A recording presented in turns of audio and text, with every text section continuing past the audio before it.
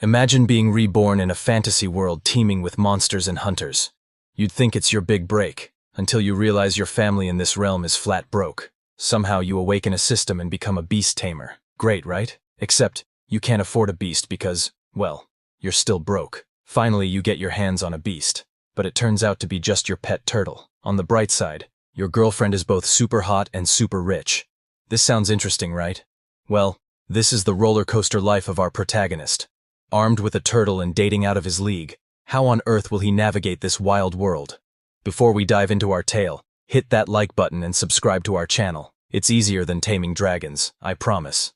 This story takes place in Zhengzhou City on May 20th, 2024. Like in many MMORPG games and Manhwa, a huge purple portal opened in the sky. A loud alarm sounded, announcing that another space rift had appeared above Zhengzhou. Monsters emerged from the portal and began attacking the citizens.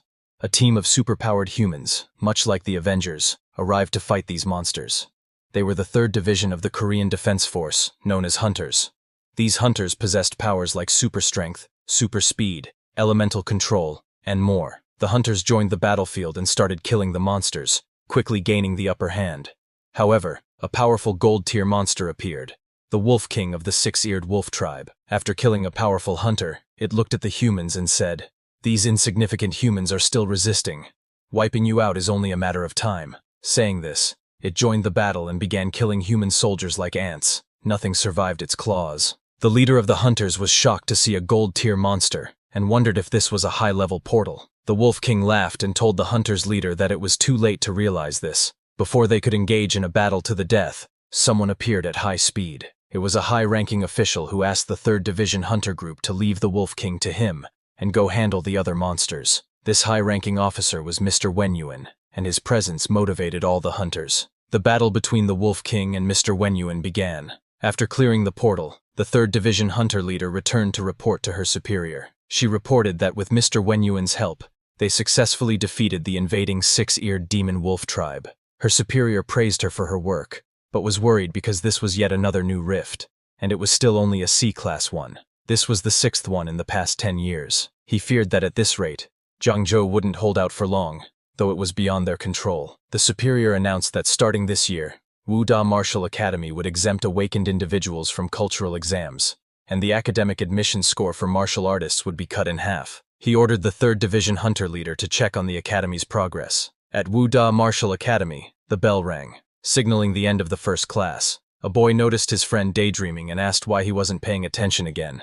He teased him, saying that if he failed to get into Wuda Academy due to low academic scores, it would be embarrassing. His friend, still lost in his daydream, replied that it would be amazing to sit next to a beauty like Yanran.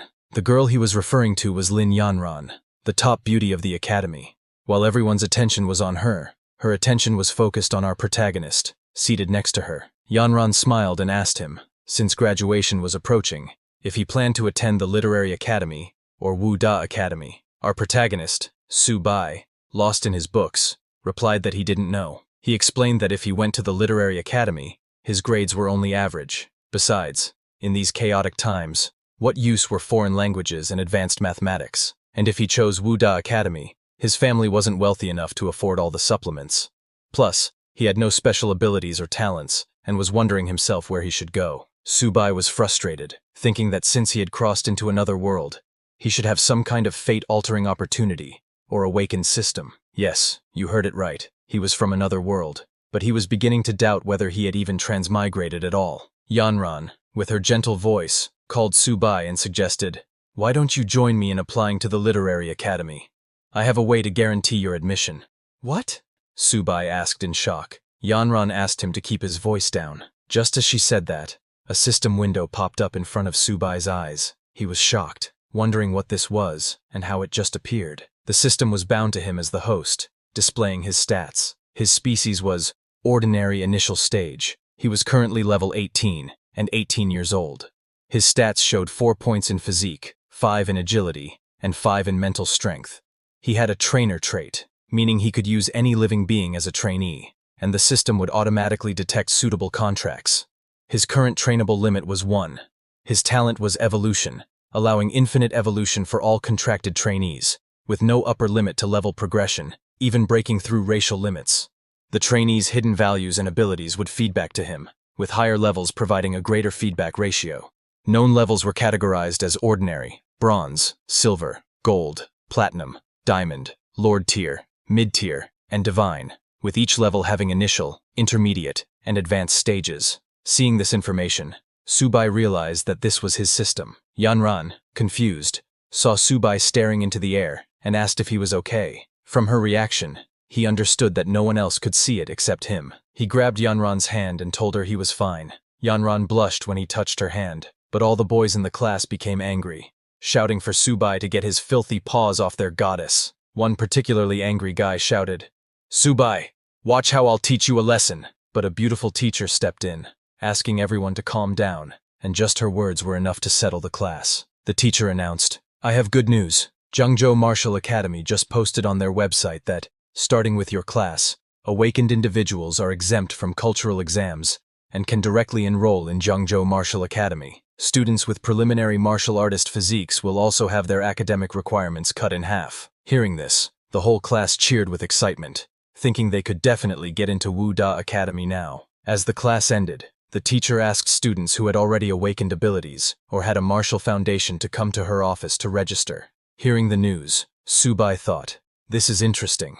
I just got my abilities, and I'm already exempt from exams to get into Wu Da Academy." Seeing him deep in thought, Yanran wondered if he was really considering Wu Da Academy. The scene then shifted to outside, where Subai was walking home. He appeared normal on the outside, but Subai had something that set him apart. He was not originally from this world. He had transmigrated into this strange world 17 years ago. In this world, on September 18, 1906, a massive space rift had suddenly appeared in the sky. From this rift emerged countless strange beasts that soon rampaged everywhere. Armies from various countries fought against these alien creatures, and it took 3 months to eliminate the beasts from the rifts. However, as long as the rifts remained, new batches of alien beasts would periodically emerge. To counter this, humanity decided to send death squads into the rifts to explore. They discovered a vast, boundless land beyond the rifts, and to prevent the endless flow of alien beasts, military forces from various countries constructed bases within the sky rifts to defend against the beasts at their source. A new era for humanity officially began. On March 6, 1907, the second sky rift appeared. On May 7, 1907, the third rift appeared, then the fourth, and then the fifth. Over the following century, the number of rifts increased, and their appearances became more frequent. Now, rifts have spread across the globe, with each one harboring different alien beast species. Scientists named the battlegrounds behind the sky rifts the battlefield of 10,000 races. Meanwhile, Earth's spiritual energy began to recover, and humans gradually awakened martial abilities and supernatural powers. As the battles intensified, conventional weapons frequently failed on the battlefield, while the power of awakened individuals grew. Eventually, they replaced traditional weapons as the dominant force. The war between humanity and the 10,000 races continues to this day. Judging from the reforms at Zhengzhou Martial Academy, Subai sensed that the situation in Zhengzhou had become quite dire. "Since I've got this system now, I might as well use it to protect my family in this chaotic world." He knew that if he wanted to quickly enhance his strength, the fastest way was through the military-supported martial academies. Luckily for him, he had awakened the trainer ability. With just one trained beast, he could get into the academy without taking the exam. Looking at his balance, he hoped that the 2,000 yuan he had saved over the years would be enough. When he entered a beast shop, he noticed there was no system notification, leaving him confused. The system had said it would automatically detect something suitable, so why was there no reaction? A shop staff member welcomed him and asked how she could help. Subai told her he was a beast trainer and asked what kinds of beasts they had. Pointing at a black cat, the staff member told him, "It's pretty ordinary but high-priced. It has the bloodline of a nether cat and can easily reach the silver rank. It's selling for 36,000. Subai was shocked at how expensive one ordinary black cat was. The staff member then showed him a 4-eared dog with the bloodline of the 6-eared demon wolf, selling for just 33,000. She showed him many beasts one after another, and with each beast, the price kept increasing. Finally, she turned to Subai and asked which one he thought was best for him. But when she turned around, Subai was nowhere to be found. He had left the shop thinking, "Are they robbing me? Just because it has a bit of beast bloodline, it's this expensive? And where's my system? Isn't there anything suitable for me here?" Disappointed, he returned home. Just as he entered, a system notification appeared, saying, "Detected a suitable beginner taming creature. Little turtle, do Do you want to tame it? Subai was surprised that the system was finally responding. When he saw the name Little Turtle, he looked over at his dad's pet turtle, wondering if that was the creature the system was referring to. Immediately, the turtle's information popped up. It's tamed beast. Name is Little Turtle. Common level initial stage beast. It has traces of the Xuanwu turtle bloodline and can grow infinitely and eventually slay gods. Its average attributes, such as constitution, defense, spirit, and speed is 2. Its ability is turtle shell defense and eating is its evolution method. Subai was intrigued by the system's response and the potential of this little turtle. Subai was shocked to discover that his little turtle had profound, limitless growth potential, ultimately leading to the slaying of gods. He jumped in happiness, shouting, "Now that's more like it. How much would this be worth? I'm not trading it, no matter what." He was thrilled, but his happiness didn't last long. Because he was making so much noise, his sister, Su Xia, came out of her room. When she saw him holding the little turtle like that, she angrily shouted, "Subai, what are you planning to do with little 8? That's Dad's treasure." Subai quickly let go of the turtle and told her he hadn't done anything. Just as he released it, the turtle immediately jumped into a grocery bag, eating all the food from the bag in an instant. Both Subai and his sister were shocked by the little glutton. Su Xia asked Subai why the turtle was eating so much, especially since they had just fed it that morning. Watching it devour everything, Subai remembered the system notification and realized that the turtle's appetite had increased and that it might be evolving. He told his sister he was going to find it more food. Half an hour later, Subai's mother and father came home, shocked to see the state of the house. They asked Subai if the house had been robbed. In just half an hour, the little turtle had eaten all the food in the house and was now chasing Su Xia for her last snack. Subai's father was too shocked and asked him, "Is this really our little turtle? Can turtles run this fast?" Subai then explained what was happening. The entire house had turned upside down in just half an hour. This situation made Subai think, Dad and Mom already have a hard time as it is. I'd better not tell them little 8 is a bottomless pit. He decided to handle it himself. Meanwhile, after devouring everything in the house, the little turtle finally stopped. Su Xia was very angry at it, but as the turtle seemed satisfied, a huge robotic turtle form suddenly appeared from its body. Subai was shocked and asked, "Is this glutton finally full, or is it about to awaken its bloodline?" The scene then shifts to day 2. Little Turtle's explosive growth had come and gone, but its Xuanwu bloodline still hadn't awakened, and it had started eating even more. This was why Subai had come back to the pet shop again. When he entered, there were already 2 guests inside. When the shop staff member saw Subai, she asked if he had decided on what he wanted. He told her he wasn't here to buy this time. Getting closer to the staff member, he said, "I have exotic beast blood. Are you guys buying?" The staff member was shocked and asked him to confirm if he really had exotic beast blood. Hearing the words beast blood, one of the guests said goodbye to the other guest and immediately approached Subai. That man was the shop owner. He told the staff member to leave it to him and take care of other tasks. He then approached Subai and said, "Young man, come this way, and let's sit down for a chat. You said you have exotic beast blood. Do you mind if I examine it?" Subai handed him the beast blood and told him to go ahead. When the pet shop owner smelled the beast blood, he was shocked. "It's really exotic beast blood, and high quality too," he exclaimed. He asked Subai how much he wanted for it. Subai thought that it took so much effort to draw that small amount of blood from Little Turtle, so it had to be worth at least $100, right? But before he could say $100, the shop owner offered him $1,000. "What, $1,000?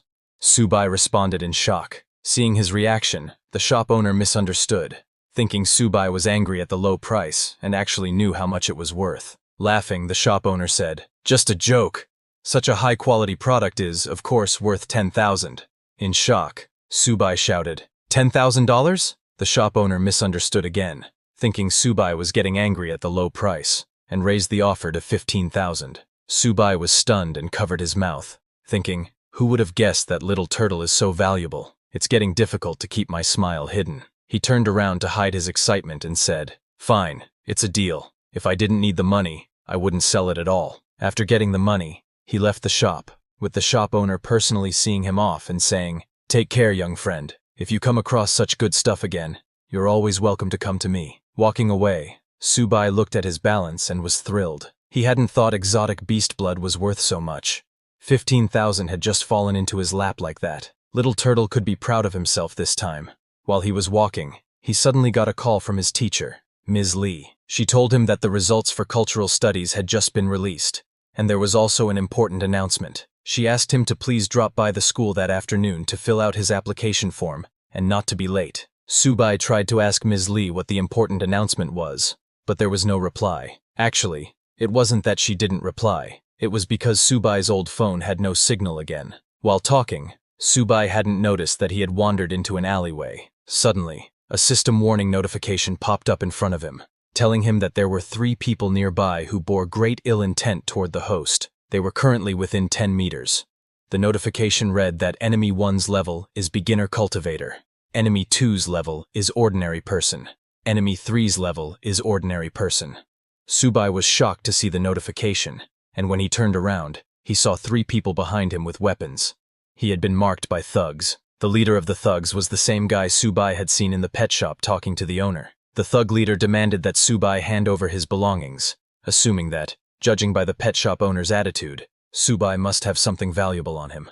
Subai felt unlucky, but told the thugs that he had gone to the shop to sell something, not to buy. However, Subai had no intention of handing over the money. He thought that if the thug leader was only at the level of a beginner cultivator, he stood a chance. The thug leader insisted, telling Subai to just hand over the money. Subai replied, "Fine, I'll hand over the money," and took his little turtle out of the bag, instructing it to retract into its shell.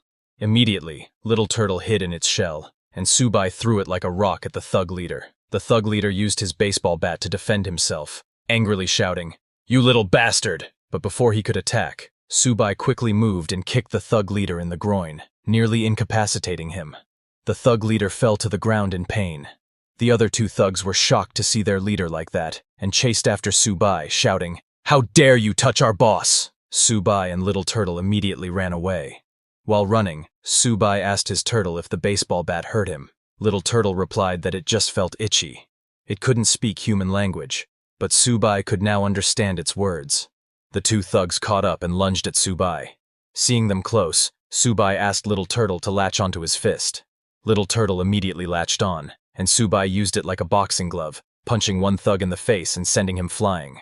Then, he turned around and smashed the 3rd thug's face into the ground. The thug leader, still in pain, managed to stand up and said, "You little bastard, I'm gonna kill you." Seeing him get up, Subai asked Little Turtle to get back into its shell. Little Turtle immediately hid in its shell, and Subai, with full force, threw it at the thug leader, hitting him directly and knocking him out in one hit. After defeating all of them, Subai picked up his bag and warned them not to mess with him. But suddenly, he noticed Little Turtle rummaging through the thug leader's belongings.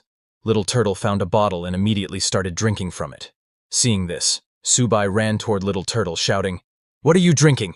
Did you find something good?" He snatched the bottle from Little Turtle to check it. It turned out to be a chi blood potion worth tens of thousands. Suddenly, Little Turtle started experiencing difficulty, and its body began to glow.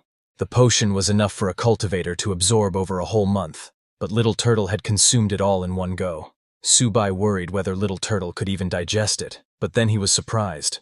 Not because of Little Turtle, but because his own body started glowing as well. He felt an intense surge of strength. He immediately checked his status window and found that he was now a mid-stage ordinary level hunter. His level had increased along with that of his tamed beast.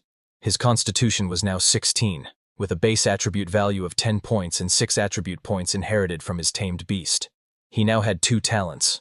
The first was evolution, which allowed his tamed beast to undergo unlimited evolution, with no limit to its grade, even up to the mythical grade. The attributes and talents of his tamed beast would be inherited by him to a certain extent, with higher grade beasts providing greater inheritance. The second talent was Turtle Skin Defense, which consumed a certain amount of physical energy to activate. When activated, a layer of turtle skin would cover his body, greatly increasing his defense. Subai was surprised to see the amazing effect of the Chi Blood Potion. His attributes had increased significantly, and he had even gained a new talent. Not only did Subai level up, but his little turtle also leveled up. Little Turtle's grade was now mid-stage ordinary, though the Xuanwu bloodline had not yet awakened. However, upon reaching the bronze grade, the bloodline would partially activate, greatly increasing its attributes. From an average of 2, Little Turtle's attributes had increased significantly. Its constitution was now 32, defense was 38, and both agility and spirit were 10. Little Turtle now also had 2 talents. The first was Turtle Shell Defense. When activated, it allowed the turtle to retract fully into its shell, forming a defensive posture that increased its defense by 300%. In this state, It could not move or attack. The second talent was Turtle Skin Defense, which consumed a certain amount of physical energy and increased its defense by 50% to 100%. Subai was shocked to see Little Turtle's body grow larger, with a constitution of 32 and defense of 38. He remembered learning in class that even power-type beasts typically had attributes around 30 when they were high-stage ordinary grade. He couldn't imagine how amazing Little Turtle would be once it awakened, given how powerful it already was without awakening. Little Turtle was very proud of itself. Subai then picked up Little Turtle, saying, "All right, you've eaten your share. Let's leave this place quickly." The scene then shifts to the school. Teacher Lee told the students that the results for cultural studies had been released and that she would be consolidating their application intentions. She also announced that a special recruitment teacher from Wu University would be coming to the school to evaluate candidates for their special abilities. As with last year, there would be 2 guaranteed admission spots. While filling out the application, Yanran asked Subai if he had thought it through, and if he was applying for Wen College or Wu University. Subai told her that it would be Wu University. He was determined to get in. Yanran was shocked and asked, "Subai, didn't I tell you to apply for Wen College with me? Those who enter Wu University must go to the battlefield. Do you know how dangerous that is?" But Subai replied, "There has to be someone who goes to the front lines. So, this suits me just fine." He smiled at Yanran and told her that his reason for going to the front lines was to protect someone important to him. He was referring to his family, but Yanran misunderstood, thinking, "Someone important? Could it be me that Subai is talking about?"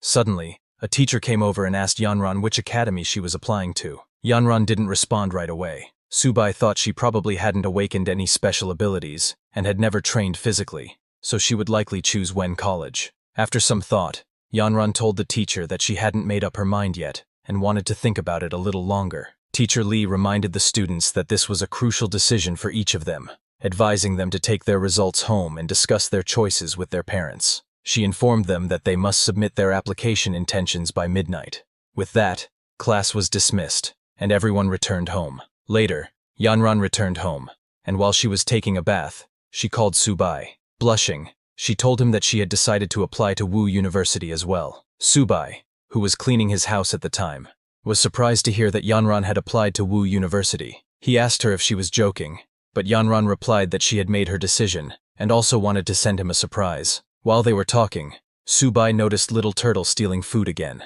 He told Yanran that he had something important to handle and would talk to her later. As soon as he ended the call, he yelled at Little Turtle, calling it a good-for-nothing for eating so much. The scene then shifts to the next day. All the students gathered in the stadium, and Teacher Lee was on stage, warmly welcoming military martial arts instructor Zhang Kai. He was their principal as well as their senior. Instructor Zhang came onto the stage and told the students, "1 year ago, 126 people entered this school, and 65 of them are still alive. 2 years ago, 98 people entered, and only 32 of them are still alive. 3 years ago, 86 people entered, and 11 of them are still alive." Hearing this, all the students felt a chill. Instructor Zhang continued, saying he wasn't trying to scare them, but wanted each one of them to understand that being here was not something to be proud of. They would face myriad challenges: duty, responsibility, danger, and the task of protecting their country. He told the students that Wu Da is a place where the strong are cultivated, and asked if they wanted to be among their ranks.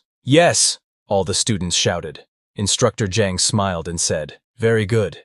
I look forward to your performances in the examination." After the speech, the students began returning to their classes, but Teacher Lee asked Subai to stay. She and Instructor Zhang approached him. Confused, Subai asked if there was an issue. Instructor Zhang confirmed his name and then informed him that a space had been reserved for him at Wu Da. He told Subai to head there immediately to prepare for the entrance examination. Subai was shocked to hear that someone like him, a broke student, had a reserved spot. Instructor Zhang confirmed it and mentioned that a vehicle was waiting for him at the school's entrance. Everyone was surprised to hear about Subai's reserved spot. Some complained that it was favoritism, while others were jealous, wishing it were them.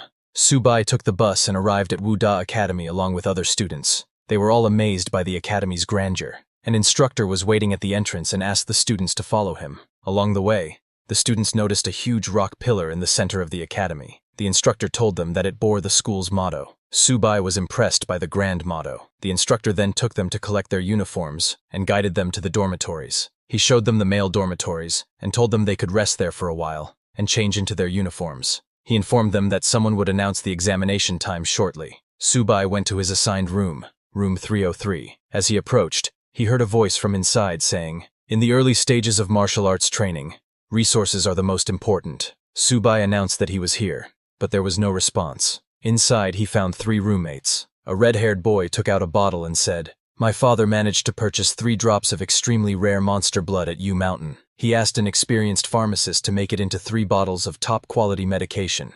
This isn't something you see every day." The other 2 boys were amazed, with one asking, "Is this what rare monster blood looks like? I've never seen it." The other added, "I've bought similar products, but it's also my first time seeing something like this." While they were talking, Subai entered the room. He introduced himself as Subai, who had also been assigned to dormitory 303. The red-haired boy introduced himself as Han Jiagang and said, "So you're Subai. Everyone's here then." He introduced the other 2 boys as Tao Jiajun and Fan Chaoan. Subai said, "It's nice to meet you all." Jiagang smiled and told him he didn't need to be so polite. They were all dorm mates after all. He asked Subai to come over and take a look, explaining that Han Jiagang's father had sent him some rare monster blood. Proudly, Han Jiagang told Subai that his father had to send people all over the country to acquire it. When Subai heard U Mountain and 3 drops mentioned, he wondered if it could be the same blood he sold to the pet shop owner. He asked Han Jiagang if such rare blood was expensive. Han Jiagang boasted, "Not really. Each drop only cost around 30,000, so not even 100,000 in total. It's practically spare change." Hearing it was sold for 90,000, Subai became very angry, thinking, "That slimy bastard.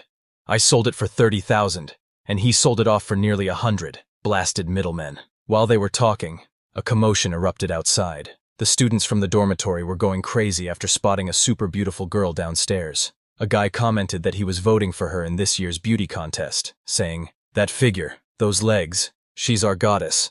When the dormitory warden saw the girl, she asked who she was looking for since this was the men's dormitory. Subai's roommates were amazed, saying, "Wu Da really is something. She's amazing." They all wondered why she came. The girl, as it turned out, was Yanran, Subai's future waifu. She told the warden that she was looking for Subai. The warden turned to the dormitory and shouted, "If there's a Subai, come out! There's a pretty girl waiting for you downstairs." Hearing this, Han Jiagang and the others looked back, surprised that their roommate, Subai, was the one she was looking for. They all swarmed him, amazed at his luck, unable to believe that the school's beauty came just to see him. Fan Chaoan commented, "Brother Subai might be more than he seems." When Subai went downstairs, Yanran complimented him, saying, "Subai, that uniform suits you." She moved closer, adjusted his clothes, and said, "Now you look even more handsome." Subai started blushing with her so close. Seeing Yanran help Subai adjust his clothes, all the boys from the dormitory grew jealous, shouting, "Die, you lucky bastard! Don't lay a finger on our goddess!"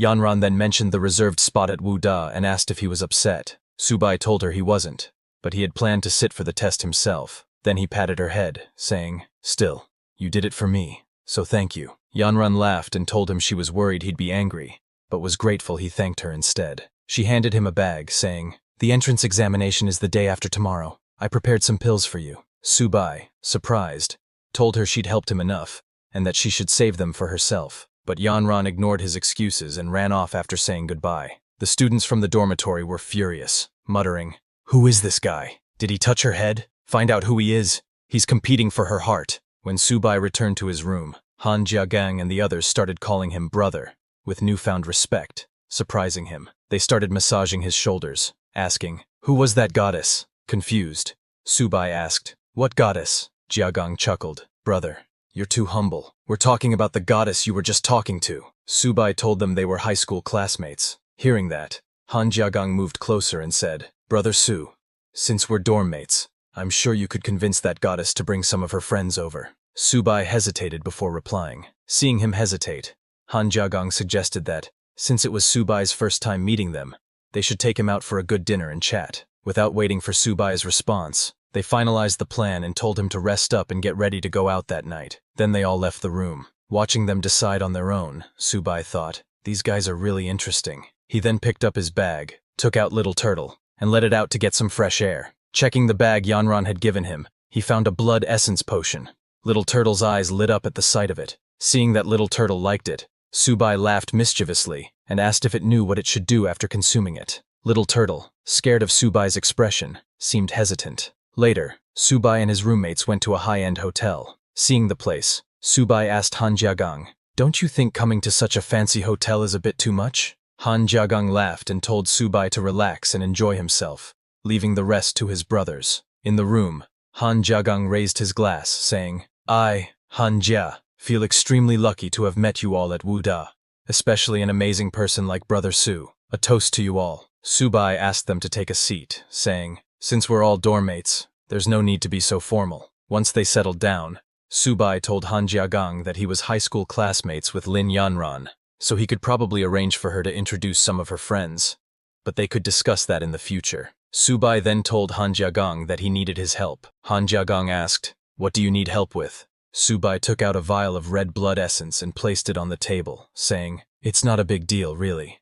I just have some rare monster blood and would like your help with it." Both Jiajun and Fan Chao were shocked to see it. Looking at the potion, Jiajun said, "Han Jia, Brother Su's monster blood seems to be of even better quality than yours." Han Jiagang examined the vial and told Subai that this blood was better than anything he had ever seen. Han Jiagang pulled out his smartphone, telling Subai that the blood was extremely rare and that he would call his father to send someone over to evaluate it. Subai told him not to rush and suggested they enjoy their meal first, but Han Jiagang had already dialed his father's number. When Han Jiagang's father answered, he immediately began nagging, "Little Jia, you've burned through your pocket money again, haven't you?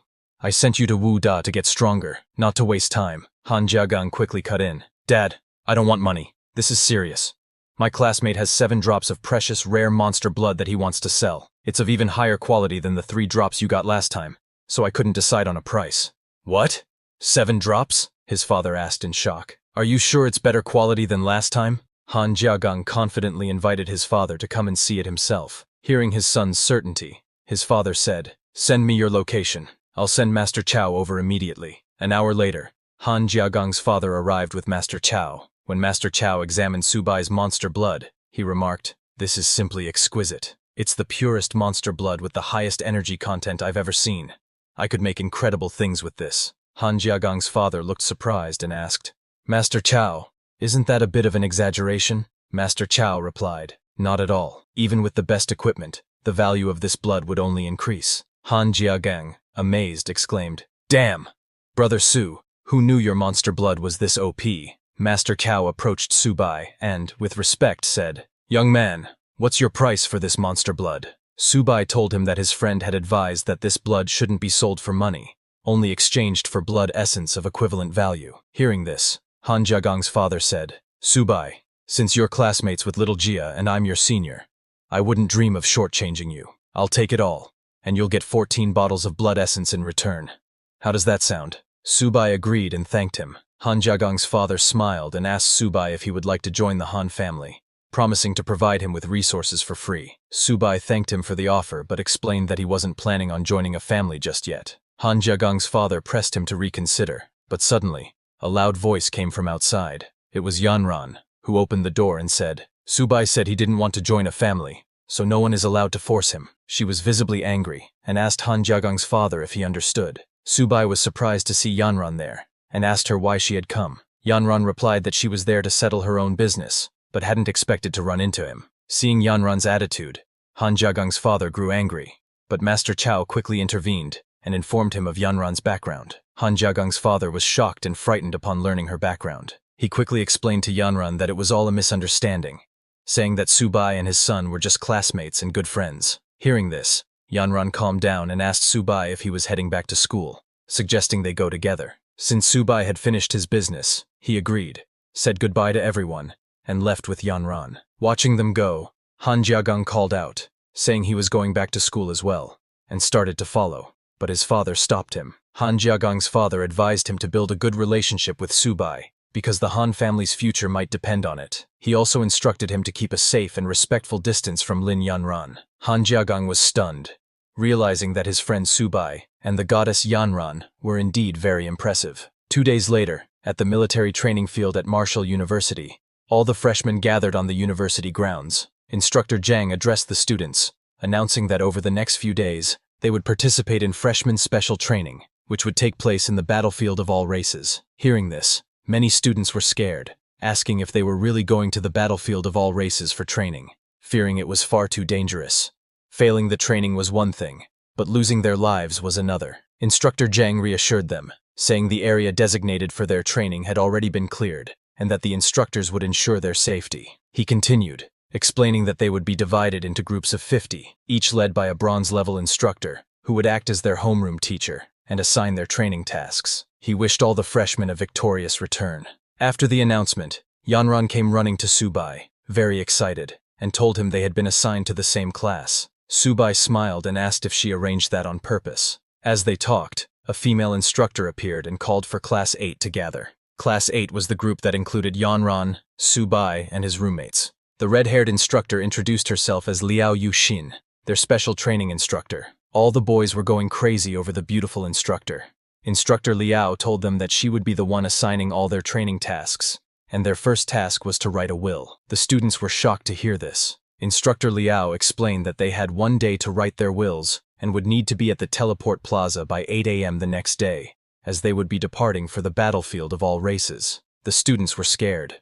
One student exclaimed, "Is there really a risk to our lives? I still want to carry on the family line." Another said, "I'm going to write my will. There's so much I need to leave for my parents." Hearing this, Yanran asked Subai if he had any plans. He told her he didn't have much to prepare and would head back to the dorm first. While both Yanran and Subai were relaxed, Han Jiagang and the others were anxious. With the battlefield ahead, they felt there was a lot to prepare. When everyone returned to the dormitory, Han Jiagang invited Subai, saying that since they were heading to the battlefield the next day, he was taking the boys out for a good time that night. He asked Subai to join them, but Subai declined, saying he had other things to take care of, and told them to go enjoy themselves. Han Jiagang understood and agreed. As he was leaving, he noticed Subai's little turtle eating in a corner. He patted the turtle and said, "Brother Su, your little pet turtle is something. Its shell is tough." Subai told Han Jiagang that the turtle was named Little 8, but that it had a bit of a gluttonous side. Little turtle didn't like being called a glutton, pouting in response. After that, Han Jiagang and the other two roommates left the room. Meanwhile, Little Turtle finished its plate and asked Subai for more food. Subai said, "You little glutton. All you think about is eating. Fine, I'll let you eat all you want today. But once we're on the battlefield of all races, you'd better perform well." He gave Little Turtle more blood essence, which it immediately drank. Subai laughed and told Little Turtle to slow down, reassuring it that no one would take the food away. As he was feeding Little Turtle, a system notification popped up, congratulating him because his pet, Little Turtle, had leveled up to a high-rank ordinary exotic beast. Due to this, Subai's level had also increased, and Little Turtle had gained a new talent, Heavy Strike. Subai checked the status window and saw that his tamed beast, Little Turtle, was now high-rank ordinary. Its attributes had increased significantly. Physical strength was 64, defense was 78, agility was 20, and mental strength was 20. It now had 3 talents: Turtle Shell Defense, Turtle Skin Defense, and Heavy Strike. The new Heavy Strike talent consumed stamina to increase attack power by 100% to 200%. The more stamina consumed, the stronger the attack. Subai then checked his own status window and found that he had also leveled up to high-rank ordinary. His physical strength was 28, with 15 as his base strength and 13 points inherited from his beast. His agility was 19, and mental strength was 34. He now had 3 talents: Infinite Evolution, Turtle Skin Defense, and Heavy Strike. The new talent worked the same as Little Turtle's, consuming stamina to enhance his attacks. Subai was amazed, realizing that the blood essence was incredibly effective. Little 8 leveled up again, and these stat boosts are insane. He looked at Little Turtle and said, "Nice, Little 8. When we get to the battlefield of all races, let's go all out together." Now, both Subai and his Little Turtle were ready for the battlefield. The next day, all the students gathered in the field.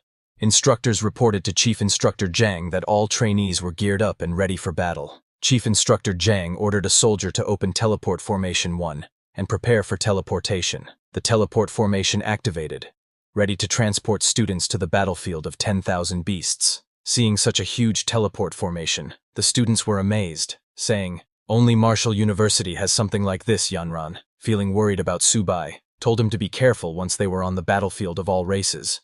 Subai reassured her, saying they would complete the mission safely. They wished each other good luck and approached the teleportation formation. Instructor Liao advised them to relax their bodies and prepare for teleportation. One by one, the students entered the formation and were instantly transported to the military base within the battlefield of all races. They were surprised by how epic the military base looked and how quickly they arrived. Instructor Liao stood at attention and asked Group 8 to quiet down. She apologized to Lieutenant Hunter, saying, "They're just rookies who haven't seen much." The man in front of her introduced himself as the Deputy Lieutenant of Military Base F-269 and told the students they could call him Deputy Lieutenant or Sir. He continued, "Here, I don't care if you're a student or an instructor. On my turf, you follow my orders." He asked if they understood, and everyone shouted, "Understood, sir." Seeing the lieutenant, Han Jiagang muttered, "So what if he's a deputy lieutenant? What's the big deal?" Subai pointed out the scar on the lieutenant's face, noting it showed he was an experienced officer. The lieutenant then informed the students they were in luck because his team had just returned from a battle. Their first task would be to clean the battlefield and, while doing so, eliminate any remaining phantom cats. He said it was the perfect job for rookies to get their first taste of battlefield experience. With a serious expression, he added that eliminating the phantom cats would earn them military merit points, which could be exchanged at the logistics department for blood vitality powder and various grades of body tempering elixirs to strengthen themselves. Hearing this, Jiajun got excited, exclaiming, "Truly, fortune comes with risk." Han Jiagang added, "No wonder so many risk their lives to come to the battlefield of myriad clans." Seeing them eager, the lieutenant smiled and said, "You little brats look ready to give it a try. Good. Move out immediately. Follow me." Everyone was thrilled. As they followed the lieutenant, Subai thought to himself that he needed to gather enough military merit points to exchange for elixirs. Little 8 would have a feast as well. The lieutenant first led them to some injured soldiers, explaining that these were the wounded, just back from the battlefield. Seeing the injured soldiers, Jiajun asked if they had been hurt while dealing with the phantom cats. Han Jiagang replied, "No way. Aren't phantom cats the weakest beasts? How could they be so terrifying?" Seeing the injured soldiers, some students grew scared and exclaimed, "Even the weakest phantom cats are this dangerous? How am I going to survive and make it home?" "Enough chatter," Instructor Liao shouted. She asked them if they thought the battlefield of myriad clans was a playground, reminding them that since they enrolled at Wuda, they must always be prepared to face danger. Yanran, seeing the injured soldiers, was scared and asked Subai to stay close to her once they were on the battlefield, as she didn't want anything to happen to him. Subai, understanding the danger, decided to stay vigilant in the myriad clan's battlefield and reminded Yanran to be careful too. When they arrived at the gate, a soldier reported to the deputy lieutenant that they were currently executing their assignment to guard the northern gate and that they had killed 35 ferocious beasts attacking the camp that day. The lieutenant praised them for a job well done and ordered them to open the main gate, allowing the recruits to see what the myriad clan's battlefield truly looked like. At the deputy lieutenant's command, the soldiers opened the main gate. Instructor Liao told the students that with Deputy Commander Hunter leading the team, this was a rare opportunity and encouraged them to make sure to perform well. "Understood, Instructor," everyone shouted. Seeing the students' energy, the lieutenant smiled and said, "Brats, you've all left your wills at the mail depot, right? Because from this moment on, you will be constantly walking with death." When the main gate opened, the students saw soldiers battling fierce beasts. Han Jiagang was amazed, exclaiming, "Is this what a battlefield is like? How gruesome." One of the soldiers fighting the beasts turned around, noticing their captain. He approached, saluted, and asked why the captain had personally come.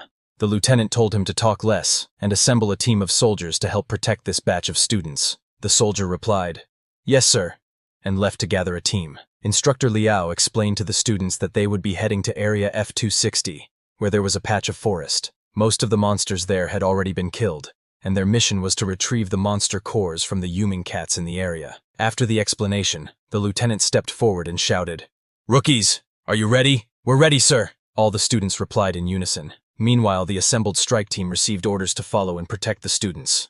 As they began moving, the strike team leader approached Instructor Liao and assured her there was nothing dangerous about clearing out a battlefield. Laughing, he remarked that sending these newbies to the front lines would be a waste, as they would be like nobodies on the battlefield. He then turned to Captain Fu and asked why he was personally leading the team. Captain Fu replied, "Strike team leader, you talk too much. Don't ask pointless questions." Hearing this, the strike team leader stopped. Instructor Liao thanked Captain Fu for his assistance, and he responded, "It's nothing. These students are all warriors on the battlefield. It's my duty to protect them." Meanwhile, at Didu, the highest military command post in Long, a soldier rushed to report an urgent issue to the senior officer. He informed him that there was a latest report from the battlefield of all races.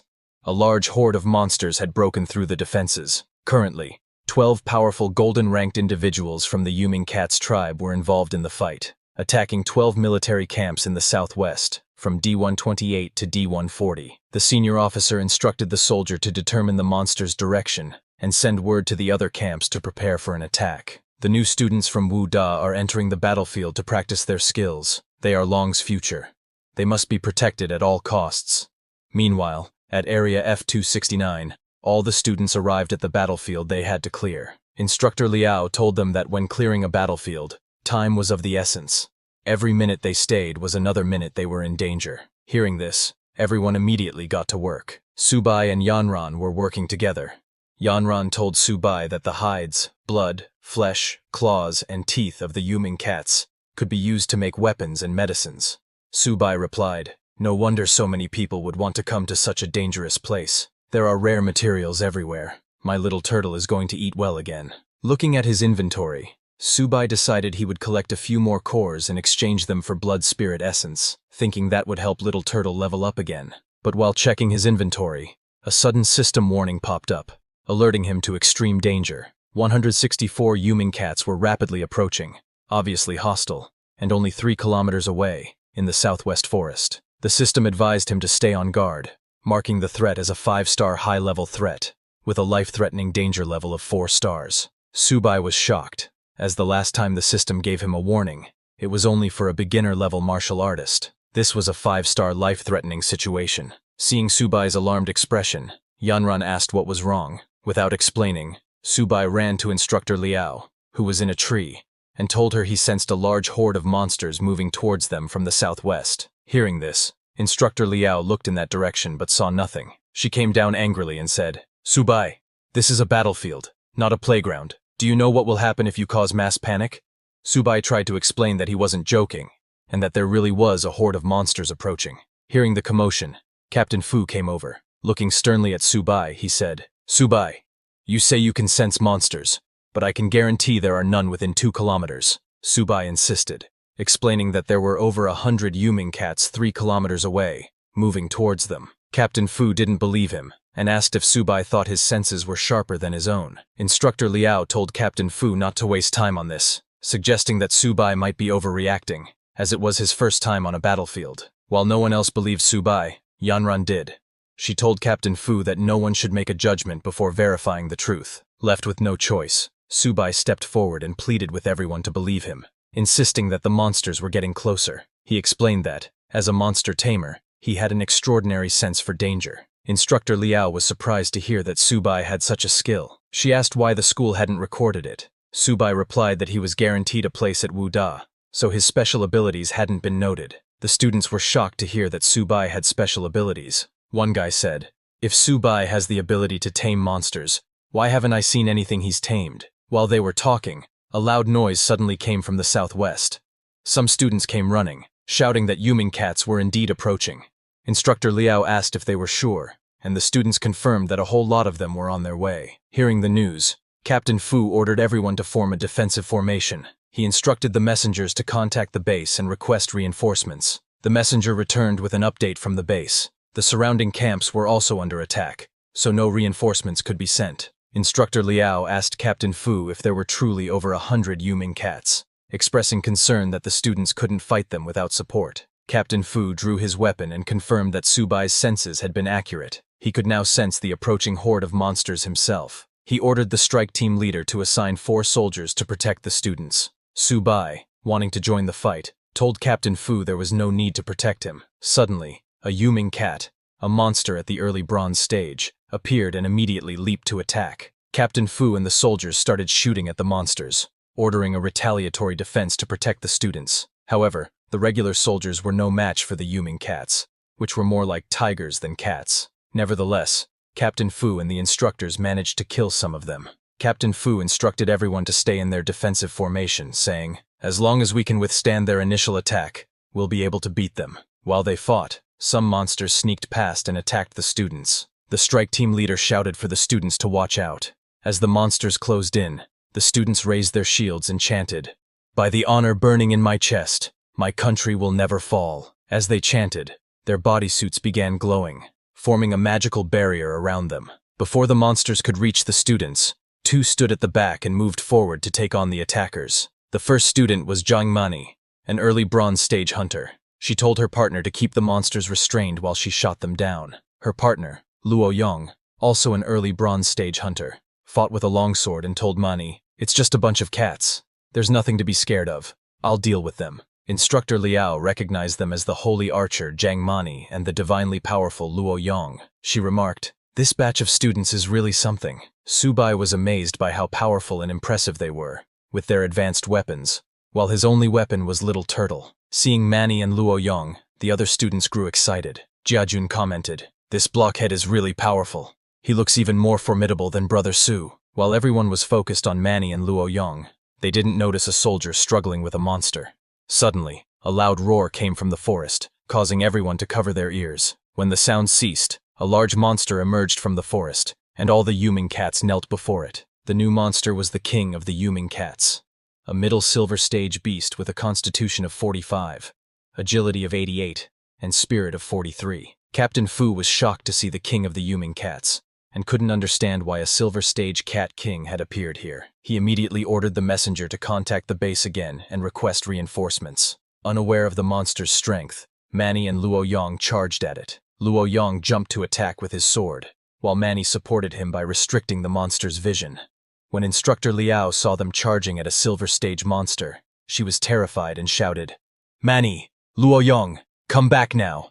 This is a silver stage monster, not your plaything." But it was already too late. The king of the cats made its move and struck with its claws, taking down both Mani and Luo Yong in a single attack. They fell to the ground, losing their weapons. Instructor Liao urged them to return, but Captain Fu told her it was too late. He ordered his soldiers to provide cover fire as the king of the Yuming cats leaped again, aiming to strike down the soldiers.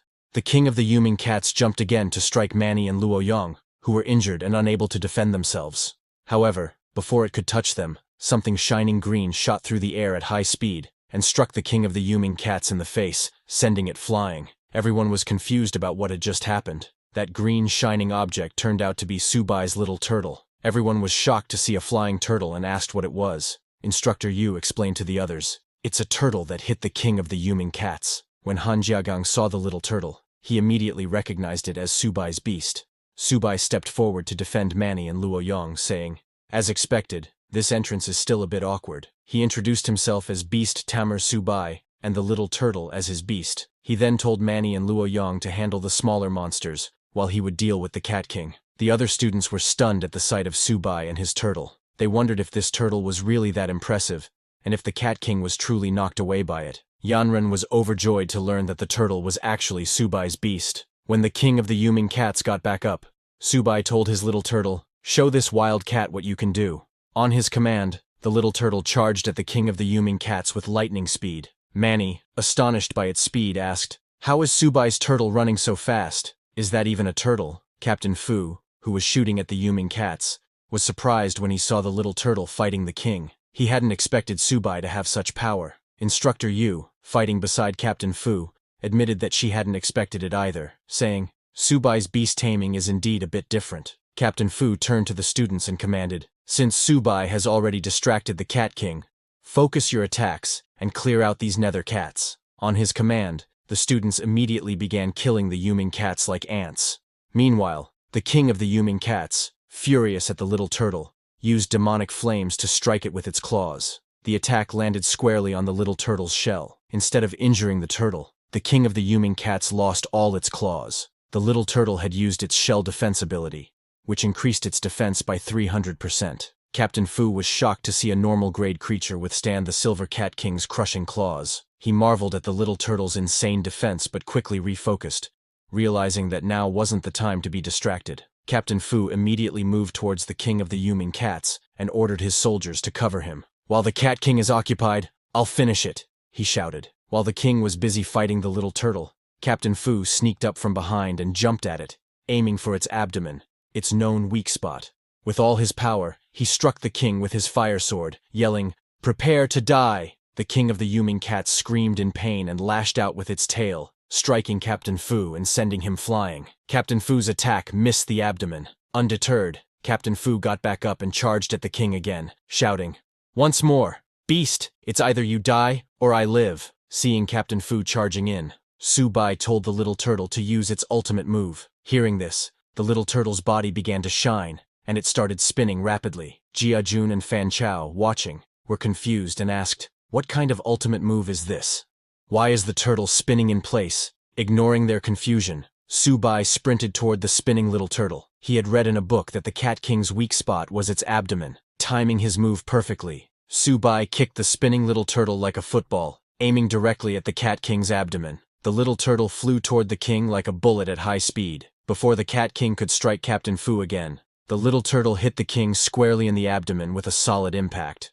Little Turtle's attack sent the Cat King flying far away. After hitting the Cat King, Little Turtle landed like a superhero. Captain Fu was shocked that Su Bai had actually hit the weak spot. He moved closer to see if the Cat King had survived. On the other hand, the Cat King was bleeding heavily, but somehow managed to stand up again. It let out a loud roar towards the sky before collapsing. Finally, the Cat King was dead. Seeing this, everyone jumped with joy, cheering. "The Cat King has been defeated." Captain Fu, injured and in disbelief, asked, "Did we really win?" Yanran ran to Su Bai and hugged him tightly, exclaiming, "Su Bai, you're amazing! You defeated the golden-level Cat King." Su Bai was surprised by the sudden hug from Yanran. Everyone gathered around him, praising his incredible feat. Jia Jun jokingly asked Su Bai where he got the turtle, saying he wanted one too. While they were busy talking, Little Turtle took the opportunity to search the Cat King's body for something to eat. To its delight, it found a yellow beast core. Excited, it was about to eat the core when Su Bai noticed it. He shouted, "Little Turtle, what are you sneaking off to eat now?" But before he could stop it, Little Turtle swallowed the yellow beast core. Su Bai was annoyed, but before he could say anything, a black shadow appeared in the sky. Everyone was confused and asked, "What's that in the sky?" Captain Fu immediately recognized it and warned the group, "This is dangerous. The Cat King's final howl has summoned its kind." Instructor Yu asked, "Could an even more dangerous beast be approaching?" Meanwhile, at the base operations center, a soldier reported to the commander, "According to the frontline energy wave analysis, Base F-269 is detecting a large number of unknown-level beasts. It's becoming extremely dangerous." This was the same base where Su Bai and the students were stationed. Suddenly, the commander received news that Hu Lin's daughter, Yanran, was among the trainee students at Base F-269. Wen Yuan, who delivered the news, urged the commander to provide immediate support. The commander agreed without hesitation, saying, "I'll dispatch a scout company to escort Mr. Wen to the battlefield." However, Mr. Wen refused the escort, saying he couldn't wait and would head there himself. Before leaving, he turned to the commander and said, "Within 20 minutes, I hope reinforcements will reach the battlefield." Hearing this, the commander assured him, "I'm giving the order now." The commander was deeply nervous, understanding the gravity of the situation. He thought to himself, if Hu Lin goes mad, the entire Jiangzhou won't be able to handle it. He immediately issued orders to send reinforcements. Back at Base F-269, as the black shadows covered the sky, a pair of glowing red eyes appeared, glaring at the group with rage. A loud voice echoed, "Foolish humans, lowly species." Hearing the voice, Instructor Yu was stunned and asked Captain Fu, "How is this possible? It can actually speak human language." Captain Fu, equally shocked, replied, "This is impossible. A beast that understands human language must be at least golden level. It shouldn't be here." He immediately ordered everyone, "Quickly form a defensive formation. Place the injured in the center." Suddenly, the black shadow descended to the ground beside the Cat King's dead body. From the shadow came a furious voice, "Lowly species, how dare you slaughter my kind?" The shadow then began devouring the Cat King's body. The students were horrified and disgusted as they watched the monster eat the Cat King. Captain Fu, seeing the creature, said, "This is absolutely impossible. How could something like that appear in this area?" Suddenly, Su Bai received a system warning notification. The system alerted him to extreme danger, stating that a golden-level beast had been detected nearby. The system urged him, "Please leave immediately. Lethal threat level, 5 stars. Extreme danger." Su Bai was shocked to realize that the shadow was indeed a golden-level beast. The monster that emerged from the shadows was the Shadow Cat King, a mutated golden-level beast with 272 constitution, 345 agility, and 275 mentality. After sustaining severe injuries, the Shadow Cat King entered a bloodthirsty berserk state, increasing its agility and attack by 100%, while reducing its defense by 50%. Luo Yong was horrified, exclaiming, "It's a golden-level beast. Even our teacher probably hasn't faced one." Manny, trembling with fear, fell to the ground, crying, "I want to go home. I don't want to die." Seeing that reinforcements had not yet arrived, Captain Fu charged at the Shadow Cat King, ordering, "Everyone, escort the wounded and retreat. I'll cover you." With determination, he leaped to attack, shouting, "Beast, I'll fight you to the death." However, with just one swing of its claws, the Shadow Cat King sent Captain Fu flying. The monster then raised its claws, ready to strike the finishing blow. Seeing this, Su Bai threw Little Turtle towards Captain Fu, commanding, "Protect him!" As the Shadow Cat King's attack descended, Little Turtle jumped in between and blocked it with its shell defense. The Shadow Cat King was shocked by the turtle's exceptionally tough shell, but suddenly, deep scratches appeared on Little Turtle's shell, and it began to bleed. Captain Fu, still stunned, gasped and asked, "Little Turtle, are you okay?" Seeing Little Turtle injured, Su Bai tried to rush over, but before he could move, he also sustained injuries, coughing up blood. He felt the same pain as Little Turtle. Yanren, standing beside him, was shocked to see him in such a state, and asked if he was hurt. Instructor Yu, who was assisting Captain Fu, was equally shocked. She couldn't understand how Su Bai had been injured since she hadn't seen the Shadow Cat King attack him. Captain Fu wondered aloud, could it be the Beast Tamer's same origin effect? Hearing this, Instructor Yu responded, "Impossible. I'll go check on him."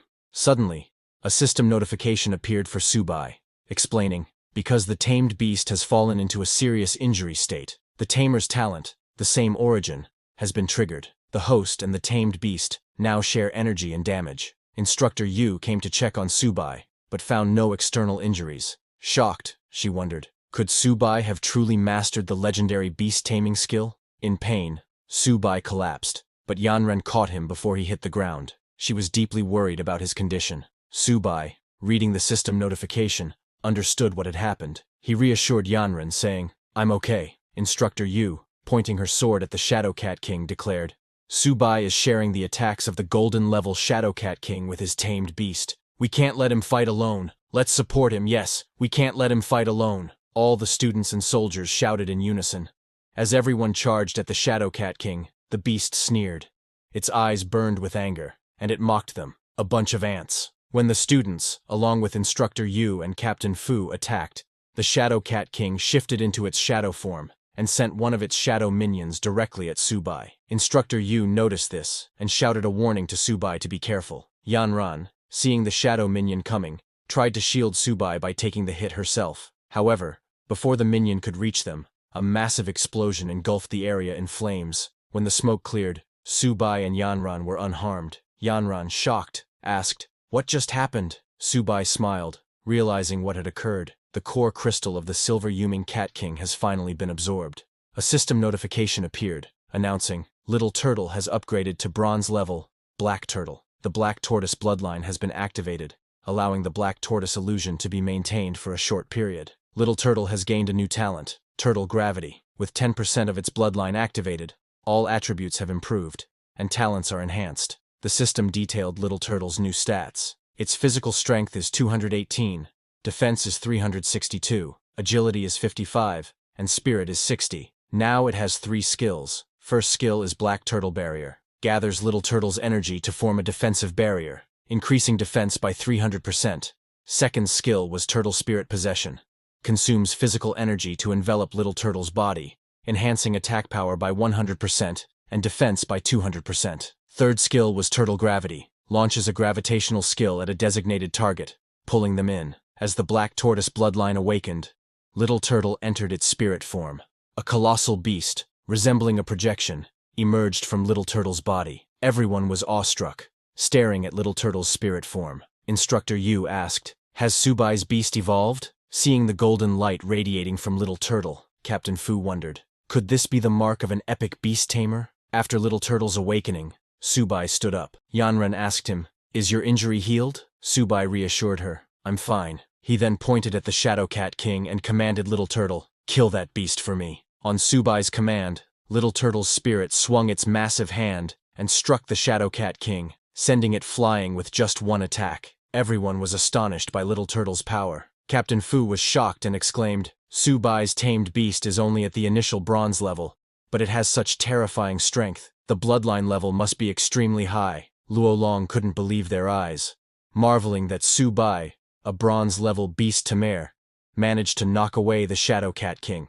The Shadow Cat King, though sent flying, managed to regain its balance. Now furious, it let out a thunderous roar and summoned its shadow minions. "I want you all to die!" it bellowed, releasing the minions to attack the students. Seeing the Shadow Cat King go berserk, Captain Fu yelled, "Everyone, watch out! Retreat and split up!" However, the Shadow Cat King created dozens of shadow minions, sneering, "Don't even think about running away." The minions avoided Little Turtle and charged toward the students and soldiers. Seeing this, Su Bai commanded Little Turtle, "Stop them." Little Turtle immediately used its turtle gravity skill over the entire area. A golden light spread across the battlefield, and before the shadow minions could reach the students, they froze mid-air. Little Turtle then pulled all the shadow minions toward itself, opened its massive mouth, and swallowed them whole, killing them instantly. Su Bai then instructed, "Don't hold back, finish it." On his command, Little Turtle began gathering immense energy, a golden aura radiating from its body. It then unleashed a powerful energy beam directly at the Shadow Cat King.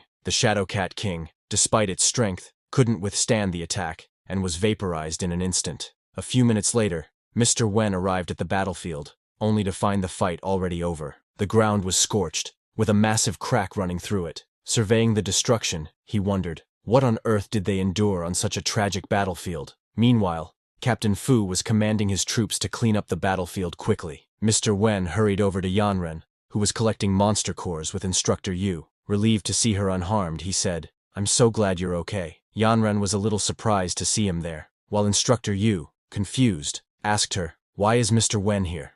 Captain Fu immediately saluted Mr. Wen and introduced himself as Fu Lin, the Deputy Battalion Commander of F-269 Military Base. Recognizing Mr. Wen's high rank, Captain Fu reported, "In this battle, a squad of my troops cooperated with the instructors and students from Wuhan University. We encountered a large group of nether cats. Over 800 nether cats were killed, including several bronze-level ones, 1 silver-level one, and 1 gold-level. Casualties are still being counted, and initial treatment is being provided to the seriously injured." Mr. Wen was stunned. "A gold-level beast appeared?" he asked in disbelief. Looking at the massive crack in the ground, he continued, "Captain Fu, you actually killed this gold-level monster? It's unbelievable." Pointing at Su Bai, Captain Fu reported to Mr. Wen, "It was Su Bai and his trained beast who killed the Shadow Cat King." Hearing this, Mr. Wen turned to Su Bai and asked, "Did you really kill this Shadow Cat King?" Su Bai, acting modest, replied, "It wasn't just my effort. The Deputy Battalion Commander, the instructors and I worked together to take it down." Impressed by Su Bai's humility, Mr. Wen patted him on the shoulder and asked, "After graduating from Wuhan University, would you be interested in studying at the Jiangzhou Fortress? Even though the Beast Tamer division has dwindled, I will personally guide you." Hearing this, Su Bai was thrilled, but replied politely, "Thank you for your kindness, Mr. Wen. I haven't thought that far ahead yet." While they were talking, Captain Fu approached and reported to Mr. Wen, "The battlefield has been cleared." He then asked, "Please give us your next instructions." Mr. Wen instructed everyone to return to base. When they returned to the base, Captain Fu stood in front of the teleportation formation and asked the instructors to count the number of people and have all candidates enter the portal in an orderly manner. He then addressed the students, saying, "Go back and train hard. You are the strongest class I have ever met." The students thanked Captain Fu before leaving. As they departed, Captain Fu turned to Instructor Yu and remarked, "These students are extraordinary, especially Su Bai. He has a bright future ahead of him." Instructor Yu nodded in agreement, saying, "For a freshman to achieve this level of strength is incredible. I can't imagine how powerful he'll become in the future." Captain Fu smiled and added, "Instructor Yu, we'll meet again someday. This time, I owe Su Bai my life." Instructor Yu replied, "You're too kind," before they parted ways. One by one, everyone entered the teleportation formation and returned to Wuhan University. Su Bai and Yanran were together, and he was overjoyed to finally be back. Jin Jun was ecstatic, exclaiming, "This trip was absolutely thrilling." Upon their return to the university, they were greeted with banners and cheers from the other students, who had gathered to welcome the heroes back from victory. All the teachers and students of Jiangzhou Wuhan University were present. A teacher handed a bouquet of flowers to Luo Yong, saying, "Welcome home, hero." Luo Yong was surprised and humbly responded, "The real hero is Su Bai. We're nothing. We were just cannon fodder." The other injured students agreed, telling the teachers, "It's good enough that we made it back alive. If not for the many missing classmates, we might have thought this was all just a dream." Instructor Jian approached and patted Subai on the back, saying, "I already heard about your actions on the battlefield.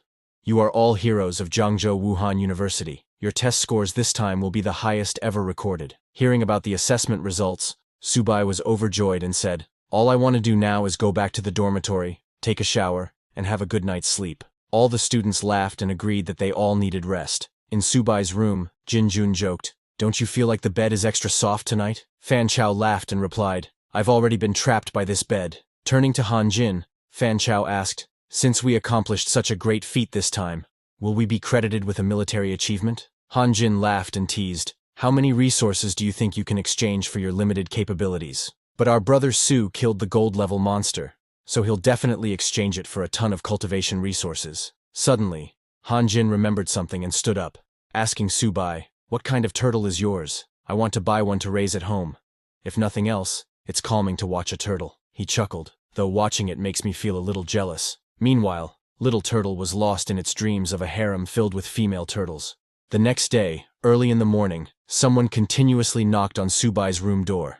Irritated by the sounds of knocking, Han Jin woke up. He shouted, telling the person outside to stop knocking already. He was angry, wondering who it could be knocking this early in the morning. But when he opened the door, he was shocked to see many girls standing in front of the door holding gifts in their hands. A girl in glasses came forward and said, "Juniors, we're from Zhongwu's student council. You're all heroes who just returned from the battlefield. We came to bring breakfast for you." A red-haired girl added that they seniors made it all by themselves and hoped he didn't find it lacking. A purple-haired girl, while giving the breakfast to Han Jin, asked him who Subai was among them. Han Jin got very happy after seeing that many beauties early in the morning.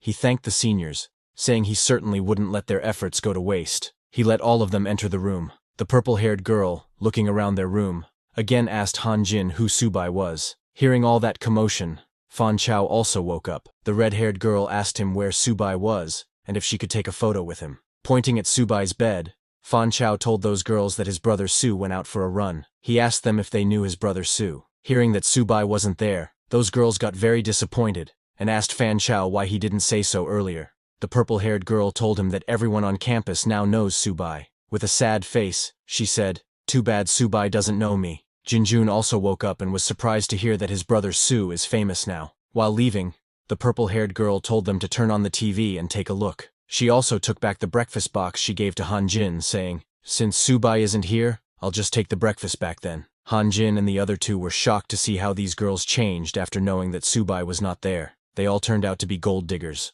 On the other hand, Subai was running on the university's field, while taking note of his health. Suddenly, an important announcement on Longguo's military channel attracted the attention of everyone in the stadium, and they all looked at the broadcasting screen. The announcement was that yesterday, several provinces experienced large-scale attacks by ferocious beasts from the myriad races on military bases behind human lines. Among the beasts attacking the bases, gold-tier combatants were present in each instance. Students from martial arts universities across provinces were massacred, with survival rates less than 1 in 100. During this campaign, the instructors and students of Zhangzhou Martial University fought valiantly. They slew 1 gold-tier beast, 1 silver-tier beast, and numerous bronze-tier and ordinary-tier beasts. Among them, freshman Subai single-handedly held off a gold-tier beast with the support of instructors and a bronze-tier expert from the military. He achieved the feat of cross-tier slaying, a complete defeat across the board, with Zhangzhou Martial University standing as the sole victor. The news also showed Subai's photo on the screen and continued that the Longguo military has decided to award all participating students and instructors from Zhangzhou Martial University a collective second-class honor and a Great Wall silver medal. As for student Subai, for his outstanding contributions, he is awarded a first-class honor and a Great Wall gold medal. Subai was surprised and confused by the sudden awarding of the first-class honor. Everyone at the stadium was shocked to hear that Subai, a freshman, had achieved something this incredible. One guy, very jealous of Subai, remarked, "A Great Wall gold medal, something I could never achieve in my life, is given to a freshman."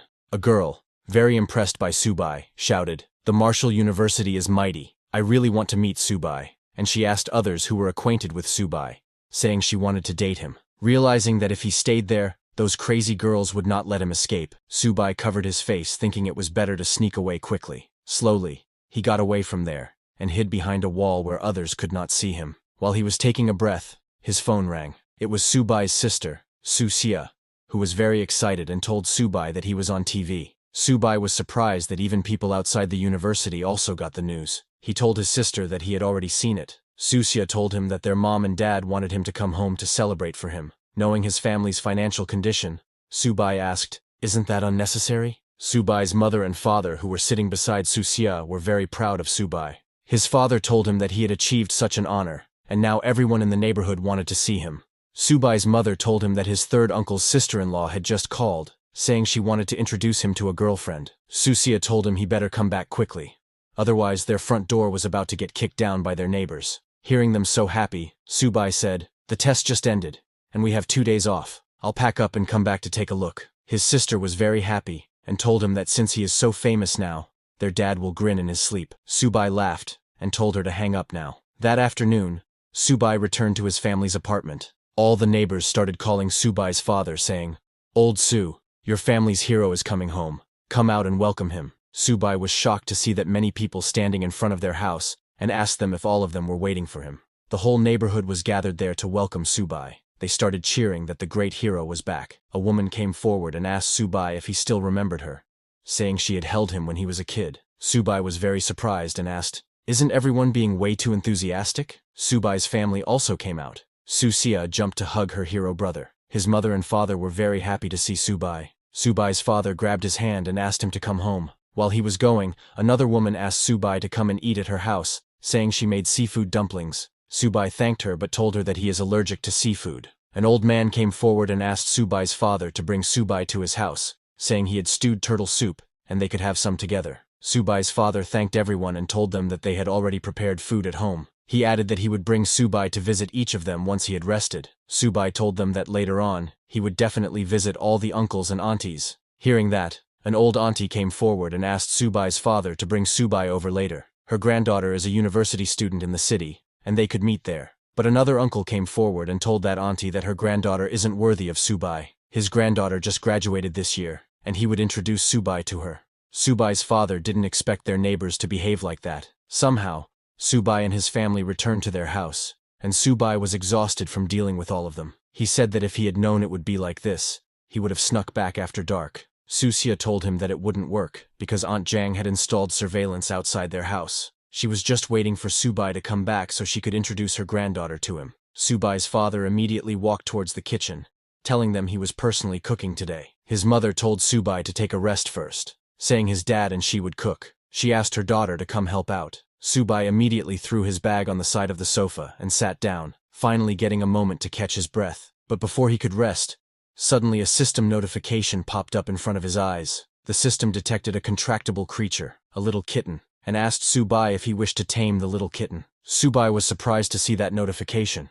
It was the Beastmaster's intuition. Seeing him looking surprised, Susia asked him what was wrong. Subai asked his little sister if their family got a cat. She pointed at a little cat eating food in the corner of the room and asked him if he meant Little White. Seeing the cat, Subai asked his sister if they couldn't have a more impressive pet. Susia petted the little cat and asked Subai what was not impressive about Little White, saying it's so cute. She told him that after he took Little 8, she found Little White on the road a few days ago, so she brought it home. Subai didn't argue with his sister and told her that it's cute if she says it is. He thought that if his sister likes it so much, maybe he should not tame it. But the little cat's status window popped up in front of him. The tamed beast's name is Little Kitten. Its level is Ordinary Initial Stage. It contains traces of the White Tiger Sacred Beast bloodline, with infinite growth potential and eventual god-slaying capabilities. Currently, its average physical, defense, and spirit is 1. Its agility is 3, and its ability is Claw Strike, which increases attack speed and damage by 100%. Its evolution method is consumption. The system asked Subai if he wanted to tame the kitten. Subai was too shocked to see the little cat's status window, wondering if this stray cat really could have the White Tiger bloodline. The little cat looked at Subai with curiosity. Susia told Subai that it seemed to like him. Subai clicked on the tame option, thinking he should tame it first and figure it out later. After taming the little cat, he turned to his sister, and while smiling, called her to discuss something. He told her it was about the little cat because her brother is a beastmaster. Before Subai could finish what he was saying, Susia immediately declined. She took Little Cat and said, "Since you already took Little 8, don't think about taking Little White." Subai tried to convince her, saying they could negotiate on this. He asked her if she didn't want a laptop. Susia ran with little cat, telling Subai that it wouldn't do.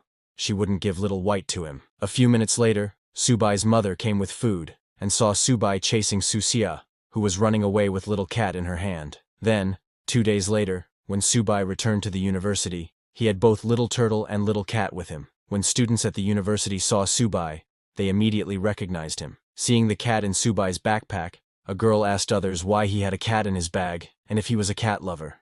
Inside Subai's bag, Little Turtle was very happy to be with Little Cat. It told Little Cat that this is the boss's school and it would have her back from today. However, Little Cat was very uncomfortable in the small bag and complained to Subai that Little Turtle was squishing her. Subai didn't understand what they were talking about. While he was walking, a boy spotted Subai and said, "Isn't that Subai, the one who got the gold medal?" Another boy added, "Is that why, despite his average looks, so many girls are running to his dorm?" They were jealous of Subai's achievements. Hearing them all, Subai thought, "Looks like I'll need to wear a mask when going out in the future." While he was walking, suddenly there was an announcement asking student Subai to please report to the principal's office immediately. Subai was surprised by the announcement, wondering what the principal could want with him. When he went to the principal's office, the principal told Subai that he is truly a man of Huaxia. Because of his excellent performance at the F-269 military base, the school has decided to reward him. The principal asked Subai what he would like. Subai said that he is really grateful to the school, and also to the principal.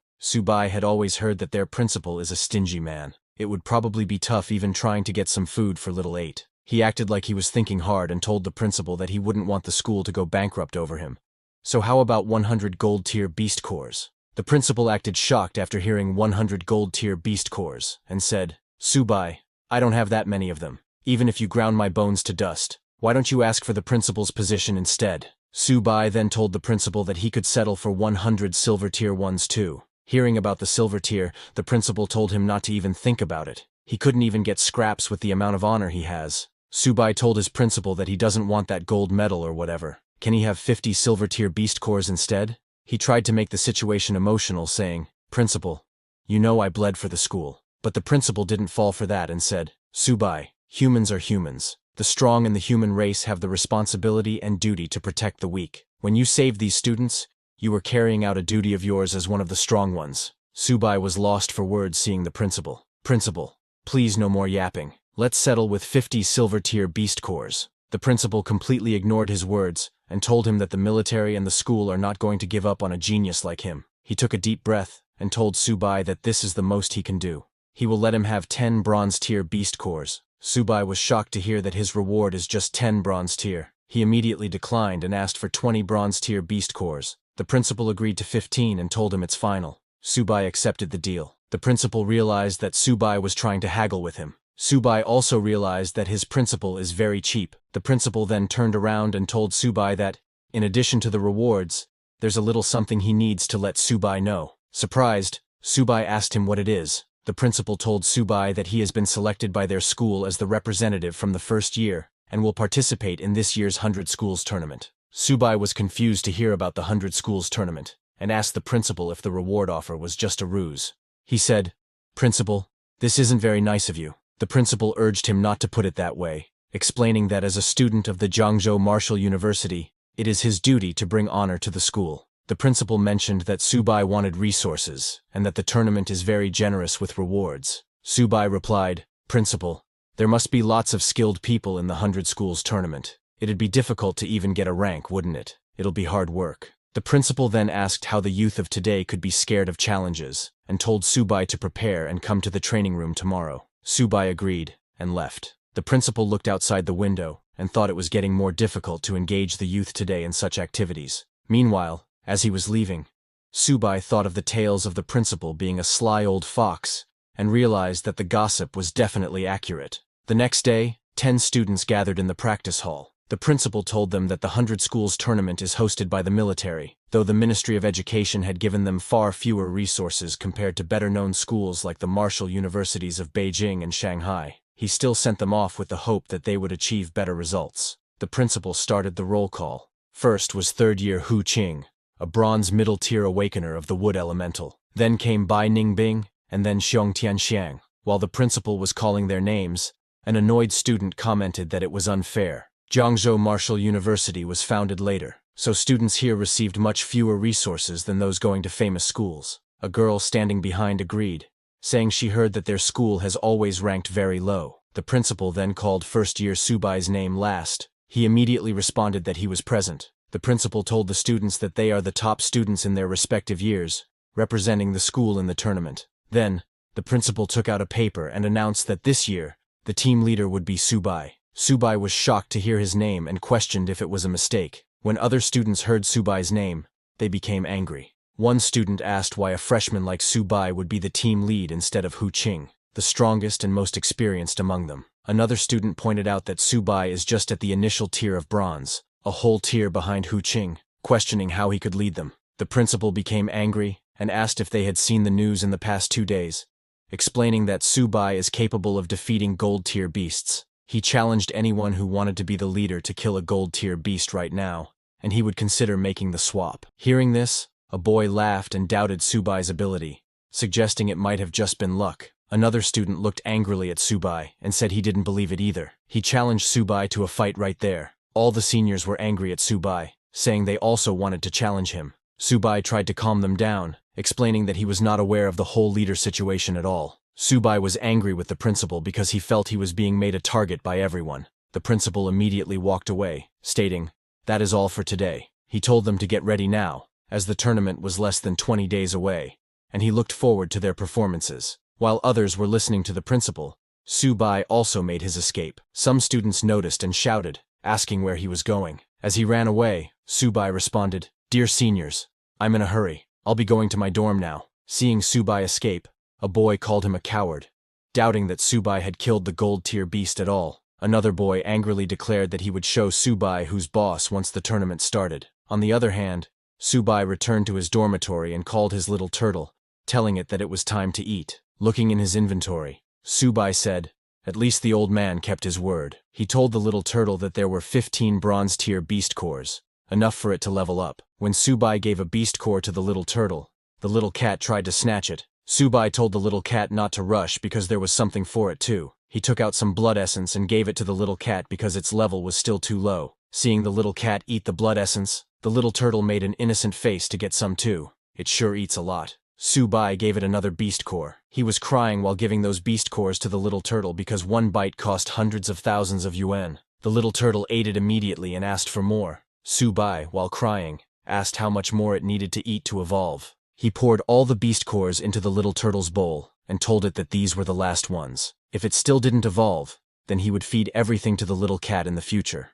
The little cat was happy to hear that. After eating those beast cores, the little turtle's body started shining again. Subai got a little scared seeing the golden light coming out of the little turtle's body. The whole university started shaking because of the little turtle's evolution. Everyone was confused, asking what happened and wondering if it was an earthquake. A system notification congratulated Subai because his mystic tortoise had leveled up to the bronze middle tier. Subai's level also increased. Currently, the little turtle's level is bronze middle stage, and 30% of its Xuanwu bloodline is activated. All its attributes are enhanced, and talents are strengthened. The little turtle's physique is 568, defense is 862, agility is 95, and spirit is 90. Subai was happy that the little turtle finally leveled up. It didn't get more talents, but the stats and talent levels increased a lot. While Subai was looking at the little turtle's status window, suddenly another notification congratulated him, because the little cat also leveled up to the ordinary high tier and awakened. Subai's tamed beast, Little Kitten, is now an ordinary high-level beast. It contains traces of the White Tiger Sacred Beast bloodline, with infinite growth potential, and eventually, god-slaying capabilities. Now its strength is 39, defense is 38, agility is 79, and spirit is 25. It also has 3 talents.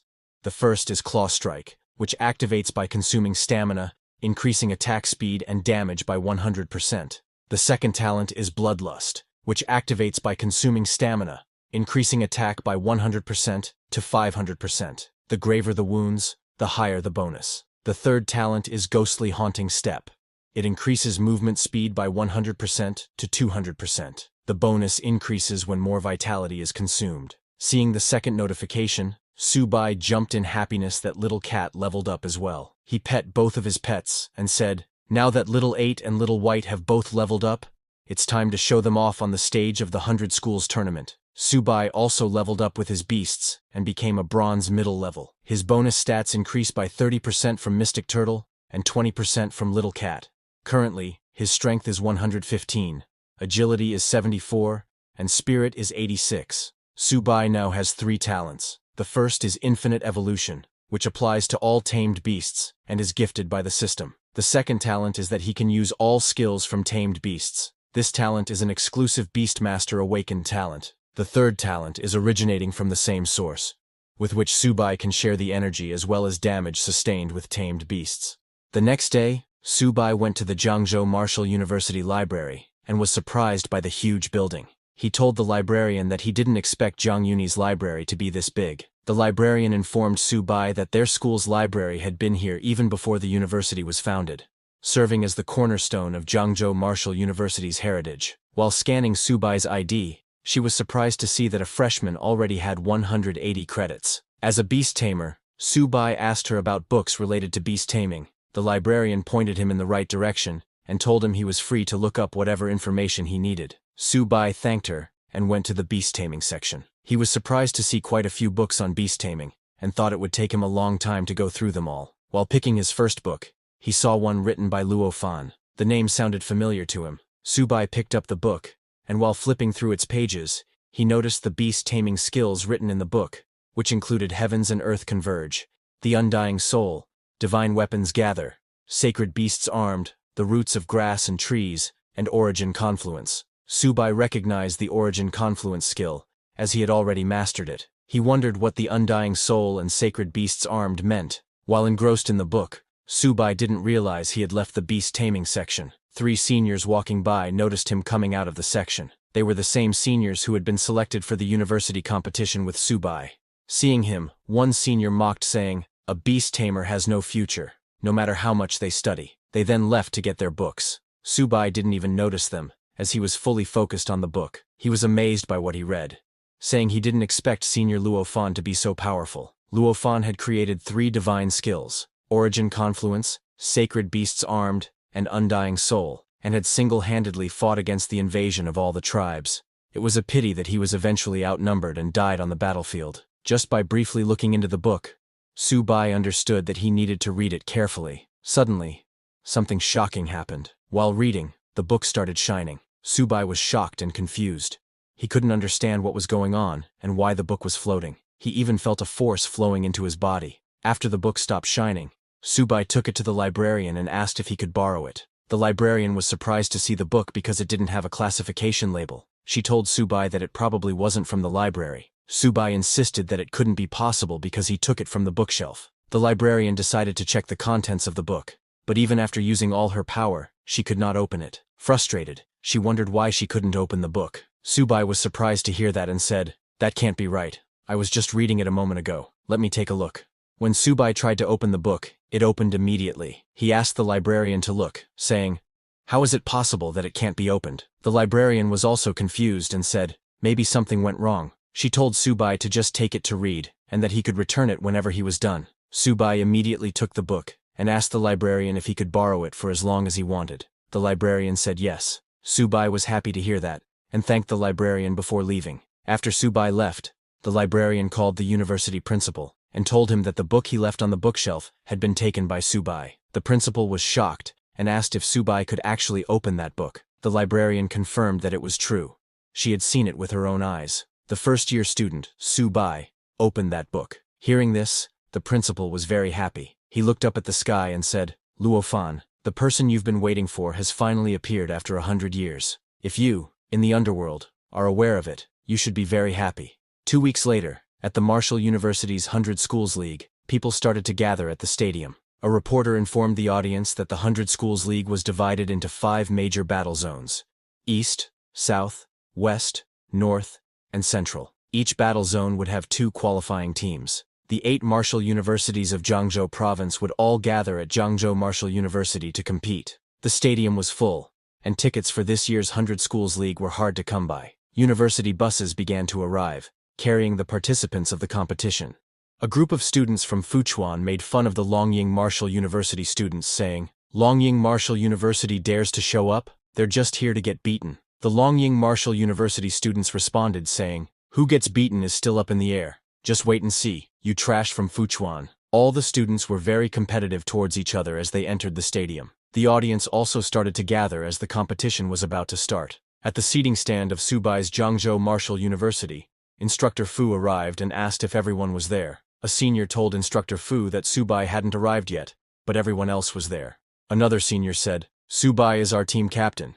He wouldn't back out at the last minute." Just as he said that, a voice came saying, "How could I back out at the last minute?" It was Subai. Instructor Fu was shocked to see Subai. It had only been a few days, but she could feel that Subai's strength had improved significantly. She told Subai that the match was about to start, and they needed to arrange their lineup. Subai told Instructor Fu not to worry, saying he had it all planned out. Before the start of the competition, a host appeared on the big screen and said, "Ladies and gentlemen, teachers and students, just a month ago, the myriad beast clans deployed large-scale forces to pin down the military's frontline capabilities. Meanwhile, smaller groups of vicious beasts bypassed the front lines to attack several provinces' rear military bases. The Martial University students in the attacked provinces were nearly wiped out by the myriad beast clans, with less than 1 in 100 surviving." The host asked, "Compatriots, shall we avenge this?" The whole audience shouted together, "We must avenge them!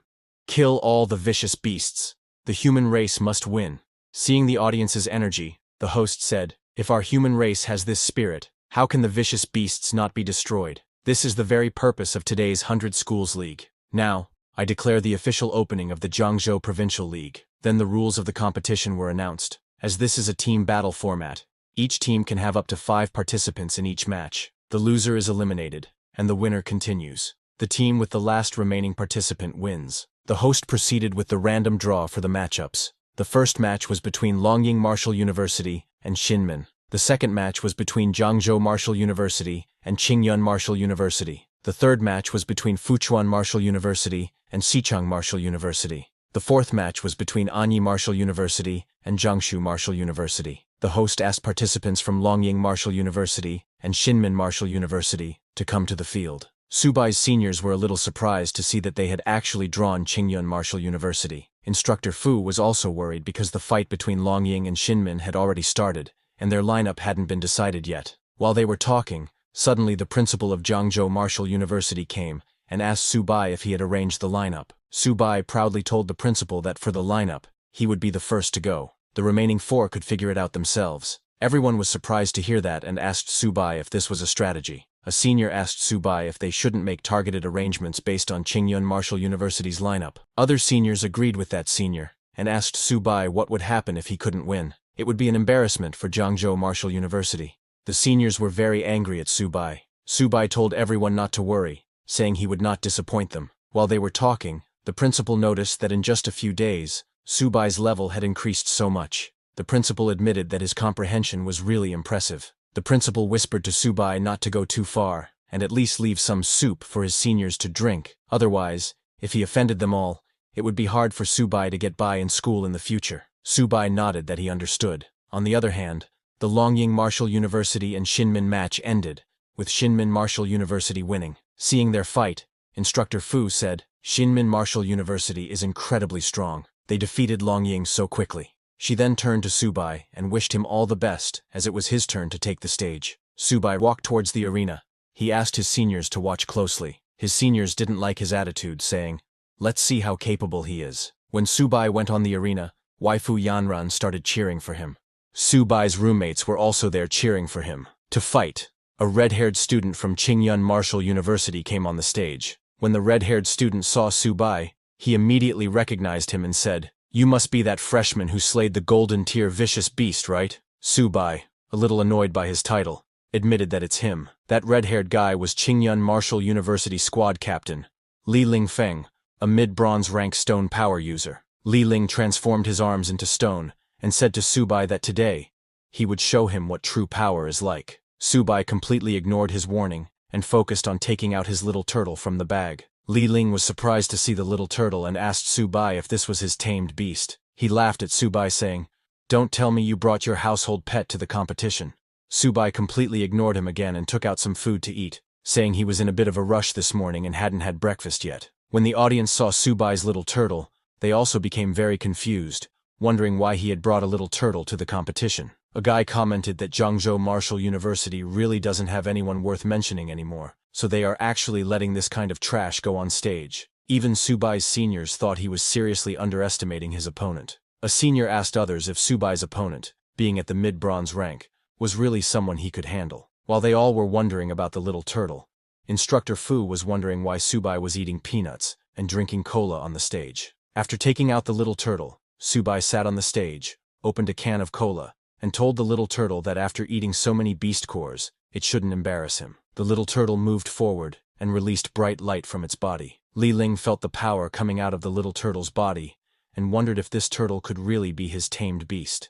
Subai's little turtle took on its black tortoise form. This time it was a stable form, and the little turtle fully controlled the transformation. Li Ling got too scared seeing the little turtle's terrifying form. The whole audience was shocked to see such a massive turtle. A guy remarked that just one eye of the turtle alone is as big as a basketball. Looking at the little turtle's armor, one guy asked, "Is that its skin? This is clearly an armor, and it's actually shining like metal." Looking at the little turtle's claws and limbs, one man said, "No wonder Subai can kill a gold-ranked beast. This turtle could crush anyone with a single slap." Yanren was very happy knowing that her future husband, Subai, is stronger now. Subai's roommate, Fan Chao, was very shocked, wondering when Subai's little turtle got this big. Subai, while drinking cola, ordered the little turtle to finish the fight quickly. On Subai's command, the little turtle swung its huge claws at Li Ling, who could not even react to the little turtle's attack. With just one move, the little turtle sent Li Ling flying. Li Ling went flying and fell on the ground with a solid impact. He didn't get injured because he used his stone power and turned his back into stone, but Li Ling was too shocked after seeing how formidable the little turtle was. Subai told Li Ling to just hold on a little longer because he wanted to finish his cola before going down. Seeing Subai's arrogance, Li Ling got very angry. He stood up, thinking it was just a sneak attack. He must focus all his power. Li Ling said, "Subai, you think you're tough? Then let's see who's tougher." Saying that, Li Ling used his stone transformation and fully turned his whole body into stone. He jumped high in the sky and used his rock fist skill to attack the little turtle. But before his punch could even land, Subai's little turtle hit him with its claws and sent him flying off the field. Instructor Fu was shocked that the fight was over, and that Subai had actually won. Subai's seniors were also very shocked, admitting that the turtle is too strong. The principal praised Subai, saying, "The younger generation is truly formidable." From the audience, a guy asked others if the captain of Qingyun Martial University was actually an idiot, questioning how he could not dodge such a big slap when the speed didn't even seem that fast. Another guy seated beside said, "Bro, it's clear you didn't study physics well. The speed of that turtle doesn't seem fast, but that's because he's big." Amazed by the little turtle's power, a guy said, "Even a mid-tier bronze-level ability user can't stop Subai's turtle's attack. This turtle is unstoppable, a creature that can slay a golden-level fierce beast. How could it be so easy to deal with?" Fan Chao was also very shocked because he knows that the little turtle wasn't this strong before. The host then announced that in the first match, Zhangzhou Martial University's Subai wins. After that, the second contestant from Qingyun Martial University, Zhang Xuan, came on the stage. Zhang Xuan, a mid-bronze rank blade user from Qingyun Martial University, took out her blade and thought, "I'll rely on speed to win, and I can't let that turtle get close to me." Thinking that, she charged at the little turtle with full speed, changing her direction again and again to confuse the little turtle. The host told the audience that Xuan was using her speed advantage, constantly staying outside the range of the giant turtle's attacks. Hearing that, the whole audience shouted, "Yes, that's how you fight." The guy who went up earlier was dumb. Xuan was thinking that as long as she found an opportunity, one strike would be enough to win. Instructor Fu was a little worried seeing that Xuan had been dodging, looking for an opportunity, and the turtle couldn't hit her at all with its speed. The seniors were also worried, thinking Subai was still underestimating his opponent. They all were worried for Subai, but Subai was enjoying his snack with cola. Xuan moved to the right side of the little turtle, who attacked her with full power, even destroying the ground. But Xuan jumped into the air and dodged the little turtle's attack. Landing on the ground, she said, "Subai, your turtle is really strong, but I can choose to directly deal with the beast tamer." Saying that, she jumped to attack Subai, thinking it was too late for Subai to reverse the situation now. Subai was still drinking his cola. Instructor Fu got scared seeing that Xuan was going to attack Subai directly. Yanran was also very worried, asking Subai to be careful. Xuan struck at Subai with her sword, saying, "Subai, you lost." but before her sword could even touch him, the little turtle hit her and sent her flying. The little turtle used its tail to attack, which Xuan was unaware it could use. Seeing the little turtle's attack, the audience jumped in excitement, calling that move the turtle's divine tail swipe. Yanran also took a sigh of relief, as that was a close call. Subai's seniors were shocked to see that Subai won again, asking, "Isn't that too fast?" Both Instructor Fu and the principal admitted that Subai is really strong. Xuan lost her sword, so there was no point in fighting anymore. On the other hand, Subai was finally full. Then he stood up and came near Xuan, told the little turtle that it was too close to him, then told Xuan to hurry up and heal herself because his little turtle's strike was a bit too harsh this time. Xuan was really heavily injured. Some doctors took her off the stage on stretchers. On the other hand, Subai returned to his turtle and said, "All right, I'm going to get serious now." He stood beside his little turtle and asked who was coming up to challenge him next. Subai had already defeated 2 members of the Qingyun Martial University squad when the third opponent came to fight. Subai's little turtle didn't even give her any chance and hit her with its huge claws. The third opponent was defeated in just 1 move without Subai even giving the little turtle any instruction. Subai started to get bored and asked for the next opponent, but even the 4th opponent was easily defeated by the little turtle. Subai didn't even look at the opponent and started taking selfies. After Subai's little turtle defeated the 5th opponent, the host came onto the arena and announced that Jiangzhou Martial University's Subai wins. The whole audience was shocked to see that Subai from Jiangzhou Martial University had been eating peanuts the entire time, relying on a turtle to fight in the ring, and still won. They had never seen such an unbridled contestant in their whole life. All the girls became Subai's fans. Waifu Yanran was also very happy seeing Subai win. Han Jian praised Subai's little turtle as it won 5 consecutive matches. Fan Chao gave Subai a nickname, 1 man, 5 wins. All the audience followed after Fan Chao and started calling Subai, 1 man, 5 wins. While leaving the arena, Subai felt very embarrassed when he heard what people were calling him. He wondered why it sounded so weird because it felt like he was being called a turtle. When Subai returned to his team, Instructor Fu patted his shoulder, telling him that he did well. The principal was also very happy seeing that Subai single-handedly defeated the formidable Qingshan Martial University, bringing great honor to their Jiangzhou Martial University. Subai thanked everyone for the praise. Then, Instructor Fu turned to everyone and told them to go rest for a bit because the morning matches were over. After the lunch break, they would continue with the second round. The principal told all the students that during the league, the cafeteria was open to all contestants for free. Everyone could go and enjoy the food to replenish their energy. Hearing that food was free of charge, Subai got very happy and immediately went to the cafeteria with his little turtle. While Subai was eating and resting, all the other universities were planning their strategies. At the Fuchuan Martial University Lounge, Fuchuan University's principal told his students that if they faced Jiangzhou Martial University in the next match, Jiangzhou University would likely send Subai again. A student asked the principal what they should do, because Subai's tamed beast was almost invincible in close combat. The principal pointed at a purple-haired boy named Mao Kai, telling him that if they really faced Jiangzhou Martial University, Mao Kai would have to handle Subai because he was their team captain and a poison-type user, so there was no need for close combat. Mao Kai agreed, saying when the time comes, he would keep his distance and use poison to take down Subai's turtle. On the other hand, at Shinmin Martial University Lounge, Shinmin University's principal asked his students not to be discouraged. He told them that Subai was strong, but his weaknesses were also very obvious. Finding the right opportunity to bypass his turtle's defense line and then defeating Subai was the only way to win. A student named Li Feng came forward saying, "The principal is right. If we face Subai this afternoon, I'll handle him." Actually, Zhang Xuan's strategy this morning was correct.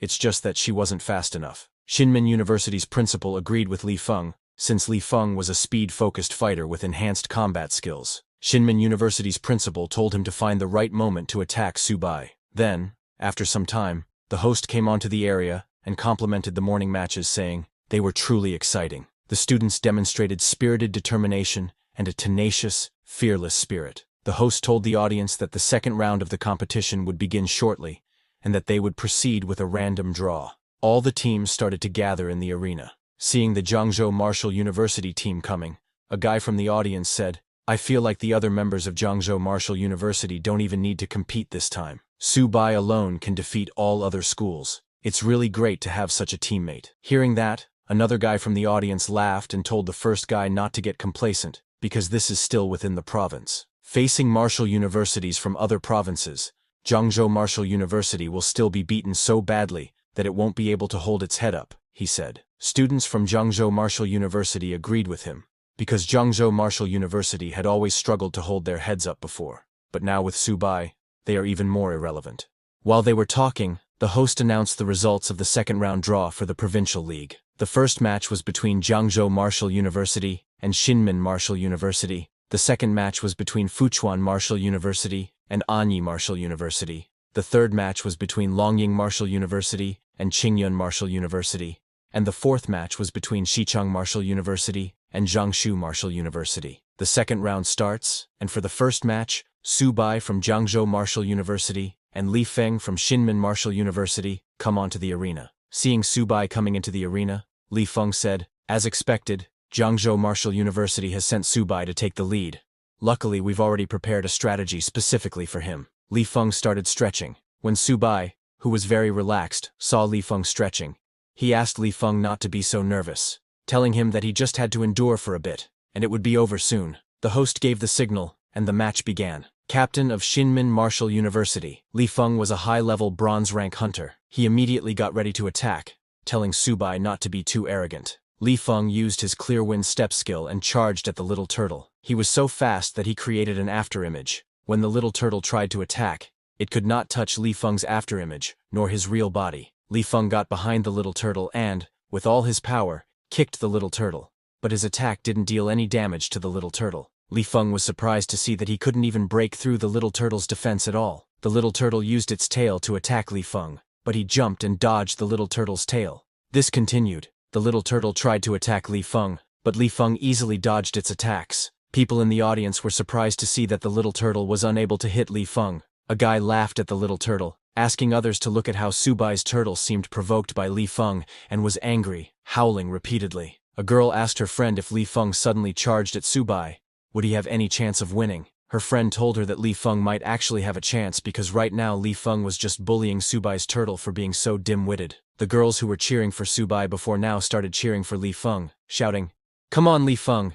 In the arena, Li Feng ran away from the little turtle, provoking it to chase him. Su Bai's seniors immediately realized that Li Feng was trying to lure the little turtle away from Su Bai. Instructor Fu started to get worried, wondering what Su Bai was doing and why he wasn't coming up with a solution. A senior looked closely and told Instructor Fu that it seemed like Su Bai was looking for something. Indeed, while the little turtle was fighting with Li Feng, Su Bai was looking for cola in his bag because his lunch had been a bit salty. He was very carefree and started drinking cola in the middle of the fight. Meanwhile, little by little, Li Feng was luring the little turtle away from Su Bai. The whole audience started cheering for Li Feng. After creating quite a bit of distance between the little turtle and Su Bai, Li Feng thought that at this distance, even a tail swipe wouldn't work. But when he turned around to attack Su Bai, he was shocked to see that Su Bai was drinking cola. He got very angry and charged at Su Bai, shouting, "Su Bai, you're looking down on me too much." Li Feng jumped to attack Su Bai, saying he would make him pay the price. Su Bai didn't even look at him and called his little turtle. Just as he called,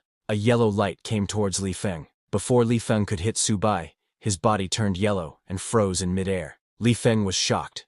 He couldn't understand why he couldn't move. That yellow light came from the little turtle's black tortoise illusion form. Su Bai ordered the little turtle to stop playing around and hurry up to finish the battle. The little turtle brought Li Feng near itself, then used its black tortoise gravity, and started collecting energy into its mouth. Seeing the little turtle collecting energy, Li Feng got scared and asked Su Bai to wait, wondering what he was going to do. But Su Bai's little turtle didn't stop and shot an energy beam from its mouth, which hit Li Feng and sent him flying, crashing into the stadium. Li Feng hit the stadium wall so hard that it created a hole in the wall. The little turtle's attack was too powerful, and seeing that, the whole audience was shocked. The guys who were laughing at the little turtle finally understood that it wasn't that Li Feng wasn't strong enough. It was that Su Bai was just too overpowered. A guy commented that if it was him, he would just surrender right away when facing Su Bai. How can one even fight against him? Seeing Li Feng's condition, a girl from his team asked their principal what they should do, because Li Feng had already been injured so badly. Left with no choice, Xinmin Martial University's principal decided to just give up. After a few minutes, the host came and announced that, unfortunately, facing the powerful opponent Su Bai from Jiangzhou Martial University, Xinmin Martial University had chosen to forfeit. He announced that the next university to face off against Jiangzhou Martial University is Fuchuan Martial University. The audience was surprised to hear the announcement, wondering how Shinmin Martial University could forfeit without even fighting. But deep down, they all understood that Subai was indeed too strong. So forfeiting was better than being humiliated in vain. Hearing that Shinmin had voluntarily forfeited, Instructor Fu said, "Subai can conserve his strength for Fuchuan now." Hearing that, one of Subai's seniors got annoyed and asked Instructor Fu where Subai even needed to save his strength, as he had not even moved a muscle to fight. Another of Subai's seniors told the others that this next fight was going to be interesting, because the captain of Fuchuan is a poison-type user, so it won't be so easy to deal with him. Then, after a few minutes, Subai from Zhangzhou Martial University and Mao Kai from Fuchuan Martial University entered the arena. But just as the match began, Mao Kai asked Subai to wait, saying, "Let's not rush to fight yet." Mao Kai was a mid-level bronze rank hunter. While hiding one hand behind his back, Mao Kai walked towards Subai and said, "Subai, I admit you're very strong, and I know I'm no match for you. So how about we make a deal?" Subai, who was drinking cola, was surprised to hear Mao Kai and asked him what deal he was talking about. Mao Kai walked a little closer to Subai, telling him that he admits he might not be Subai's match in this round, but he really wants to discuss beast taming with him. Subai became very confused, hearing that Mao Kai wanted to discuss beast taming with him. He could not understand what Mao Kai was up to. On the other hand, Mao Kai, while hiding one hand behind, was continuously mobilizing his poison elements. It didn't take too long for Subai to realize that Mao Kai was trying to stall for time, because it takes a long time for poison-type ability users to mobilize their elements. Subai immediately ordered his little turtle to attack. Seeing the little turtle coming to attack, Mao Kai realized that Subai had figured out his plan, but it was too late. Mao Kai had already mobilized his poison element. He threw poison fog towards the little turtle, telling Subai that even a divine beast can't escape his poison fog. The poison fog immediately surrounded the little turtle and moved towards Subai. Seeing the poison fog coming, Subai realized there was no way to dodge this. A senior from Subai's team panicked, saying, "Subai is too careless. I heard that Mao Kai poisoned quite a few high-level beasts in the previous trials." Instructor Fu also panicked, seeing Subai in danger and asking what they should do. However, Subai's principal was calm and told others not to panic because the match wasn't over yet. When the poison fog hit, the little turtle immediately held its breath and closed its eyes. The little turtle could not see in the poison fog, but Mao Kai was unaffected. While smiling, he passed through the little turtle easily, thinking, "Subai, let's see how long you can last in my poison fog. You were too careless. Once I release my poisonous fog, the match is over." When Mao Kai walked past the little turtle, he saw Subai's shadow sitting on the ground. He realized that Subai was meditating to resist the poison fog. But Subai was not just facing poison fog. Mao Kai took out his poison claws and then jumped high to attack Subai. But before his poison claws could even touch Subai, a shield appeared and blocked his attack. Subai smiled, seeing a sneak attack from behind in the poison fog, and said, "Mao Kai, too bad that you ran into me." Mao Kai was shocked, wondering how this was possible. As a beast tamer, how could Subai withstand his full-powered poison claw attack in the poison fog? Subai's principal was shocked to see Subai use shared origin. Confused, Instructor Fu asked the principal what shared origin was. The principal told her that it is a high-level beast tamer talent.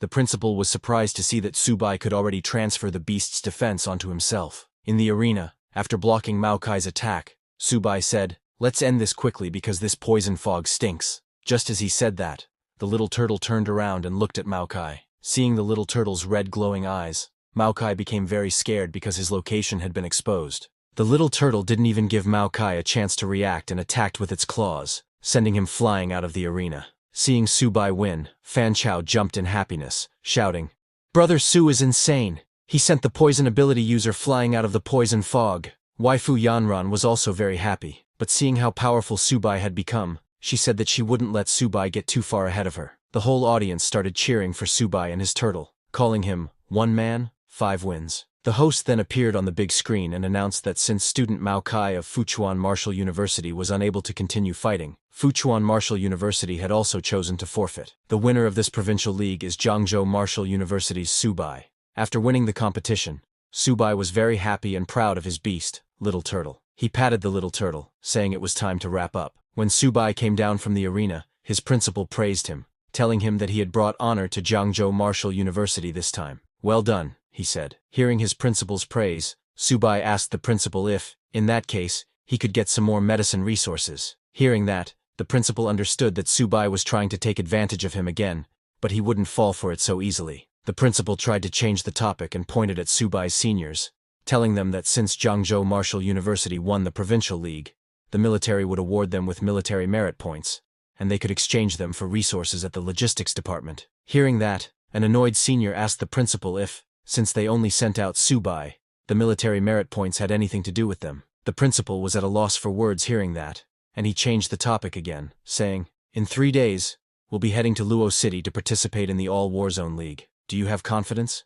Subai immediately replied that they do have confidence. Hearing that, the principal said, "Good." He turned around and said, "Since everyone's tired, go back and have a good rest to prepare for the Warzone League in 3 days." Subai tried calling the principal again to ask him about the resources, but the principal didn't even look back, and, while leaving, told Subai that he was looking forward to seeing his outstanding performance in 3 days. Seeing the principal running away, Subai called him an old fox, because he runs so fast when it comes to resources. Then, after some time, it was telecast on the news that the Provincial League of the 100 Schools League had now concluded. The top 3 were Imperial Capital Martial University, Magic City Martial University, and Great Wall Guard Martial University. Many talented individuals performed exceptionally well in this league, but the most dazzling of them was Subai from Jiangzhou Martial University, who, winning all 3 matches 1 versus 5, secured the overall championship for Jiangzhou Province. Students of Jiangzhou Martial University were amazed to see that Subai was in the news again.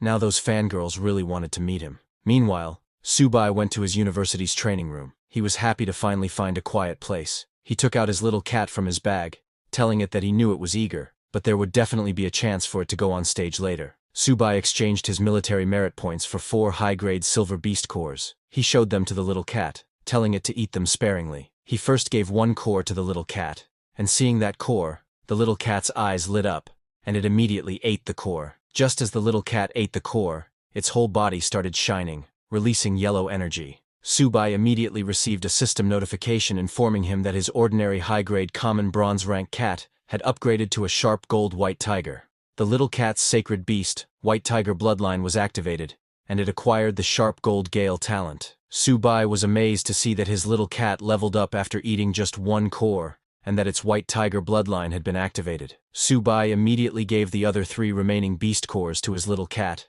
telling it to eat a few more. Seeing the 3 more cores, the little cat jumped in happiness and started eating them immediately. Subai told it to eat slowly, saying, "No one's going to steal them from you." Subai thought that after eating these, his little cat should be able to level up again. However, after the little cat ate those 3 cores, there was no change. Subai was very confused, seeing that his little cat had eaten all of them, and there was no reaction.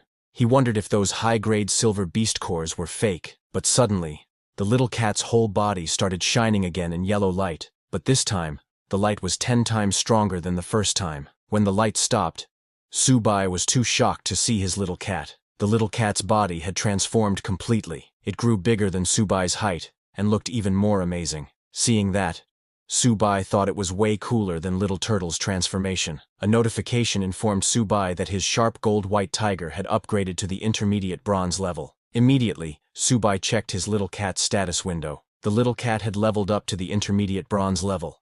Its white tiger bloodline had been activated 30%.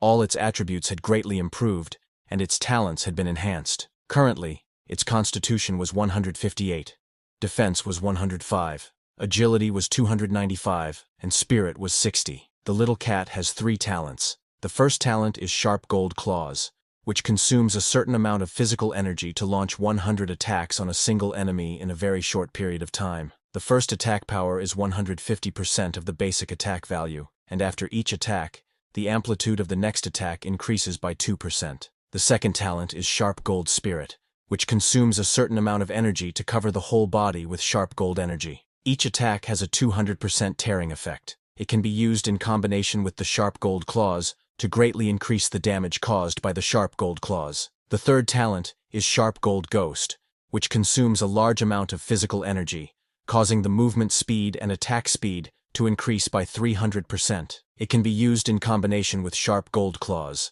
allowing Sharp Gold Claws to complete 100 attacks instantly. Seeing the little cat's status window, Subai became very happy, saying it was worth giving the little cat 4 high-grade silver beast cores because these stats are insane. Subai petted the little cat, telling it that he was counting on it for the Warzone League. The little cat became very happy to hear that and hugged Subai. Meanwhile, at the Imperial capital where the Warzone League is going to be held in 3 days, in a huge mansion, a man watching Subai's match on the television said, "This Subai is interesting. It seems he has a lot of secrets." That man ordered his subordinate to go and investigate Subai, saying, "Maybe his turtle is even more ridiculous than Luo fans back then." His subordinate said yes and left. 3 days later, at the Luohe Martial University competition venue, teams from across the country arrived for the competition. They were all amazed by the venue, commenting, "As expected of Luohe Martial University, their competition venue is several times larger than others." When Subai and his team entered the venue, they saw the whole audience cheering for Luohe Martial University to claim the championship. Subai and his seniors were confused to see everyone cheering for Luohe Martial University. The principal of Jiangzhou Martial University told Subai and others that Luohe Martial University was trying to intimidate them. While walking, Subai noticed an empty area and asked his principal why it was there. The principal explained that only 9 martial universities were participating this time, and 1 university had voluntarily forfeited. Subai asked the principal if that meant 1 university would have a bye during the random draw. The principal confirmed this and said it all came down to luck. Whoever got the bye would advance directly to the next round. Hearing this, Subai prayed to God that they wouldn't get the bye during the draw later, because he was counting on playing more matches to earn military contributions to feed his turtle and cat. One of Subai's seniors stepped forward and asked the principal to please allow him to participate this time no matter what. Hearing this, other seniors also stepped forward, requesting to participate. Subai was shocked to see that all of them wanted to participate. The principal laughed and reassured all the seniors, saying, "This time, all of you will have the opportunity to compete." Walking towards their university's area, the principal asked them to wait for Subai to draw lots first. A few minutes later, when the draw was complete, the host appeared on the big screen to announce the matchups. The first match was between Luohe Martial University and Fuchuan Martial University, and the university with a bye this round was Jiangzhou Martial University. Subai was too shocked to hear that because now he would get fewer chances to fight. Subai's principal laughed, telling him that he was truly their lucky charm. Instructor Fu was also very happy as they skipped the first round and went straight to the next, but only Subai was sad, wondering why he was so unlucky to have drawn the bye, because he wanted to compete. Then, after a few minutes, the first round matches began. Students from both Luohe Martial University and Fuchuan Martial University came onto the arena. When the match began, Fuchuan Martial University's contestant struggled to hold on, as Luohe Martial University's contestant pressed the attack. 2 hours later, the host came onto the big screen, announcing that the first round quarterfinals had concluded, and now they would announce the results of the second round draw. But when the host saw the draw results, she was shocked herself. She announced that the university with a bye this round was still Jiangzhou Martial University. Hearing this, people in the audience were very shocked, asking what was going on, and if there was some kind of shady business happening. A guy asked, "What kind of luck is this? Jiangzhou Martial University hasn't done anything. Just sitting in the audience watching the matches." Another guy said he traveled all this way just to watch Subai sitting in the ring, eating peanuts and drinking cola. So one bye is understandable, but why a second time too? A girl suggested that perhaps Luohe Martial University is afraid of facing Subai directly, so they deliberately gave Jiangzhou Martial University a bye. Others in the audience agreed with the girl, saying the competition system is unfair. How could such a strong competitor like Subai keep getting a bye? This is disrespectful to the opponents. Hearing the audience's complaints, a representative from the military came forward to clarify that after a thorough inspection, there is no evidence of any bias or foul play by Jiangzhou Martial University, and the competition will continue. Hearing the announcement, Subai's principal became very happy, because this meant they had ranked 3rd in this competition zone, and as long as they win one more match, they can participate in the final of the 5 major competition zones. On the other hand, Subai was shocked, asking, "How is it another bye? Can't they let me compete?"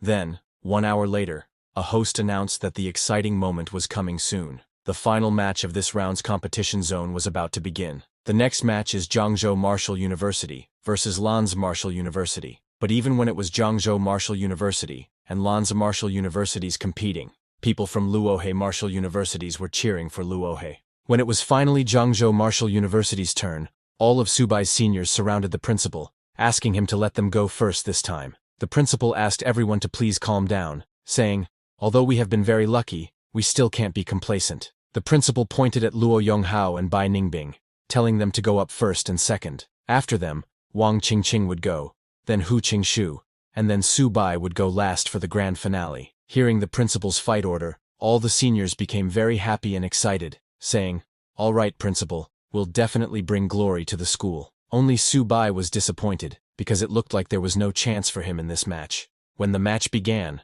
Luo Yonghao went first into the arena. He tried to take on a bronze mid-level opponent with his bronze low-level strength, and, in the end, he lost narrowly. Next, Bai Ningbing stepped onto the stage, and immediately went into a berserk state, completely abandoning defense and fighting recklessly. He actually forced his opponent to retreat continuously, and Jiangzhou Martial University won. Next up was Wang Qingqing, the school beauty, who showed that her combat skills were no joke with a soft whip technique that combined both offense and defense. She sent her opponent flying out of the ring, giving Jiangzhou Martial University another win. Instructor Fu was very happy to see that they won again, because now they only needed to win one more match to win this round. Seeing the other students, Su Bai's principal felt like their strength had skyrocketed. He wondered if it could be that Su Bai had influenced them. On the other hand, Su Bai was crying inside because his seniors were taking all the military contributions. He wondered when it would finally be his turn. Then, for the next match, Hu Qingshu from Jiangzhou Martial University entered the arena.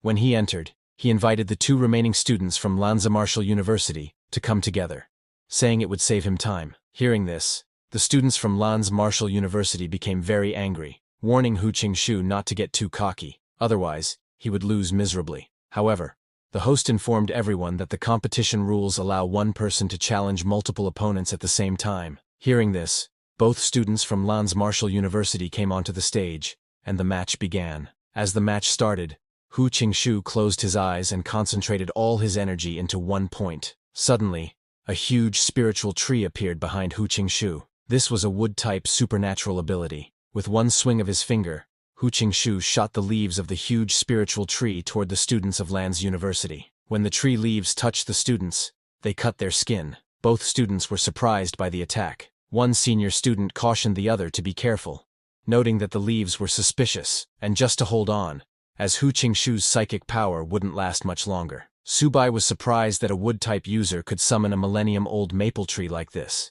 He admitted that Hu Qingshu's psychic power was pretty terrifying. Even Su Bai's principal was impressed, seeing that Qingshu's strength had increased again. The principal thought that Hu Qingshu was truly living up to being from that family. People in the audience were also amazed, commenting that the current batch of Jiangzhou University was truly full of hidden talents, with one dark horse after another emerging. Even senior Hu Qingshu was this strong, but a guy from the audience commented that he still thought Su Bai was stronger.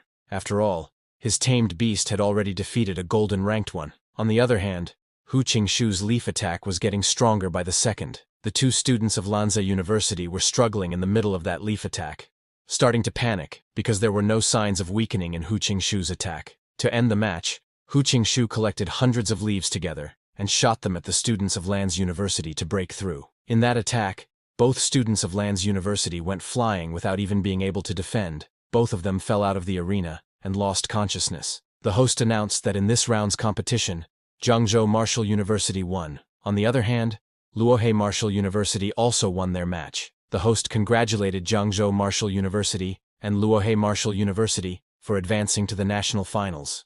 After winning, Hu Qingshu returned to his university's venue, where the principal praised him, telling him that his performance this time surprised everyone. Hu Qingshu thanked his principal, who then told everyone that the real hero of this competition was still Su Bai. Su Bai was shocked to hear that he was a hero. He thought the principal was making fun of him for not being able to go on stage. The principal explained that if it weren't for Su Bai getting 2 consecutive buys in the draws, they wouldn't have won so easily. Everyone was at a loss for words. The principal then told them that since they were all exhausted, they should get some rest and be ready, because 1 week from now, they would be heading to the national finals. He informed the students that this time, in addition to the military contribution rewards earned by each student in the competition, the school would provide extra resources as training rewards. Su Bai was shocked to hear that because he was coming back empty-handed this time. He had to figure out how to gather some resources to feed those 2 gluttons. On the other hand, Su Bai's seniors became very happy hearing the principal and started cheering,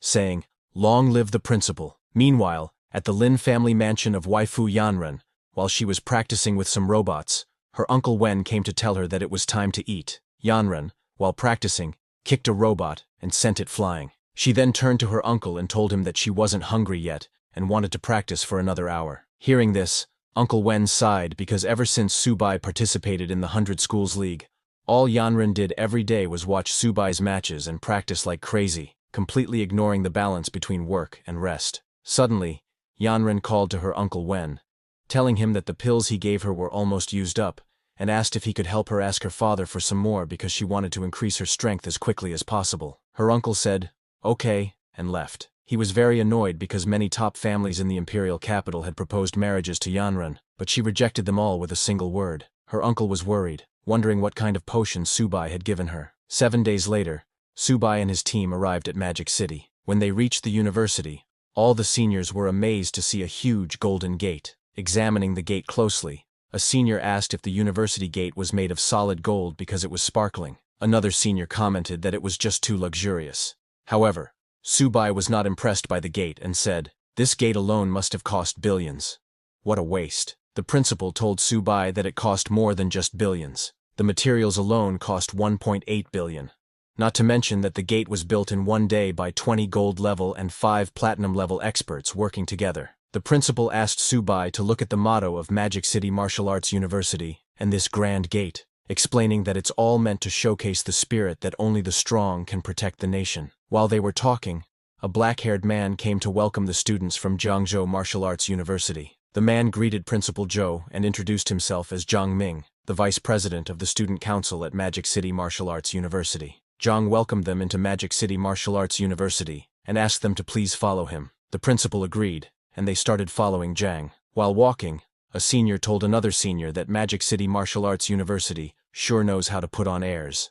Their principal traveled all the way here in person, and they only sent a student council vice president to greet us, he said. Another senior agreed, saying if it were someone from Imperial City Martial Arts University, their principal would come out personally to welcome them. While going towards their rooms, Subai noticed a huge building on the campus and asked his principal what it was. The principal told Subai that it was the Gravity Adjustment Training Ground. Hearing that, Subai said that if their academy had one of those, they could train at least 100 silver-level students every year. Subai's words struck the principal in the heart. Eventually, everyone arrived at the hotel. Zhang told Subai and his team that this was the hotel where they would be staying and dining. Zhang mentioned that the first floor offers a 24-hour buffet, and all the ingredients are meat from ferocious beasts of various species, cooked by top chefs. He added that it's very beneficial for enhancing a martial artist's blood energy, and there's no limit to how much they can eat. Subai again asked Zhang if it was really unlimited. Zhang assured him that, since they had come from far away, Magic City Martial Arts University wouldn't let them go hungry. They could eat to their heart's content. Hearing that, Subai jumped in happiness and immediately ran towards the buffet, telling his little turtle and cat that they were in for a feast. Surprised by Subai's enthusiasm, Zhang asked his principal if Subai was starving. A senior told Zhang that they could not imagine how much Subai's turtle could eat. Another senior worriedly said to the others that if Subai went in, there might not be anything left for them to eat. Hearing that, all the seniors hurried to the buffet, or they would go hungry that night. Seeing them like that, Zhang was at a loss for words. The principal laughed and said, "Young people, so full of energy." The next day, when Subai's team entered the competition venue, they were surprised to see how big it was. A senior commented that the competition venue at Magic City was really on another level. She had only ever seen such a large venue on TV. Subai's principal was already at the venue, and asked all his students to stop acting like they had never seen the world before. He then explained the competition rules to them, mentioning that this final tournament features martial arts universities from 13 schools competing. The Great Wall Guards Military Academy, being directly under the military, automatically enters the top 4, so there would be no buys. Surprised, a senior asked the principal why the Great Wall Guards Military Academy got a free pass to the top 4. Other seniors agreed, saying it was so unfair. The principal explained that it was because the Great Wall Guards Military Academy is a military genius training base, and the only martial arts university located on the front lines of the battlefield against the multiracial invaders. The seniors were shocked to hear about a military genius training base, and even Subai was surprised to hear about an academy located on the front lines of the battlefield, commenting that it was intense. The principal told them that this is why the national finals are full of hidden talents, and he instructed his students to never underestimate anyone. He decided to let Subai take the lead, with Hu Qingshu as the anchor. The whole team understood the plan and cheered, confident that Jiangzhou Martial Arts University would win. Sometime later, the host appeared on the big screen, asking all the teachers and students to please settle down, because the 100-school competition finals were about to begin. She then announced the draw for the first round of matches. The first match was between Jiangzhou Martial Arts University and Yokohama Martial Arts University. The second match was between Imperial City Martial Arts University and East China Martial Arts University. The third match was between Magic City Martial Arts University and Nanjing Martial Arts University. These three matches would happen simultaneously. Seeing the draw, Subai's principal said their luck wasn't bad, as they hadn't drawn any of the top 3 universities in the first round. A senior said Yokohama Martial Arts University was about on par with them, and asked the principal to let him go first. But before the principal could say anything, Subai intervened, saying he would go first because he wanted all the schools to know Jiangzhou Martial Arts University's attitude. However, it was a straight lie because he just wanted to earn military merit for himself. Students from both universities entered the arena, and the match began. When they entered, a student from Yokohama University immediately mocked Subai, saying, "Subai, your university making it to the finals is already impressive enough, but this is the end of the road for you." Subai completely ignored the student and opened his bag to take out the little turtle, telling it, "Let's finish this quickly." The little turtle came out of the bag and immediately transformed, roaring loudly into the arena. New people in the audience were surprised to see that Jiangzhou Martial Arts University actually sent a beast tamer to compete. Those who had seen the little turtle before were amazed to see that it looked even bigger than before. Everyone was very excited, thinking this was going to be good. On the other hand, after seeing the size of the little turtle, the student from Yokohama Martial Arts University got very scared and exclaimed, "This is way too big. This has to be cheating. I don't accept this." But before he could complete his words, the little turtle hit the student and sent him flying out of the arena. The little turtle had already defeated the student, and Subai was still pulling out his chair to sit down and eat. Seeing the student defeated, Subai acted surprised and said, "You're that weak? I haven't even started eating my peanuts yet." The student from Yokohama Martial University thought that beast tamers were supposed to be weak, but was shocked to find that beast tamers are handling martial artists as if it's nothing. Seeing Subai take out a chain, a girl from the audience said, "This is the national finals, and Subai actually brought a small stool. Isn't that too disrespectful?" Hearing the girl, a guy sitting beside her asked if she had not watched Subai's previous matches. He told her that Subai's turtle has insane defense and strength, definitely at the silver level, and if one had a beast like that, he would be crushing bronze-level martial artists as if it's nothing. Meanwhile, in the arena, another student from Yokohama Martial University came in. Seeing Subai sitting on a chain and eating peanuts, the student became very angry, telling Subai that he was humiliating them. She jumped towards Subai shouting that she would make him pay, but Subai completely ignored her and continued reading his comic, saying, "This comic is really good." When the girl got near Subai, the little turtle shot an energy beam from its mouth and sent the girl flying. The host announced, "Jiangzhou Martial Arts University's Subai wins." Seeing that Subai not only snacks on peanuts but even brought his own stool, a senior of Subai asked if this was the attitude he was talking about. Seeing this, Subai's principal sighed, saying, "Subai really doesn't know how to keep a low profile. Humiliating his opponent like this is not good. Now how am I supposed to face Yokohama Martial Arts University's Principal Chen after this?" Though he was saying this, he was very happy inside. Hu Qingshu warned his principal not to celebrate too early, because Subai might meet a real challenge soon. He pointed at a different arena and asked the principal if the red-haired boy was the team captain from Imperial City Martial Arts University. The principal looked into that arena, where a red-haired boy from Imperial City Martial Arts University and a boy wearing a mask were fighting. The masked boy jumped to attack the red-haired boy, and when he hit, there was suddenly a huge explosion. When the smoke cleared, the masked boy was on the ground, and it was announced that Imperial City Martial Arts University wins. The red-haired boy, a flame user, apologized to his opponent, saying he hit a little too hard. Seeing that red-haired boy, Subai's principal felt a little nervous, because that boy was a fire attribute martial artist, and he's at the peak of the silver level. Seeing a silver-level fire attribute martial artist, Subai's seniors were shocked, asking, "Is this the terrifying strength of Imperial City Martial Arts University?" Hu Qingshu told the other seniors that if the Great Wall Guard's military academy doesn't step in, only Magic City Martial Arts University might be able to match them. While they were talking, Subai defeated another student from Yokohama Martial University. The host announced on the big screen that Jiangzhou Martial Arts University had won the match. Subai and his little turtle were very happy hearing that. While he was celebrating, two people were looking at him from the side. One was the principal of Luohe Martial Arts University, and beside him was Wang Mingkun, a silver rank student of his university. Mingkun asked his principal to let him handle Subai, saying he would let Jiangzhou Martial Arts University taste the feeling of 1 versus 5. The principal of Luohe Martial Arts University agreed, and advised Mingkun to use his speed to win, and not to go head-to-head with that turtle. Mingkun laughed and told his principal not to worry. Then the host announced that the next match would be between Jiangzhou Martial Arts University and Luohe Martial Arts University. After the announcement, Wang Mingkun entered the arena from Luohe Martial Arts University, and the match began. Mingkun walked towards the little turtle, telling Subai that he got lucky last round, but this time,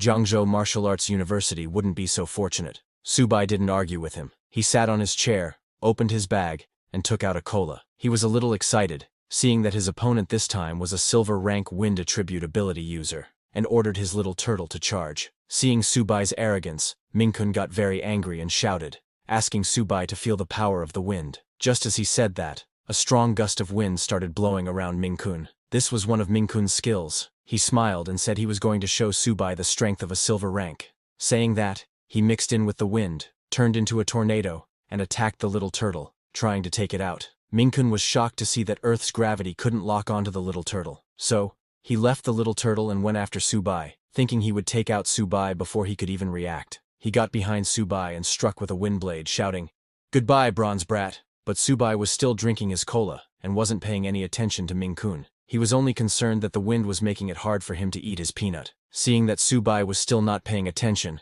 Mingkun got even more angry, and struck with multiple wind blades, telling Subai that he would make his defeat swift and painless. The wind blades hit and destroyed the ground where Subai was sitting.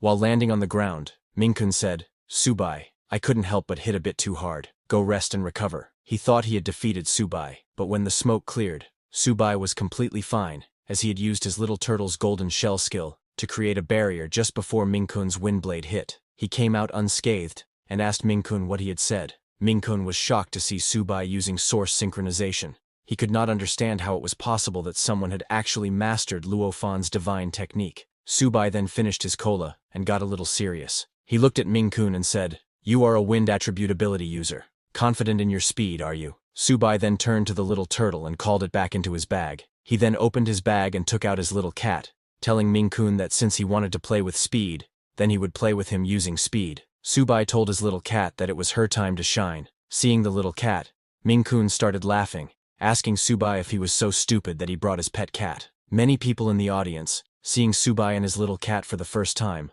also started laughing, asking each other which university this guy was from.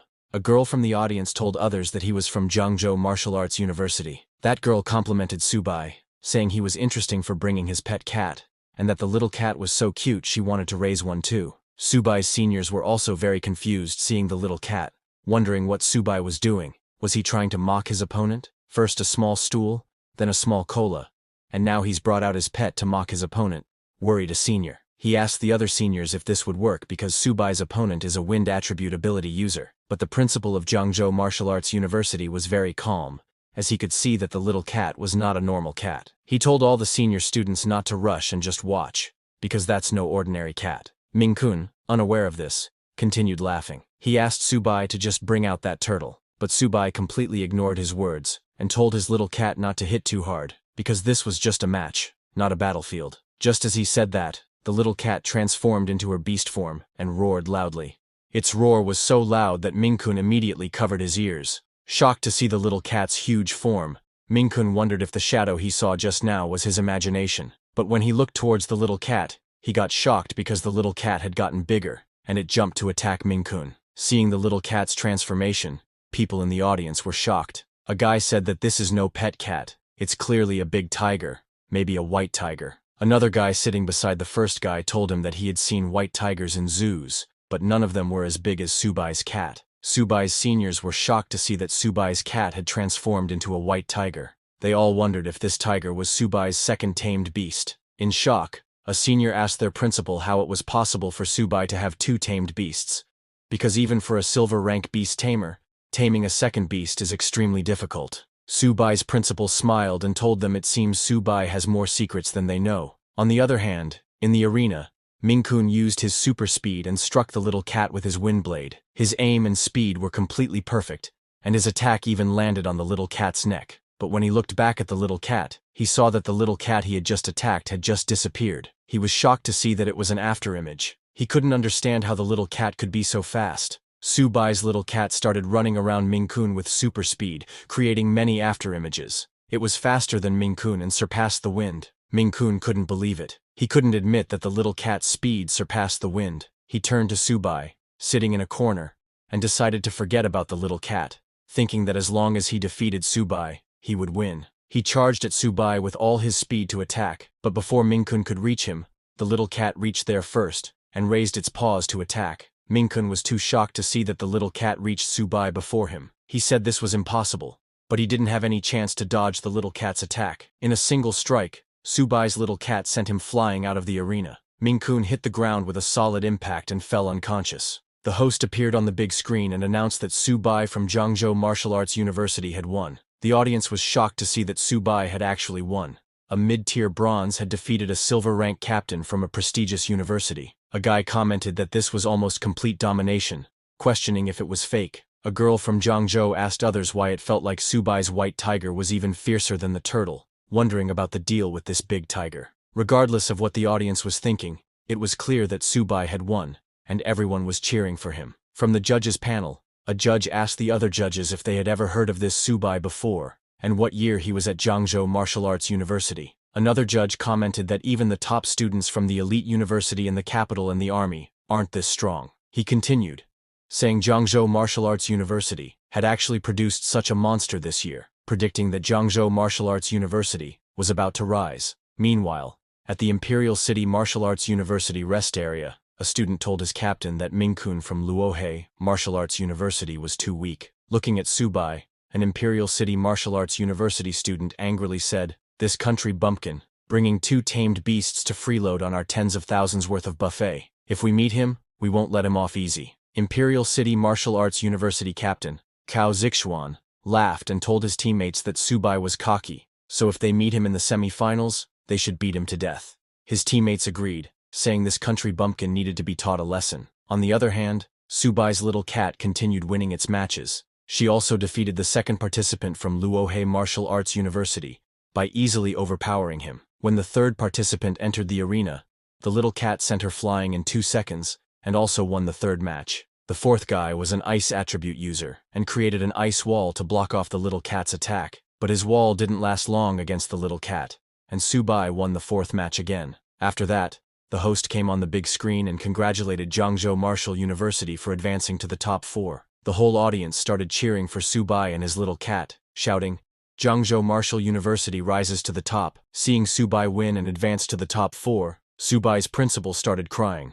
saying, "Heaven has eyes. Our Zhangzhou Martial University has finally made it to the top 4. When Subai returned to his team, all his seniors praised him, telling him he did well. An excited senior said, "Now let's see who dares to look down on Zhangzhou Martial University." Subai's principal came running to Subai, telling him that he truly hadn't let them down. The principal told Subai that he was the greatest contributor to Zhangzhou Martial University in centuries. Subai acted modestly and told the principal that it was his duty. The principal then let Subai sit down, and while grabbing Subai's hand, he told him that making it to the top 4 completes their mission, and that this would be the most glorious page in the history of Zhangzhou Martial University. The principal assured all his students that their contributions to the university would be richly rewarded. Shocked, Subai asked his principal if there weren't still the top 4 matches, and how the mission was already completed. It didn't take Subai long to understand that his old principal was planning to hand over the billions of resources for the championship, but Subai wouldn't accept that. The principal told Subai that their goal of securing the top 6 and aiming for the top 4 had already been achieved. He then asked Subai if he was considering challenging the 3 top-tier universities.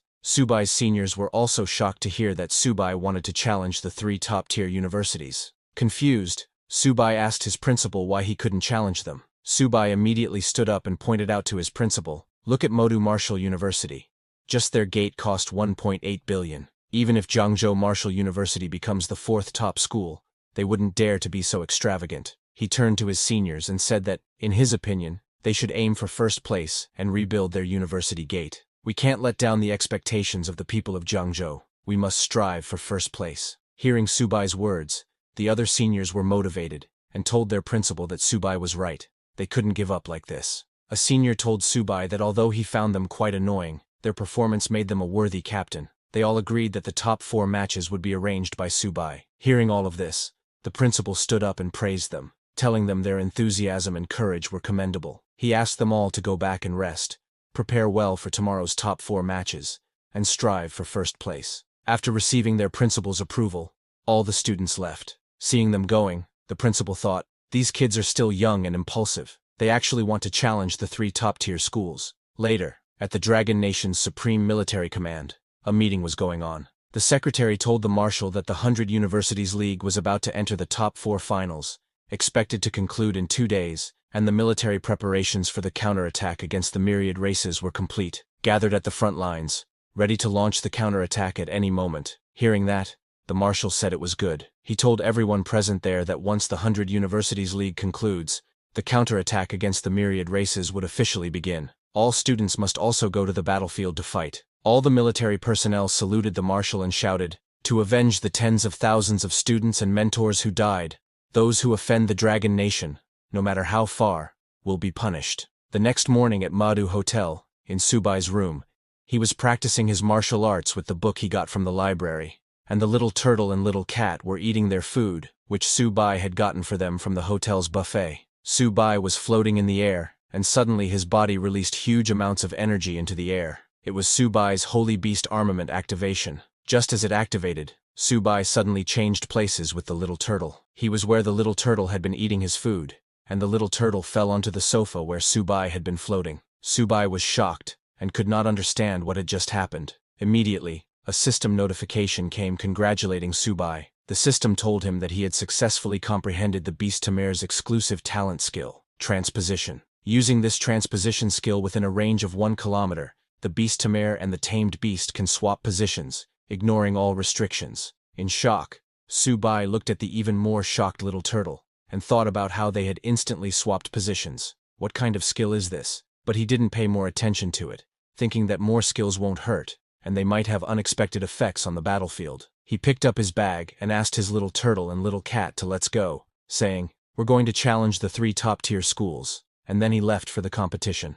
In the stadium, the host told the audience that after a day of intense battles yesterday, the 100 Universities League had finally entered the top 4 competition stage. The host then introduced the audience to the Great Wall Guardian Military Academy, which was about to take the stage. She told the audience that the Great Wall Guardian Military Academy was originally a military base of the Great Wall Guardians, established in 1907, and was one of the first military bases erected on the myriad races battlefield. In its 94-year history, the myriad races have launched hundreds of campaigns against the Great Wall Guardian Military Academy, but the students and mentors fought to the death, killing countless myriad race beasts and strong warriors, and it still stands tall. The motto of the Great Wall Guardian Military Academy is, "As long as the myriad races exist, the Great Wall will never fall." To this day, the strongest human, the only king-level expert, Mr. Ni Qing, is the honorary principal of the Great Wall Guardians. This is also why the myriad race strongmen dare not set foot in the territory of the Great Wall Guardian Military Academy. Just as the host said that, king-level expert Nie Qing entered the stage with his students. The host told the people that as the strongest martial arts university in the Dragon Nation, and the frontline barrier of humanity, the Great Wall Guardians are well-deserved.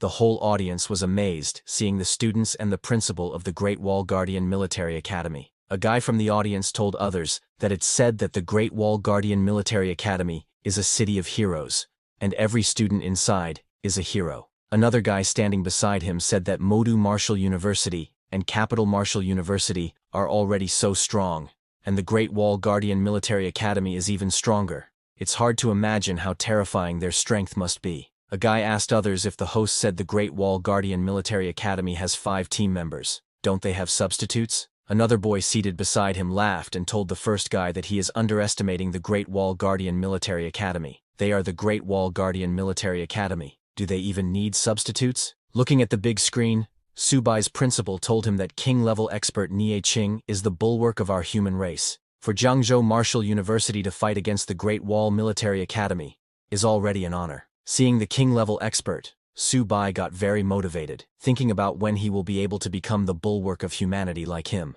After that, the host came on the big screen and told the audience that the top 4 competition is about to begin, and she showed the draw results. The first match was between Great Wall Guardian Military Academy and Capital Martial University. The second match was between Modu Martial University and Zhangzhou Martial University. Seeing the result of the draw, the captain of Modu Martial University, with an annoyed expression, said, "This is so boring. We're up against Zhangzhou Martial University. Fighting such weaklings. I can't be bothered to even make a move." A girl from their team made fun of Zhangzhou Martial University, saying, "Our opponent is Zhangzhou Martial University. That trash. Winning against them won't even be glorious." Others from their team agreed, commenting that Zhangzhou Martial University is just a troublemaker. How do they even deserve to be in the top 4? A yellow-haired girl from their team asked her captain to let her go this round, saying she would take them all down in one go. While they were talking, the first match between Great Wall Guardian Military Academy and Capital Martial University began. The host informed the audience that the first to take the stage for the Great Wall Military Academy was their captain, Han Zhan, a Lord-level expert and grandson of General Han Dong. His purple-gold armor, forged from diamond-level cores, shone brilliantly. She wondered who Capital Martial University would send to face him. When Han Zhan entered the arena holding a huge spear blade, he challenged Wang Yang, the captain of Capital Martial University, asking him not to waste time and settle this between them. He asked Wang Yang if he dared to fight. Seeing that Han Zhan directly challenged Wang Yang, the whole audience got excited, wondering if Capital Martial University and the Great Wall Military Academy were starting with a king versus king match. The whole audience started demanding the match of king versus king. Hearing the audience's demand, Wang Yang from Capital Martial University jumped into the arena, also a spearblade user. As he entered, he mocked Han Zhan, saying, "Old Han, why make such a big deal out of it? I'm afraid you'll be a sore loser." Just as Wang Yang entered the arena, all the girls started cheering for him, calling Wang Yang their idol. Seeing the Han Zhan versus Wang Yang match heating up right from the start, Subai's principal told Subai that youth is truly wonderful. Hearing the girls cheering for Wang Yang, Subai asked his seniors if Wang Yang was really that handsome because he didn't see it. Subai then turned to his teammates and asked one of his seniors named Luo to go up first and show the audience what they are made of. Shocked, Senior Luo asked Subai if he could really do it. Meanwhile, on the arena, Han Zhan got into position and challenged Wang Yang to start, saying he would let Wang Yang make the first move. Wang Yang accepted Han Zhan's challenge, and with lightning speed, charged at Han Zhan to attack with his spear. However, Han Zhan, while standing still, blocked Wang Yang's attack. People in the audience were surprised to see Han Zhan's diamond rank armor skill. They were shocked to see that Han Zhan had developed it to this level, but Wang Yang was not going to stop. He continuously attacked Han Zhan from all directions, shouting, "Han Zhan, so what if your blood ki is high? So what if your armor is strong? I can still defeat you." Seeing them fighting, Subai's principal told Subai that Wang Yang is an extreme agility and attack-type fighter, coupled with the howling wind, making it completely impossible to see him. Subai agreed with his original comment that he is absolutely terrifying. Watching their fight, Subai thought to himself that this is the power of a mid-silver rank, wondering who he is going to stand against them as he is only a mid-bronze rank. On the other hand, in the arena, while Wang Yang was continuously moving and attacking, Han Zhan saw an opening in his movements and smiled. He raised his spear weapons high, and after collecting huge amounts of energy, he hit the ground. His attack was so powerful that it destroyed the arena ground and sent strong shockwaves all around. The shockwave hit Wang Yang, who was running around. As Wang Yang got hit, he lost his movement and stopped running. Seeing Han Zhang's attack, a judge told others that this is Grand General Han's Sky Splitter Slash. He remembered 3 years ago, Grand General Han Dang used this slash to kill a diamond rank enemy. That judge was shocked to see that this attack's terrifying power forced Wang Yang to stop. A commentator praised Han Zhan, telling the audience that Han Zhan actually used an extremely offensive combat technique as a control technique. This move was unthinkable. Another commentator said it is brilliant that Han Zhan actually thought of such a tactic. He truly deserves to be the top warrior of the Military Martial University. While everyone was praising Han Zhan, Wang Yang stood up again to fight. He was not going down that easily. While swinging his spear, he charged at Han Zhan again. He was using his full power in this attack, and was aiming to finish this match in one go. Seeing that Wang Yang was going for a direct confrontation, Han Zhan told Wang Yang he was going to lose. Saying that, Han Zhan also used his most powerful move, because of which there was a sudden blast of flames in the arena that even scared the audience. His attack was so powerful that Wang Yang could not even reach him. Because of Han Zhan's attack, Wang Yang's spear broke down, and along with the spear, All of Wang Yang's bones also broke down. Seeing Wang Yang's condition, people in the audience felt bad for him, saying it was too harsh. They felt even worse because that was just a strike with the back of the blade of Han Zhang. Otherwise, Wang Yang, the captain of Imperial Capital Martial University, would probably be a corpse by now. Some people were angry, saying it's just a competition. Is it necessary to go for the kill? It's just a tournament. Why not show some restraint? While people were talking, Wang Yang stood up again with the help of his spear. He praised Han Zhan, saying he is amazing, and then announced that he lost this match. The host immediately announced that in the semi-finals, first round, Great Wall Guard Martial University wins. It was Han Zhan's win, but after striking Wang Yang with his spear, Han Zhan's right hand was shaking. After seeing Han Zhang's power, Subai remarked, "It seems that Great Wall Guard Martial University is really strong." Then, Subai's principal came forward and said that since the first round was over, it was their turn. He asked one of his students, Luo Yong, if he was ready. Luo Yong told the principal that he was ready, and then entered the arena. The principal advised Luo Yong to know his limits because their focus was on participation, ensuring everyone gets a chance to compete. So, if he couldn't handle it, he should just surrender and not push himself. However, Luo Yong was very confident and, while taking out his longsword, told his principal not to worry, saying he wouldn't embarrass Jiangzhou Martial University. On the other hand, for the second round, Imperial City Martial Arts University sent a black-haired boy named Zheng Leiqiao. When Zheng entered the arena, the match began. Zheng, a dual-blade user, laughed as he entered the arena and took out his two blades, saying, "This will be fun." Zheng, somewhat of a lunatic who looked down on Luo Yong, licked his blade and said, "Little brother, how do you want me to play with you?" Hearing his words, Luo Yong got angry and charged at Zheng, challenging him to bring it on. With full power, Luo swung his sword at Zheng, but Zheng dodged the attack with a slight move and mocked Luo, asking if that was all he got. Then, with super speed, Zheng moved and swung his dual blades to cut Luo multiple times. Luo got cuts everywhere, but he still didn't fall. Seeing that, Zheng laughed and said, "Little brother, let me write a few words on you," and began attacking Luo's back with his dual blades. While laughing, he told Luo that he was going to toy with him. Seeing Zheng attacking mercilessly, Luo's teammate said this was going too far, and that it was clearly humiliation. Another teammate asked the principal to let Luo Yong come down, but Subai stopped them. He told them that Luo was defending his dignity, defending the dignity of their Jiangzhou Martial University. In the arena, after attacking, Zheng stopped and put his blade at Luo's neck, telling him that if he didn't surrender, it would be worse. He asked if Luo wasn't afraid, but Luo, who had cuts all over his body and had no energy to even lift his sword, told Zheng that Jiangzhou Martial University would never surrender. Hearing that, Zheng stabbed Luo with his blade, asking if he was still not surrendering. Luo threw up blood from his mouth but said he would never surrender. Hearing that, Zheng's eyes turned red, and he began striking at Luo, acting like a lunatic who enjoyed cutting others.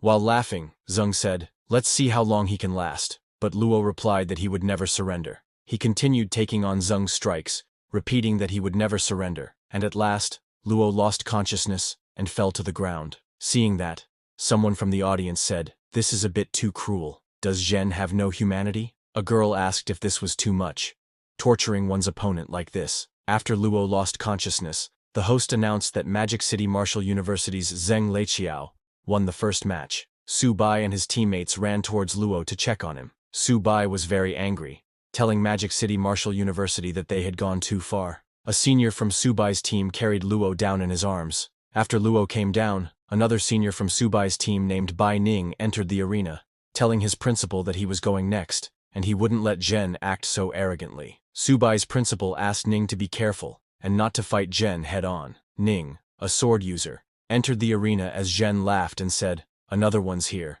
but it seems like he's not very durable." While taking out his sword, an angry Ning told Zhen that he talks too much.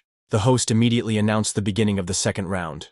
As the round began, Ning charged at Zhen, shouting, "Zhen, I want your life." Ning swung his sword at Zhen, but like before, Zhen dodged Ning's attack. Seeing Ning's ruthless intent to kill, Zhen maneuvered his body and counterattacked with his sword, telling Ning that he wouldn't give him the chance to strike. Both Ning and Zhen continuously attacked each other, aiming to kill. Witnessing the fight, a spectator from the audience questioned whether they were really just kids, and remarked on the brutality of the battle between students. People in the audience started to get worried. One person suggested that they should call it a draw, because if the fighting continued, they might end up killing each other. Another remarked that even from hundreds of meters away, he could almost smell the strong scent of blood, and it was terrifying. In the arena, both Ning and Zhen were injured by each other's blades. When Zhen began to get scared due to his injuries, he asked Ning if he was trying to die. An injured Ning responded that he wanted Zhen's life. Ning then swung his sword aiming for Zhen's neck, but Zhen dodged and attacked Ning's leg.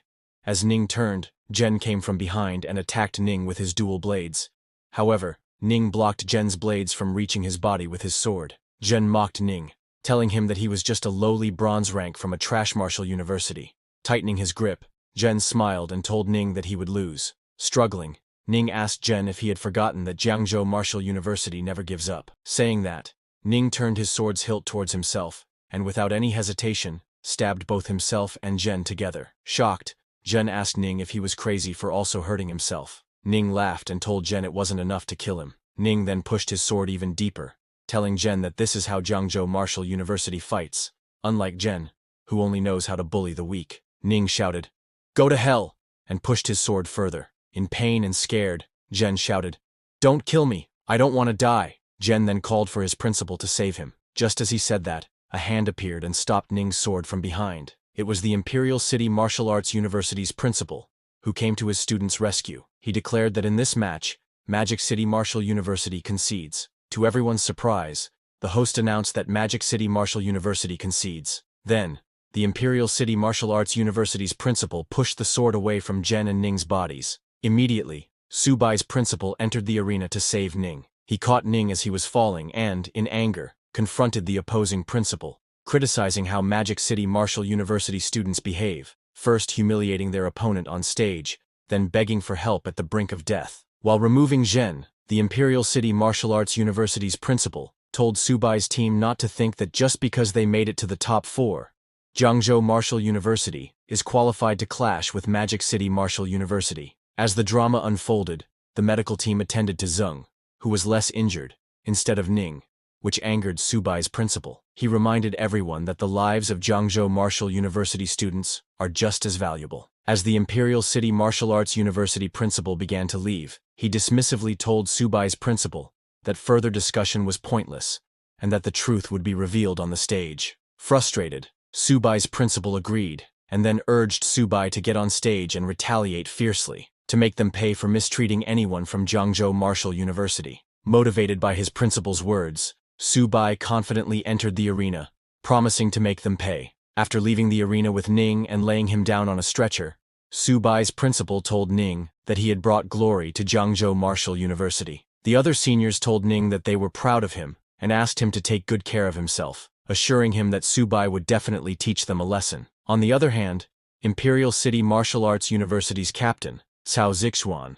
approached his principal and asked to take care of the good-for-nothings from Jiangzhou Martial University. However, his principal advised Zixuan to be patient since the championship was still awaiting him. In the arena, when Subai entered, he declared, "I, Subai of Jiangzhou Martial University, hereby challenge Magic City Martial University. If Magic City Martial University loses, I demand that they publicly apologize to Jiangzhou Martial University." He shouted, asking if Magic City Martial University dared to accept the challenge. The audience also supported Subai, encouraging him to add oil and beat Magic City Martial University, expressing their anticipation for an apology. The public became very excited. A blogger asked his audience whether they thought Magic City Martial University would apologize to Jiangzhou Martial University, while a journalist noted that Jiangzhou Martial University, being close to overtaking the famous Magic City Martial University and forcefully demanding an apology, was a good headline. Imperial City's captain, Zixuan, questioned Subai, asking if he from Jiangzhou Martial University was even worthy. Another student from Imperial City Martial Arts University, named Huang, came forward and told his principal that he would go up and teach Subai a lesson, to let Jiangzhou Martial University know the gap between them. His principal approved Huang for this round. When Huang entered the arena, Subai asked him if he was there to apologize. Tightening his fist, Huang laughed and said that this so-called apology was just the moaning of the weak. Why should the strong apologize to the weak? Strength is right. Strength is the truth. Hearing this, Subai asked the host to let Magic City Martial University send another one up, saying fighting one by one was too tiring and he was in a hurry. Seeing this, people started calling Subai arrogant. A man commented that Cao Zixuan was on par with Wang Yang, Magic City Martial University's strongest student. A girl remarked that Magic City Martial University was really overdoing it. How could Subai possibly defeat two of them? Seeing that Imperial City Martial Arts University didn't reply to his demand, Subai mocked them while showing his fingers and asked Zixuan to come up then. Seeing Subai daring to provoke his Magic City Martial University like this, the principal of Imperial City Martial Arts University got very angry. He ordered Zixuan to use his strength to show Jiangzhou Martial University that Magic City Martial University's dignity was not to be trampled on. Zixuan agreed and immediately jumped into the arena, taking out his two swords and saying, "Since Jiangzhou Martial University is so arrogant, they will satisfy their request." Zixuan immediately unleashed his power with his red and blue swords, his whole body covered with a red and blue aura. Zixuan called Subai Kid, telling him he would show him how boasting without strength is just asking for humiliation. Just as Zixuan unleashed his aura, a judge pointed out the dual swords in Cao Zixuan's hands to the other judges. He explained that they were made of Millennium Cold Iron and Molten Scarlet Iron, materials so rare that these two sharp swords were priceless. The cores at the hilt were from platinum-level experts of the myriad races. The other judges were shocked to learn that the Cao family and Magic City Martial University were really willing to invest such resources into Cao Zixuan. The first judge mentioned that the god of ice and fire, a graduate from Magic City Martial Arts University, had left the strongest cultivation method to them. Could it be that Cao Zixuan was cultivating this technique? Then, after releasing his aura, Zixuan told Subai not to accuse their magic warriors of bullying the weak. He was giving Subai time to release the tamed beast now. Otherwise, he might not have a chance. Subai thanked Zixuan for his kindness, but told him that he was enough to fight them alone, without needing to tame the beasts. Saying this, Subai also released his aura. Hearing Subai, Zixuan laughed, commenting on how a beast tamer not relying on tamed beasts dared to fight them hand to hand. A shocked senior asked his principal how Subai was supposed to fight them. The principal told the seniors that Subai had activated shared origin. In the arena, after Subai didn't take out his beasts, Zixuan immediately charged at him shouting, "Subai, you are too arrogant, you are just courting death." Huang also followed Zixuan, saying the weak should know their place. Seeing them coming, Subai smiled, telling them that they were really impatient. He then unleashed his full aura and activated his Sharp Gold Spirit, Sharp Gold Ghost Shadow, and Earth Spirit Possession. After buffing himself with all those skills and strengthening his body, Subai got ready to fight. As Zixuan and Huang approached, Subai announced that he would settle the score with all of them from Magic City Martial University. Just as Huang got near, Subai didn't even give him a chance to make a move and punched him in the face, sending Huang flying. Zixuan was surprised, asking how this was possible. Seeing that Subai's speed had already reached the gold level, a senior of Subai asked another senior how a beast tamer's body could be so strong. The other senior asked if he had forgotten the combat power of the great master Luo Fan, after comprehending shared origin back then. The first senior questioned whether they were exaggerating by comparing Subai to the great master Luo Fan. In the arena, Subai was also surprised after seeing his power. He asked Zixuan if he had ever experienced the feeling of powerlessness. Hearing Subai, Zixuan immediately used both his fire and ice swords, admitting that Subai had the qualifications to make him take the fight seriously, but that was all he had. He told Subai to prepare to die and shot flames from his sword at Subai, but to his surprise, the flames could not reach Subai.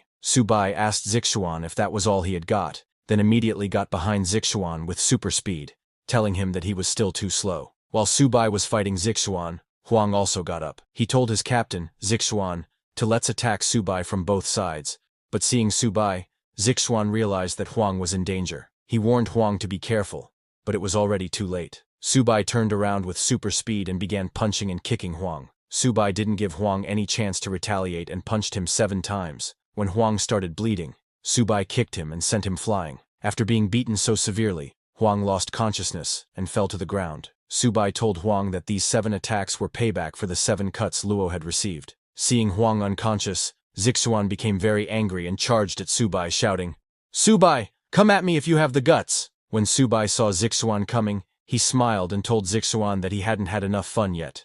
Angry at what Subai did, Huang Zixuan became furious and charged at Subai while wielding his fire and ice swords. He swung his swords and struck at Subai with both elements, but when those strikes reached Subai, he moved, leaving only his afterimage, which got hit by Zixuan's strikes. Subai mocked Zixuan, calling him too disappointing, and using his super speed, Subai appeared behind Zixuan asking, Is this all the strength that the prodigies of Martial University have? Before Zixuan could react, Subai punched him with a solid fire fist, sending him flying into the air. After sending Zixuan flying, Subai collected energy in his feet while mocking Zixuan, asking why, as Martial University's prodigy, he doesn't fight back and is just taking hits. Saying that, he jumped higher in the air and used both hands to launch an attack at Zixuan. Seeing Subai coming with full force, Zixuan got scared and used both swords to defend, but Subai didn't slow down. With full power, Subai punched Zixuan,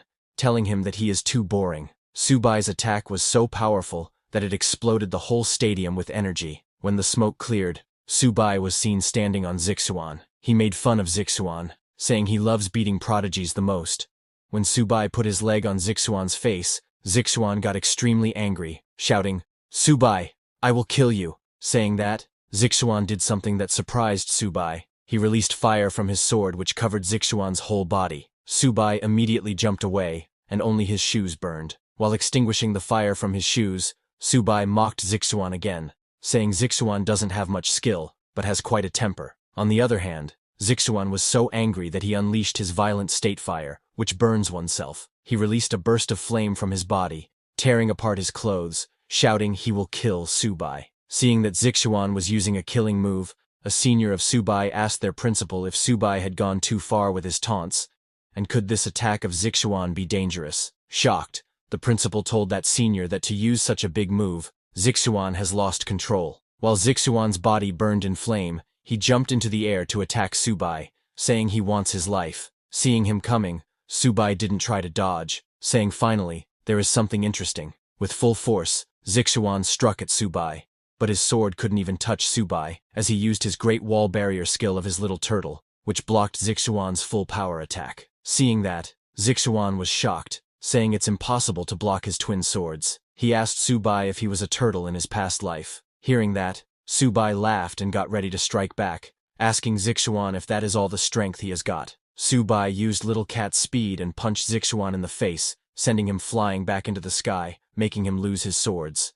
With a solid impact, Zixuan fell on the ground while his sword fell far away from him. Judges of this match were shocked, seeing that Subai actually has such a terrifying killing move. But the more surprising thing was that the battle between Subai and Zixuan even cracked the golden level arena. A judge told others that this is the terror of the primordial flow. Watching Subai's figure reminds him more and more of Luo Fan from back then, and Subai is only at mid-bronze rank, which means his talent might be even scarier than those from elite families. While they were talking, on the other hand, in the arena, Subai pulled out Zixuan's swords, saying, "These two swords look quite valuable." Seeing that, Zixuan got scared and asked Subai what he was doing. He told Subai to put them down because those are his twin swords, but Subai wasn't going to let it go. He told Zixuan that after seeing how Imperial Martial University acts, he knows they definitely won't apologize or compensate. So, these two swords will be considered compensation from Imperial Martial University. Hearing that,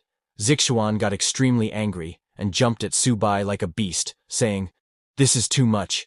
I will kill Subai." But Subai easily dodged Zixuan's attack, asking, "Do you still think you have the strength for that?" He immediately kicked Zixuan in the face, telling him he is overestimating himself. With just one solid kick, Subai broke Zixuan's nose and sent him flying. Subai was very angry that Imperial Martial University dared to bully his Jiangzhou Martial University people. He jumped at Zixuan, who could barely stand, and continuously punched and kicked Zixuan, telling him that this is his punishment from Martial University. People in the audience were shocked, seeing that Zixuan had no power to resist in Subai's hands. They thought Subai was a total freak. Speed, strength, technique, he does not have a single weak point. They all started to wonder if anyone in Martial University stood a chance against him.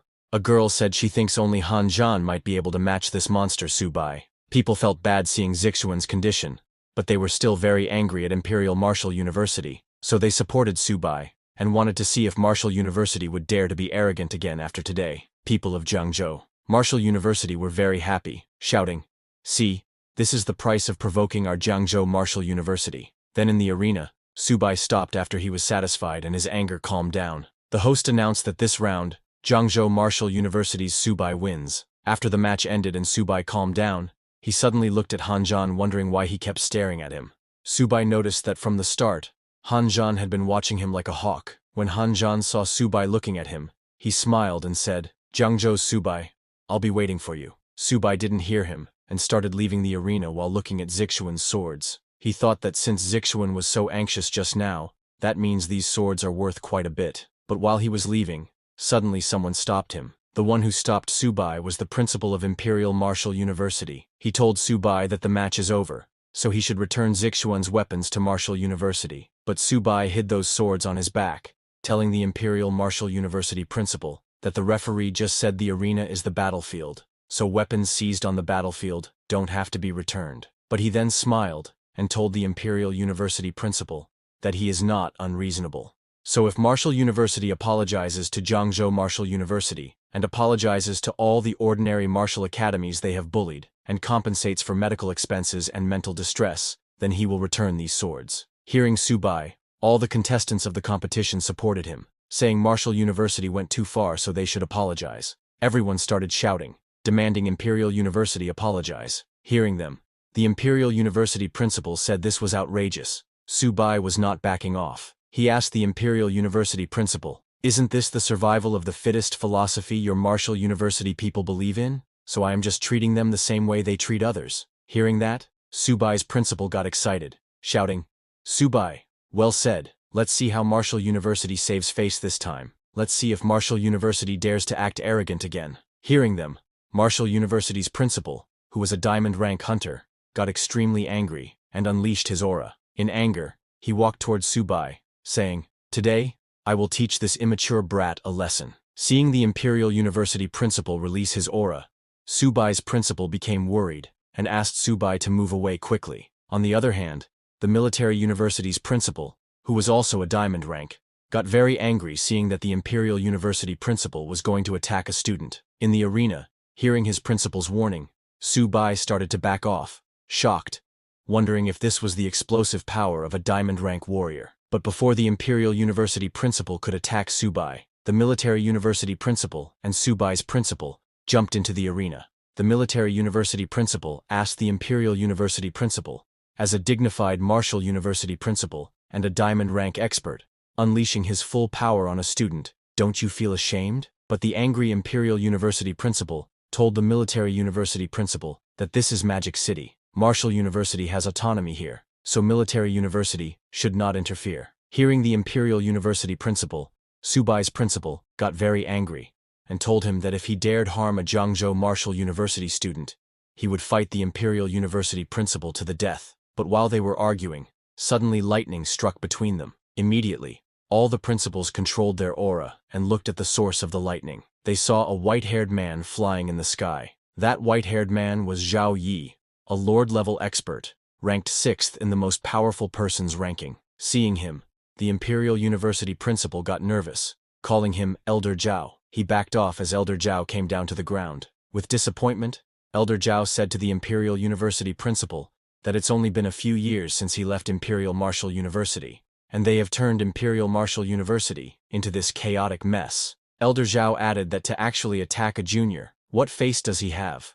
What face does he have to be the principal of Imperial Martial University when such outstanding talents emerge from the younger generation? The Imperial Martial University principal could not say anything in front of Elder Zhao. After that, Elder Zhao turned to Subai, saying, "Young man from Jiangzhou Martial University, I watched your match. You were very impressive." He told Subai, on behalf of Imperial Martial University, that he apologizes to all martial arts institutions. Subai was surprised to see a Lord-level hunter apologizing to him. He told Elder Zhao that he is too kind. Elder Zhao told them that their school motto at Imperial Martial University is "Only the strong can protect the peace of the nation." The strongest should be like the great Luo Fan, possessing supreme power, yet failing to protect the peace of a nation. Elder Zhao continued and announced that in recent years, Imperial Martial University has neglected the responsibility and duty that those who cultivate strength should have, and that's a grave mistake. In this match, Imperial Martial University lost to Jiangzhou Martial University, without a doubt. So those two swords will be given to Subai. Hearing that, Subai and others got very happy. The Military Martial University principal told Mr. Zhao that his generosity is truly admirable. Subai suddenly thanked Elder Zhao, saying as a junior he is grateful for his teachings. But the principal of Imperial Martial University was still unwilling to let go of those swords, and tried to say something to Elder Zhao. However, without hearing him, Elder Zhao told the Imperial Martial University principal that with such an impatient temperament, he couldn't be the principal of Imperial Martial University. He should just be an instructor. Saying that, Elder Zhao left the arena. Then, the host appeared on the big screen and announced that next, the school would repair the arena, and the finals of this league would begin in 1 hour. Hearing that, the whole audience got very excited, saying that Jiangzhou Martial University is really making people look at them with new eyes this year, and Subai is probably the dark horse of this year's league. After winning, Subai and his principal left the arena. All of Subai's seniors praised him, saying he had done well and won dignity for their Jiangzhou Martial University. They were all proud of him. Embarrassed, Subai asked everyone not to praise him too much, because he was also terrified just now. Subai's principal was also very happy, seeing that even Elder Zhao had appeared. He proudly said that today, Jiangzhou Martial University can finally hold its head high. While they were talking, a senior of Bai's came, telling their principal that next up is the battle against Great Wall Guard Martial University. Hearing that, Subai's principal asked Subai to take a rest, as it was already unexpected that they had made it to the finals, so now they should just do what they can. Hearing that, Subai smiled and told his principal that there's no need to rest. He then asked his principal if, today, having won glory for Jiangzhou Martial University, they think they could give him some rewards. Hearing that, Subai's principal smiled and told him that he had 2 high-grade silver beast cores here that he would personally subsidize Subai with. Hearing that, Subai thanked his principal, saying he would definitely perform well. Hearing that, Subai's principal laughed, saying, "You little rascal, you really know how to take advantage of a situation." Then, 1 hour later, the host announced that the highly anticipated 100 Schools League finals officially begin. Hearing that, the whole audience got very excited. Some people cheered for Han Zhan, while some cheered that Jiangzhou Martial University would win. Then, after a few minutes, Han Zhan from Great Wall Guard Martial University and Subai from Jiangzhou Martial University entered the arena. Han Zhan, holding his long spear, said to Subai that he had been waiting for him for a long time. He wanted one match to decide the victor, and asked Subai to play a single match to decide the victor. Subai immediately agreed, saying that's exactly what he was thinking.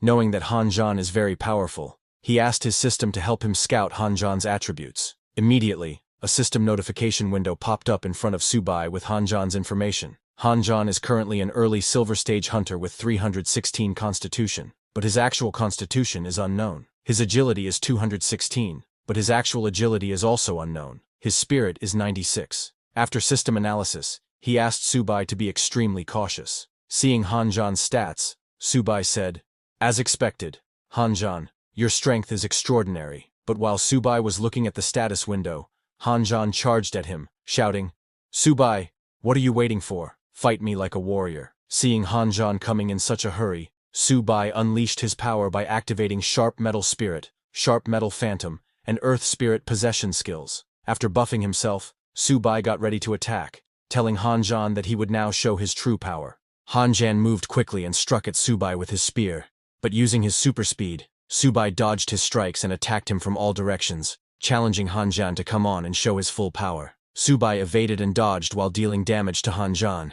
but Subai was surprised to see that Han Zhan was matching his speed. This was just as Subai expected. Han Zhan was not being straightforward. He was actually holding back when he fought Wang Yang. Even the judges were surprised because Han Zhan wasn't this fast when he fought Wang Yang last time. They all understood that he had actually hidden his strength, even against Wang Yang. A judge said she previously thought Han Zhan's speed would be his weakness.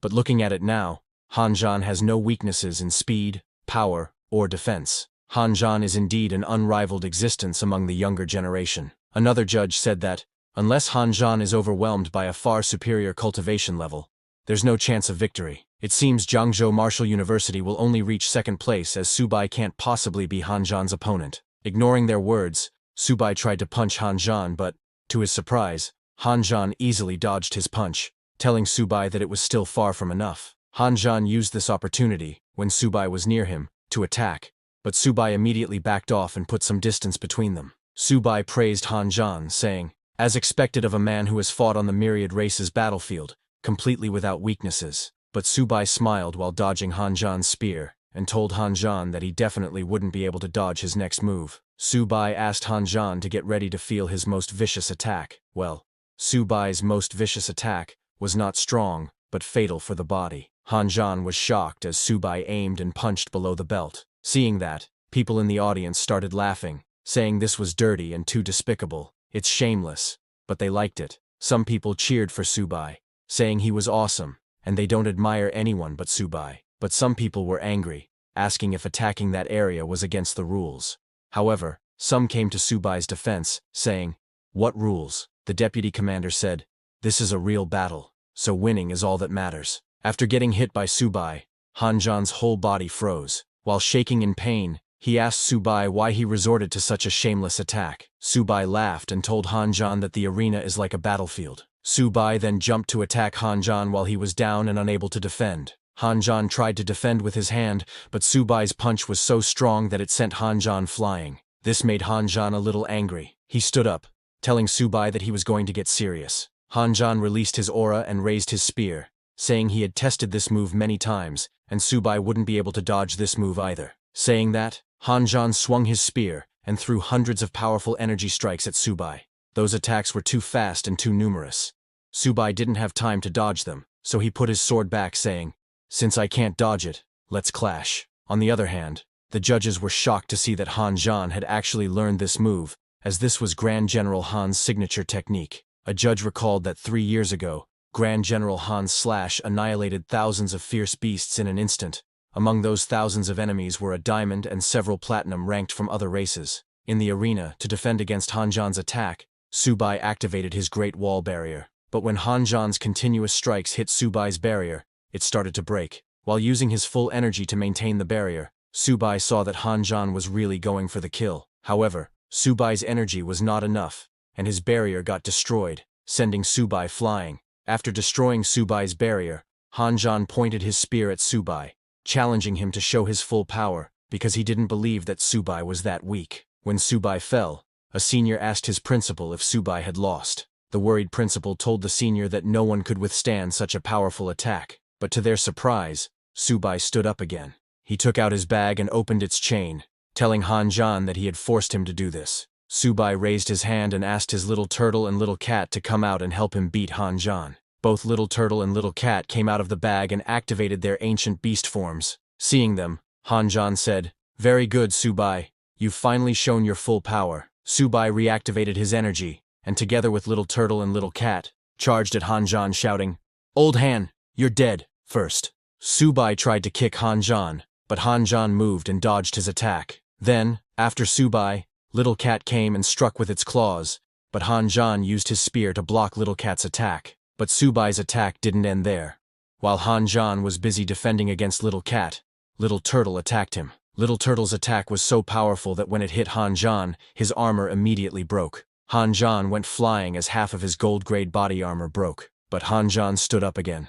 Subai told Hanjan not to be stubborn because there's no shame in admitting defeat. However, Hanjan didn't want to give up. He grabbed his spear with his other hand while releasing his energy. He told Subai that he originally didn't want to use this move as he still can't fully control this power. However, now he had no choice. Saying that, Hanjan unleashed his full power. The purple energy that came out of his body was so much that it reached the stadium ceiling. Subai was shocked, seeing Hanjan's power, and asked if he was even human. Subai felt a little scared seeing Hanjan's aura, wondering if this was really gold rank power because it was too terrifying. Suddenly, a system warning notification popped up in front of Subai, telling him that his opponent is in extreme danger. As Hanjan's eyes turned purple, he laughed and told Subai that he was destined to lose this round. The audience were not happy hearing the judges say that everything below gold is an ant, but a guy from the audience explained to others that the gold rank is the watershed of true experts, and Hanjan was probably at the peak of the gold rank. Subai, being only bronze ranked, could not compete with a gold rank. Into the arena, after fully unleashing his aura, Hanjan shouted at Subai that he couldn't withstand his final blow. Saying that, Hanjan struck at Subai with full power. The strike was so powerful and big that it reached the stadium ceiling. Seeing that massive strike, Subai immediately realized that he couldn't withstand the blow that was about to hit him. At this moment, Subai remembered about the new transposition skill that he had unlocked a day before. He immediately turned to Little Turtle, asking it to save him. Using the transposition skill, Subai swapped positions with Little Turtle. Now, Little Turtle, having swapped into Subai's position, was hit by Hanjan's aura strike. As the aura strike hit Little Turtle, It exploded with a huge explosion, shocking the whole audience. But after swapping places with Little Turtle, Subai was completely fine.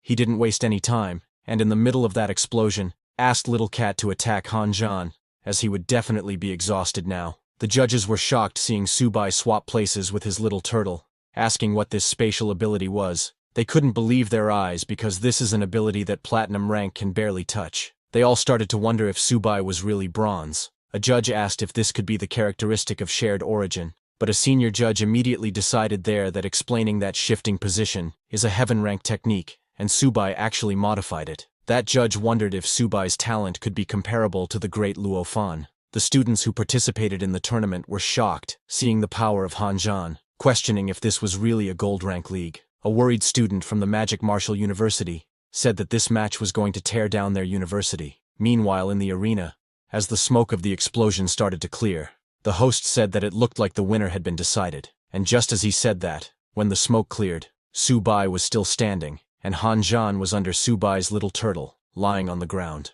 Han Zhan admitted his defeat, telling Subai that in this match he had won. Hearing that, Subai laughed, saying, "Old Han, you're a pervert." The host was quite shocked seeing that Subai won because most of the people didn't see Subai swapping places with his Little Turtle at the last second. While collecting his composure, the host announced that the champion of this league was Jiangzhou Martial University's Subai. Hearing that, all of Subai's seniors jumped in happiness.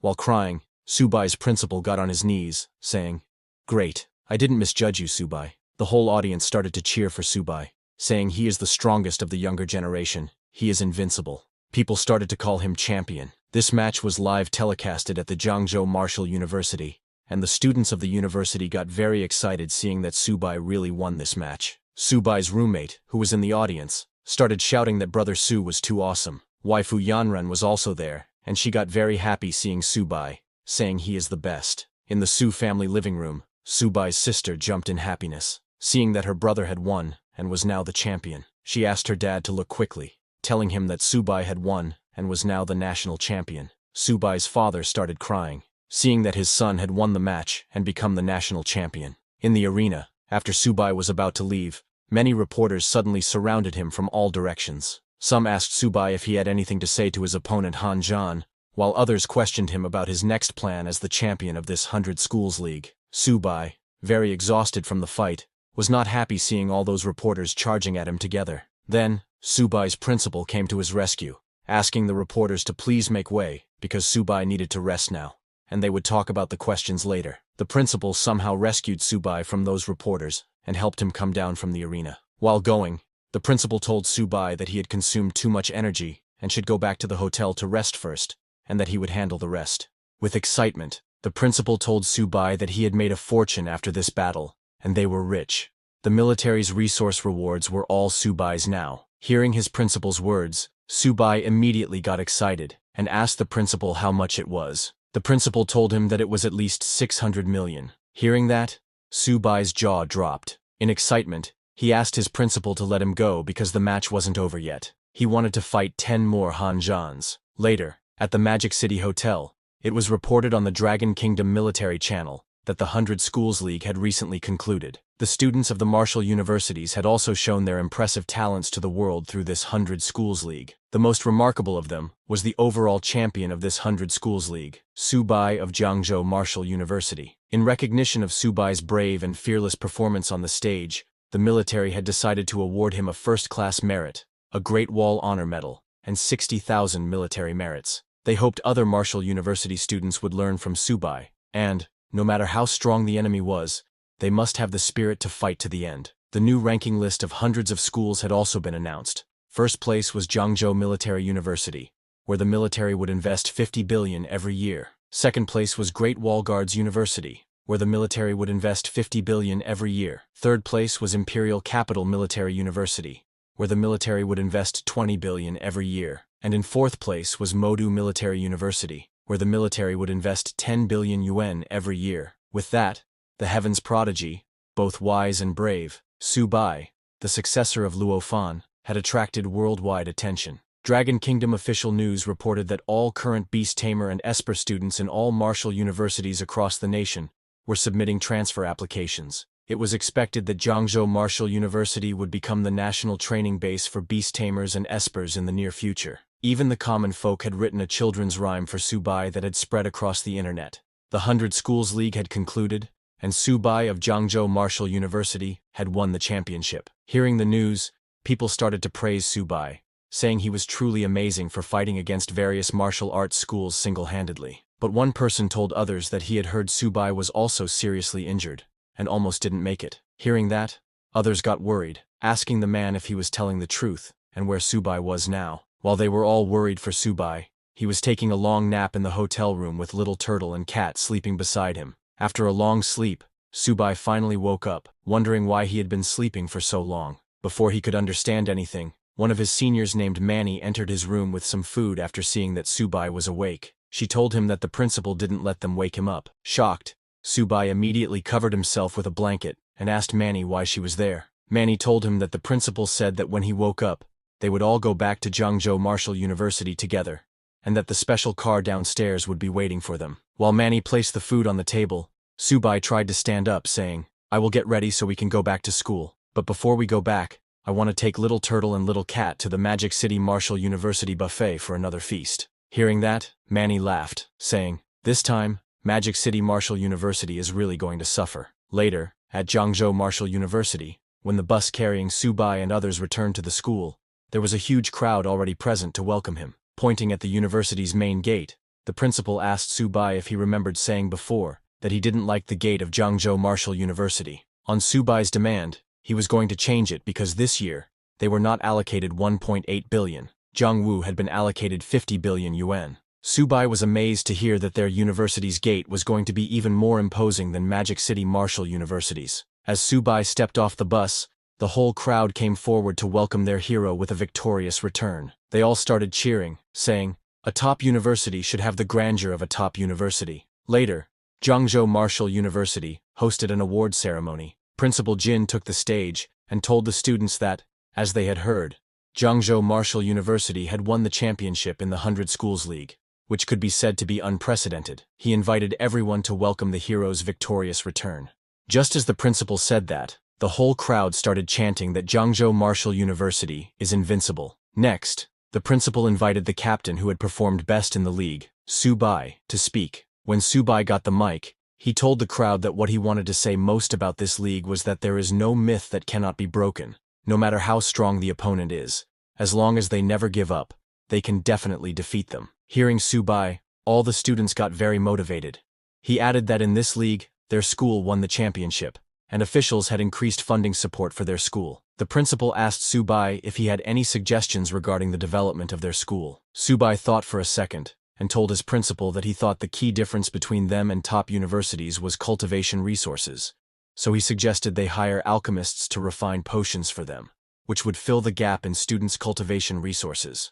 The whole crowd agreed with him. Subai then handed over the mic to the principal, saying that's all he wanted to say, and hoped that in the future, they could all work together to revitalize Jiangzhou Martial University. Hearing that, people in the crowd praised him, saying student Subai is truly worthy of being the overall champion of the 100 Schools League, a role model for Jiangzhou Martial University. Later, in the principal's office, the principal gave Subai the medal he had received after winning the tournament. While giving the medal, the principal told Subai that when he had earned his first Great Wall gold medal, he knew Subai would accomplish great things in the future. Hearing that, Subai blushed and told the principal that this is what he should do. He then mentioned the money, telling the principal that he hadn't forgotten about the 500 million the principal owed him. Shocked, the principal asked Subai if it wasn't 50 million, and how it had become 500 million. Subai told the principal that he had earned 50 billion for the school, and compared to 50 billion, is 500 million a lot?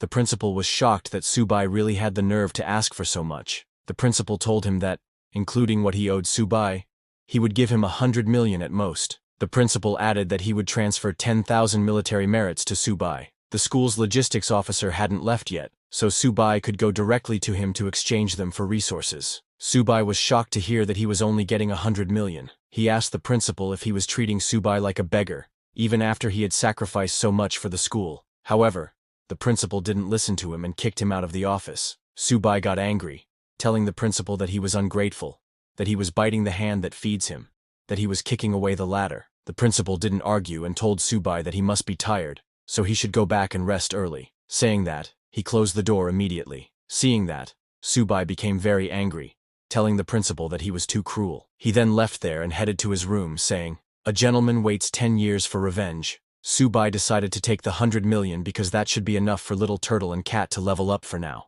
A few days later, many girls came to Subai's dormitory with many gifts, asking if this was student Subai's dorm room, and saying they wanted to see Subai. But the dorm head told the girls that they got the wrong place. Subai wasn't in the dorm. Meanwhile, in the same dorm, Subai was in his room lying on the bed and was feeding Little Turtle and Little Cat. He told them to eat slowly and not to choke because he had bought them a huge amount of high-grade food. He praised them, saying both of them performed well in the league and should keep up the good work. But before he could complete his words, suddenly, there was a bright light below his bed. Subai was surprised to see that Little Turtle had leveled up. A system notification informed Subai that his Little Turtle had been upgraded to the first level of Silver, evolved into the Earth Spirit Turtle. The Black Tortoise bloodline was activated to 40%. It also obtained the talent power of natural elements. The origin of Earth. Subai's level also increased to Silver Primary Stage. Now, the tamed beast Little Turtle is at the Silver Beginner level. As the Xuanwu bloodline is activated by 40%, Subai's inheritable attribute ratio is increased to 40%, and the Earth Gravity talent is strengthened. Currently, Little Turtle's constitution is 738, defense is 862, agility is 120, and spirit is 120. Now it has 4 talents.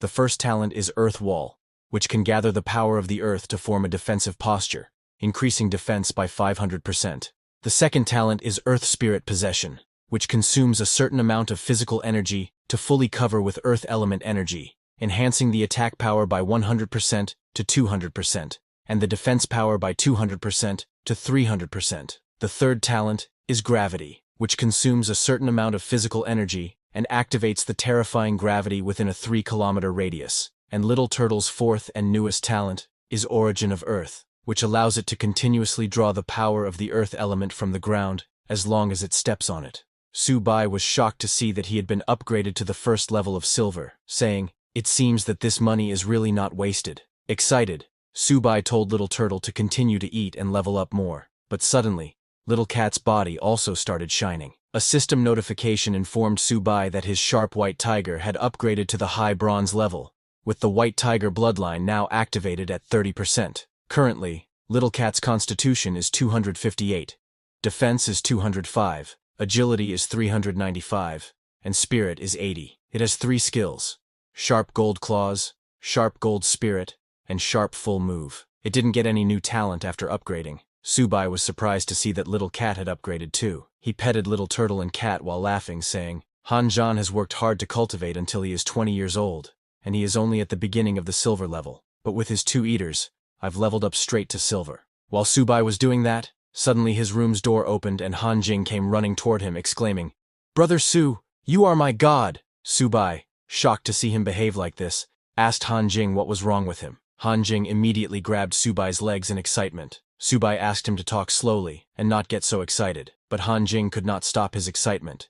He told Subai that he had awakened his Beast Tamer ability, and was now an honorable and powerful Beast Tamer shifter like Su Hai. He took out a normal sea turtle from his bag, asking Subai to look at it. Surprised, Subai asked Han Jing why he had also gotten a turtle. Han Jing then told him that when his grandpa found out he had awakened the Beast Tamer ability, he was so excited and insisted on spending a fortune to hire someone to catch a bronze rank beast for Han Jing. Both Little Turtle and Little Cat were surprised to see that normal turtle. Han Jing was very excited and asked Subai what prospects a bronze rank beast could have, adding that if he was going to raise something, it would be a turtle, because a beast tamer who doesn't raise a turtle isn't a good beast tamer. Subai was at a loss for words after hearing Han Jing, and awkwardly laughed, explaining to Han Jing that not all turtles are the same. But before he could complete his words, suddenly a system notification congratulated Subai for activating the new talent, Domination. This talent allows him to use the sacred beast's blood essence to help those who admire the host to a certain extent,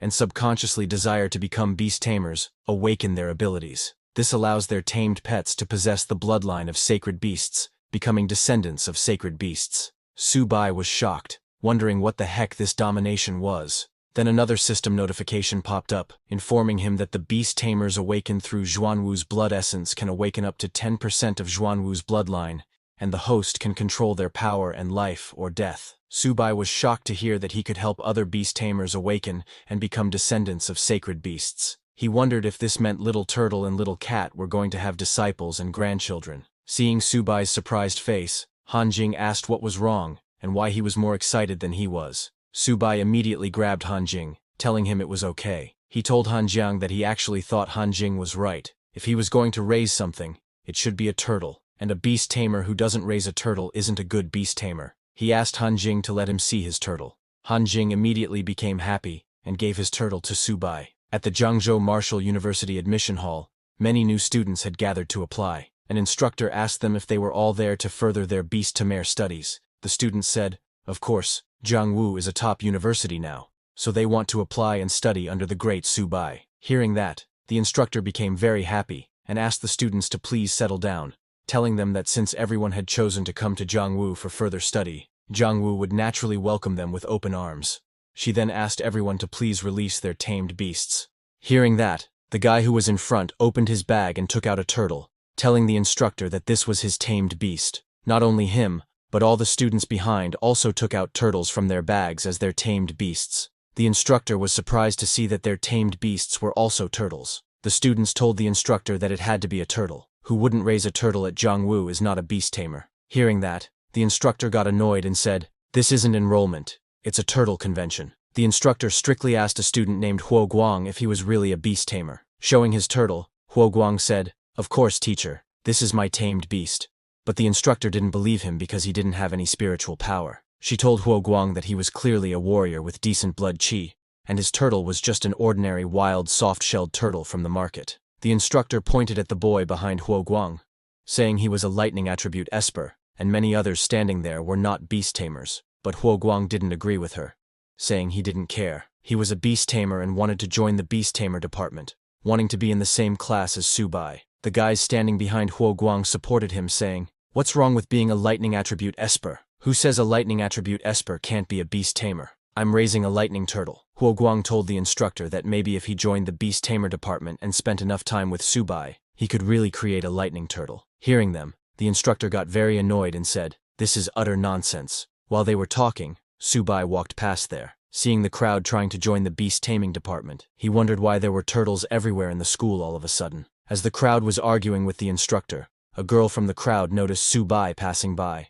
She immediately pointed at Subai, telling everyone it was Subai. Seeing Subai, the whole crowd got very excited and ran towards him shouting, "Subai, I'm your fan, you have to help me stay. If I can't be your classmate, it'll be my life's regret." Another guy looked at him saying he had the potential to be a beast tamer. He had been raising turtles since he was a kid and is familiar with this. A girl told Subai that while watching his matches, she felt like she had found her life's goal, and even if she was not a beast tamer now, she believed she could definitely awaken in the future. Seeing the whole crowd running towards him, Subai got scared and ran away, asking why so many people had suddenly appeared. He ran away from there asking his principal to help him. Meanwhile, at the frontline military conference room, many high-level officials were gathered to talk. An official told the head that according to scout reports, the myriad races had already noticed their movements and sent 13 tribes, including the Nether Cat, Six-Eared Demon Wolf, and Drill Bear, to their base, and the specific situation was not yet clear. Hearing that, the head officer stood up telling everyone that the myriad races' movements were getting bigger and bigger, but no matter what they were, humans must take the initiative. He told everyone that before this, he had already conveyed the order to select 3 warriors from this year's 100 Schools League to go to Bishui Pool to complete a reconnaissance mission. Hearing the Bishui Pool, other officers got shocked because it's a forbidden area. They asked the head officer how they could send students from the 100 Schools League because they hadn't graduated yet. Isn't it too dangerous? Other officials agreed and asked the head instructor, Mr. Ni Qing, if they shouldn't reconsider. But Mr. Qing told them that as warriors of their human race, students will always have to go to the myriad races front line, so he believes they can complete this mission. He added that only with him stationed here, the king-ranked expert among the myriad races won't dare to act rashly. He told the officials that this reconnaissance mission is crucial, so they should go and execute it carefully. The other officials agreed and left from there. At the same time, while running away from the crowd, Subai entered his principal's office, telling him something big had happened, and their school was almost becoming a turtle farm. When the principal saw Subai, he told him that he came at the right time. Pointing at the man seated beside him, the principal told Subai that this was the Chow family head, Chow Man, who came specifically to talk to Subai about recovering the Chow family's divine weapons. Pointing at the other people on the sofa, the principal told Subai that the other few were all guests of the Chow family. When Subai heard that they wanted to get Zixuan's dual swords back, he asked the principal if the Magic City principal hadn't said he was giving them to him. Hearing that, the guys seated on the sofa became very angry and slammed the table, saying this was outrageous. These two divine weapons were originally the property of their Chow family. If it weren't for Elder Zhao's sake, would they need to talk so much with Subai? They added that today, they came with sincerity to redeem the divine weapons, and questioned if this was Subai's attitude. But hearing them, Subai didn't get angry because he knew that his principal was already very angry. Subai was right, and his principal was very angry, thinking it was daring to slam the table at Jiang Wu. The principal also slammed the table, telling everyone that this is Jiang Wu, not their Magic City. So, whether Subai sells them or not, and how he sells them, that's his freedom. The principal told Subai to talk freely. Hearing that, Cao Han smiled and asked Subai to tell them his conditions. Hearing that, Subai smiled and told them that he had been using these two weapons quite well recently. Hearing Subai, a girl from the Chow family told Subai that they would all be going to the myriad races battlefield in the future, and for that, increasing strength is the most valuable choice. So, instead of keeping two useless pieces of scrap metal, it's better for Subai to exchange them for the cultivation resources he needs. Subai thought for a second, then said that what this friend said made sense, and so in that case, let's make it 1 billion. People from the Chow family were too shocked to hear Subai demanding 1 billion. The girl from the Chow family told Subai that even reforging divine weapons wouldn't cost this much, but Subai told them it's not true, because these two divine weapons are indeed of little use in his hands, but in Cao Zixuan's hands, it's a life-saving item. So isn't Cao Zixuan's life worth 1 billion? How much time would it take to reforge a divine weapon? People of the Chow family were at a loss for words. The female got really angry, saying this was clearly extortion. She told Subai that he is so young, why doesn't he just go rob a bank? Hearing them, Subai's principal laughed inside, thinking, now they are seeing the true face of this young merchant. But while they were talking, Chow family head Chow Man agreed with Subai's 1 billion demand, saying it's a deal. Subai got very happy hearing that. Then, while leaving, Chow Man told Subai that the money would be transferred to him today, so he hopes that upon receiving the money, Subai will immediately return the divine weapons to his Chow family. Subai told Chow Man to rest assured, saying, if you give me the money in one hand, I will deliver the goods with the other, no deception. The principal guarantees it. He told Brother Chow not to worry, and to please take care. Then, after they left, Subai turned to his principal, asking if the Chow family's urgency to spend a fortune to redeem the weapons could indicate that there's some major action on the front lines. The principal was surprised to see that Subai had guessed right. He told Subai that the military's order had been officially issued, requiring all recruited students and instructors to arrive at the myriad races front line within 3 days. This time, the principal was also going, and the military had arranged a special mission for Subai and Qingshui. Surprised to hear about another special mission, the principal told Subai that this battle is the first counterattack the human race has launched against the myriad races in over 100 years. On the battlefield, they are no longer principal, instructors, and students. They are all soldiers, and they must have the courage to face death to complete the mission. Hearing that, Subai told the principal he understood. A few days later, all the universities began their preparations. At the imperial capital Martial University, the principal took the stage to motivate his students. He told them that their university is the gathering place of the Dragon Kingdom's talents, and when the human race fights, Imperial Martial will lead the way. Hearing this, all the students became very excited and cheered that they would fight for their Dragon Kingdom and the eternal glory of their Yanhuang human race. Similarly, at Magic City Martial University, the new principal told his students that in every great battle, Magic Martial would always be at the forefront, and he wished to dedicate his life to his country. He told the students that there was no need to return alive from Human Pass. Hearing him, all the students of Magic Martial University started chanting, saying, may my name be forever etched on the monument, protecting our human race, invincible in battle. 3 days later, Subai, along with his principal and seniors, arrived at the Great Wall Guard Fortress. All the soldiers of the Great Wall Guard Fortress were working very hard, because the great battle would begin the next day. They were double-checking all the magic crystal cannons,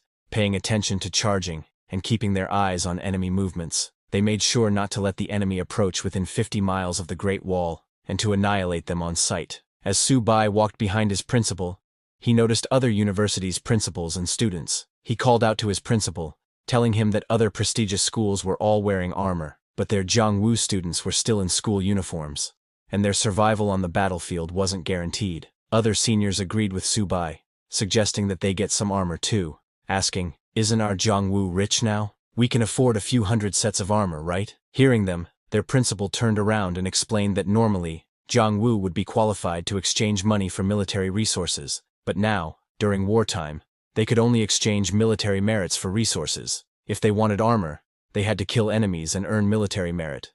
But Jiangwu Martial University hadn't accumulated much military merit. While they were talking, there was suddenly a loud announcement of an enemy attack. They ordered all units to get to their positions, and the Great Wall Guards to assemble and prepare to leave the city to meet the enemy. Just after that announcement, an officer approached the university principals, saying it was too late for introductions. He told the teachers and students of the martial universities that the enemy had launched a surprise attack, and their responsibility was to assist the military in defending the Great Wall.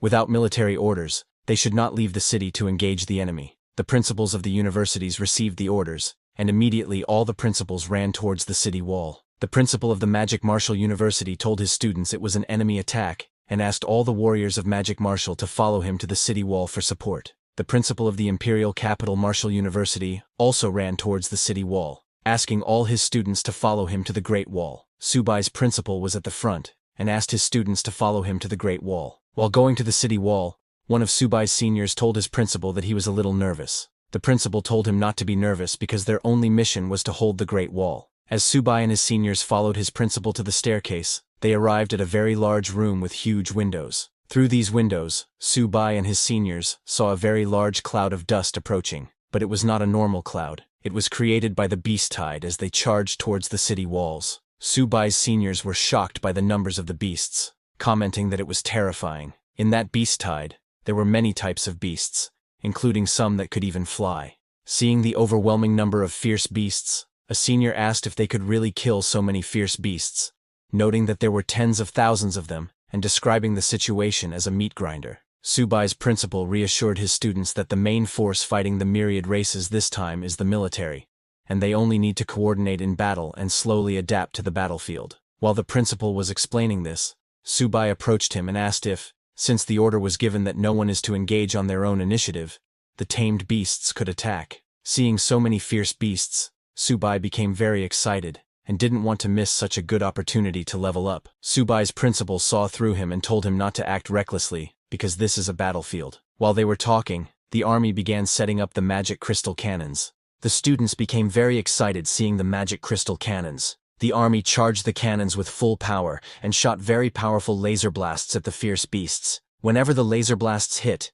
they exploded with a huge explosion, destroying everything around. The power of these magic crystal cannons was truly terrifying. After the first round, the army commander ordered the soldiers to quickly charge the magic crystal cannons and prepare for the next round of fire. Before they could attack again, Su-bai suddenly noticed the fierce beasts charging from a corner and alerted his principal. Su-bai's principal immediately ordered everyone to prepare for battle. The army commander ordered the platinum rank experts to get ready to fight the enemy. Immediately, platinum rank experts flew out of the city wall and entered the battlefield. They unleashed their aura and attacked the fierce beasts with energy blasts. Right after the platinum rank experts, the gold rank experts also moved out. The army commander asked everyone to pay attention and defend the city wall well. By now, a large number of fierce beasts had reached the city wall, so the magic crystal cannons were stopped. The army soldiers and hunters joined the battlefield. Hunters charged at the fierce beasts with full force, using their different types of power to start attacking the fierce beasts. However,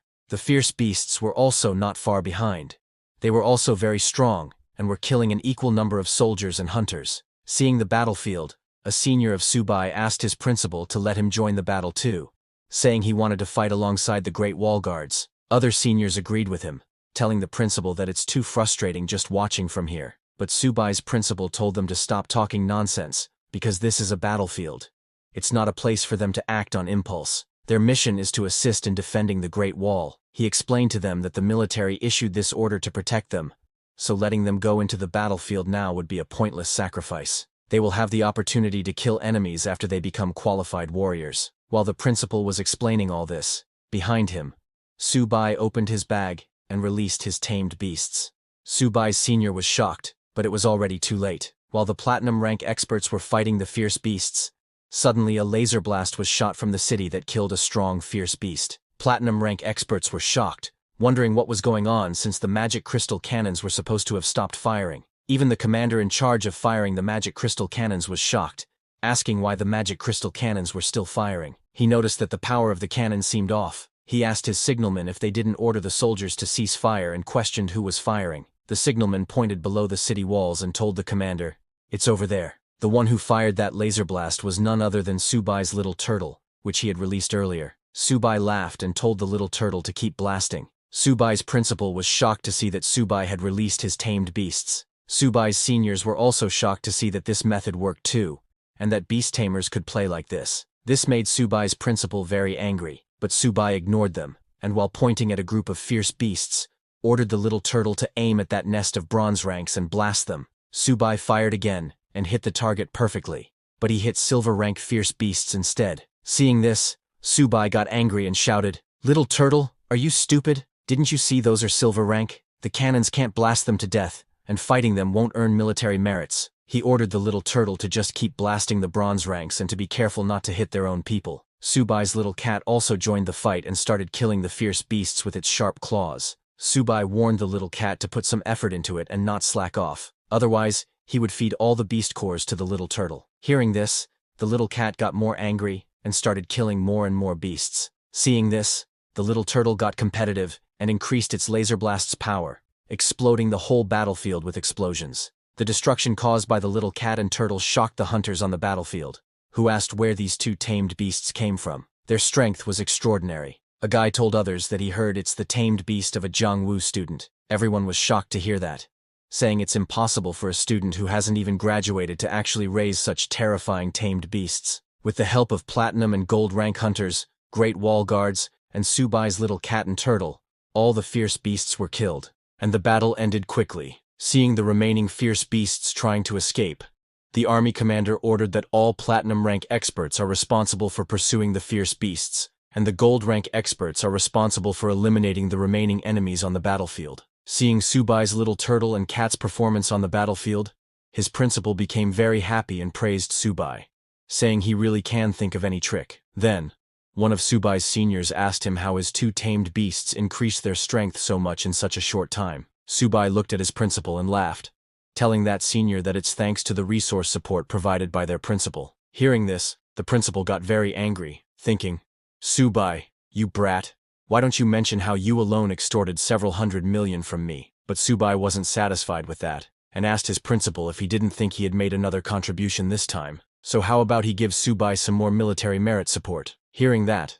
the principal got very nervous and tried to make an excuse, telling Subai that after killing so many fierce beasts in this wave, he should have earned quite a bit of military merit. As for them, they were all stationed on the city wall, so they didn't participate in the battle at all. Then, at noon, an officer reported to the general, telling him that the battle situation has been tallied, and their army lost a total of 568 warriors. All 200 magic crystal cannons are in the cooling and recharging phase, and can be used again in 5 hours and 40 minutes. In this battle, their army eliminated over 125,000 enemy fierce beasts. It took exactly half an hour, but this battle is a great victory. Great wall guards. General Huanshan was very impressed and told the officer to pass down his order. The main force will rest as there's still a big battle to fight tomorrow. The officer said yes, and then, hesitating, told the general that there's one more thing to report to him. He informed the general that the commander of the 35th Division reports that Jiangwu student Subai, although he didn't leave the city to fight,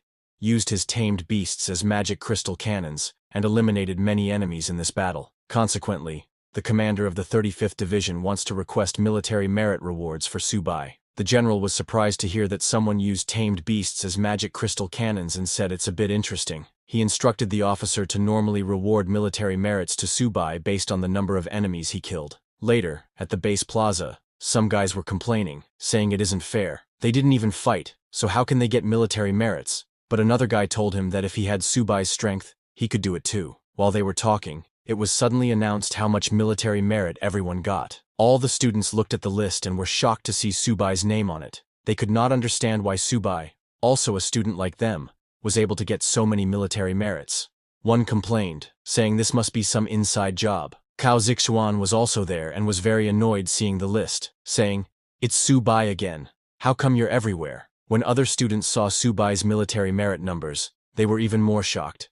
He got over 40,000 military merits, which is worth over 400 million. They all wondered what exactly Subai did, because even a gold rank expert probably only gets this much. Irritated, Cao Zixuan said he would definitely surpass Subai. Just as he said that, a hand came onto Zixuan's shoulder. It was Subai, who laughed and behaved very friendly with Zixuan, saying, "Isn't this old Cao? Long time no see. Are you used to using your dual swords?" Zixuan was surprised to see him there. Subai laughed and told Zixuan that he was able to earn so much military merit this time, all thanks to Uncle Chao's generous support. He told Zixuan that if he needs anything in the future, just ask.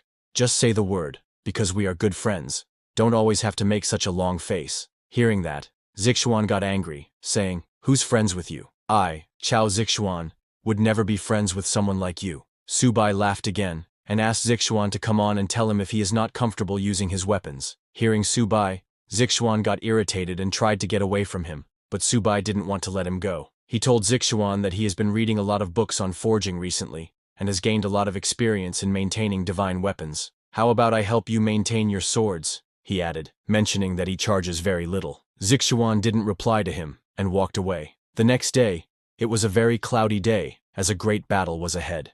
Early in the morning, a man flew into the air, and in front of thousands of soldiers were standing. The commander reported to that man that the Great Wall Guard reserve troops have assembled. That man flying into the air was none other than Zhao Yi, honorary principal of Magic Martial University. To motivate the soldiers, Zhao Yi told them that yesterday's attack by 100,000 fierce beasts was just a probing attack. Today, they will face an even greater number of fierce beasts, but our human race never sits idly by. Today is the day of our all-out counter-offensive. Today, I want everyone to wield their swords and protect our human lands. Hearing that, all the soldiers got very excited, shouting that they will counterattack and wield their swords and protect their human lands. Seeing their excitement, Zhao Yi immediately ordered his soldiers to charge. He went into the battlefield, and all the soldiers followed him with full speed. The city walls opened, and thousands of soldiers charged at the fierce beasts coming towards the city. Subai and other students of the university were again assigned to assisting jobs. Irritated, Subai asked his principal if they weren't going to attack this time either. Other seniors agreed with Subai, telling the principal that they couldn't keep being turtles hiding in their shells. But the principal again declined, telling them not to panic, that the orders are absolute, but there will be time for them to show their strength. While they were talking, on the battlefield, the commander ordered his Esper Legion to begin free elemental bombardment. Upon the commander's command, hundreds of elemental-type hunters entered the battlefield and started shooting their elemental blasts at those fierce beasts. In their elemental bombardment, a huge number of fierce beasts were killed, as they could not even block their attacks. Seeing the destruction on the battlefield, Su Hai and his seniors were too shocked, saying, "This is too terrifying. No wonder they say the myriad race's battlefield is a living hell. No creature can survive such a terrifying assault." Suddenly, a group of fierce bear beasts charged towards the city wall. A signalman asked the commander to watch out because the enemy's drill bears were charging. Hearing that the drill bears were charging, the commander immediately ordered the heavy armor legion to move out, because he knew that if those bears reached the city walls, they could easily destroy them. The commander ordered the heavy armor legion to withstand the drill bears' first wave of assault. The heavy armor legion captain told the commander he would complete the mission. He raised his heavy armor and ordered his heavy armor legion to charge with him. With spikes on their shields, the heavy armor legion collided with the drill bears' first wave. The captain and his team blocked the drill bears with full power, not letting them get near the city wall. While holding on, the heavy armor legion captain asked his party to block these beasts for him. On the other hand, from the fierce beast side, more and more drill bears were sent towards the human city walls. Seeing that the drill bears could not advance, the leader of the fierce beasts got very angry, and asked how the drill bear tribe could be stopped by mere humans. He ordered more drill bears to charge and crush those humans. Seeing the fierce beast talking, Subai was too shocked, asking why the leader of the myriad races was also humanoid. Subai's principal told him that platinum-ranked experts of the myriad races already possess the ability to shapeshift, and once they reach the diamond realm, they're no different from humans. Even if one lived with them, it's almost impossible to detect anything unusual unless they reveal a flaw. Hearing that, Subai got more shocked because he didn't expect the myriad races to have this ability. Frustrated, a senior asked his principal when the higher-ups would give them their mission. The principal told the senior that as the battlefield was gradually heating up, he believed their mission would arrive soon. Just as he said that, an army officer came there, telling all reserve team members to assist the main force in rescuing the wounded and cleaning up the battlefield. All the students got excited hearing that there was finally a mission. The officer told all Marshall University members to divide into squads to carry out the mission. He took out a paper and started announcing the team assignments. In the first team, there would be Subai, Hu Qingxu, and Han Zhan. The team captain is Subai, and they have no mandatory mission. Their team can assist in cleaning the battlefield or proceed to the Misty Mountains to join the main force. The team captain can make their own arrangements. In the second team, there will be Wang Yang, Cao Zixuan, Guan Jin, and Zheng Lakexiao, with Wang Yang as the team captain. Their mission is to proceed to the Misty Mountains to assist the military in exploring the terrain. Like this, the officer divided all the students into 52 teams and gave them their missions. He ordered all teams to assemble immediately and carry out their orders.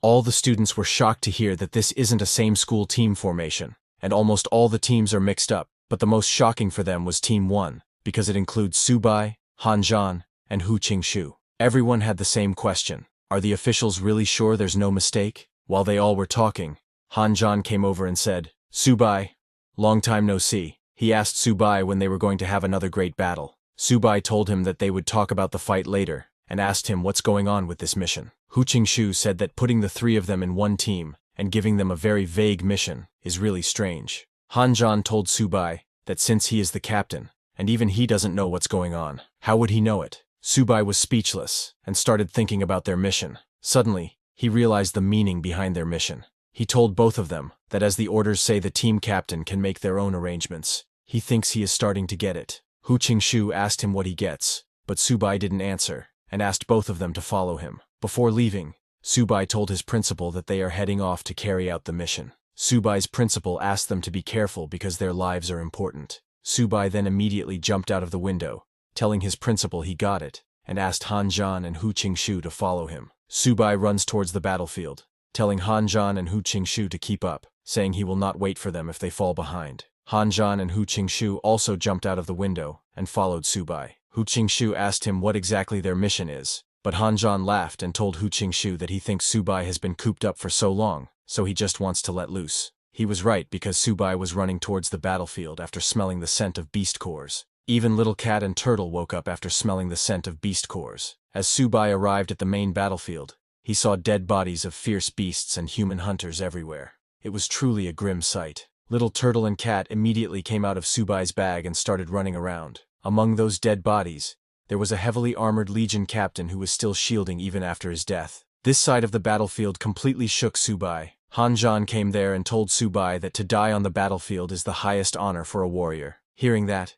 Subai got a little emotional and said, "Rest in peace, seniors. We'll continue on the path for you." Seeing Subai getting emotional for the first time, Hu Qingxu asked him if he is all right. Subai told him he is fine. Han Zhan, with a serious expression, told Subai that this is their fate as soldiers. But suddenly, Han Zhan noticed Little Cat and Turtle eating fierce beast cores. He asked Subai if it is against military regulations for Little Cat and Turtle to eat these beast cores on the battlefield. Subai told Han Zhan he doesn't think so, because they're also helping their comrades lighten the burden of cleaning the battlefield, as cleaning the battlefield is quite a task. A few minutes later, other teams of students arrived after seeing Subai and his team standing there. Seeing them coming, Subai asked Little Cat and Turtle to stop eating because they still had a mission. He opened his bag to let them in, telling them that work comes first, and he would let them eat to their fill later. Subai then turned to Han Zhan and Hu Qingxu, asking them to let's go. Hu Qingxu asked Subai where they were going. Han Zhan told him that they were heading toward the Misty Mountains. Hearing that, Subai said,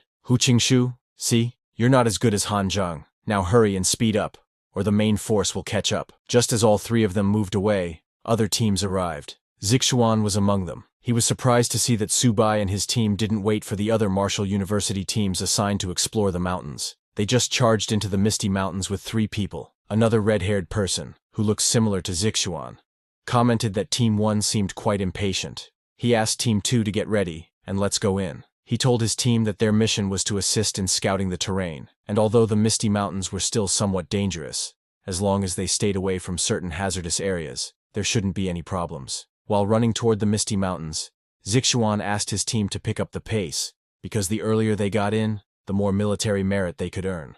Meanwhile, on Subai's side, while running towards the Misty Mountains, Subai noticed that the thick fog wasn't going to lift anytime soon, and visibility was quite limited.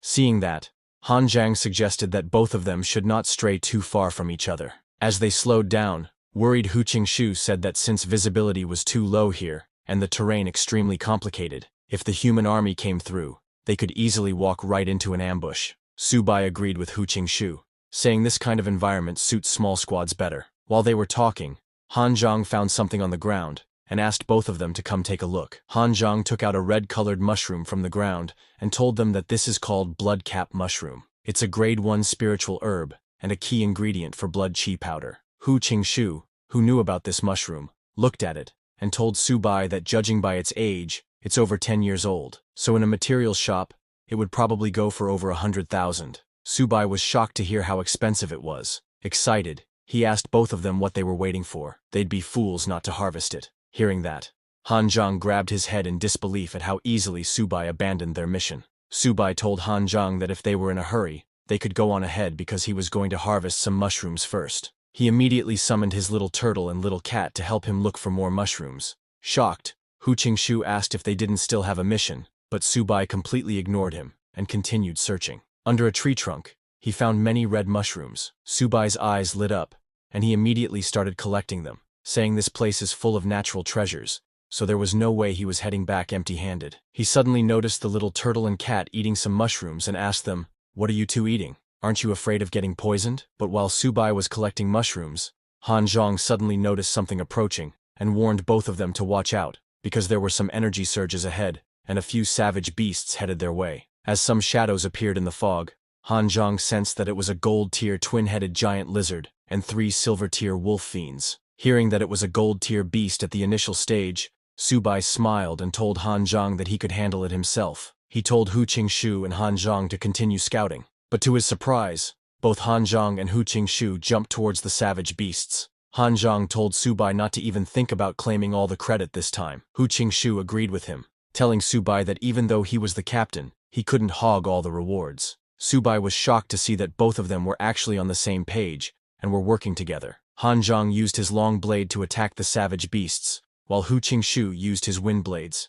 But the beast Han Zhang was fighting had 2 heads, and it grabbed Han Zhang's blade with one head and tried to attack with the other. In the blink of an eye, Subai came and, using his internal energy, kicked the savage beast on the head, telling Han Zhang to take a break for now and give him 5 minutes, saying he would handle this one. Seeing Subai's energy, Han Zhang was shocked because it had only been a few days, and he was already about to break through to mid-silver tier. On the other hand, Hu Qingshu, who was fighting 2 wolf-type savage beasts, told Subai to stop talking and said, "Let's see who's really got the skills to take down these fierce beasts." Hearing that, Subai got angry and shouted at both of them, telling them not to kill all the beasts and to leave some for him. But Hu Qingshu laughed, telling Subai that his speed was just a bit too slow. Meanwhile, Zixuan's team also caught up to them in the fog. Noticing the energy presence, Zixuan told his team, "There's a battle up ahead. These energy surges, warriors and ability users, plus a gold-tier savage beast." Thinking someone might be in trouble,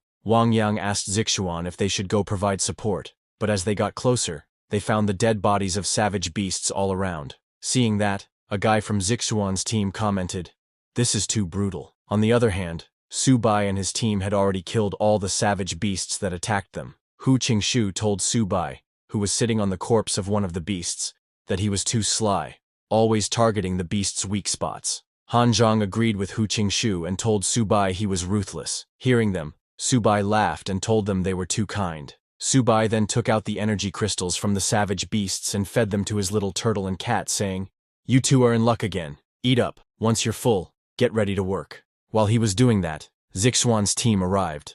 They were shocked and couldn't understand how, just 5 minutes ago, they could feel the powerful energy fluctuations from a large group of fierce beasts.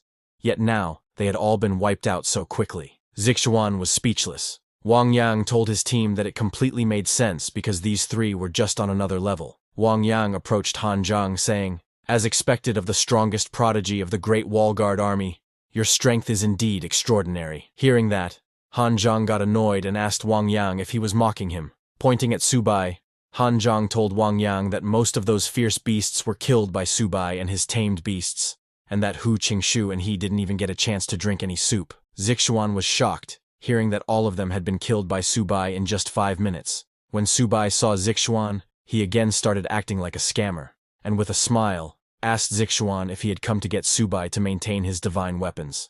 Subai told Zixuan that he kinda missed those 2 divine weapons after not seeing them for a while. Hearing that, Zixuan got even angrier and told Subai to shut up. Then Wang Yang intervened, telling them to stop arguing because the mission comes first. He asked Subai, since he was the captain of the first squad, what his plan was next. Subai told Wang Yang that this was a great place, so he was thinking of heading deeper into the Misty Mountain range to exterminate more fierce beasts and secure a stable rear for their human army. Hearing that, both Han Zhang and Hu Qingshu understood that Subai just wanted to collect more natural treasures, and as for why he wanted to kill more fierce beasts, it was just for military merits. Wang Yang suggested to Subai that they move out together next. Subai said he was fine with that, but reminded Wang Yang that if they found any resources, it was whoever grabbed them first. They didn't do fair distribution here. Wang Yang agreed, saying that was fine with them. Hearing that, Subai immediately turned around and started heading deeper into the fog, saying he would take the lead and that they better catch up. Hu Qingshu followed after, asking Subai to slow down. Han Zhang also followed, telling Subai not to even think about hogging everything. Hearing their conversation, Zixuan's team was confused, asking what they were talking about. Wang Yang told them they'd understand eventually, so to stop dawdling and catch up. As Zixuan's team followed Subai's team, they entered a forest. Going deeper, Zixuan saw that Subai and his team had stopped in the middle. Seeing them, Wang Yang was confused and asked why they had stopped. But when Wang Yang got closer to Subai, he was shocked and asked, "Why are so many gold-tier beasts showing up all of a sudden?" Zixuan saw that there were 2 savage beasts at the beginner stage, 1 at mid-tier, and even a gold tier at the high stage. These 4 savage beasts were standing in front of Subai, blocking their way. There was also a humanoid beast in a hooded robe, with long fangs. He laughed and called the savage beasts a useless bunch. That humanoid beast was mid-gold tier, and all the other savage beasts were kneeling before him. The humanoid beast scolded the others, asking how they dared let these silver-tier humans get this far. Subai was shocked seeing the humanoid fierce beast, thinking it was a platinum-tier expert. Hu Qingshu was also shocked, asking if it was really platinum tier, but Han Zhang corrected them. He told them that it wasn't a platinum tier expert, but a member of the Dizang Mystic Snake Clan, one of the 3 royal clans, and the strongest subordinate species under the 9 hells devouring heaven boa. It's a noble bloodline among the 10,000 races, capable of transforming into a human at a lower tier. Their combat power far exceeds others of the same tier. This is the hardest one to deal with here, Han Zhang warned. While he was explaining, suddenly the humanoid beast ordered the savage beasts to kill all the humans and not let a single one escape. Just as he said that, hundreds of savage beasts of different races and stages suddenly appeared and surrounded Subai and Zixuan's team. They were all shocked, wondering why there were so many fierce beasts. Han Zhang quietly turned to Wang Yang, telling him that since he was the fastest, he should go get reinforcements. Wang Yang agreed, activated his Earth-tier battle skill and Wind Spirit possession to strengthen his body, and before leaving, told Subai, Han Zhang, and Zixuan to hang in there. Wang Yang then, with lightning speed, ran toward their military base to get reinforcements. But just as he left, silver-tier gold-stage beasts chased after him at full speed to stop him. Before Wang Yang could even escape the forest, those savage beasts caught up and appeared ahead of him. Wang Yang was shocked, wondering how they could reach here before him. He couldn't believe they were actually faster than him. Now he had no choice but to try his best. On the other hand, Zixuan jumped at the monsters, shouting that he would slaughter every last one of them. Zixuan's team, along with Hu Qingshu and Han Zhang, also charged at the savage beasts with full power. While running towards the beasts, Han Zhang asked Subai if he could really handle the black serpent alone. Seeing Subai not attacking, the humanoid beast tried to provoke him, asking why he wasn't making a move. Was he scared? But Subai didn't fall for his provocation. Remembering what Han Zhang had said about this humanoid beast, Subai realized this one was not easy to deal with. He immediately summoned his little turtle and little cat, telling them it was time to get to work. Immediately, the little turtle unleashed his earth barrier and earth gravity pull skills. The little cat activated his sharp claw fury and unyielding metal spirit skills. Seeing Subai and his tamed beasts getting ready to attack, the humanoid beast also summoned his pet snakes, saying, "Human, you want to fight me? Fine. Time to stretch my muscles." Beasts from both sides charged at each other at full speed. Subai's little cat jumped high and used its sharp claws to strike down the snakes, while his little turtle gathered its energy and fired an energy beam at them. The humanoid monster jumped into the air, dodged the turtle's energy beam, and drew its sword to fight. Meanwhile, Hu Qingxu and Han Zhang were fighting the gold-tier savage beast together, but the beast was easily blocking their attacks. Seeing that, Hu Qingxu said, "This high-tier gold power is truly extraordinary." Han Zhang agreed, and told Hu Qingxu that Wang Yang had managed to lure away 3 of the savage beasts, so he was in danger now. While they were talking, the gold-tier beast suddenly attacked Han Zhang, who blocked it with his blade, but felt the immense power of the beast, and called out to Subai to finish it quickly, because Wang could be in trouble. Subai, who was fighting the humanoid beast's snake pet and was holding its mouth, shouted back that he got it. He unleashed his internal energy and tore the snake's body apart, telling the little turtle and cat to finish the fight quickly. On Subai's command, the little cat immediately charged at the humanoid beast and struck with its sharp claws, while the little turtle stayed behind and prepared to unleash another energy blast. Hearing Subai's words, the humanoid beast grew very angry, shouting, "You lowly humans dare to speak such arrogant words!" But when the humanoid beast looked at the little turtle, he sensed the energy was too strong. The turtle didn't give him any chance to dodge and fired its energy beam at full power, directly hitting the humanoid beast and causing a massive explosion. As the smoke started to clear, Subai thought that a normal gold-tier beast would be dead after taking that hit, but for this humanoid beast, it wasn't enough. He was right. As the smoke cleared, the humanoid beast transformed back into its savage beast form, turning into a giant snake. The giant snake roared, telling Subai that he was strong because he had actually forced him to reveal his true form. Seeing the giant snake, Subai was shocked and said, "That's a pretty big head. Even bigger than little cats." After transforming into the giant snake, the beast lunged at Subai to bite him. Seeing that the beast was targeting him instead of his tamed beasts, Subai said, "Seems like you've got some brains. You know to attack me." But before the beast could bite Subai, he activated his internal energy and dodged with lightning speed. Subai stood on the back of the little turtle and mocked the beast, telling it that its speed couldn't catch up to him. He then ordered the little turtle to attack. The turtle roared loudly, and with full speed, charged at the giant snake beast, using its body slam technique. The turtle hit the giant snake in the stomach with a solid impact, making the beast bleed from its mouth. Subai followed after the turtle, telling the little cat to attack and finish this quickly. The little cat leaped at the giant snake beast and began striking it fiercely. Meanwhile, Hu Qingxu and Han Zhang were still fighting the gold-tier beast. Han Zhang was shocked by how incredible Subai's 2 tamed beasts were. They had actually managed to put a mystic snake leader in such a state. But Hu Qingxu was very worried because the fight had been going on for a while,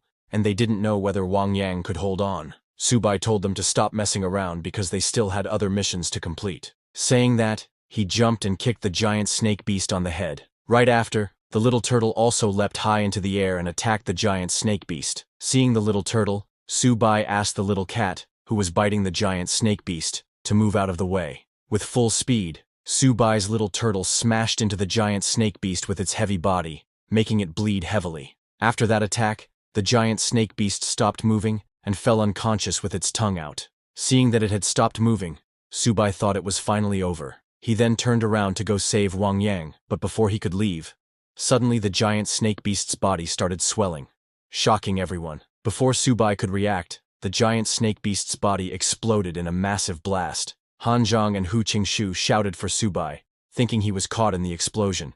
But at the last second, Subai activated his little turtle's earth barrier and was protected. Subai was surprised to see that the beast still had another trick up its sleeve. But when Subai looked ahead, he saw the giant snake beast's size had shrunk, and it was running away into the forest. Subai was shocked to see the beast was still alive, but Han Zhang, who was fighting the gold-tier beast, told Subai not to chase it, as he had already crippled the mystic snake. Now, saving Wang Yang was more important. Subai was very angry and wanted to go after the snake beast, but he agreed with Han Zhang and said he would spare its life today. He immediately turned and went in the direction Wang Yang had gone. Before leaving, Subai told Han Zhang and Hu Qingxu to hold the position, and he would go save Wang Yang. Han Zhang told Subai to hurry. They would take care of things here. On the other hand, Wang Yang, who was fighting 3 gold-tier beasts, was heavily injured. He had underestimated the speed of a gold-tier beast, thinking, Even though this white-armed ape isn't an agility-type beast, its physique and strength are too formidable. He started wondering if he was really going to die here, but Wang Yang was determined that even if he died, he would take one savage beast down with him. He unleashed his internal energy and charged at the gold-tier beasts with full power, attacking with his spear. In response, the 3 gold-tier beasts also charged at Wang Yang. The first beast dodged Wang Yang's spear and punched him in the stomach with solid impact. Hit by the beast, Wang Yang flew backward toward the other 2 beasts. The second beast punched him in the side, breaking his ribs, and the third beast kicked him in the back with full power, sending him crashing into a tree. The collision broke the tree, and Wang Yang fell to the ground, heavily injured, thinking, "This is it, I'm done for." The gold-tier beasts stood in front of Wang Yang, and one of them was holding his spear. Seeing them, Wang Yang shouted, "Come on, you beasts! Killing me is easy. But one day, you will all be slaughtered by our human race." Saying that, Wang Yang glared at the beasts. The beast holding the spear raised it to strike. Thinking he was going to die, Wang Yang said, "Hanzhang, Subai, looks like I won't get another chance to fight beside you." Just as he said that, the beast threw the spear at him. But before the spear could reach Wang Yang, it was blocked and sent flying into the air before falling to the ground. At the last second, Subai appeared, using his little turtle's energy barrier to block the spear. He asked Wang Yang how he was and told him to hang in there. Seeing Subai, Wang Yang thought, "Is he here to collect my body?" As Wang Yang lay heavily injured, he collapsed completely to the ground. Before losing consciousness, he asked Subai to avenge him. Seeing him falling unconscious, Subai shouted, telling Wang Yang to wake up. This made Subai extremely angry. He looked at the beasts and shouted that he would tear them apart. He summoned his little turtle and cat, who immediately attacked 2 of the gold-tier beasts. Seeing this, the third beast, which Wang Yang had fought and injured, jumped towards Subai to attack. As the beast came at him, Subai said, "Beast, you're still so arrogant with only 1 arm left." He grabbed Wang Yang's spear to fight.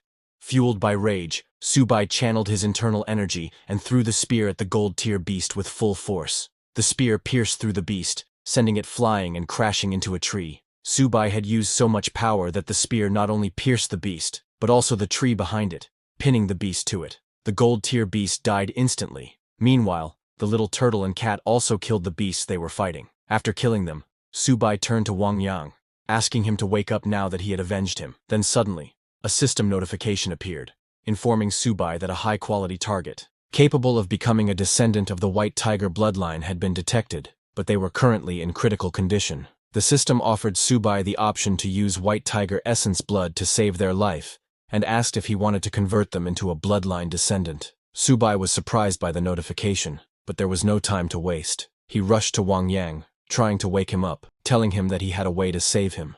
But Wang Yang was not responding and started to lose consciousness. Seeing that, Subai shook him and told him again that he had a way to save him, but the price was that from now on, he would lose his freedom and be forever under his control. Subai asked Wang Yang if he was willing. Before completely losing consciousness, Wang Yang confirmed, saying he was willing. Just as Wang Yang confirmed, Subai immediately turned to Little Cat and asked it to give him 3 drops of its essence blood. Little Cat unleashed its sharp claws skill and threw 3 drops of its essence blood. As Subai got the essence blood, he ordered Little Turtle and Little Cat to protect him while he was saving Wang Yang. He then turned to Wang Yang and asked him to endure it. He first placed those 3 drops of essence blood into Wang Yang's wounds, and then infused it into Wang Yang's body, using the bloodline recast technique. As the Little Cat's essence blood infused into Wang Yang, all of Little Cat's power awakened in his body, overwhelming him with spiritual energy. There was too much energy for Wang Yang to handle, and he screamed loudly in pain. All his clothes burned from the energy his body released. After a few seconds,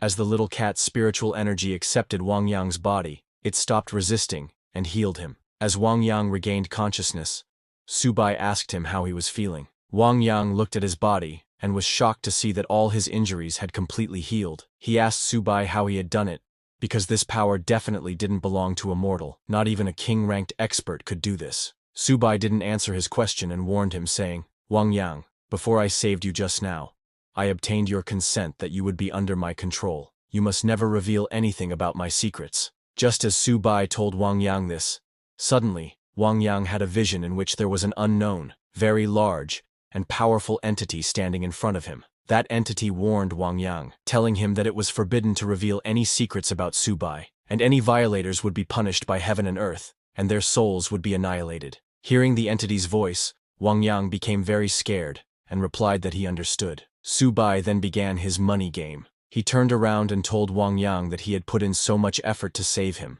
and his life was worth more than those 2 swords of Zixuan, so he couldn't be shorted on this bill. Wang Yang was shocked hearing Su Bai, but before he could say anything, suddenly the whole ground around them started shaking. Wang Yang felt something coming toward them, and immediately stood in front of Su Bai, telling him to be careful. Su Bai also looked back asking, and before both of them could even react, suddenly tens of giant snakes came out of the ground. Wang Yang was shocked and asked, "What the heck is this? Where did so many snakes pop up from?" Seeing those snakes, Su Bai said, "I shouldn't have let that wretch escape," and ordered Little Cat to get rid of these disgusting things. On Su Bai's command, Little Cat immediately jumped onto those snakes and started cutting them with its sharp claws. But as it cut the snakes, their bodies turned into liquid. Su Bai was shocked to see this and asked, "What's going on?" As those snakes died, more new snakes emerged from the ground, their numbers increasing more and more. As the snakes started to surround Su Bai and Wang Yang, Han Zheng, Xiang, and others arrived. When Han Zheng arrived,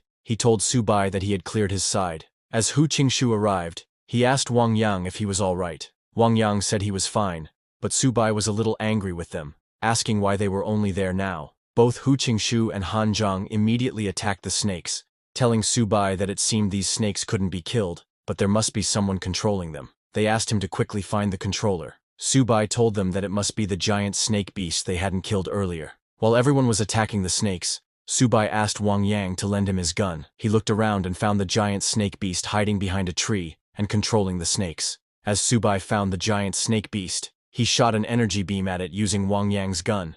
But the beast jumped and dodged the energy beam, laughing at Su Bai and the others, calling them just a bunch of insects, daring to be enemies with his 9 nether clan. When the giant snake beast came out of hiding, Hu Qingshu was shocked, seeing it, and asked, "How is this possible?" This giant snake beast turned back to its original form after being hit, but it recovered into human form in a short while. Su Bai agreed, saying, "It seems like this snake beast is truly not simple." This time, the snake beast looked different, and its aura had become very strong, but it was not alone. It was holding a human body, whose whole body had turned completely dry. It laughed, and told Su Bai and the others that the one they fought before was just his clone. Seeing the snake beast laughing, everyone became very angry, but when they saw the body it was holding, their anger grew even more, because it was Zheng Leiqiao from Zixuan Academy. Seeing his friend dead, Zixuan became furious, shouting, "You snake bastard, I'm going to kill you." Han Zheng was also shocked, and couldn't understand when it had killed Zheng Leiqiao. He immediately warned everyone to be careful, telling them that this snake beast was much stronger than before. Hearing Han Zheng's warning, Zixuan turned to Su Bai and asked him to kill the snake beast for him, saying he would give Su Bai whatever amount of money he wanted. Hearing that, Su Bai immediately told Han Zheng and Hu Qingshu to deal with the snakes, saying he would handle the snake beast. Han Zheng and Hu Qingshu agreed and charged at the snakes. Hearing that Su Bai wanted to fight him alone, the snake beast laughed, saying, "You lowly insect, how dare you speak so arrogantly?" The snake beast raised its hand and unleashed its aura into the sky, but Su Bai didn't stop. He also unleashed his energy and jumped to attack the snake beast, saying he would slaughter it and make snake soup. Su Bai buffed himself with Little Turtle's Earth Spirit Possession and Earth Barrier, and Little Cat's Sharp Golden Spirit and Fierce Golden Ghost Shadow effect. Seeing Su Bai coming, the snake beast swung its hands and struck with an energy blade. Both Su Bai's and the snake beast's attacks collided and exploded with a huge burst, creating dark smoke all around. The snake beast stood in the smoke, laughing and saying, "As expected, human, you have some tricks up your sleeve." The snake beast became very confident and called Su Bai an insect, telling him to come out. Little did it know, Su Bai used the smoke to sneak behind it without being detected. Su Bai suddenly appeared behind the snake beast, shouting, "Grandpa is here!" He then covered his fist with earth energy and swung to attack the snake beast. Su Bai hit it hard, sending the snake beast flying toward the forest. But even after being hit directly by Su Bai, the snake beast didn't fall to the ground. It turned around and smiled. Seeing that, Su Bai realized that the snake beast was much stronger than before. To finish it, Su Bai told Little Turtle and Little Cat to get into the 7-star 3 evil formation. Su Bai used it because the 7-star 3 evil formation was the ultimate mystery he could unleash by using the same origin current, which complemented each other's strengths and weaknesses between him, Little Turtle, and Little Cat. It was a formation where Subai, Little Turtle, and Little Cat would surround the snake beast from 3 directions to attack. As all 3 of them got into position, Little Turtle and Little Cat shot energy beams from their mouths. Subai gathered energy into his hands and shot it toward the snake beast, shouting, "Prepare to die, beast!" But right before their attacks hit, the snake beast started transforming, telling Subai that his move was pretty creative, but it was too weak. Saying that, the snake beast transformed into its giant snake form and created a barrier around itself to block Subai, Little Turtle, and Little Cat's energy beams. Just as the snake beast transformed, all the snakes that Hanjiang and the others were fighting started moving towards Subai. Seeing this, Hanjiang warned Subai, telling him to watch out because more snakes were coming for him. Subai was shocked hearing that and looked behind, seeing all the little snakes coming to attack. At that moment, the giant snake's eyes lit up as it used its Earth-rank battle technique, the green snake's demise. It was a control skill, and as those little snakes surrounded Subai, their bodies suddenly shined and then exploded with a massive explosion, destroying everything where Subai was. The whole forest was filled with smoke. Everyone was shocked to see the massive explosion. Seeing such terrifying power, Wang Yang said, "It's impossible. Someone like Subai cannot be defeated." Shocked, Zixuan shouted, telling Subai that whether he was dead or not, at least say something back to them. On the other hand, Subai, who activated Little Turtle's shield skill at the last moment to block the explosion, was shocked to see how powerful that attack was. Because of the explosion, even Little Turtle's shield cracked. Suddenly, Subai, Little Turtle, and Little Cat felt a very strong pressure on their bodies and started coughing blood. But as Subai felt the pressure, he smiled because he knew what it was. The next second, a huge amount of energy filled Subai's body. Not just him, Little Turtle and Little Cat's bodies were also filled with pure energy. All 3 of them shouted as they unleashed that energy from their bodies into the surroundings. Seeing the energy coming out of their bodies, the snake beast became angry and charged at them, shouting, "You actually dare to break through right in front of me at a time like this?" It told Subai that he was seeking death and used another technique. All the little green snakes' bodies started shining again, turning into energy. The snake beast gathered all the energy and shot it like an energy beam at Subai, who was in the middle of breaking through. When the energy beam hit, it exploded with a huge explosion. This explosion was even bigger than the last one. Just the wind created by the explosion was so strong that it sent everyone flying. Seeing such a powerful attack, Han Zhang became worried for Subai, thinking he was in danger. Hu Qingshu told them that they had to find a way to save Subai, but none of them moved at all. They couldn't even resist the wind created by that explosion. But suddenly, Wang Yang saw something flying into the air and asked everyone to look quickly, asking, "What is that?" Hu Qingshu was shocked seeing that, and asked if it could be what he thought it was. Even the snake beast felt fluctuations in the energy there, and before it could do anything, suddenly 3 lights flew into the sky. A voice came saying, "Want my life? You're not worthy." The snake beast recognized the voice and was shocked to hear that. Those 3 lights were Subai, Little Turtle, and Little Cat. As all 3 of them flew into the sky, Little Turtle and Little Cat turned into energy and were absorbed by Subai. Subai's expression completely changed, and he became very serious. The light in his eyes grew more determined to kill without mercy. Subai's appearance changed, and a battle armor appeared on his body, along with a long sword in his hand. This was Subai's sacred beast armament skill that allowed him to return to the human world once again. Everyone was shocked to see Subai's new form, saying, "Heaven and earth return. The divine soul is immortal." Seeing the divine weapons gathered on their own, Han Zhang said, "This is the sacred beast armament, plant's root.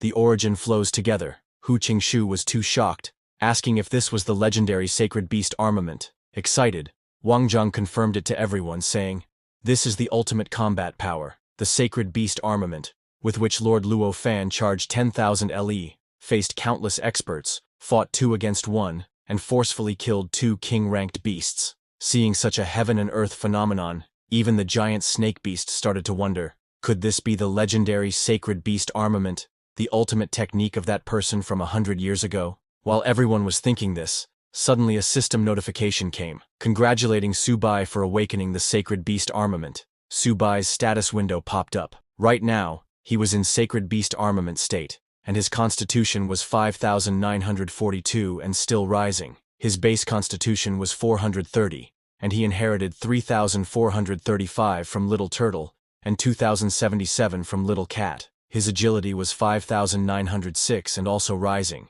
but his base agility was only 420, and he inherited 1,800 from Little Turtle and 3,686 from Little Cat. Subai's spirit was 4,000, but his base spirit was only 800. He inherited 1,600 from Little Turtle and 1,600 from Little Cat. Now he had a new talent called Sacred Beast Armament. In Sacred Beast Armament state, Little Turtle and Little Cat's Sacred Beast bloodline power temporarily awakened to 80%, revealing a portion of Sacred Beast might. Both Sacred Beast's attributes surged, and all talent power increased threefold. Another system notification came, telling Subai that, as the Sacred Beast Armament prematurely awakened 80% of the Sacred Beast bloodline, its power became too strong, far beyond the host's current limit. It would accelerate the consumption of the host's and the Sacred Beast's vitality and spiritual energy. Currently, the host's strength was insufficient to fully control this power. When the host's vitality and spiritual energy were consumed to a certain extent, the Sacred Beast Armament state would be deactivated,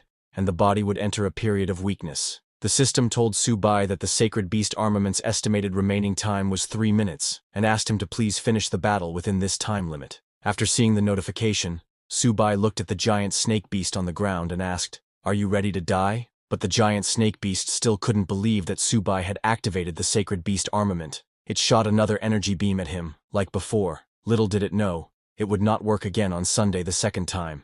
Subai swung his sword and cut down the energy beam of the giant snake beast into two. The giant snake beast was shocked seeing that and asked, "How is this possible?" But Subai didn't give it another chance to attack.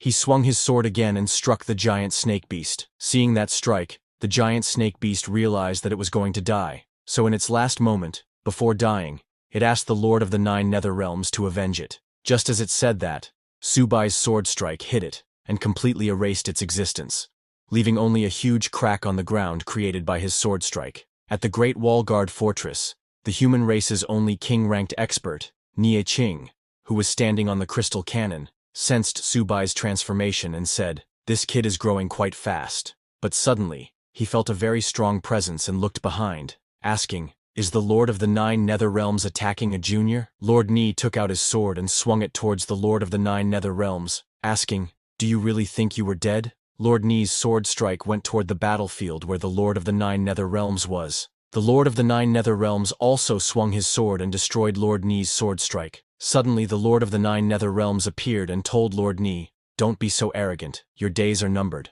After your death, the human race, without the protection of a king-ranked expert, will be annihilated." Hearing this, Lord Nie Ching laughed and said, "I'll be waiting for that day." On the other hand, in the forest, after killing the giant snake beast, Subai's Little Turtle and Little Cat detached from him and fell to the ground. Right after that, Subai also fell to the ground. All three of them were very exhausted after using the Sacred Beast Armament. Immediately, everyone came running towards Subai, asking if he was all right. Han Zhang was very excited, asking Subai how he managed to surprise them again. Hu Qingshu told Subai that they had gained quite a lot from this battle. 1 Earth Treasury Mystic Snake, 1 Gold High Rank, 1 Gold Mid Rank, 2 Gold Beginner Ranks, and over 80 Silver Ranks. They had actually killed them all. Wang Yang agreed with Hu Qingshu, saying, "This is too awesome. I can brag about this for a year." Han Zhang was also very excited, saying, "This battle was too dangerous.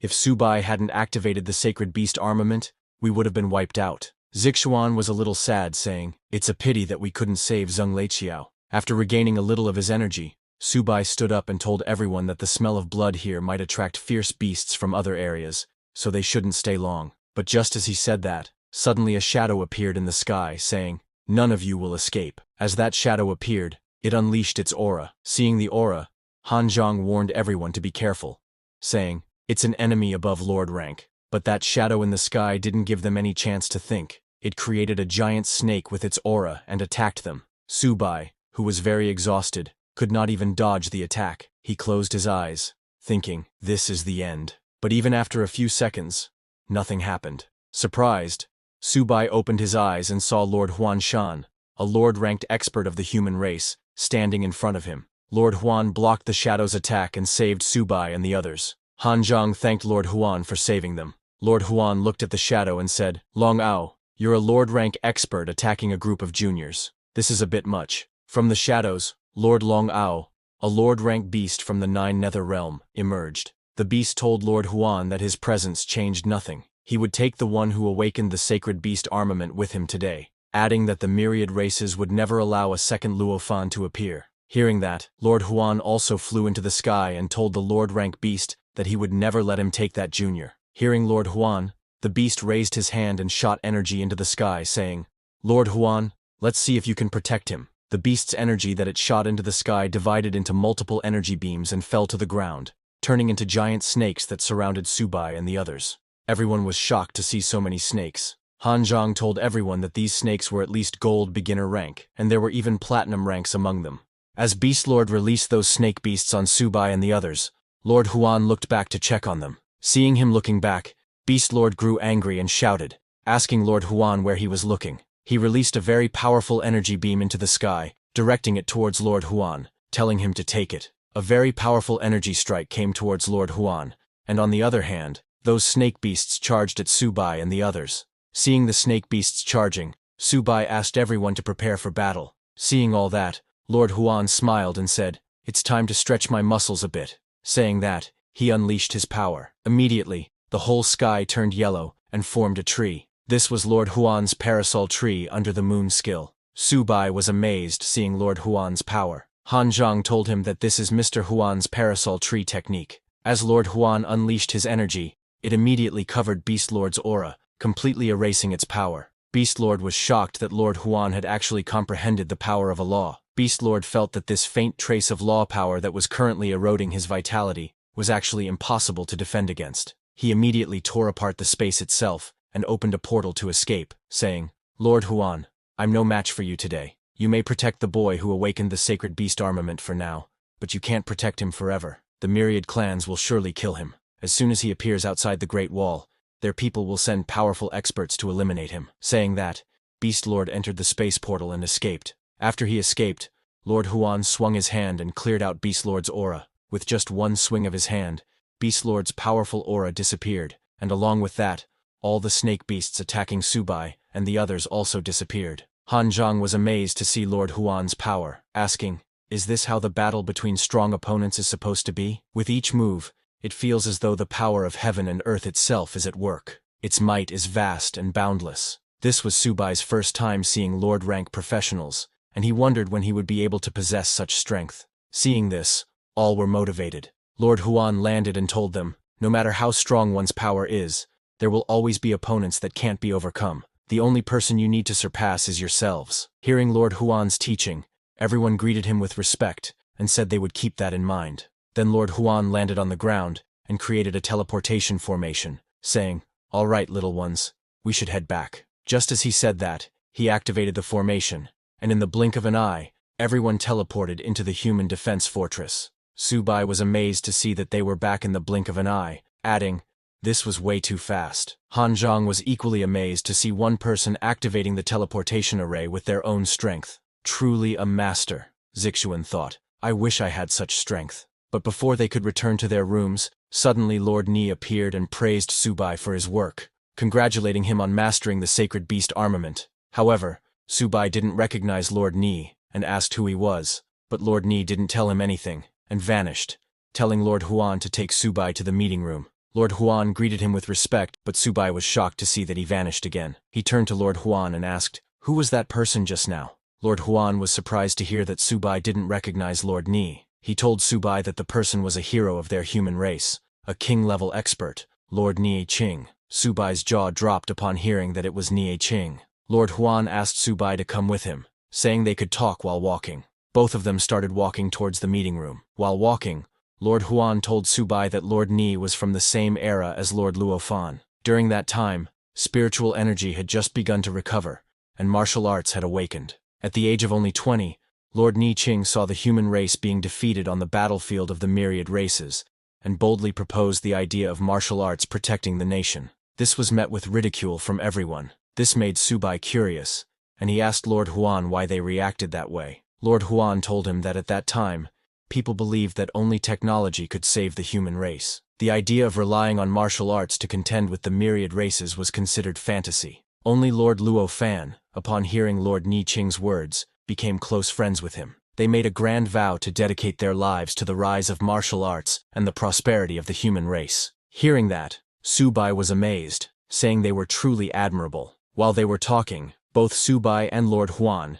entered the War Fortress's official building. As they entered, everyone working in the office looked at them. Pointing at Subai, a girl said, "This is Luo Fan's disciple, Subai, who has awakened the sacred beast armament." Hearing this, everyone in the building was amazed. A man said, "If it weren't for Lord Luo Fan's fall back then, our human race wouldn't have had to fight the myriad races for so long. But now, with Subai here, our human race has finally seen a glimmer of hope in this battle." A girl told the man, "Our generation doesn't mind struggling a bit, but if Subai rises, the next generation will surely enjoy the benefits." Seeing them all looking at Subai, Lord Huan asked him if he felt the immense pressure. He told Subai that he was not yet at the stage where he needed to take on responsibilities for their nation. He just needed to focus on improving his strength for now. Subai told Lord Huan that it was okay, and that he understood. Then, Lord Huan took Subai to the meeting room, where Lord Li had asked him to come. As Lord Huan entered, he told Lord Li that he had brought Subai. Subai followed Lord Huan and saw many high-level professionals seated there.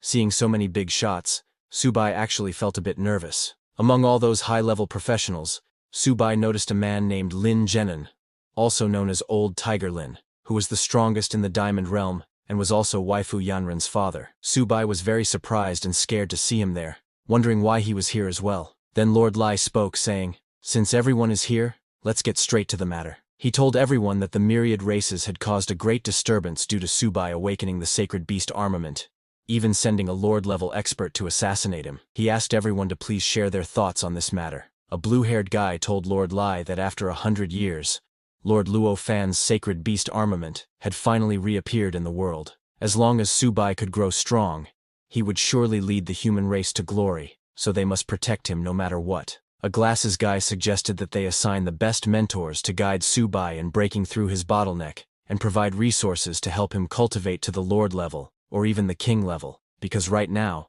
Subai's life was worth more than all of the old folks put together. Other members agreed with the glasses guy, saying Subai must be protected at all costs. They cannot give the myriad races any chance to assassinate him. Hearing them, Subai was very happy, thinking they were all good people. But suddenly, Lin Yanran spoke up, saying that in his opinion, he thought Subai should continue to gain experience on the battlefield with the myriad races. He explained that the strength of a powerful being comes from constantly pushing their limits through life and death battles. It is through refining their spirit, energy, and essence that they achieve an invincible form. Moreover, strong individuals cannot be forged in a sheltered environment. However, others didn't agree with Lin Yanran. An old man stood up and asked Lin Yanran that, given the current situation, with the myriad races in a frenzy over the sacred beast armament, if they let Subai continue to train on the battlefield of the myriad races and something happens to him, can Lin Yanran bear the responsibility for that? Others agreed with the old man, saying that Subai is the only successor of Lord Luo Fan in a century who awakened the sacred beast armament. They couldn't take this risk. But Lord Huan supported Lin Yanran's view, saying, "A majestic eagle doesn't falter in a storm, and a wolf pack doesn't fear the long night." Hearing Lord Huan support Lin Yanran, Subai was shocked. Lord Huan continued and told Lord Li that back in the day, Luo Fan almost treated the battlefield of the myriad races as his home, and he nearly perished more than 10 times. If he knew of this from beyond the grave, he would definitely support Subai continuing to fight on the battlefield. However, Subai didn't agree with Lord Huan. He thought that if he were given unlimited resources, he would be crazy to want to go to the battlefield and fight. He valued his life too much. Hearing all this, Lord Ni said, "It's settled then." He stood up and announced that a warrior should be tempered on the battlefield. The necessary precautions must be in place. They will send 3 Lord-level experts, 38 Diamond-level warriors, and 1 million soldiers to support the front lines in the Misty Mountain Range. Hearing that, Subai sighed in relief, saying that with so many people sent to protect him, he could finally relax.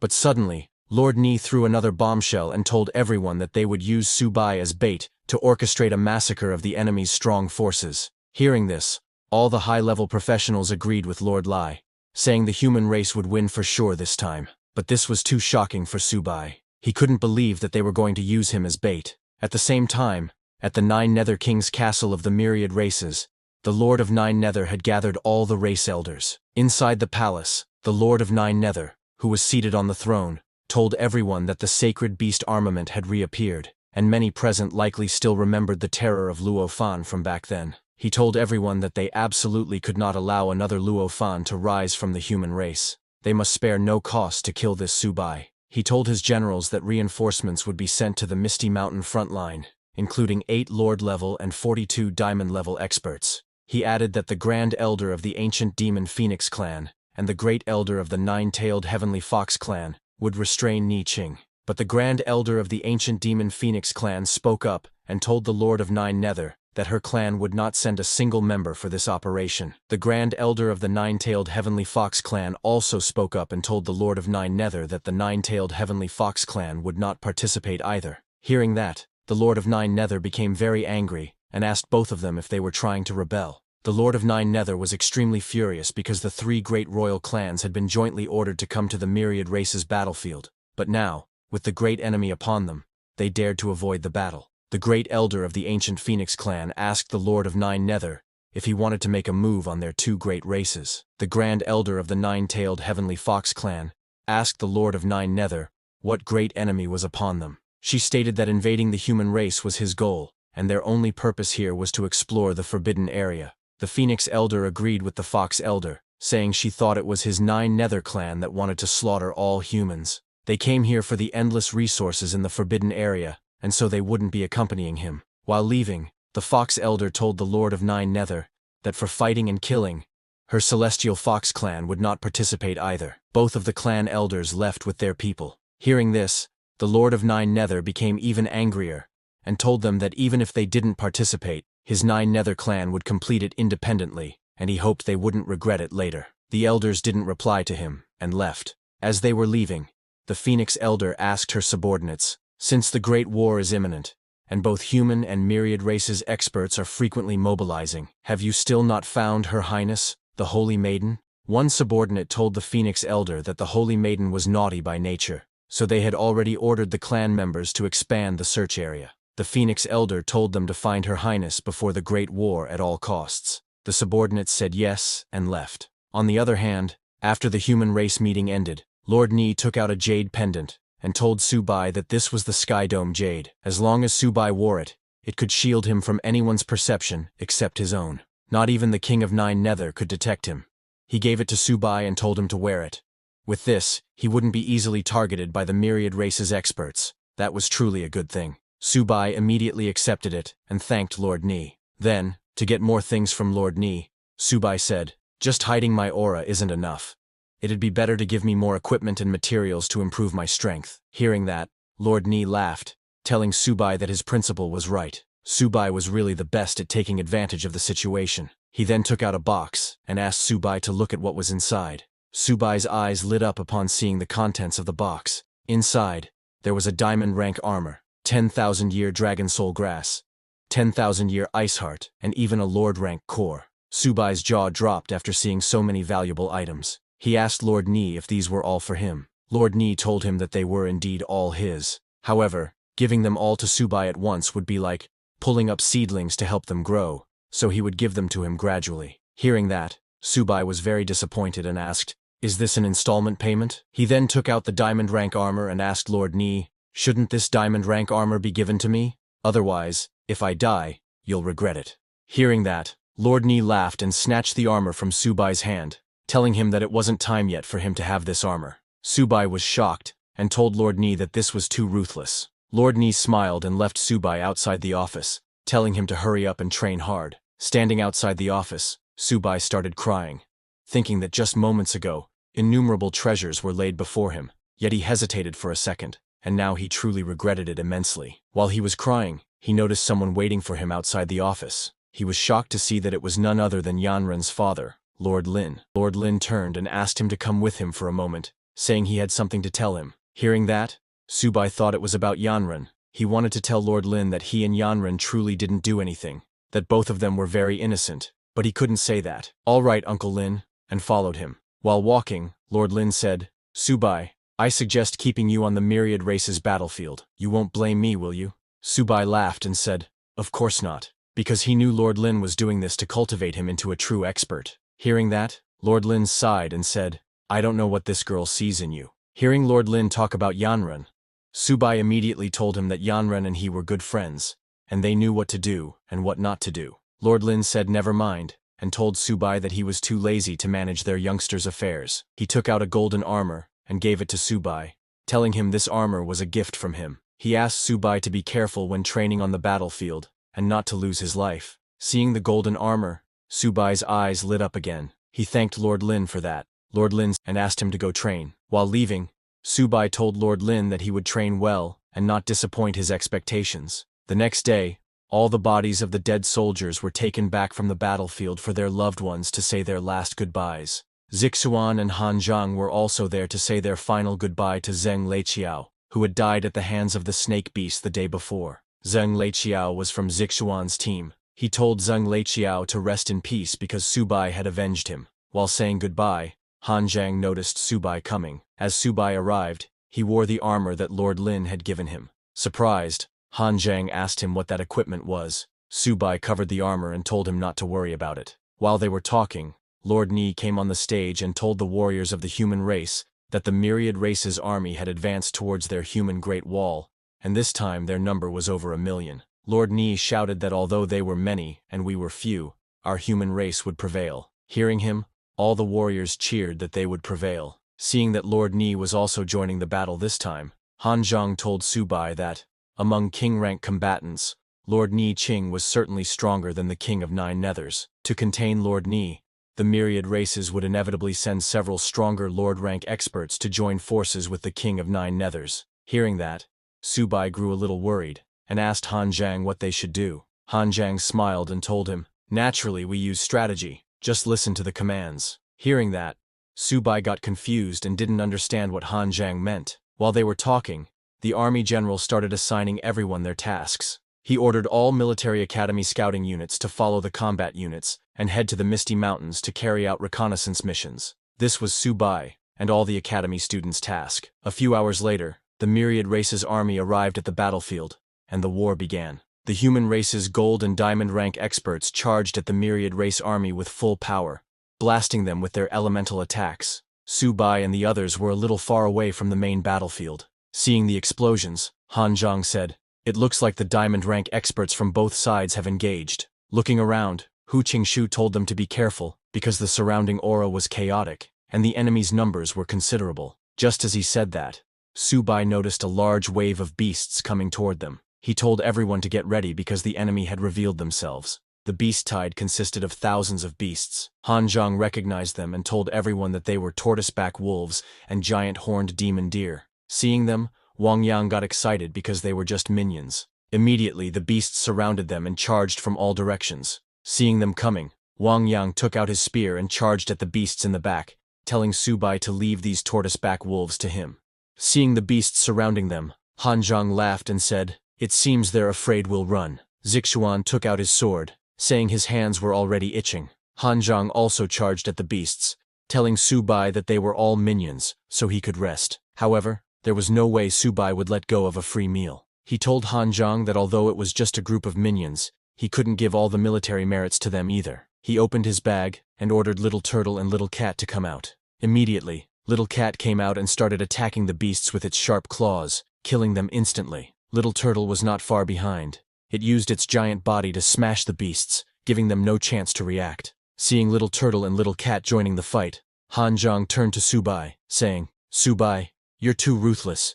You don't even plan to leave us these few military merits?" Zixuan agreed with Han Zhang, telling Subai that he always hogged everything. On the other hand, as soon as Little Turtle and Little Cat joined the fight, their terrifying aura scared the tortoise-back wolves and giant horned demon deer. They started shaking in fear, feeling a very strong pressure coming from deep within their bloodline, and they couldn't even muster a bit of resistance. Little Turtle and Little Cat roared loudly and unleashed their aura into the battlefield. In front of them, all the tortoise-back wolves and giant horned demon deer got on their knees. Seeing that, Subai became confused, wondering why the beasts stopped and what Little Turtle and Little Cat were roaring about. Before Subai could understand anything, suddenly a system notification popped up in front of his eyes, congratulating him for awakening the Legion function. Now, he could conquer aliens and transform them into his own Legion to fight for him. The conditions for conquering were that the target must be willing to be commanded by the host. Once the host conquers the army, the host can control their life and death,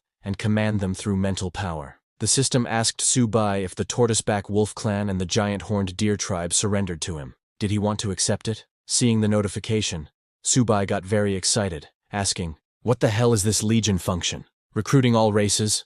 Seeing that all the beasts stopped attacking and knelt right in front of Subai, everyone became very confused.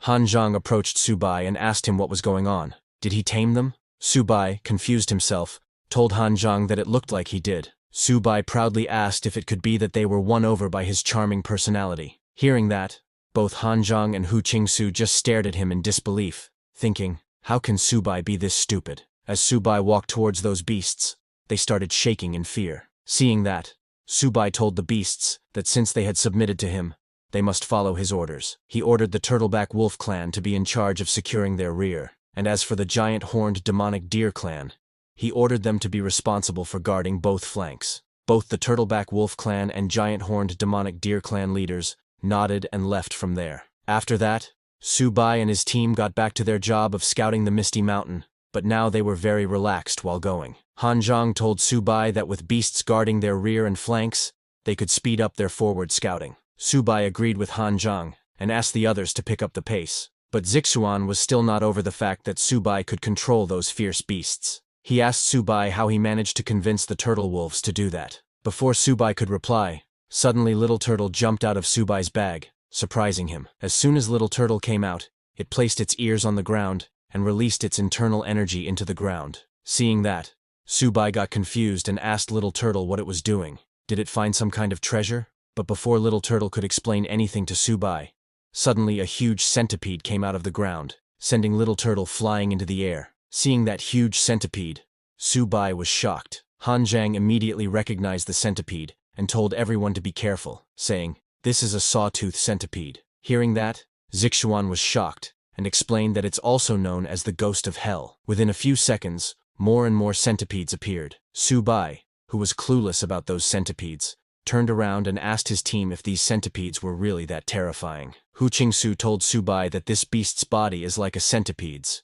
able to burrow and vanish underground without a trace, but its legs are like saw blades. Nothing can withstand them. Han Zhang told Subai that wherever the sawtooth centipede passes, not a single blade of grass remains. It's a true disaster. Wang Yang told him that once its saw-toothed legs wrap around a target, those sharp many feet can instantly slice the target into countless pieces. Hearing these dangerous descriptions, Subai looked at the centipedes and asked if it really was that exaggerated, wondering why what he was seeing was so different from the stories. Subai said that because those centipedes were running around, Little Turtle was letting them play on its body without saying anything to them. In fact, it looked like those centipedes loved it. Suddenly, a system notification popped up in front of Subai saying, "The Sawtooth Centipede clan offers their allegiance. Do you accept?" Subai was shocked to see that notification and asked if this was really possible, but since it caused no harm, he tamed those centipedes too. Meanwhile, deep within the Misty Mountains, in a valley, a mid-gold tier beast reported to a high-level platinum beast elder that the human ants had already entered the Misty Mountains, and he believed humans would pass through here tomorrow. But before he could complete his words, the elder beast stopped him. She sensed the ground shaking, but before she could understand anything, suddenly some creatures hiding underground charged at them. An ape beast standing beside the elder beast stepped forward to protect her. Immediately, the elder beast ordered her full army to be on guard, but before her army could do anything, those creatures attacked the ape beast. The creatures that attacked them were none other than the centipedes that Subai had just tamed. The ape beast was too shocked by the sudden attack and asked, "What the hell is this thing?" After killing that mid-gold tier ape beast, the centipedes charged at the other ape beasts. A high gold tier ape beast recognized the centipedes as sawtooth centipedes. Hearing that, the elder beast was shocked and asked, "How can there be sawtooth centipedes here?" She ordered the ape beasts to quickly send a distress signal to the 9 Nether King, but there was no time. The centipedes attacked the ape beasts and started killing them one by one, not even giving them a chance to react. Seeing her subordinates dying like that, the beast elder became very angry and used her green snake domain skill. She placed her hand on the ground and created a purple summoning formation. As she opened that formation, many giant snakes emerged from the ground to fight the centipedes. But in front of the sawtooth centipedes, the snake beasts could not even last a second. The centipedes killed all those snakes in the blink of an eye, and then attacked the elder beast. She was shocked to see that her snake summons could not stop these centipedes even for a second. This made her even angrier, and she unleashed her internal energy, transforming into her beast form. She turned into a giant snake, which was 10 times bigger than those centipedes in size. But the centipedes did not stop there. They climbed onto the elder beast's body, and using their saw-like teeth, pierced her scales. The elder beast was too shocked to see that her scales were pierced so easily. The centipedes didn't even give her a chance to counterattack and quickly cut her body into pieces, killing her instantly. Then, sometime later, another human team reached that part of the Misty Mountains. Seeing the dead body of the snake elder beast, they wondered what kind of ferocious beast could have strangled the veiled land mystic snake so thoroughly. A guy suggested, could it be a sawtooth centipede? Hearing that the sawtooth centipede, also known as the ghost of hell, had appeared on the battlefield, others got scared because they knew how terrifying it could be. Their team leader ordered them to report the situation immediately and notify the entire army that sawtooth centipedes had appeared in the Misty Mountains. If the human race encounters them, they were to flee immediately. Do not linger to fight. They said yes and immediately left from there. On the other hand, at Subai's side, Han Zhang and Hu Qingsu followed Subai while Wang Yang and Zixuan returned to report to the human war guard place. While going, Han Zhang said to Subai, according to the map, the entire Misty Mountains stretch just over 300 kilometers, and we have been traveling for quite a while now. So how is it that we still haven't reached Clearwater Lake? Hearing that, Subai got offended and asked Han Zhang if he was questioning the route he had planned. But after seeing the map, Hu Qingsu also realized that they were lost. Subai still could not believe it, saying, it's impossible. It must be the map's fault. Han Zhang told him that the map couldn't be wrong because it was a military map. Hearing this, Subai asked doubtfully, could it really be my mistake? Although, I really am a bit hopeless with directions. Hearing that, Han Zhang got furious and shouted at Subai, if you're bad with directions, why didn't you say so earlier? Now, all 3 of them were standing in the middle of nowhere, not knowing where to go. Hu Qingsu asked Han Zhang what they should do now, and who could lead them to Clearwater Lake. Han Zhang and Hu Qingsu both declared at the same time that they were also bad with directions. Hearing this, Subai got angry and shouted, you 2 are bad with directions, and you were blaming me. Han Zhang said, now we're done for. 3 directionally challenged people. How are we supposed to make it to Clearwater Lake? Upon hearing this, Subai got serious and said, if that's the case, then we have no choice but to use our last resort. The last resort Subai was talking about was Little Turtle, who was sleeping in his bag. He took it out and said, an old horse knows the way, so an old turtle should work too. Subai then took out a blood energy pill, gave it to Little Turtle to eat, and asked it to lead them to Clearwater Lake. Little Turtle got very excited to see the blood energy pill, and immediately ate it. Seeing it enjoy the pill, Subai called it a foodie, and ordered it to hurry up and lead the way. Watching Little Turtle take the lead, Hu Qingsu let out a sigh of relief, saying, thanks to Little Turtle, we're safe. Otherwise we wouldn't know what to do. Han Zhang agreed, saying he also felt this was the right direction. Little Turtle is really much more reliable. Hearing Han Zhang, Subai got angry and asked, are you actually saying I'm no better than a turtle? But putting everything aside, all 3 of them followed Little Turtle into the deep fog of the Misty Mountains. After following Little Turtle for a few hours, Hu Qingsu noticed that the fog had thinned a lot. Han Zhang agreed with him, saying it really seemed so. Subai laughed proudly, saying, thanks to Little Turtle, we actually walked out of the Misty Mountains.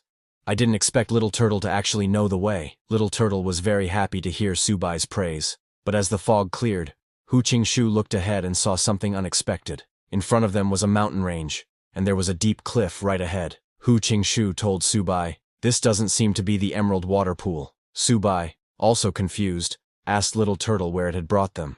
Han Zhang opened the Misty Mountains map and told them that, based on their current location, they were now on the outskirts of the Emerald Water Pool. But just as he said that, suddenly a very dense fog surrounded them, and a loud noise came crashing over them. All 3 of them looked ahead to see what it was, and to their surprise, a huge dragon rose from the mountain range and roared loudly. All 3 were shocked to see the dragon and asked, what's going on? The dragon was so huge and powerful that its roar uprooted trees and sent them flying into the air. Seeing that, Subai, Han Zhang, and Hu Qingsu didn't hesitate for a second. They turned around and started running away as fast as they could. While running, Subai called Little Turtle an idiot, asking where the heck it had brought them. He asked Han Zhang if the 3 of them had run outside the map and into an unknown area. As they were running, suddenly a voice came from behind. Help me! You 3 lowly beings, wait for this holy maiden. Hu Qingsu heard that voice and asked Subai if there was a sound behind them. Subai replied, "Who cares what that sound is? Just run." But as they were running away, a very loud sound of wind passing by at high speed suddenly came, and the dragon disappeared. Subai and the others were confused to see that the dragon had vanished. They stopped and asked, "What the heck was that thing? Is it actually this terrifying?" While catching his breath, Subai asked someone to tell him where in the world they were, because didn't the map say the danger level outside the emerald water pool wasn't high? Subai added that he knew this map was unreliable. Hu Qingshu admitted that this was definitely not the place marked on the map, because there's no place this dangerous on it. Han Zhang guessed, could it be that little turtle led us the wrong way again? But before they could figure anything out, someone suddenly appeared before them, and saying, "You three lowly races, how dare you not come to my aid in a time of crisis, only caring about your own lives?"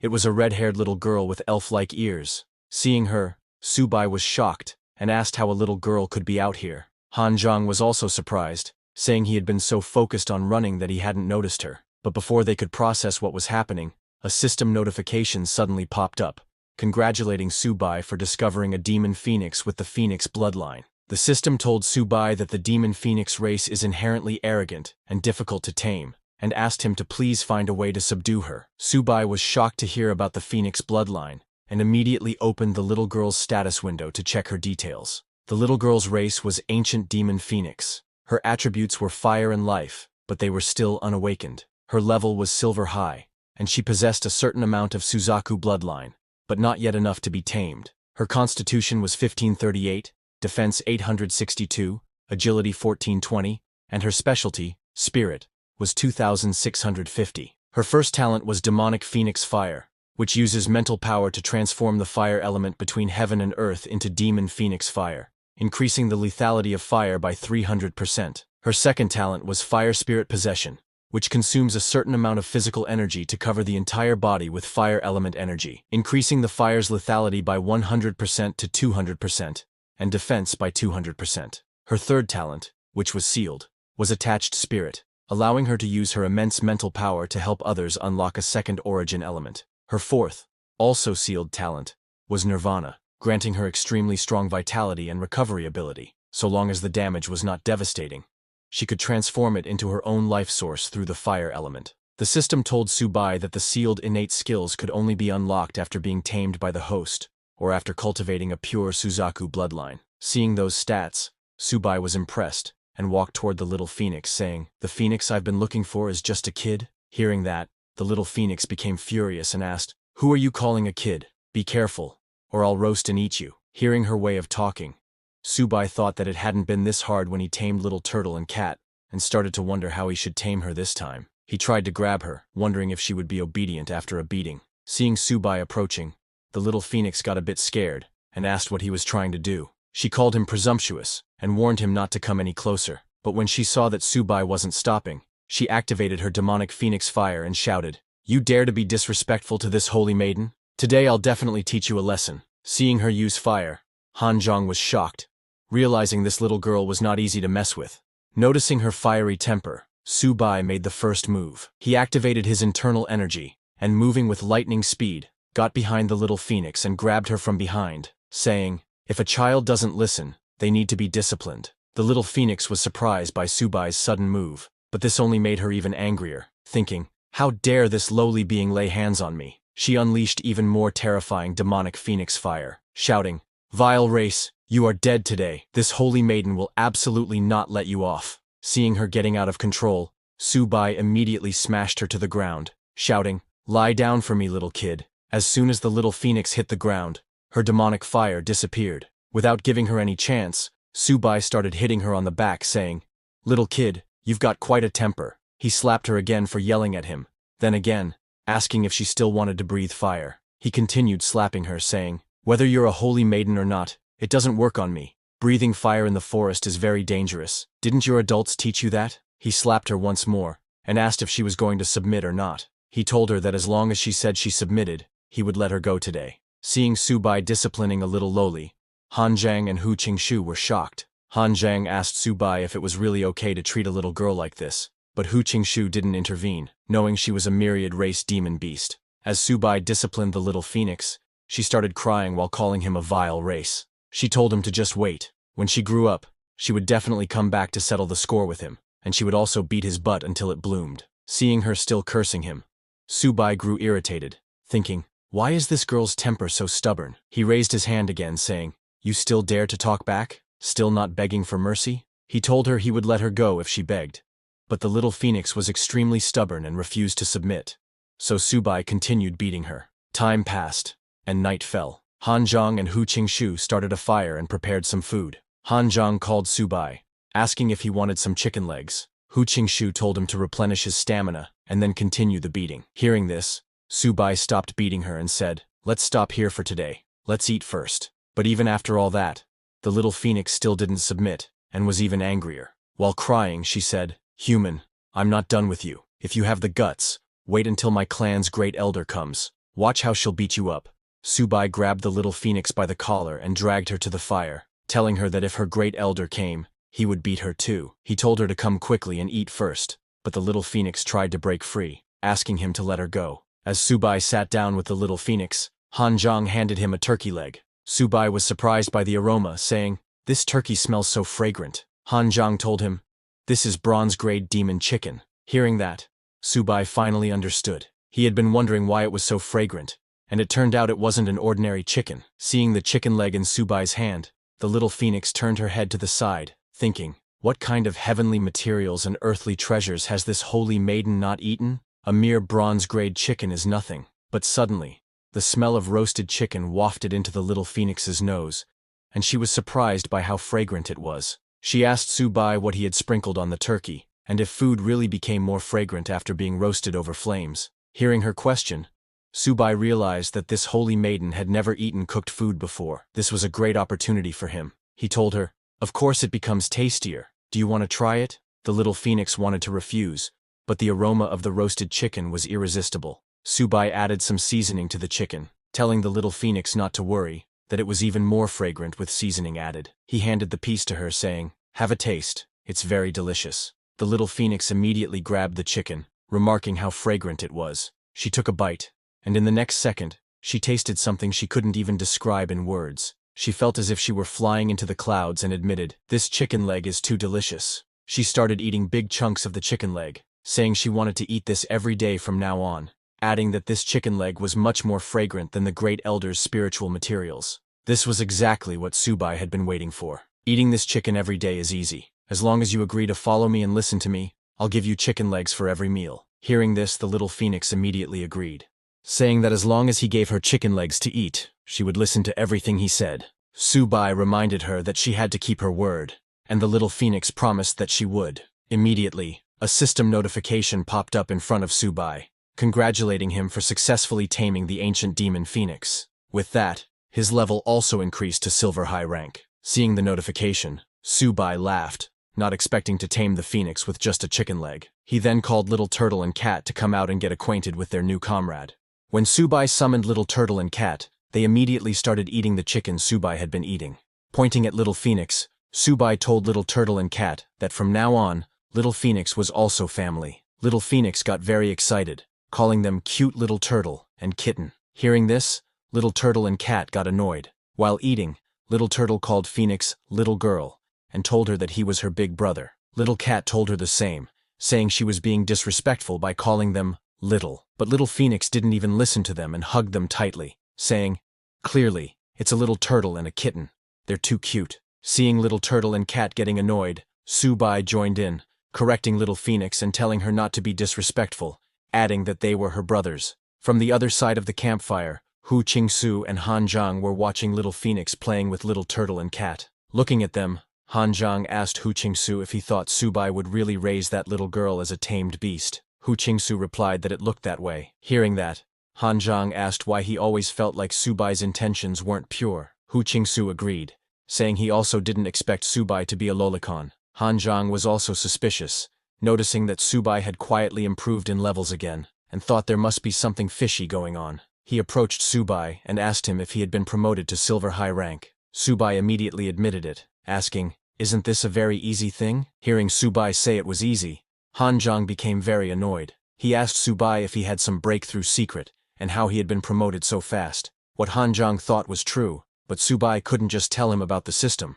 so he started acting. He laughed and told Han Zhang that he actually did have a secret, and given their relationship, it's not like he couldn't tell him. But there was a saying in Dragon Country: the Tao cannot be personally transmitted, especially a secret concerning cultivation to the king rank. He asked Han Zhang if he knew what he meant. Hearing about the king rank cultivation method, Han Zhang's interest increased. He smiled and told Su Bai that he got what Su Bai meant. Han Zhang immediately took out a gold rank beast core to give to Su Bai, but before he could hand it over, Hu Qingsu, who understood that Su Bai was just lying, stopped him and warned Han Zhang to be careful about being tricked. But before Han Zhang could process Hu Qingsu's words, Su Bai snatched the gold rank beast core from his hand, saying, "Not bad, Han Zhang. I have high hopes for you." He told Han Zhang that what he was about to say was something Lord Ni Qing had personally told Su Bai, so Han Zhang must write it down carefully. Han Zhang agreed. With a serious expression, Su Bai told Han Zhang, "Martial arts cultivation means cultivating the realm, but what I have cultivated is a Tao heart." He patted Han Zhang's shoulder and told him that as long as he had the heart to seek the Tao and the unwavering belief to become stronger, he would be able to go farther and faster than others. Hearing this, Han Zhang got very confused and told Su Bai that he still didn't quite understand. Su Bai then pointed at a mountain ahead and asked Han Zhang to look at it, saying, "When they only look at this mountain, it seems full of difficulties and obstacles. But if they focus on the summit, the journey from the foot to halfway up won't seem so hard. They will break through obstacles all the way and reach the top in one go." Hearing that, Han Zhang looked at the mountain and said, "I seem to understand a little, and yet I don't. You seem to have said something, and yet said nothing." Hearing Han Zhang talk like that, Hu Qingsu told him that Su Bai had tricked him out of his gold beast core. But Su Bai immediately denied it, saying what he had shared were all secrets to reaching the king rank. Suddenly, Han Zhang turned around and thanked Su Bai, saying he finally understood. Surprised, Su Bai asked him what he understood. Han Zhang told him that as long as one tells themselves every morning that they can definitely become king rank, there will be no bottlenecks. Han Zhang jumped onto a rock in excitement, saying, "I can't believe I only understood the principle of the great Tao being simple today. I must use all my time to improve myself." Seeing him talking to himself, Hu Qingsu said, "He's gone mad." Even Su Bai was surprised, but he still praised Han Zhang, saying he didn't expect Han Zhang's comprehension to be so high. Then Su Bai turned to Little Phoenix, who was lying on the ground with Little Turtle and Cat. He told her to stop playing and help Little Turtle and Cat awaken their second origin talent. Hearing that, Little Phoenix got confused and told Su Bai she didn't know how to awaken it. Su Bai smiled and told her she didn't know before, but now she does. He asked her to use her mental power to feel the changes in her body, saying there was an ability that could help others awaken their second origin talent. Little Phoenix said, "Okay, I'll try it." She stood up and started to use her mental power to feel the changes in her body, and suddenly, a new energy covered her. Little Phoenix opened her eyes in excitement and told Su Bai that she could really feel it. She immediately turned and used her newfound power on Little Turtle, saying, "Brother Turtle, you come first." As that unknown energy entered Little Turtle's body, he screamed in pain, asking Little Phoenix to stop quickly. In the next second, Little Turtle transformed into his true, massive form and tried to endure the pain. Little Phoenix was shocked to see how big Little Turtle's true form was. Su Bai asked Little Turtle to bear with it. As Little Phoenix continued to pour more and more energy into Little Turtle's body, suddenly his tail started glowing very brightly. As Little Turtle's whole body started glowing, he roared loudly, and the next second, his tail transformed into a snake-like head. Immediately, a system notification appeared, congratulating Su Bai and telling him that his Earth Spirit Tortoise had successfully awakened its second elemental talent, Water Origin. Hearing that it was a success, Su Bai got very excited and immediately opened Little Turtle's status window. He saw that Little Turtle now had two attributes, Earth and Water. But only after reaching gold level could the power of the Water Origin truly be unleashed. His level was intermediate silver, but with the awakening of his Water Origin talent, his fourth talent was strengthened. Currently, his constitution was 1,538, defense was 2,262, his specialty, agility was 400, and spirit was 400. Little Turtle had 4 talents. First, Earth Barrier. Second, Earth Spirit Possession. Third, Gravity.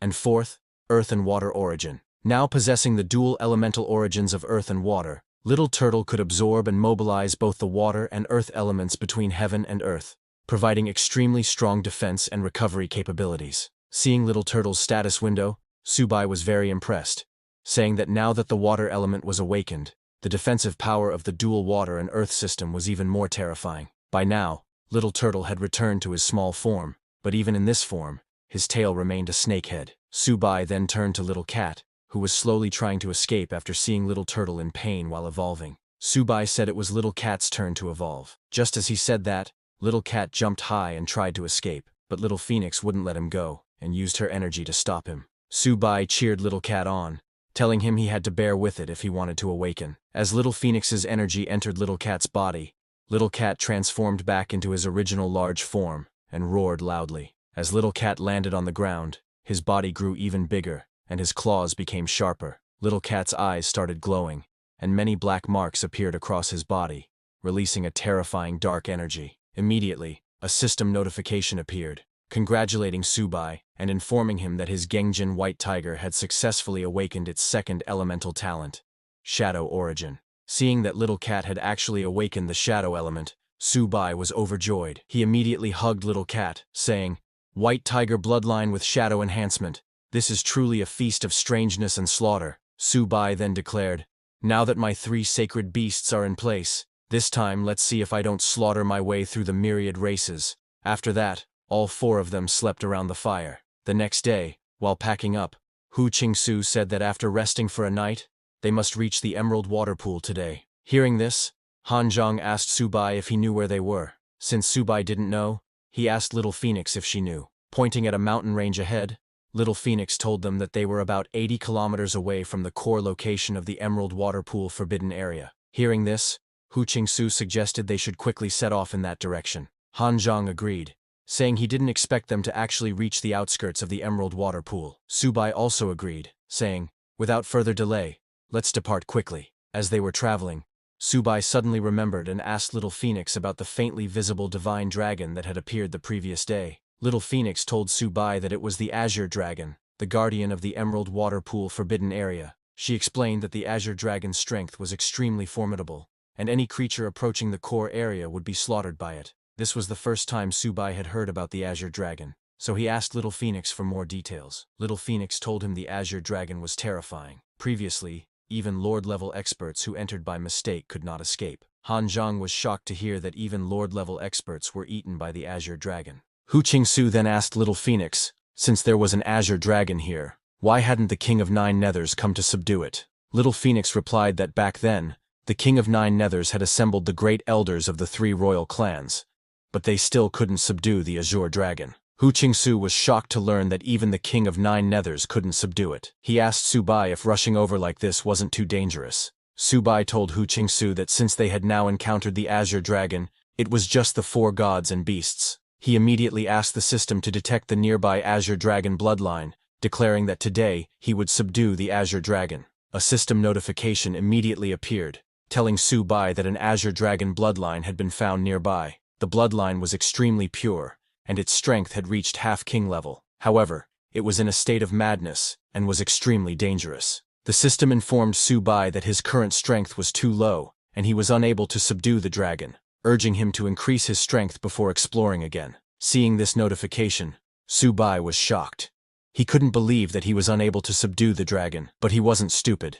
Seeing that even the system indicated the Azure Dragon was extremely dangerous, he decided it was better to evacuate quickly. He turned to Hanzhong and Hu Qingsu, suggesting that they should retreat from here first. Hearing that, Hanzhong and Hu Qingsu were shocked. They couldn't believe Subai, who always rushed to fight first, was saying this. Subai then turned to Little Phoenix and asked if she knew the way out of the Misty Mountains. Little Phoenix told Subai that the path in the Misty Mountains changes with the weather, so she didn't know the way either. Hearing that, Subai grew a little worried, realizing it was going to be difficult. Then, Hu Qingsu suggested that since the Misty Mountains are west of the Emerald Water Pool, as long as they walked east, he was sure they could return to the Misty Mountains. Hanzhong supported Hu Qingsu's idea, saying the principle was simple, but the key problem was that they couldn't tell which direction was east. Subai suggested following the sun, but Hu Qingsu told him that the sun on the Myriad Races battlefield was the least reliable, and the mountain range interior was full of dense fog,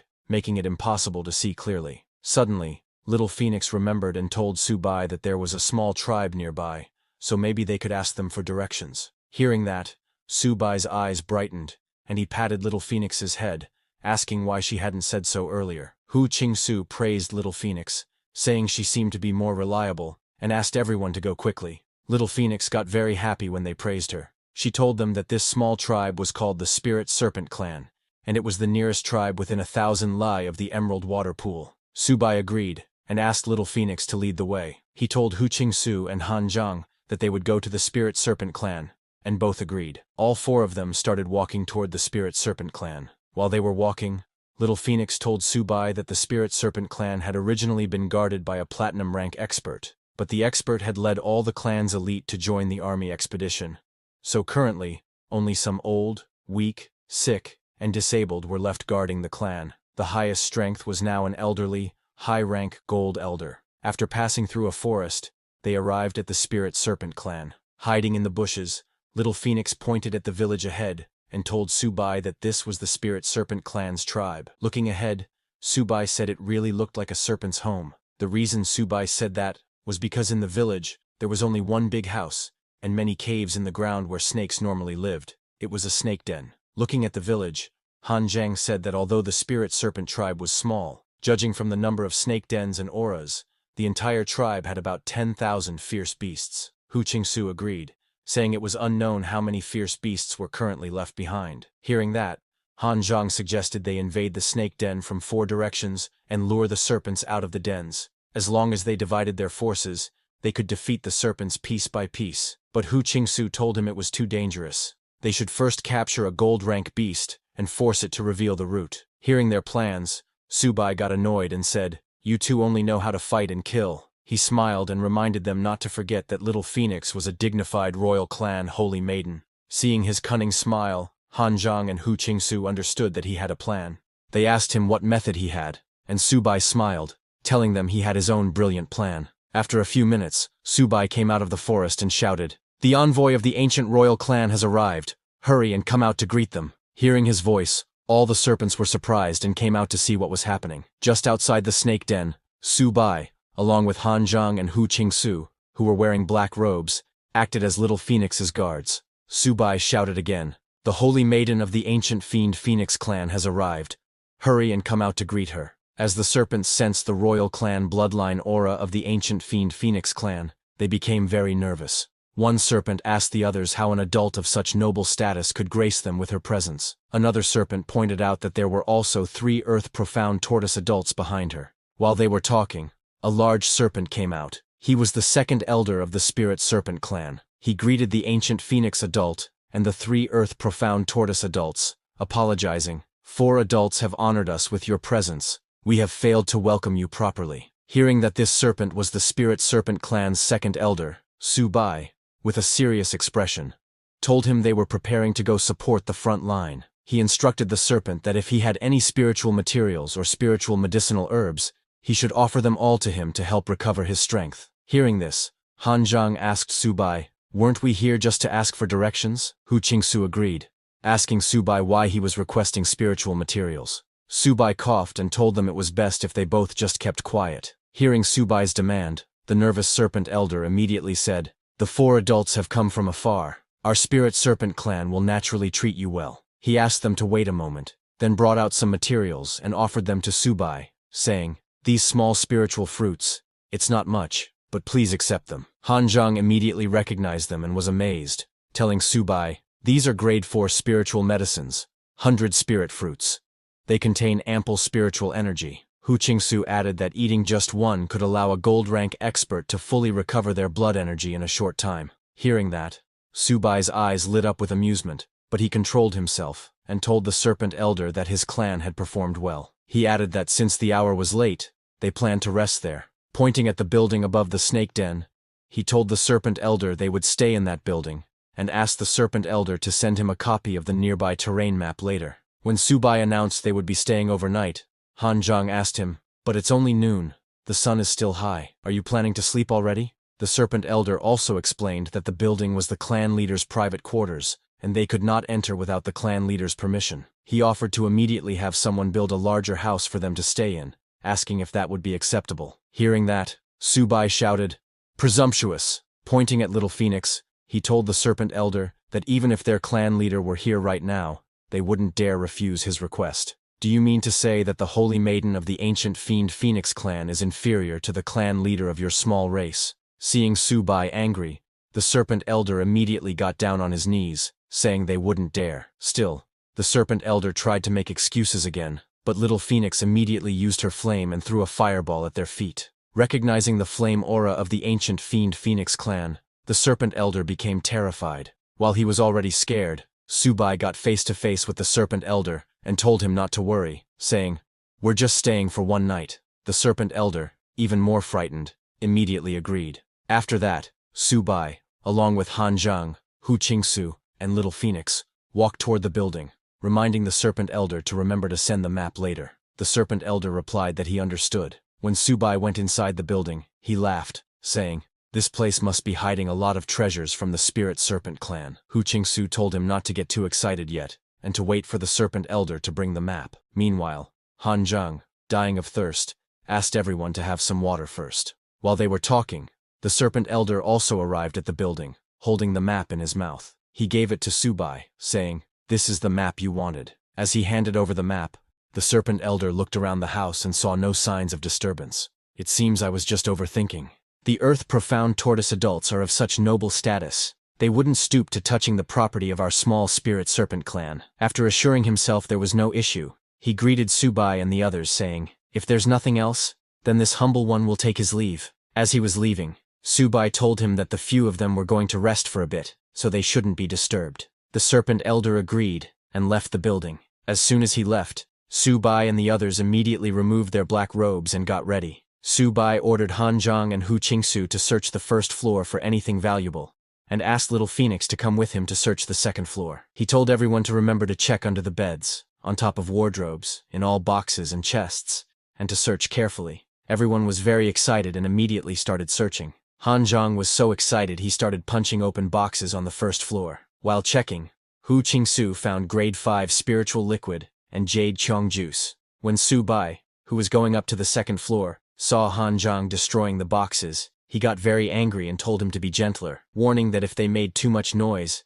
they could get into trouble if those outside heard them. Han Zhang said okay, and resumed searching more quietly. Suddenly, Little Phoenix, who was searching the second floor, came to Subai and told him she found a box of grade 4 spiritual materials, 100 spirit fruits. Hearing that, Subai was very happy and told her to keep looking, suggesting there might be some hidden compartments. Little Phoenix agreed and got back to searching. After a few hours of searching, they collected tons of rare materials, spiritual herbs, and many other treasures. Subai then asked everyone if they were ready. Han Zhang immediately replied that they were. Little Turtle also roared, saying he was ready too. Hearing that, Subai said, "What are we waiting for? Let's eat." As soon as he said that, Han Zhang, Hu Qingsu, Little Phoenix, Little Turtle, and Little Cat all jumped on those spiritual herbs with Subai and started eating like crazy, not even stopping to drink water. After eating everything, they finally stopped. Han Zhang told Subai that he thought his bottleneck at the high silver stage was starting to loosen.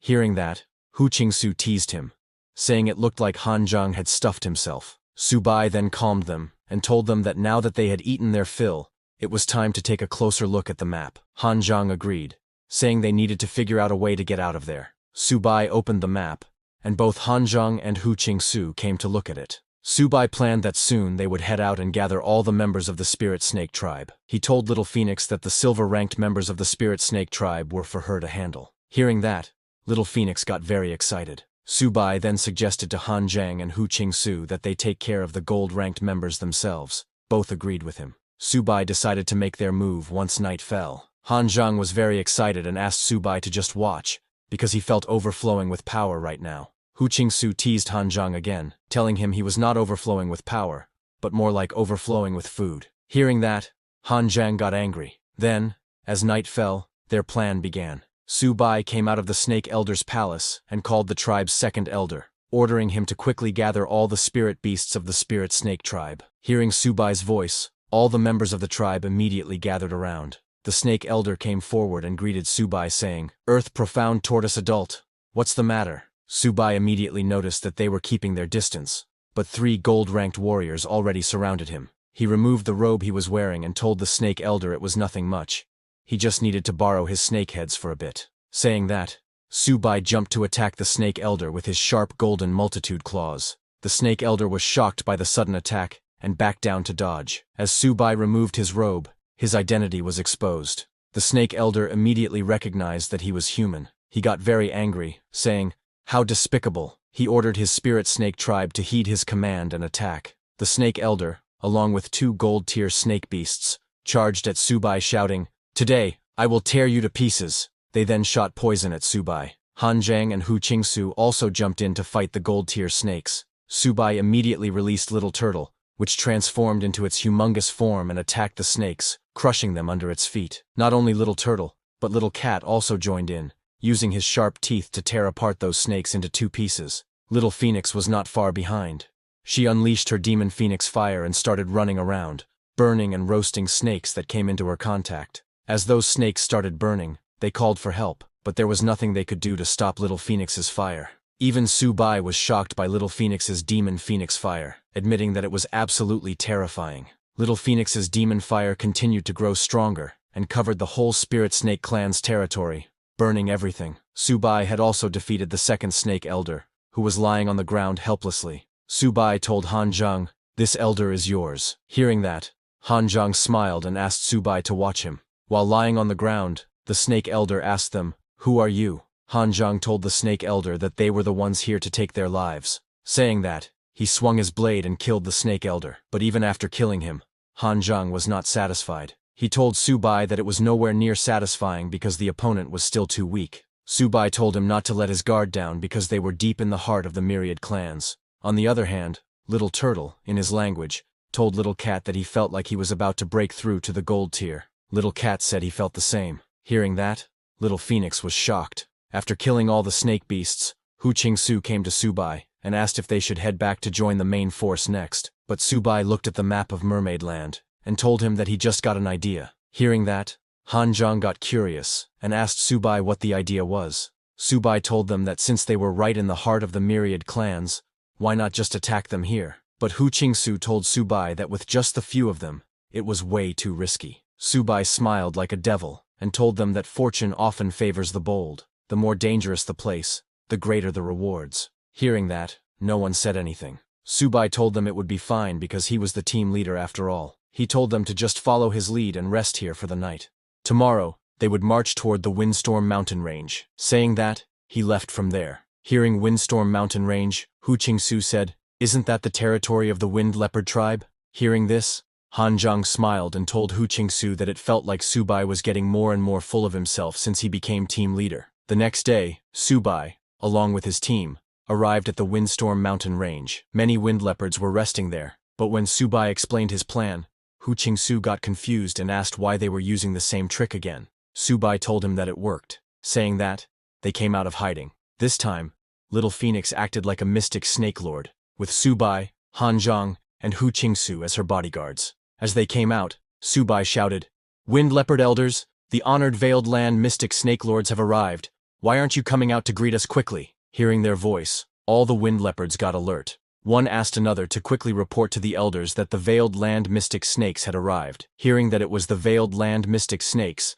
a one-eyed wind leopard elder came out holding a sword and asked Subai and the others if they were here to die. Hearing that, Subai and the others got very confused, asking what was going on. The angry wind leopard elder told them that the wind leopard tribe held an unyielding grudge against the Veiled Land mystic snakes, and today was the day of their vengeance. Saying that, he jumped to attack Subai with his sword, ordering his clan to attack with him. Immediately, all the wind leopards surrounded them from all directions. The wind leopard elder moved very fast. He jumped around to confuse them first, and then attacked. But Han Zhang blocked his sword, telling Subai that his plan didn't work. Subai told Han Zhang, "How was I supposed to know they had a grudge against mystic snakes?" Subai then removed his robe and got ready to fight, saying if worst came to worst, they would just barge right through. He summoned Little Turtle and Little Cat, telling them it was time to get to work. Immediately, Little Turtle and Little Cat came out and transformed into their beast forms, attacking and shocking the Wind Leopard Elder. Seeing the Wind Leopards jumping around, Subai said, "Little Phoenix, those leopards are really fast, so I'm counting on you." Little Phoenix said, and while they were all fighting on the ground, she flew into the sky using her internal energy. She then used her demonic phoenix fire, creating a fire phoenix in the sky and shooting fireballs at everyone. Seeing the fireballs falling, all the wind leopards started running away, but it was no use. They could not escape, and died. Subai and his party worked together, and within a few minutes, killed all the wind leopards. After killing so many, Han Zhang started to feel like he was finally going to level up. Hearing that, Subai tried to take credit, asking Han Zhang if the method he taught him was effective. Just then, 2 system notifications popped up right in front of Subai, telling him that his Earth Spirit Turtle had advanced to early gold rank, becoming the Mystic Marsh Turtle, and that his Sharp Golden White Tiger had also advanced to early gold rank, becoming the Shadowed Golden White Tiger. Subai's level increased accordingly. Seeing the notifications, Subai was impressed, saying, "That's quite a significant improvement this time." Subai looked at Little Turtle, and saw that it had grown bigger again. He immediately checked Little Turtle's status window. Little Turtle was now a Mystic Marsh Turtle at early gold rank with water and earth attributes. 50% of the Black Tortoise bloodline had been awakened, and the earth and water elements had fused to form new skills. Its constitution was 4,538, defense 6,262, and it specialized in both agility and spirit, each at 2,000. Little Turtle had 4 talents. The first talent was Wall of Despair, which consumes stamina to amplify its own defense by 100% to 300%, and simultaneously weakens the enemy's attack by 20%. The second talent was Barrier of Water, which condenses the power of the water element to form a barrier over a 10-kilometer radius. Unless the enemy's strength vastly exceeds that of the Mystic Marsh Turtle, this barrier cannot be broken. The third talent was Gravitational Core, which extends the gravity effect to a 10-kilometer radius. Its fourth talent was Origin of Earth Water. Little Turtle possesses dual elemental origin powers of earth and water, able to absorb and command the primal forces of both elements from the heavens and the earth, granting immense defensive and regenerative power. Seeing that Little Turtle could now reduce the enemy's attack by 20% and trap them in a water barrier, Subai was impressed, saying Little Turtle's graded skills were totally overpowered now. Subai then checked Little Cat's status window. Little Cat was now Shadowed Golden White Tiger at early gold rank, with gold sharp and shadow attributes. 50% of the White Tiger bloodline had been awakened, and the gold and shadow elements had fused to form new skills. Its constitution was 4,250, defense 2,850, agility 6,550, and spirit 2,000. Little Cat also had 4 talents. Its first talent was Phantom Dance, which increased attack speed by 200%, and attack power by 200% while attacking. The second talent was Shadow Strike, which amplified Little Cat's speed by 200%, and when Shadow Origin was activated, it could merge with shadows, increasing speed by 400%. The third talent was Spirit of Gold. Covered in gold power, each of Little Cat's attacks dealt 200% bonus tearing and armor penetration effects, and no defense below the same rank could withstand it. The fourth talent was Origin of Gold Shadow. Little Cat possessed dual elemental origin powers of gold and shadow, able to absorb and channel the primal gold and shadow forces of the world, granting immense lethality and incredible speed. Seeing the details of Shadow Strike, which doubled the speed, Subai got very excited because that was way faster than the sharp golden ghost steps. Subai went to Little Cat and told him that from now on, he was the master of the shadows. Little Cat didn't like that title much and turned back into its small form, along with Little Turtle. By then, Han Zhang had noticed that Subai had improved again. Confused, he asked Subai why, since he clearly already had the will to seek the Tao and the faith, he still couldn't advance. Hearing that, Subai laughed and told Han Zhang that this only meant one thing: his faith was not strong enough. He then looked at Misty Mountain Mao and asked Little Phoenix where they were going next. Looking ahead, Little Phoenix told Subai that there was only one place left she hadn't been to. She pointed at the mountain range ahead and told them that this was the main city of the Veiled Land Mystic Snakes. Hearing that, Subai got excited and asked everyone to let's go there. Hu Qingsu was shocked and asked Subai if he was serious. Han Zhang asked Subai if this wasn't a bit too crazy. After all, that's truly the great city of the myriad clans. Even though the myriad clans and the human race are at war now, there must be powerful individuals guarding the main city. He asked Subai how, with just a few of them attacking the main city, this was any different from courting death. He told Subai that they absolutely should not go there because heading to the main city was way too dangerous. Han Zhang tried to warn Subai, telling him that if their human identities were exposed, they wouldn't even have a chance to escape. Hu Qingsu agreed with Han Zhang and told Subai that it was still a bit too risky for the three of them to go to the main city with their current strength. Hearing that, Subai turned around and asked Han Zhang and Hu Qingsu if they had both forgotten their faith and their will to seek the Tao. He told them that if they wanted to gain more resources to strengthen themselves, they must go to the main city. Hearing Subai's logic, both of them were speechless. Seeing their reaction, Subai tried to motivate them. He asked them to just think. When one day they reached the king-level realm, standing on top of the Great Wall, looking down at the myriad clans like mere ants, think of how much admiration they will receive, and how great a contribution they will be able to make to the human race. He told them exactly that. Besides, they would be doing this for the greater good of the human race. How glorious was that? Even if they couldn't make it back this time, they were doing something incredibly great. Hearing that, Han Zhang, who was from the military academy, got very excited and shouted, "That's right, for the greater good of humanity, I, Han Zhang, was born great and will die gloriously." This was what Subai was aiming for. He grabbed Han Zhang's hand, telling him that's the true spirit of a proud hero of humanity. Hu Qingsu was shocked to see how fired up Han Zhang got just like that, but as Han Zhang agreed, Hu Qingsu had no choice but to agree as well. Then Subai asked Little Phoenix to lead the way. Little Phoenix said, "Okay, master," and led them towards the main city of the Veiled Land Mystic Snakes. Along the way, Subai was cheering Han Zhang and Hu Qingsu, saying, "It's for the greater good of humanity." 3 days later, after walking continuously, Subai and the others were very exhausted. He asked Little Phoenix how much further the main city was. Little Phoenix, who was leading the way,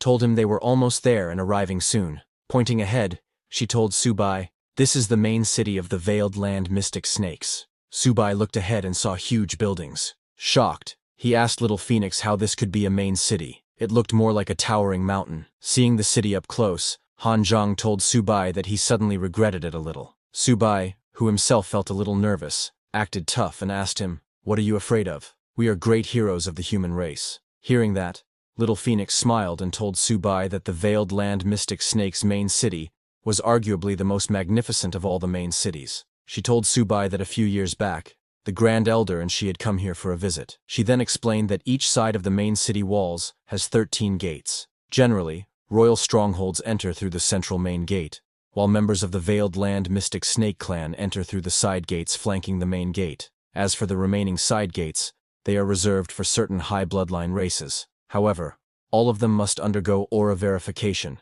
and pay a toll to enter. Subai was surprised to hear that, and asked Little Phoenix what the toll fee was. Little Phoenix told him that basically, it's just purple crystals, and roughly speaking, 1 purple crystal is enough to buy a standard grade 3 spiritual herb. She took out a little pouch and pulled out a purple crystal, telling Subai that purple crystals aren't just used as currency. They also contain immense energy, making them useful for cultivation. She told them that cultivators at the platinum level and above use even more advanced spirit stones for their cultivation. These high-grade spirit stones don't just contain ordinary energy.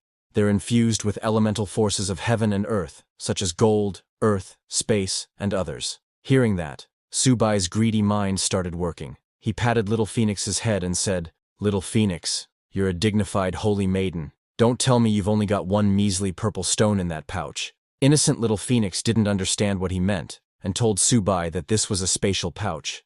There's around 100 square meters of storage space inside. She turned the pouch upside down and started pouring purple crystals from it, telling Subai that she was actually pretty wealthy. She took out thousands of purple crystals from her pouch. Seeing that, Subai and the others were shocked. Han Zhang said, "No wonder Little Phoenix was so calm and unhurried when consuming spiritual materials earlier. It turns out she was cultivating with purple crystals." Subai was amazed to see so many crystals, and even Hu Qingsu was shocked, admitting that Little Phoenix was totally a little rich girl. But Little Phoenix's happiness was short-lived. Subai took the pouch from her hand. Surprised, Little Phoenix tried to tell Subai that it was hers, but Subai put back all the purple crystals into the pouch again, telling Little Phoenix that it wasn't safe for her, a child, to carry so much money. So, as her master, he would keep it safe for her. Little Phoenix tried to take it back, but Subai held the pouch high, telling her, "It's settled." Subai was very happy, thinking this time she had really struck it rich. Han Zhang then told Subai that they should enter the city now. Subai agreed,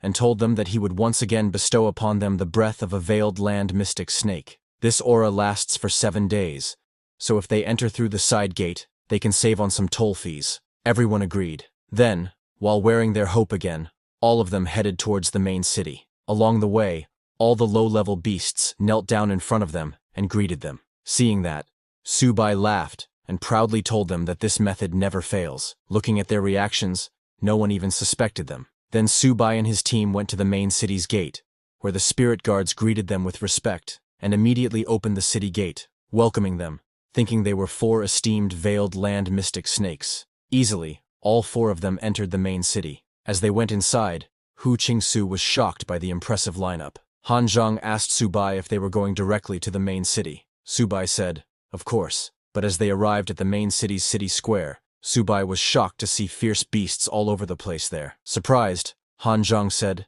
this main city is too big. He asked Subai what was going on. Well, they were not wrong. This main city was bustling and lively, with thousands of beasts living there. A little nervous, Hu Qingsu told Subai that he didn't expect there to be so many fierce beasts in the main city, and their strength wasn't weak either. The foundation of the myriad clans was far deeper than they had imagined. Han Zhang agreed with Hu Qingsu, saying that with just the 3 great royal clans plus these elites from the main city, their human warriors were no match for them. Little Phoenix told them that, in fact, the 3 great royal clans possess extremely high control over lower bloodlines. This time, the King of the 9 Hells has raised an army of 10 million, but 9 million of them are just cannon fodder. The true elites are probably only the clans of the 9 Hells royal family and the veiled land mystic snake tribe. Hearing her, Subai finally understood how it was. Han Zhang said, it's no wonder Lord Huanshan doesn't take this army of 10 million seriously, so that's the real reason. While looking around, Subai told them that he didn't expect the main city of the myriad clans to be so lively, and suggested that they go for a stroll. Just as Subai said that, he got a message. After leveling up, Little Turtle and Little Cat now resided in the system space, and this message came for Little Turtle. He told Subai that he found something good about 10 kilometers in the southwest direction. Hearing that, Subai got excited. He turned to Han Zhang and Hu Qingsu, asking them to look at this royal city, suggesting that if the 3 of them stick together, their efficiency would be way too low. So how about they split up and act separately? Hu Qingsu told Subai that would work, because he wanted to see if there was a place to study the ancient records of the myriad clans. Subai then took out 2 purple crystals from Little Phoenix's pouch and gave them to Han Zhang and Hu Qingsu, telling them not to say he was an unreliable brother. He told them to take a purple crystal, play it by ear, and meet back at the city gate when they're done. Annoyed, Han Zhang said, Subai, you only give us 1? That's way too stingy. Hu Qingsu agreed with Han Zhang, saying Little Phoenix had a whole bag full of those, but Subai didn't even let them finish taking. He turned around and walked away with Little Phoenix, telling them there was no need to thank him, just remember it. That's just the next level of shamelessness, Han Zhang commented. Subai is a miser. Then, after Subai left, Hu Qingsu told Han Zhang that he was going to look for a place to check the ancient books, and asked if he wanted to come with him. Han Zhang declined, saying he would go check out the armory shops in the city. On the other hand, Subai followed Little Turtle's lead and arrived in front of a huge building. Looking around, Subai said, according to the prompt, this should be the place. He adjusted his robe and, excited, walked towards the building, wondering what good things were there. Looking at the building, Subai said, could this be the main city's treasure vault? He was thinking that since the wall wasn't even that high, he could easily climb over it. But suddenly, Little Phoenix saw something flying towards the building and asked Subai to look. It was a flying monster. Just as it got near the building, some runes activated, and the monster was struck by lightning, dying instantly. Seeing that, Subai got scared and said, luckily, I didn't act rashly. Looking closely, Subai noticed that the runes seemed familiar. He thought he had seen them before, maybe in an ancient book. Then he remembered that this was a no-fly barrier. He admitted that the Dizhu Xuanmeng clan sure pulled out all the stops because if they had this barrier, even a diamond rank expert couldn't sneak over the wall easily. But this also confirmed Subai's suspicion. Now he was very excited to find what they could be guarding inside. Suddenly, Little Phoenix saw someone coming towards the building and told Subai. Hearing that, Subai asked her to quickly hide, and both of them hid behind a wall. Then a snake beast came. The guards guarding the building greeted him and asked if he was there to inspect again. The snake beast asked if there was anything abnormal. The guards said no, and told him everything was normal. Hearing their conversation, Subai suddenly got an idea. He asked Little Phoenix to wait for him there. Little Phoenix said, okay, understanding that Subai was going to do something. Subai decided to test Little Cat's new ability. Just as he used it, he became invisible. Little Phoenix was surprised to see that he really became invisible. Then, as the snake beast went inside the building, he asked the guard to shut the door after he went in. Little did he know that invisible Subai was already following him from behind. Just as they went inside and the door closed, Subai hit the back of the snake beast's neck and made him unconscious. Seeing the snake beast, Subai smiled and said, "This shadow attack is pretty handy." Subai then went inside to see what treasures they were hiding in the building. Just as he entered, he saw many boxes filled with purple crystals. Seeing that the place was loaded with purple crystals, Subai got excited, saying, "It's a jackpot. Now I couldn't go broke even if I tried." Just then, he noticed some movement in a side room. He was surprised and asked if someone else was here. He was right. 2 people were hiding behind the room's door. Subai wondered if it could be someone from the Dizu Xuanmang clan and shouted, "Who's there? Show yourself." When the people hiding behind the door heard Subai's voice, they recognized it and came out from hiding. It was none other than Han Zhang and Hu Qingsu who were hiding there. All 3 of them were shocked to see each other there because one of them went shopping, one went to read, and one went to the weapons shop. But somehow all 3 ended up in this building. Subai pointed his finger at them and asked, "Weren't both of you always acting righteous? So what's with the stealth gear now?" Subai realized that both of them were even more talented than him. He asked them how they got in without alerting the guards. Han Zhang laughed nervously, and while pointing to that room, told Subai that there was a tunnel there, and when he was just wandering, somehow he ended up inside. Subai said, "Enough chatter," and told them to grab what they could and just don't make noise. While going in different directions, he asked them not to follow him. Hearing that, Hu Qingsu said, "Come on, Subai, don't be so stingy." Then, a few minutes later, both of them had packed their bags full. Han Zhang told Subai that he had enough and couldn't carry more. Hu Qingsu said the same.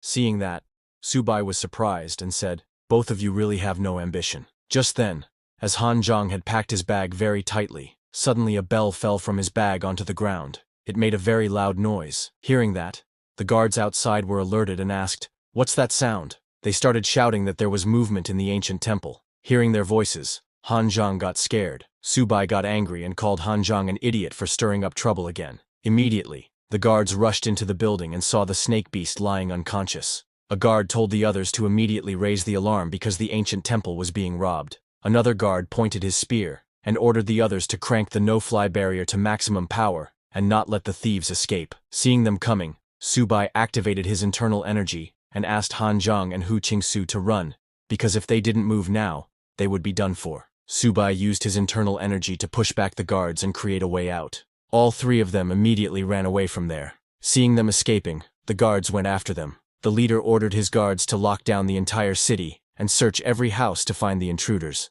While they were searching the whole city, Subai and the others were hiding on the roof of a building next to the ancient temple. Little Phoenix was a little worried and told Subai that the entire city guard was mobilized. Han Zhang told Subai that he thought they had caused a huge mess this time. Subai told him there was no doubt about it. Hu Qingsu was worried because the whole city was under lockdown and there was no backup coming for them. But suddenly, Subai got an idea. Don't they know the saying that the most dangerous place is the safest hiding spot? Han Zhang got confused hearing that and asked Subai what that meant. Subai didn't say anything and just smiled. Then, a few minutes later, Little Phoenix went in front of the guards and while pointing in a different direction shouted, "Human presence!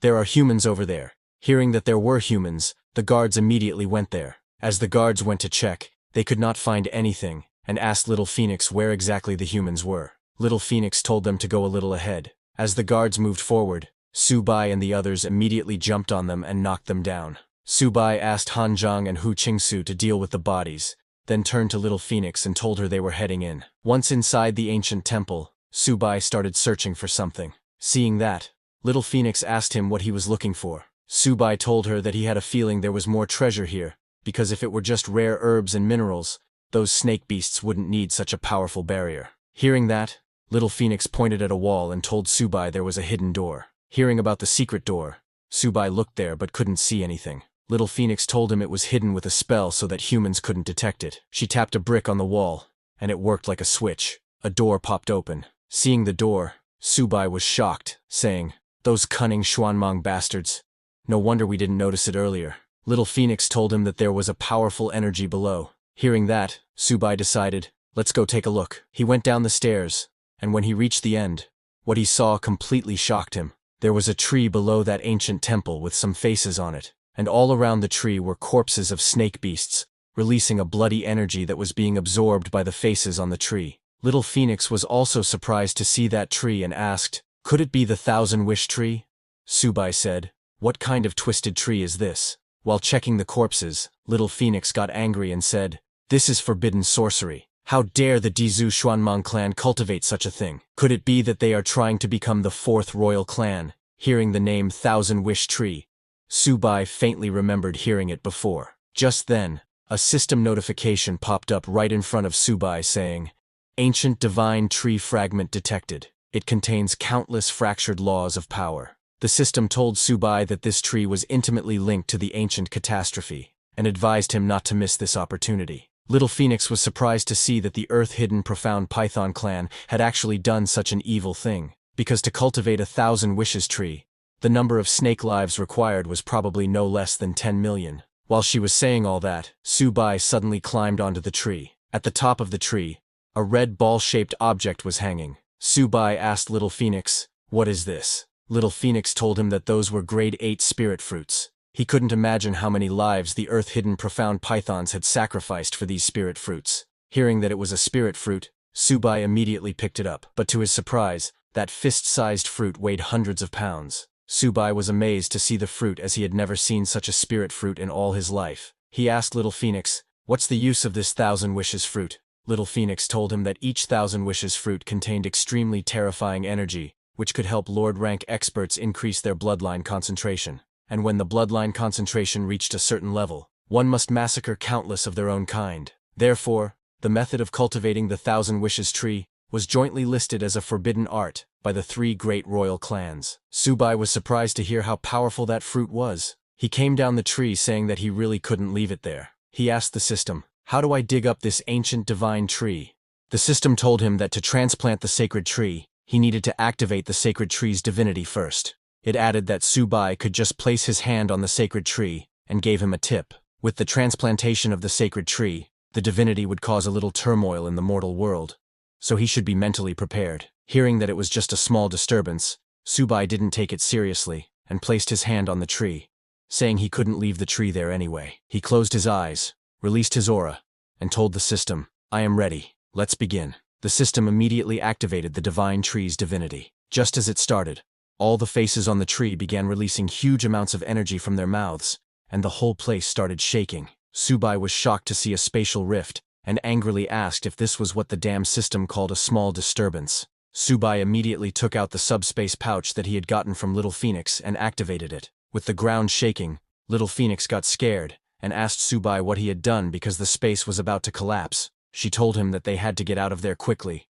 or they would be trapped in the spatial rift. But Subai still didn't stop. Little Phoenix again told him that if they didn't go now, it would be too late. But it was already too late, and the tree exploded with a huge explosion. Little Phoenix grabbed Subai tightly, and he stood in front of her to protect her from the explosion. Suddenly, Little Phoenix's subspace pouch started sucking in the tree, but cracks began to appear all around the space. Seeing that the place was about to collapse, he told Little Phoenix to hide for a moment. Along with that tree, the subspace pouch sucked in Subai, and Little Phoenix too. Just as they got sucked in, everything around was destroyed. Only the subspace pouch remained. Once inside, Subai sighed in relief, saying, "It's temporarily safe in here." Then Little Phoenix looked ahead, very excited. She told Subai that he had succeeded, and actually transplanted the Thousand Wishes tree. She was right. The bloody red tree had been transplanted into the subspace pouch and turned golden. Right beside that tree were the heavenly materials and earthly treasures Subai had looted.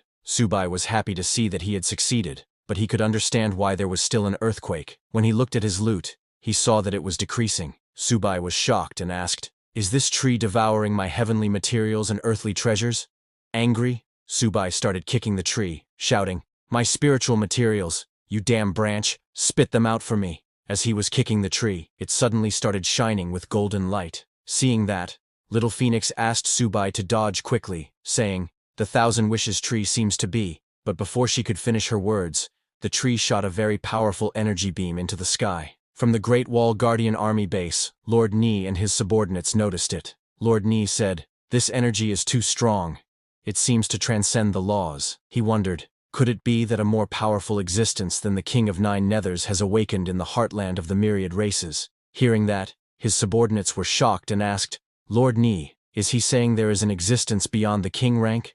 Lord Ni immediately ordered his subordinates to contact the reconnaissance troops and find out what was going on. On the other hand, at the Nine-Tailed Heavenly Fox Royal City, Seeing that golden light, the Heavenly Fox Elder asked if this was deity-level power. Her subordinate asked, "How is this possible? Hasn't the Forbidden Land not been breached yet? How can there be divinity leaking out?" The Elder herself didn't know why such a terrifying power appeared in the earth-hidden profound Python's main city. She asked her subordinate to send someone to investigate. At Nine Nether's royal city, the Lord of the Nine Nethers felt that terrifying energy and was shocked. What's going on? Why would such a terrifying aura appear in the earth-hidden profound Python's main city? He asked his subordinate what was happening. The scared subordinate told the Lord of Nine Nethers that he truly did not know but would go to the main city to inquire about what happened. At the Emerald Waterpool Forbidden Land, the Asura dragon also woke up after sensing that golden energy. At Sword Mound Forbidden Land, after sensing that energy,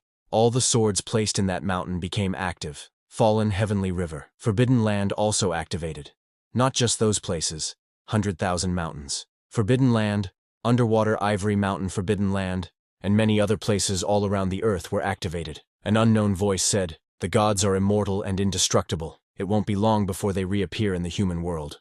At the Myriad Races battlefield, as that golden light appeared, the whole ground started shaking. Hearing that voice, everyone was shocked and asked, "What's going on? Is this an earthquake?" Seeing that light coming from the direction of the earth-hidden profound Python's main city, the city's lord, Long Ao, got scared, realizing that it was the Thousand Wishes tree. He knew that if the three royal clans found out he used a forbidden art to cultivate the Thousand Wishes tree, he would be finished. So he immediately flew towards the earth-hidden profound Python city, while ordering the clan to fully retreat. Hearing their lord telling them to retreat, all the beasts of the clan immediately turned around and started running. Before the other beasts could understand what was happening, the human army charged at them shouting, "Kill all the myriad races." Seeing them coming, the beasts panicked, asking how they were supposed to deal with this when the earth-hidden profound pythons had fled. Other races also decided to quickly retreat. They ordered all their beasts to retreat too, and all the beasts of the myriad races started running away. Seeing that the myriad races were in chaos,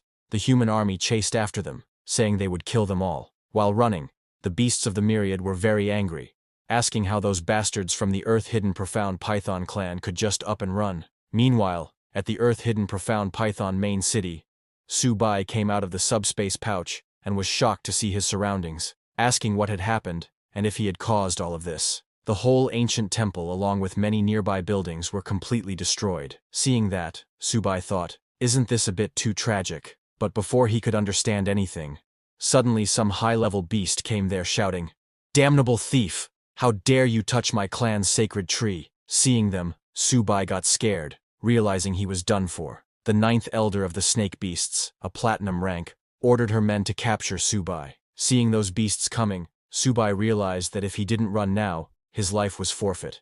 So he used Shadow Step to run away from there. Seeing him running, the ninth elder got very angry and asked, "Human, do you still think you can run?" She took out her sword and struck at Subai. Subai was using his Shadow Step and was invincible, but the ninth elder's sword strike came directly at him, shocking him completely. Subai, who was in the air, used his turtle's shield skill to block the ninth elder's strike.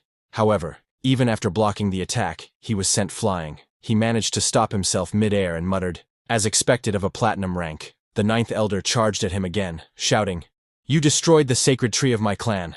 Tearing you to pieces wouldn't even be enough compensation." Just then, Han Zhang and Hu Qingsu emerged from the rubble of a collapsed building. "What's with this sudden surge of energy? Don't tell me it's Subai again," Hu Qingsu remarked. Subai was surprised to see them, but what shocked him even more was that both of them had advanced to gold rank. Seeing Subai under attack, Han Zhang immediately jumped in between and told him to run first, saying he would hold the elder off. However, with a single kick, the ninth elder sent Han Zhang flying, crashing hard into the ground. Even his armor was sliced apart by her strike. She mocked him, asking if he really thought his armor could withstand her attacks. Seeing Han Zhang in that condition, Subai asked if he could still handle the situation. Hu Qingsu told him that if he couldn't, he shouldn't force himself, and that they should retreat together. But Han Zhang insisted they go, saying he would hold the rear. Hearing that, Subai told Hu Qingsu to retreat with him first, and the two turned and ran. As they fled, Hu Qingsu praised Han Zhang, calling him a savage.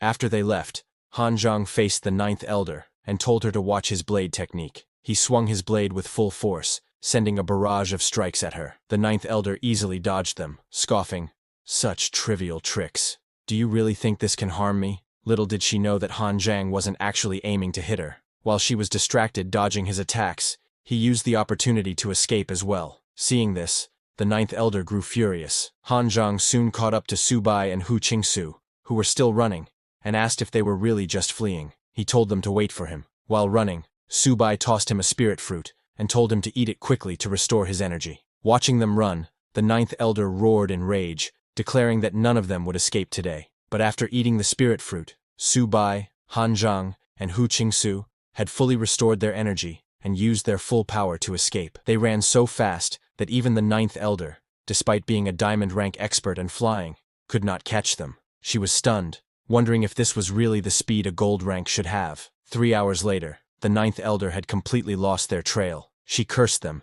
admitting they could really run, and told her subordinate that they absolutely could not let the 3 humans escape. If they did, their lives would be finished. She asked if he was sure he saw them heading this way, and he nodded in confirmation. Hearing this, the ninth elder grew nervous. The path ahead led to the forbidden zone of the Falling Heaven River, and beyond that lay the azure water pool. But she knew they couldn't afford to hesitate. They had to catch the humans no matter what. Meanwhile, Su Bai and the others were resting behind a large rock after finally losing the ninth elder. Hu Qingsu suggested they rest for a bit, saying those snakes shouldn't catch up so quickly. Han Zhang agreed, adding that the snakes were chasing them like mad while shouting about some sacred tree, though he had no idea what that was about. Su Bai smiled slightly and told him it was a long story. For now, he suggested they focus on recovering their strength and escaping this place as soon as possible. Just then, the 10th elder, a platinum rank expert of the snake tribe, appeared behind them, declaring that none of them were going anywhere. He called them a bunch of useless trash and mocked the 9th elder, saying she couldn't even capture 3 humans, and now he had to come personally. Su Bai and the others were shocked to see the snake beast. Han Zhang immediately drew his blade, telling Su Bai and Hu Qingsu to go first. Hearing this, the 10th elder grew angry, unleashed his energy, and transformed into a huge snake beast. He ordered them to hand over their clan's sacred tree, promising to let them die quickly. Even after seeing this, Han Zhang did not back down. The 10th elder struck with his tail, destroying the ground and sending Han Zhang flying. Seeing that, Su Bai immediately jumped in, questioning if the 10th elder still had the nerve to call that wish tree a sacred tree. He told the 10th elder he would take care of that evil thing himself. The 10th elder became furious and snarled, "Let's see how long you can hold out." Han Zhang stood up again, ate another spirit fruit, and told Su Bai to take Hu Qingsu and leave, insisting that he would handle this. Su Bai was shocked and tried to say something, but before he could, Han Zhang shouted that he wasn't joking. He told Su Bai to go, saying leaving one behind was better than all of them dying here. Humanity's victory mattered the most. Hearing this, both Su Bai and Hu Qingsu realized that Han Zhang was serious. He was ready to die to save them. Han Zhang raised his blade, unleashed his power, and ordered them to leave. Su Bai and Hu Qingsu turned and fled, telling Han Zhang they would wait for him ahead. But the 10th elder wasn't going to let them go. He lunged at them, asking if they still intended to run, and opened his massive mouth to bite them. Suddenly, Han Zhang leapt in, striking the 10th elder's head and pushing him back, saying, "Your opponent is me." This enraged the 10th elder, who lashed out with his tail, sending Han Zhang crashing to the ground with a solid impact. As Han Zhang lay there, the 10th elder went after Su Bai and Hu Qingsu, calling Han Zhang a lowly human who was overestimating himself. He said Han Zhang's life wasn't worth more than an insect's, but as the 10th elder was moving away, a voice came from behind. "I'm not done yet." The 10th elder turned in surprise. It was Han Zhang, who had stood up again. "Your opponent is me!" Han Zhang shouted, grabbing the 10th elder's tail to stop him from leaving. The 10th elder called him an ignorant human, then raised his tail, Han Zhang still clinging to it, and slammed him to the ground with full force. The impact was so powerful that Han Zhang coughed up blood, and his eyes rolled white for a moment. The 10th elder turned to him and roared, "I don't have time to waste on you!" His eyes glowed red, and suddenly, several snakes appeared around Han Zhang, who was struggling to stand. Before he could react, the snakes charged at him with full force, giving him no chance to respond. Sometime later, after running for hours, Su Bai and Hu Qingsu finally stopped. Before them was a huge pool. Su Bai immediately recognized it as the Azure Water Pool, the home of the Azure Dragon. Both became extremely nervous. Su Bai wondered aloud why it was so quiet. Could it be that the Azure Dragon wasn't home? Meanwhile, Hu Qingsu looked back and told him that Han Zhang still hadn't caught up to them, then asked, "What should we do?" On the outskirts of the forbidden area, the 9th elder was walking with her subordinates. While they moved, One subordinate remarked that it was very strange. Normally, any living being stepping into the Bishwitan Forbidden Zone would be immediately attacked.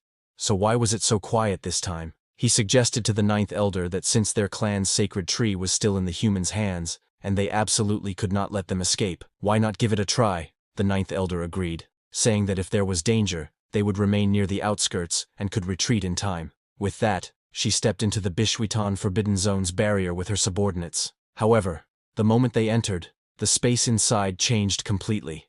Lightning struck, and the Azure Dragon stood right before them. Seeing this, everyone was terrified. The ninth elder told her subordinates that it was the Azure Dragon and ordered them to retreat immediately. At her command, they all ran away from the area. Meanwhile, inside the Bishwitan Zone, Subai was sitting near the Azure water pool, feeding some spirit crystals to Little Phoenix, Little Turtle, and Little Cat, telling them to eat up and grow stronger. Seeing this, Hu Qingsu was surprised and asked Subai how he could eat so calmly when the snake beasts could catch up to them at any moment. Subai asked Hu Qingsu if he hadn't realized it yet. This was their forbidden zone, and the snake beasts wouldn't dare to enter. Otherwise, the two elders would have already chased them here. Subai knew they couldn't stay for long, and needed to decide where to go next. Hu Qingsu suggested that since the snake beasts wouldn't dare to come in, they should return to the Misty Mountains and regroup with the main force. But Subai disagreed, saying they had stirred up such a mess in snake territory that the beasts would definitely redeploy troops, and going back that way would almost certainly mean running into the Snake Clan. Hu Qingsu agreed that it made sense. While they were thinking of plans, Subai suddenly had an idea. He suggested going back into the heart of the 10,000 races and launching a surprise attack. Hu Qingsu was shocked and asked if Subai was crazy, pointing out that if they went back there, more than just 2 platinum-level enemies would be hunting them. Subai explained that they wouldn't take the same route. They would circle around this time. Hearing that, Hu Qingsu asked if he was sure he knew the way. Subai confidently said, "Of course," adding that they could also try to find Han Zhang. He told Hu Qingsu to relax, saying, "Trees die when they don't move, but people thrive when they do. So trust me." Hu Qingsu was speechless and didn't know how to respond. Subai then turned to Little Phoenix, Little Turtle, and Little Cat, calling them gluttons and telling them to stop eating and get moving. As they traveled, Subai told Hu Qingsu, who was following behind, that after the last few battles, he had realized something. When Hu Qingsu asked what it was, Subai said that when facing platinum-level or higher opponents, fighting wasn't even an option. It was better to focus all their energy on increasing their own speed while slowing the enemies. That way, they'd actually have a chance to escape. Hu Qingsu agreed, saying it was true. After all, there was a massive power gap between gold and platinum levels. But suddenly, Subai stopped him, warning him to be careful because there was movement ahead. In the forest, they saw some people walking, and one of them was kicking another, telling him to hurry up. Subai and Hu Qingsu hid in the bushes and took a look. To their surprise, it was Han Zhang, captured by some cat beasts. Seeing Han Zhang, Hu Qingsu tried to rush out to help, but Subai stopped him, telling him not to charge in just yet. Meanwhile, the cat beasts pushed Han Zhang, who was resisting, and told him that no one was coming to rescue him. Seeing this, Subai told Hu Qingsu that if they rushed in recklessly, Han Zhang could be put in even greater danger. They needed a flawless plan. Hearing that, Hu Qingsu asked Subai what he was planning. Subai smiled and said, "A clever move wins the day." Han Zhang, on the other hand, wasn't cooperating and even struck back at the cat beasts. One of the cat beasts took out a whip and lashed at him, saying, "You still have a sharp tongue? I'll beat you to death." But just as that cat beast was about to attack again, a voice called out, telling him to stop. Subai and Hu Qingsu had put on their black hoodies again and disguised themselves as snake beast envoys. They approached and asked the cat beasts what they were doing there. Seeing them, the cat beasts immediately greeted them respectfully and explained that they were acting under the 10th Elder's orders to escort this human back to their territory. When Han Zhang heard Subai's voice, he immediately recognized him and tried to call his name. But before he could say it, Subai struck him on the head and shouted, "Shut up, you damned human!" Hearing this, Han Zhang understood that Subai had a plan. Subai then turned to the cat beasts and asked if they were the escort team. He explained that they had also been ordered by the 10th Elder to oversee the prisoner's escort and to gather military supplies from the cat clan. At the mention of military supplies, the cat beasts were stunned. One of them said that the supplies had already been delivered, but Subai replied that with the front line failing, of course they needed another round of supplies. He stepped closer, looking the cat beast in the eye, and asked if he was questioning the orders of their clan. The cat beast became frightened, and quickly said, "Of course not. It's an honor to serve." Hearing that, Subai ordered him to lead the way. The cat beast obeyed immediately, saying, "Yes, envoy," and led them to the cat tribe. Upon reaching the Nether Cat clan's territory, Subai pointed at Han Zhang and told the cat beast that he would interrogate this human prisoner personally. He then ordered him to go summon his clan elder.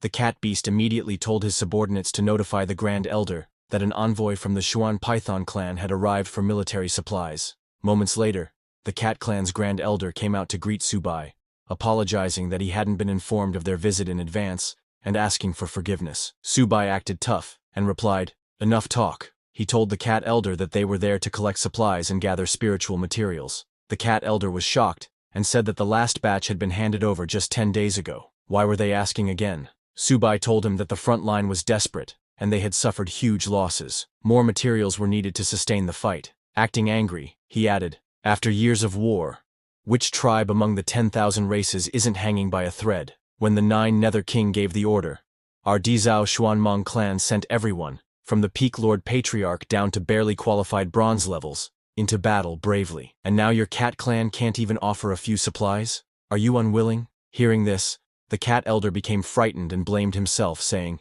"Shame on me. Your words have enlightened this old one. Since you put it like that, our cat clan will offer our entire stockpile, 10,000 pieces of low-grade spiritual materials." Hearing that, Subai said, and told the cat elder that he would report this to the 9 Nether King, and that the cat clan would be credited. Seeing how Subai convinced the cat elder so easily, Hu Qingsu thought to himself that Subai truly was a master of gaslighting. Even Han Zhang was amazed, knowing that Subai was about to make another big score. The cat elder asked Subai and Hu Qingsu to follow him. Subai agreed and followed as the cat elder led them into a dark cave. The cave was filled with materials and spiritual fruits. The cat elder told them that, in addition to 10,000 low-grade materials, their clan had also prepared some spirit stones for both of them. Hearing this, Subai smiled and told the cat elder that he had noted his contribution and would make sure to report it to the king. The cat elder, pleased, thanked him. Subai then told the cat elder to go ahead and prepare the rations, saying they would begin interrogating the prisoner here. The cat elder agreed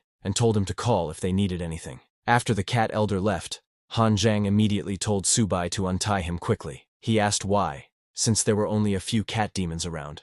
They didn't just slice them up. Subai laughed proudly and told Han Zhang that if they had done that, where would the spirit fruit to heal his injuries have come from? Hu Qingsu told Han Zhang not to move and said he would untie him first. Once Han Zhang was freed, Subai asked both of them if they felt there was something strange about the cave. Han Zhang looked confused and asked what he meant. Subai unleashed his energy and said he felt as if it was being drained, like something was siphoning it away. Hearing that, both Han Zhang and Hu Qingsu also unleashed their energy and felt the same. Han Zhang admitted that Subai was right. His energy was fading too. Subai pointed in a direction, telling them it was coming from there. As they approached, they found another cave within the cavern. Seeing this, Subai said, "No wonder the Grand Elder left so confidently. There's something strange deep inside." Hu Qingsu suggested they check it out. As they went inside, they saw many cat statues. Looking at them, Hu Qingsu asked if these were nether cat statues, and why they were kneeling like that. Han Zhang looked further inside and told them to look within the barrier.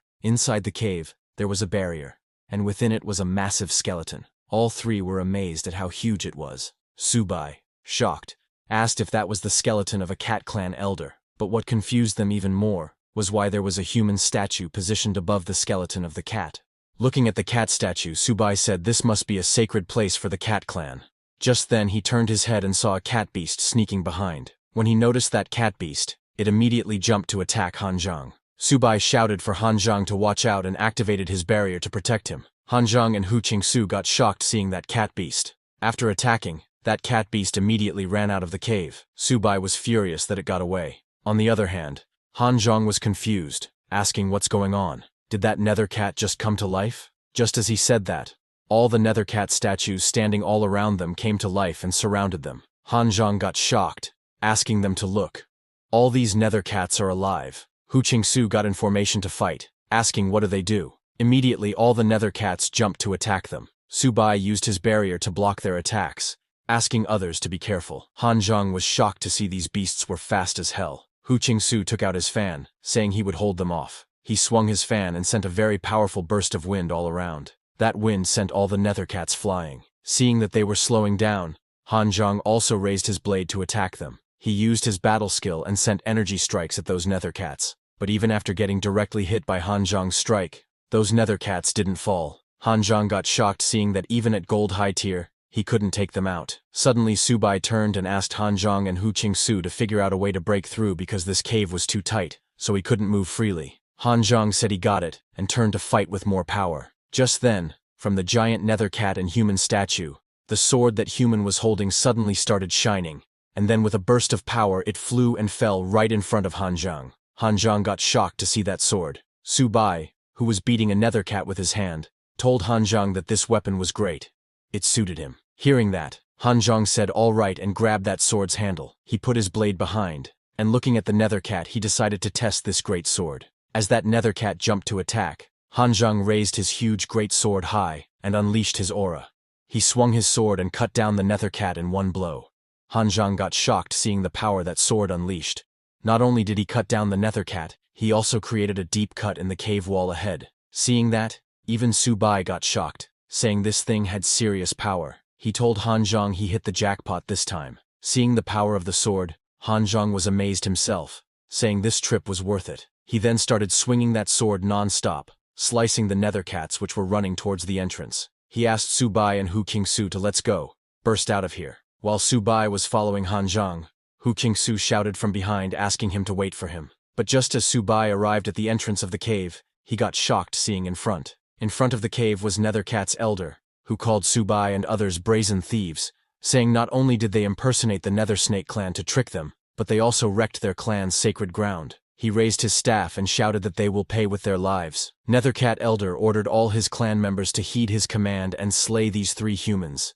Let none escape. On his command, all the Nethercats charged at them. Nethercat elder told his clan that they absolutely can't let them escape, saying he will chew their bones to pieces inch by inch, and dye this mountain range red with their blood. Looking ahead worried, Han Zhang said, there's too many, they could not break through. Hu Qingsu asked Subai, what should they do now? Subai said it's easy, he got this. He raised his hand and summoned Little Turtle, Little Cat, and Little Phoenix, ordering them to get to work. Immediately Little Turtle and Little Cat changed into their giant forms and charged at those Nether Cats. Little Phoenix was not behind, and used his Phoenix Fire to attack the Nether Cats. Nethercat Elder, who was hiding behind a rock, decided to deal with the summoner first. He raised his staff and shouted despicable humans.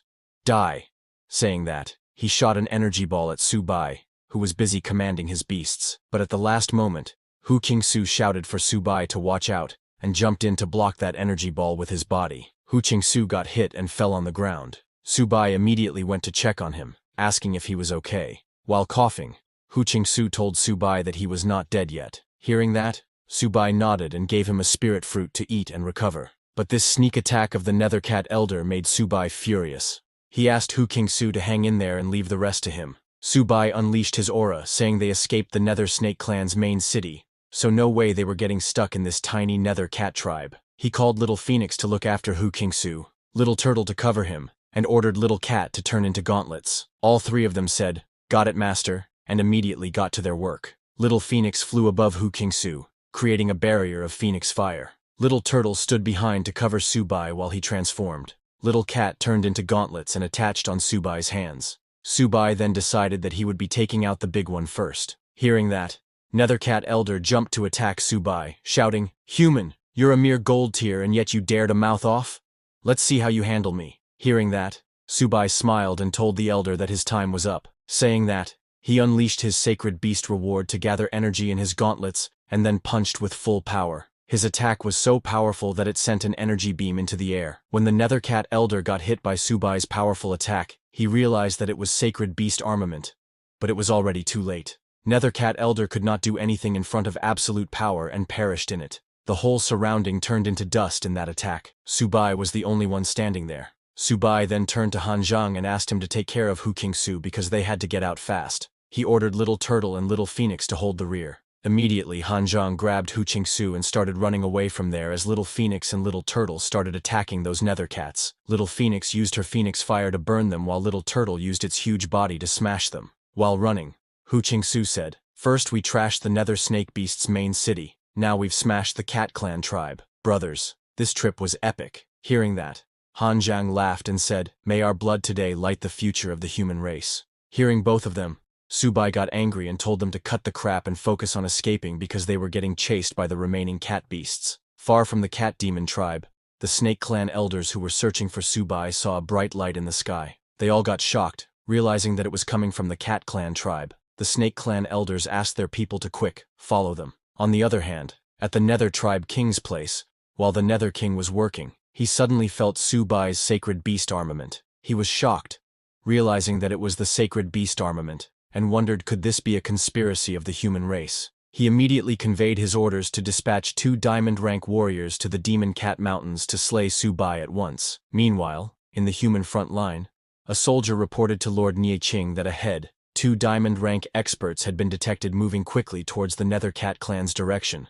Lord Nie also sensed the sacred beast armament and realized that it was Subai and those little ones. He immediately passed down the order to dispatch 2 diamond ranks to swiftly head to the demonic Cat Mountain range to support Subai. That soldier said yes and turned to leave, but Lord Nie asked him to wait. He ordered that soldier to have the Golden Fire Cavalry rush over to support as well, saying Subai must be saved. He could sense that they were currently surrounded by millions of enemy troops. After running for a few minutes, Subai and others finally got out. Han Zhang said those cat demons were really fast, but Subai told Han Zhang to don't rest because this place was not safe either. But before they could get away, suddenly the Snake Beast clan's 9th elder appeared there saying, "Thieves, so you were here, you really can run." Seeing her there, Subai and others got shocked. Looking at them, 9th elder laughed, saying, "Let's see where you can run now." She called them 3 ants, saying today she would flay their skin, strip their tendons, grind their bones, and scatter their ashes.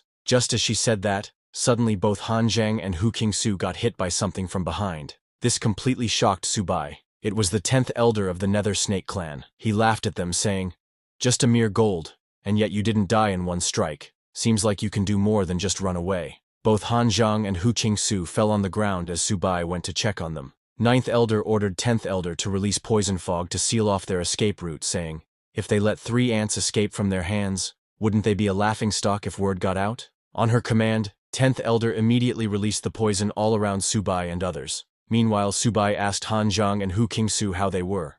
While standing up, Hu Qingsu told Subai to don't mind them and just go. But Subai told Hu Qingsu that escaping was not his style. Saying that, he unleashed his power. He called his 3 beasts and ordered them to get to work. Subai fully used his sacred beast armament and activated his full armor. He pointed his sword at those 2 beasts and shouted, "Old thing, you think I'm afraid of you?" Seeing that, 9th elder also activated her transformation and praised Subai for activating the sacred beast armament again in such a short time. But she called it just a pointless struggle. She attacked Subai with her giant spear-like arms, but Subai blocked it with his sword. 9th elder got shocked seeing that, asking how could he possibly block her attack. With lightning speed, both Subai and 9th elder started fighting each other, but Subai was pushing the 9th elder. 10th elder also joined the fight to attack Subai, but even then they could not win against Subai. Both of the elders were shocked, saying this is impossible. Even Han Zhang and Hu Qingsu were shocked to see a gold rank pressing down 2 platinum ranks in battle. Han Zhang said if someone told him this earlier, he would have thought they were insane. Subai then moved with lightning speed and struck. His attack was so fast and strong that along with those Snake Clan elders, he also cut down the whole forest in front with a single strike. This was the power of gang metal. Nothing is unbreakable, nothing unpierceable. Subai's attack left a deep cut on 10th elder's neck, and 9th elder's both arms were cut down. Seeing that, 10th elder said, "Truly worthy of being the sacred beast armament, the strongest innate skill." 9th elder agreed, saying they absolutely must not let Subai grow stronger at any cost. Saying that, 10th elder released poison around them. Subai got confused seeing that, asking what are they doing now? Meanwhile, after getting covered by the poison, both 9th and 10th elders started merging together, and then another beast emerged from the poison saying, "Human, I admit you are strong, but as just a mid-level gold, your body hasn't even been tempered to the extreme." 9th and 10th elders' combined form looked really terrifying.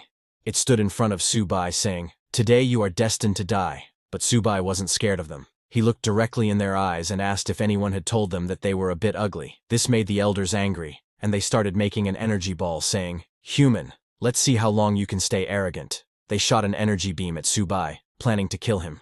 But Subai activated his shield to block their energy beam. As that energy beam hit Subai's shield, it exploded with a huge explosion, destroying everything. The impact of the explosion was so strong that it sent Han Zhang and Hu Qingsu flying into the air. Hearing their voices, Subai turned, asking how they were. He got angry because they were already injured and now they got injured again. He turned around in anger and collected energy in his fist, and attacked with demonic phoenix flame that formed into a phoenix and went towards the elders. But the elders opened their big mouth and just ate that demonic phoenix flame, laughing and saying even the demonic phoenix flame can't do anything to them. After eating the phoenix flame, the elders started creating a huge energy ball. Seeing that, Subai charged at them saying these two platinum-ranked old things are so troublesome. Subai unleashed his full power and released the phoenix flame from his body, shouting, "So what if you are platinum rank? I don't believe they can't be killed." Saying that, he flew and struck at them with full power. He moved with lightning speed and hit them with his sword from all directions, saying he would fight them to the death.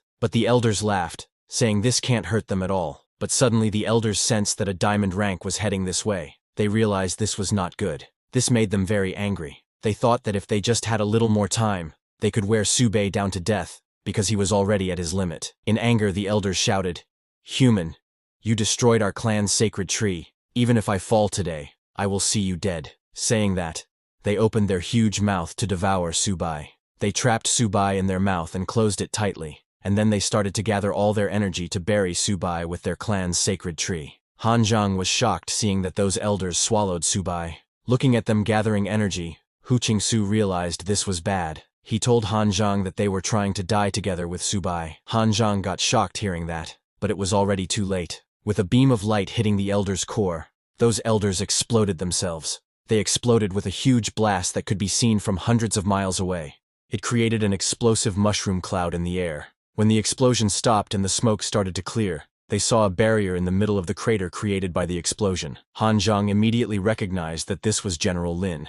Hu Qingsu asked if it was the next king, Lin Zhenan. Was it him who saved Subai? He was right. The lightning that hit those elders was General Lin, who protected Subai from the explosion by creating a barrier. He helped Subai stand up, asking if he was okay. Subai said he was fine, and asked Uncle Lin why he was here. General Lin didn't say anything, and was just amazed to see that Subai forced two platinum-rank Suan Python elders to the point of self-detonation. He wondered could there be someone else present. Han Zhang and Hu Qingsu also came down. General Lin praised them, saying they had done well to force two platinum ranks to self-detonate. He then asked them to quickly come back to base with him, saying if they were late then.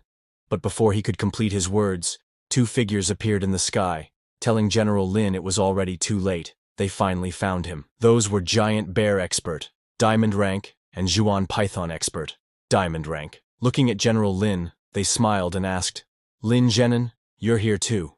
Meanwhile on the battlefield, while the human soldiers and fierce beasts were fighting, suddenly there was a huge explosion in the mountains. It was the same explosion where the Snake Clan's 9th and 10th elders exploded themselves to kill Subai. The shockwave of the explosion was so strong that all the people on the battlefield felt it. Realizing that this explosion had happened in Demon Cat Mountain, a platinum-rank snake beast ordered his subordinates to send reinforcements to the Demon Cat Mountain range immediately. Hundreds of bears, wolves, and snake beasts ran in that direction. Meanwhile, in the Demon Cat Mountain, two diamond-rank elders of the Bear and Snake clans were very furious at General Lin. The Bear clan elder raised a huge boulder to attack, telling General Lin that he had killed their Bear clan elder that day. So today he would make him pay with his life. The Snake elder, while creating an energy ball in his hand, told the Bear elder to don't waste words. Today they would slaughter them all and offer them as a sacrifice to the king of the 9 netherworlds. Saying that, both the Snake elder and Bear elder threw the energy ball and that massive boulder at Subai and the others. But General Lin jumped in front and created a barrier to block that energy ball and the boulder with it. Even just the shockwave from their power collision was enough to push Subai and the others back. Barely holding on, Subai asked if this was the power of Diamond Rank. Han Zhang was also shocked to see how powerful they were. Seeing them getting pushed back, General Lin told the three to leave it to him and go now. Hearing that, Subai got shocked and told General Lin how could they leave him if he was facing 2 diamond levels by himself. General Lin turned and angrily asked Subai didn't he hear him. He again told Subai to go, saying this was an order. Han Zhang also told Subai to retreat first and go get reinforcements, saying they couldn't disobey General Lin's order. All three turned and started to run in the direction of the human lines, but before they could get far, Suddenly a massive boulder fell right in front of them. It was the Bear Elder who stood before them, asking if they were trying to escape. Seeing the Bear Elder, Subai asked Han Zhang and Hu Qingshu, "Let's fight him to the death." Seeing them ready to fight, General Lin shouted from behind, telling the three of them that they couldn't fight diamond levels and should retreat quickly. Just then, that Snake Elder jumped to attack General Lin with his snake blades, shouting, "Lin Zhenan, you can't even save yourself, and you still want to save others?" Subai didn't listen to General Lin and summoned his Little Turtle, Little Cat, and Little Phoenix. He ordered Little Phoenix and Little Cat to attack from the left and right, and ordered Little Turtle to blast it directly. Seeing Subai's beasts, the Bear Elder laughed, saying no one could save the three of them now. He used his 2 fingers to attack.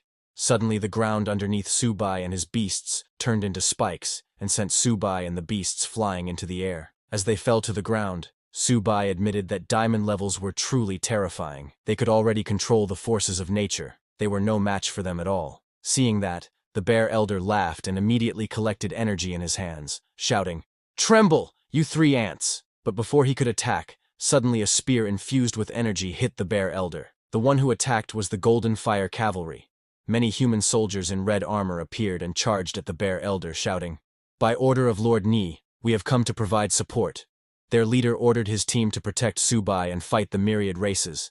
Seeing that it was the Golden Fire Cavalry, everyone was very happy. Han Zhang sighed in relief, saying they were saved. Seeing that reinforcements had arrived, Subai told Han Zhang and Hu Qingshu it was time for their counterattack. The Bear Elder was shocked to see that the human race actually dispatched the Fire Cavalry. Subai called Little Turtle, Phoenix and Cat, telling them it was time to fight back. Hearing Subai's command, all 3 beasts got very excited and roared at the Bear Elder. From one direction the Red Fire Cavalry attacked the Bear Elder, and from the other direction Subai's Little Cat charged at him. Seeing that, the Bear Elder created a rock shield, mocking them that they couldn't hurt him. But little did he know Subai wasn't easy to defeat. Little Phoenix, standing on Little Turtle's head, activated her Phoenix bloodline power. Little Turtle also activated his ancient black tortoise bloodline and started collecting energy in his mouth. Subai told the Bear Elder to don't be cocky. When Little Turtle and Phoenix were ready, Subai ordered Little Cat to get out of the way.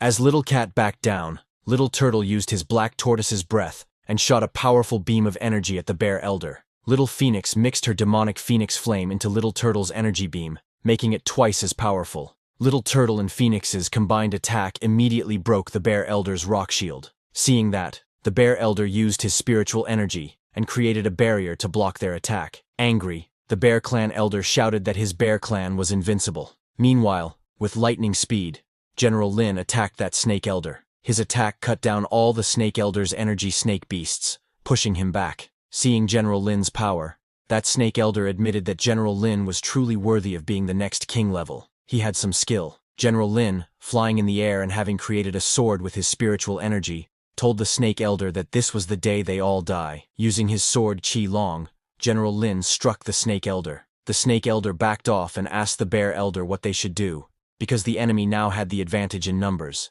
Bear Elder, who was struggling himself against Subai and the Red Fire Cavalry, suddenly turned into his big energy form and roared loudly, saying he is going to tear all these ants to shreds. Saying that, Bear Elder attacked with his sharp claws using his Earth rank and Yang rank battle skills formation. Sharp rocks popped out of the ground, sending the Red Cavalry flying. Meanwhile, Snake Elder, who was fighting General Lin, called to Bear Elder, telling him that he is not General Lin's match alone. Bear Elder, who was fighting the Red Fire Cavalry, told the Snake Elder that the tide has turned against them today, so how about they retreat for now? He asked Snake Elder to retreat first, saying he will cover the rear. Hearing that, Subai got very angry and told Bear Elder that he was so arrogant just now, and now he thinks he can just leave. He called Little Turtle, ordering it to teach Bear Elder a lesson. On his command, Little Turtle collected huge amounts of fire energy in his mouth along with his snakehead tail that collects thunder energy. Seeing that, Snake Elder got shocked, asking, "How is this possible? This beast can actually control 2 elements." Seeing that, Bear Elder tried to escape, but before he could, Subai's Little Turtle hit him with its black tortoise impact. Little Turtle's attack was so powerful that when Bear Elder got hit, he threw up blood and was sent flying. Right in front of Bear Elder were the Red Fire Cavalry, who raised their spears high. Bear Elder came flying and hit their spears, dying immediately. Seeing that, Snake Elder roared in anger. He then turned and flew into the sky to escape, telling Bear Elder he would go on ahead. But before Snake Elder could escape, Suddenly something dark and powerful hit him and sent him crashing to the ground. As Snake Elder opened his eyes, he saw dark shadow energy surrounding him. It was Subai's little cat in his Saint Beast form, which had activated his bloodline. Snake Elder was too scared to see Little Cat and said it's impossible, but before he could do anything, Little Cat killed him. At the same time, on the frontline battlefield, hundreds of beasts and human soldiers were fighting. Humans had the advantage and declared that they would kill every last one of the beasts of the myriad clans.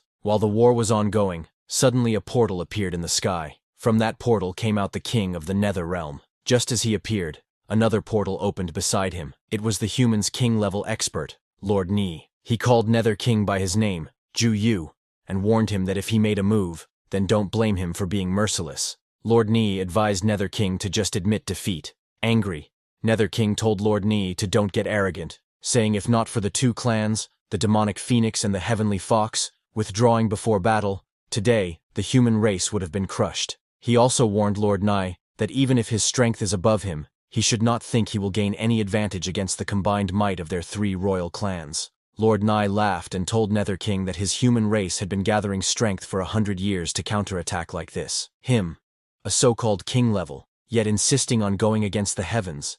Such defiance would bring only destruction. Hearing that, Nether King asked Lord Ni that since Lord Ni won't even live another 20 years, what right does he have to speak to him of the heavenly Tao? He is just a dying man, in other words, useless. He then turned and called all his forces to hear his command. He ordered them to retreat swiftly toward the Luotian mountains and fall back toward the Luotian river. Meanwhile, near the Cat Demon mountain range, Han Zhang and Hu Qingsu, along with all the Red Fire cavalry, were seated on Little Turtle's back and were returning.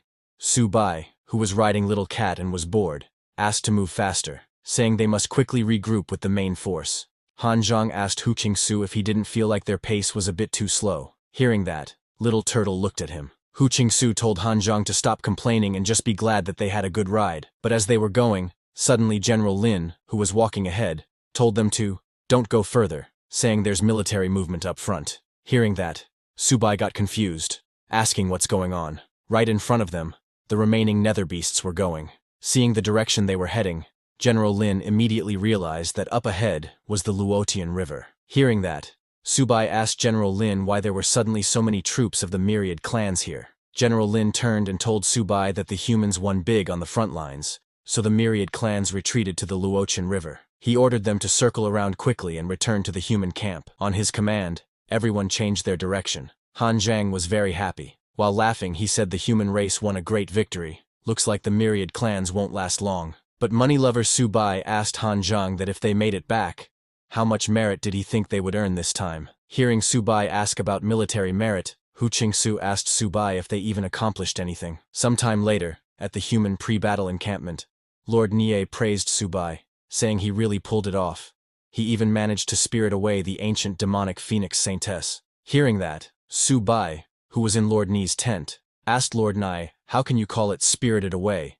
Telling him that Little Phoenix willingly followed him. He asked Little Phoenix that isn't that right. Little Phoenix, while eating the chicken, said yes, adding that her master's roasted chicken legs are too delicious, so she wants to follow master. Hearing that, Lord Nie laughed, saying, not bad, a single chicken leg to tame the ancient demonic phoenix saintess. He told Subai he is indeed worthy of being Luofan's successor. Lord Nie told Subai and the others that they have all done well this time, and asked them to go rest first. A victory banquet would be prepared tonight. Hearing that, Subai asked Lord Nie, saying the banquet can wait. With fake laughs on his face, Subai asked Lord Nie about their military merits this time. Hearing that, Lord Nie laughed and told Subai to don't worry, saying they won't be left out. Hearing that, Subai got very happy and thanked Lord Nie. Han Zhang and Hu Qingsu also stood up from their seats, saying they would go rest first. Lord Nie said yes, telling them to restore their strength because they would fight the myriad clans again soon. He then turned to General Lin,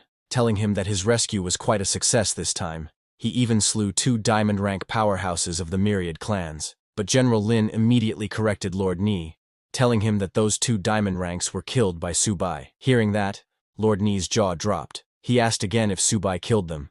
He could not believe that Subai was able to kill diamond rank powerhouses. General Lin told Lord Nie that the battlefield was chaotic at the time, but it truly was Subai's beast companions that struck down the 2 diamond rankers. Hearing that, Lord Nie smiled and said this child grows stronger and stronger. but he knows that the stronger Subai becomes, the greater the danger. Nether King could come for him at any moment. Lord Ni told General Lin that he must protect Subai well. General Lin told Lord Ni to rest assured, saying he would protect Subai with all his strength, from the shadows. Then at night, a banquet was held. Lord Ni raised his glass, saying today the Martial University students have achieved great merit, so let's celebrate this great victory of the human race. Everyone cheered with Lord Ni, saying humanity will prevail. While everyone was enjoying, Little Phoenix's attention was all on the chicken leg on the table. Han Zhang then turned to Subai, saying today was perilous because he nearly lost his life. He raised his glass and thanked Subai and Hu Qingshu for saving him, saying this cup was for the two of them. Hearing that, Subai laughed and told Han Zhang that his life can't be worth just one cup of wine, so he had already written the list. Han Zhang should send the equipment and materials directly to Jiangzhou Martial University later. Hearing that, Hu Qingshu laughed and told Han Zhang that he had taken a loss here because Subai was a master at striking while the iron's hot. Hearing that, Han Zhang also laughed and told Hu Qingshu that he had experienced Subai's skills, but gratitude was still due, so he would do it. Subai said, Han Zhang, looks like you've got a conscience after all. And also you've turned misfortune into blessing. You obtained a divine weapon. Han Zhang drank the whole glass and then placed the glass on the table, telling Subai he was right. But Han Zhang took out that sword and told them that he had never been able to unleash its true power. Hearing that, Subai looked at that sword and said he hadn't really examined it too. Hu Qingshu told them that this sword didn't look all that special. Their talk attracted Lord Ni's attention. He looked at that sword and told them that if he was not mistaken, this should be an ancient divine weapon, but its power seemed to be sealed. Han Zhang and the others were surprised to hear that. Lord Ni said yes, and told them that to break the seal, the wielder may need to reach king level. Hearing the king level criteria, Subai got shocked, saying that's far too difficult. But Han Zhang said fine. To unseal this weapon, he would push himself to reach king level as soon as possible. Then all three of them cheered for Han Zhang's early ascension to king level. The next day, at the Great Wall Garrison Base, Subai's principal was waiting for news from the battlefield. A student asked the principal why he had been watching for 3 days straight. The principal told him that the battlefield is nothing like the arena, and he was worried because Subai and Hu Qingshu had no real battle experience. Just then, a Red Fire cavalry member came running towards the Great Wall Garrison Base, announcing that humanity had triumphed. 800,000 enemies slain, the myriad clans pushed back to the Luotian River. Hearing that, everyone jumped in excitement, shouting that this was humanity's great victory. They had won. A guy shouted that he knew they would come out victorious. Finally, he could go home in peace to visit his parents. Subai's principal ordered the guards to open the gates, then he jumped out, saying he would go ask if there was any news of Subai and Hu Qingshu. He landed in front of the Red Fire cavalry general and asked him if he knew any news of Subai and Hu Qingshu. Exhausted, the Red Fire cavalry general took a deep breath and told the principal that not only were they fine, but they had achieved great merit. With those two plus Han Zhang, they were remarkable now. But before the principal could ask for details, everyone surrounded the Red Fire cavalry general, asking him if the frontline battle had ended, telling him to speak quickly. Some asked if really over 800,000 enemies were wiped out. Overwhelmed by the crowd, the Red Fire cavalry general asked everyone to don't rush and let him tell it slowly. He told everyone that this great decisive battle was fought from the Misty Mountains all the way to the Cat Demon Mountain Range, lasting 1 month and 8 days. The beast horde collapsed, retreating to the Luotian River. Of the million-strong army, fewer than 200,000 escaped. Lord Ni Qing ordered the establishment of a new Luotian garrison base, 20,000 miles beyond the Great Wall, along the Luotian River. Hearing that, everyone cheered that humanity will prevail. Zixuan said that once the base is built, they could teleport straight to the front lines. Red Fire cavalry general continued and told them that in this war, their human warriors fought valiantly. Among them, Jiangzhou's Subai and Hu Qingshu, together with Han Zhan, charged deep into enemy lines without regard for their lives. They annihilated over 100,000 beasts entrenched in their lair, wiping out no fewer than 10 clans. The three of them stormed into the Zhuan Python clan's main city, triggered an earthquake, and destroyed it completely, killing tens of thousands more. And Subai, by his own strength, slew 2 diamond-ranked powerhouses. Hearing that, everyone's jaw dropped in shock. They all were shocked to hear that Subai actually killed diamond-ranked powerhouses. Even Subai's principal could not believe it, saying it's impossible that this kid slew diamond-ranked enemies. Red Fire cavalry general took out a scroll and read that in this battle, Subai's exploits were unparalleled. He outshone the entire army. Subai, Han Zhan, and Hu Qingxu will have their martial university status preserved. They are hereby conferred the military rank of lieutenant colonel, formally assigned to the Luotian garrison. Su Bai is specially awarded a first-class merit medal, the highest honor of the Luotian garrison. Hearing that, Su Bai's heart in shock asked the general if he was sure he didn't misread that. In shock, Zixuan said Su Bai left only at silver rank. This is too insane. Su Bai's principal asked what in the world did Su Bai and the others experience in this war. Red Fire Cavalry General told them that it's absolutely true. The war report was personally ordered to be broadcast by Lord Ni. Hearing that, everyone believed it, but killing tens of thousands, and even 2 diamond ranks. Good heavens, it was still too shocking. They all admitted that Su Bai is way too monstrous. The most shocked one was Zixuan, who fell on the ground asking, "Why Su Bai? When will he ever catch up to his footsteps?" Then 3 days later, King of the Nether Realm greets someone with respect, saying he didn't expect that Lord Bai Yin would come here in person this time. He said that if Lord Bai Yin takes action, the human race will be destroyed. The one he greeted like that was Bai Yin, a 2-star king level. Bai Yin called Ning of the Nether Realm a piece of trash, saying he had sent him here for so long, but not only has he failed to capture this planet, he has also suffered heavy losses. Nervous, King of the Nether Realm told Bai Yan that the seal is getting weaker, and they don't have much time left. He told Lord Bai Yan that through this battle he has fully explored the human race's background. Their next target of attack is Shanhaiguan. He then told Lord Bai Yan that there is one more thing. Those humans have captured the Holy Maiden of the Demon Phoenix clan, and Ji is planning to go to the ancient Demon Phoenix King City. Hearing that, Bai Yan smiled, saying, "This is interesting. Humans even dare to touch the Holy Maiden of the Demon Phoenix clan." Bai Yan took out a red crystal and told King of the Nether Realm to go ahead, saying he has brought the blood of God with him on this trip. This time they must completely wipe out the human race.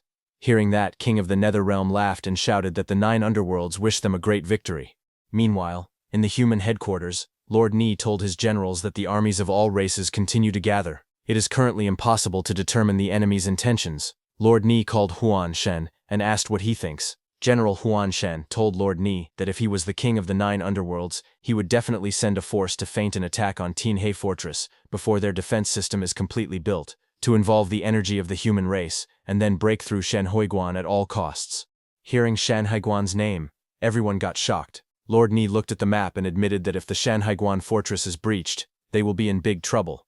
He ordered 200,000 troops to be deployed to the Zhengzhou provincial military base to be on guard against any unexpected events at any time, adding that the entire army will be commanded by General Lin. General Lin immediately stood up saying he will obey Lord Ni Qing's orders and will fight to the death. Then, after the meeting ended, General Lin called Su Bai. A guy led Su Bai to General Lin's office. General Lin told that guy to go out first. As that guy left, Su Bai quickly turned to General Lin and smiled. Seeing him smiling, General Lin asked him if he wanted to say something to him too. Su Bai laughed and told General Lin that the platinum-grade armor he gave him last time was accidentally broken, and asked if he could give him another one. General Lin said he would talk about that later. Then he got close to Su Bai, and asked him if he liked Yanran. Hearing that, Su Bai got shocked and stepped back, asking why he suddenly asked this. What was the meaning? General Lin told Su Bai that Yanran was originally going to come to the Great Wall Guards to hone her skills, but her mother suddenly became seriously ill, so she could only take care of her mother. With a deep voice, General Lin told Su Bai that he is not a good husband and not a good father either. Hearing General Lin express himself like that, Su Bai understood everything.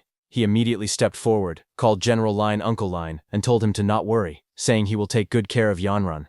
Hearing that, General Lin proudly patted Su Bai's shoulder, calling him a good boy and saying he was not wrong about him. He then told Su Bai that next he will go to Shanhaiguan to defend it, adding that there may be a big battle. Hearing that, Su Bai was surprised and asked General Lin if there will be a major battle at Shanhaiguan. General Lin said that's right, and told Su Bai that before the war, Lord Ni has special arrangements for him. He told Su Bai to go find Lord Ni. Su Bai said okay and left. Su Bai then went to meet Lord Ni. An assistant led Su Bai to him. When Su Bai arrived, Lord Ni threw a token towards Su Bai, telling him that General Lin has contributed so much to the human race, so he should stop taking advantage of him. He told Su Bai that since his armor is broken, he should take this token to the logistics department to exchange it for a lord-level armor. Hearing that, Su Bai's face brightened. He thanked Lord Ni, while calling him Boss Ni. Lord Ni told Su Bai to not be disrespectful, saying he came here this time to talk to him about something else. Su Bai told Lord Ni that whatever it is he should just tell him. Lord Ni turned and told Su Bai that he wants him to accompany him to the Bishuatan Lake. Hearing Bishutan's name, Subai got shocked.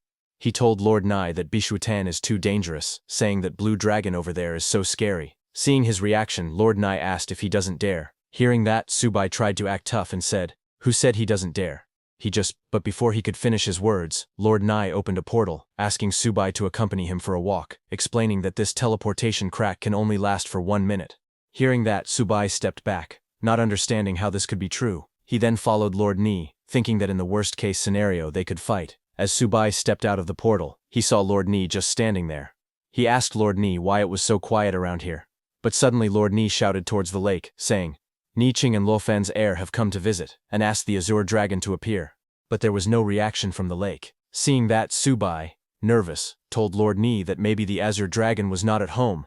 But just as he said that, suddenly the sky turned dark with clouds, and lightning started striking around the lake in front of them. Seeing this, Subai got scared, saying, "It's over, the Azure Dragon is home and it's angry." The next second, the Azure Dragon came out of the lake, roaring loudly. Seeing that, Lord Nai stepped forward and called out to the Azure Dragon, saying he was Nai Qing and he had brought. But before he could finish his words, the Azure Dragon charged towards them. Seeing it coming, Subai panicked, asking what he should do. Lord Nai told him to get out of the way, but seeing that it was already too late, Lord Nai grabbed Subai's collar and jumped into the air with him. As they dodged the Azure Dragon's attack, Lord Ni quickly asked Subai to start the flow of origin energy. Hearing that, Subai was confused but did as Lord Ni said, and activated his origin energy. When the Azure Dragon saw Subai using the origin energy, it stopped. It was shocked to see the origin energy with the same flow as Lufan. He called Lufan's name, asking where he was. Lord Nai told the Azure Dragon that Luofan had passed away, pointing at Subai. He told the Azure Dragon that he was Luofan's successor, named Subai. Subai, still nervous, said hello to the Azure Dragon and introduced himself as Subai. The Azure Dragon recognized Subai, saying he had felt his aura previously. Subai then asked the Azure Dragon if he was the beast tamer that boss Luofan used to have, and if there was anything he could help him with. The Azure Dragon came close and told Subai that his strength was too weak, he was not worthy. Hearing that, Subai also admitted that he was still very weak, far inferior to boss Luofan. Then the Azure Dragon asked Subai for 3 drops of blood, saying that at a critical moment he could help him. Hearing the Azure Dragon talking about helping Subai, Lord Ni was shocked and asked the Azure Dragon if he was sure. The Azure Dragon told him that Subai's blood was different, so with his essence and blood protecting the Azure Dragon's soul, Subai would be fine. He looked at Subai and said that maybe one day, Subai could open the ancient tomb beneath the Bishutan Lake and complete his master's last wish. Hearing that, Lord Ni told Subai to give it 3 drops of blood. Subai said, "Okay," and made a small cut on his hand. The Azure Dragon opened his mouth and sucked the 3 drops of Subai's blood. As the Azure Dragon closed his mouth and tasted Subai's blood, he was shocked. He turned to Subai and with surprise asked what was going on with this blood essence. The Azure Dragon didn't expect that Subai's 3 drops of blood could restore his sanity. Curious, he asked Subai who he really was. Subai got stunned by his question. He got scared, wondering if his identity had been exposed. He tried to act calm, and told the Azure Dragon that his name was Subai, and he was currently studying at Wuhan University. Hearing that, the Azure Dragon flew into the sky, saying never mind. While leaving, he told Subai that he would repay him for those 3 drops of blood. After he left, Lord Ni asked Subai to go, but before they could leave, Subai suddenly got a system notification saying it detected powerful beasts around and asked if he wanted to tame them. Subai got excited and asked if he could tame the Azure Dragon. Subai immediately clicked yes, but another notification appeared, telling him that the beast was too powerful to be tamed. Seeing that, Subai got angry and asked the system why it even showed the option if it couldn't be tamed. Lord Ni then opened a portal, and again told Subai to go back. Subai said yes and turned, but suddenly remembered that he still had to go to the logistics department to exchange for armor. Sometime later, at the Great Wall Guard Fortress, everyone was watching the achievement board, and were shocked to see that Subai's military achievements would rank him in the top 10, even if put on the general's list. But a guy called them losers, explaining that although the generals killed many high-level beasts, they never attacked ordinary beasts. Then the Wuhan University military merit list was displayed. In first place was Zhongwu Academy's Yu Subai with 850 million military merits. In second place was Zhongwu Academy's Hu Qingsu with 84 million military merits. Then there were other people. Seeing the list, everyone was shocked. One guy commented that Subai's many military achievements were completely a result of quantitative changes leading to qualitative changes. Another guy said that Subai relied on his gold-level strength to achieve lord-level merits. This was outrageous. Han Zhang and Hu Qingshu were also there, seeing Subai's military merits. Han Zhang asked Hu Qingshu if old Su had gained so many military merits, can he even spend them all? Hearing that, Hu Qingshu laughed and told him that with Subai's unscrupulous nature as a businessman, he will spend it all no matter how much he has. Meanwhile, while they were busy laughing, Subway had already arrived at the logistics department. Subway said hello and told the receptionist that he would like to exchange for a Lord-level armor. The receptionist was surprised to hear that Subway, who is a gold level, wanted to wear Lord-level armor. She told him that even the lower-ranked members of the 12 Lords of Dragon Country are still wearing diamond-grade armor, and asked if he still wanted to wear Lord-level armor. Subai then slipped the token given to him by Lord Nei, and asked her if this was okay. The receptionist was shocked to see that it was truly Lord Nei's token. She could not believe that Lord Nei actually let Subai, a gold-level warrior, exchange for Lord-level armor. But then the receptionist told Subai that although he has Lord Nei's token, a set of Lord-level armor requires 1 billion military merits to exchange. Subai told her that it doesn't matter, saying that if his military merits are not enough, he will deduct the rest from Han Zhang and Hu Qingshu. He took out a paper and told her that this is their IO and their fingerprints, both of which can be verified.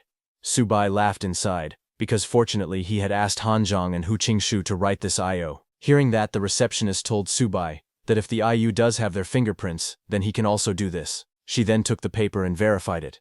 After verification, she told Subai that she has spent 1 billion military merits, and the Lord-level armor will be delivered later. Subai thanked her and left.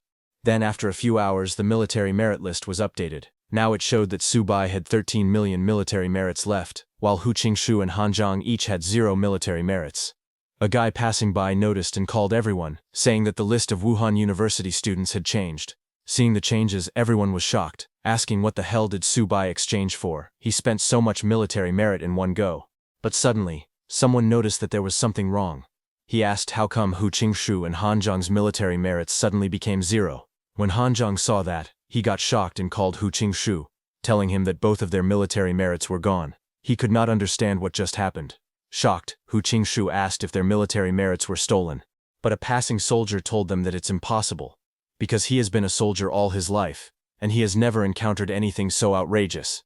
Hearing that, Hu Qingshu asked Han Zhang to go to the logistics department and find out. Han Zhang agreed, saying that the one who did this is incredibly bold, even daring to embezzle military achievements.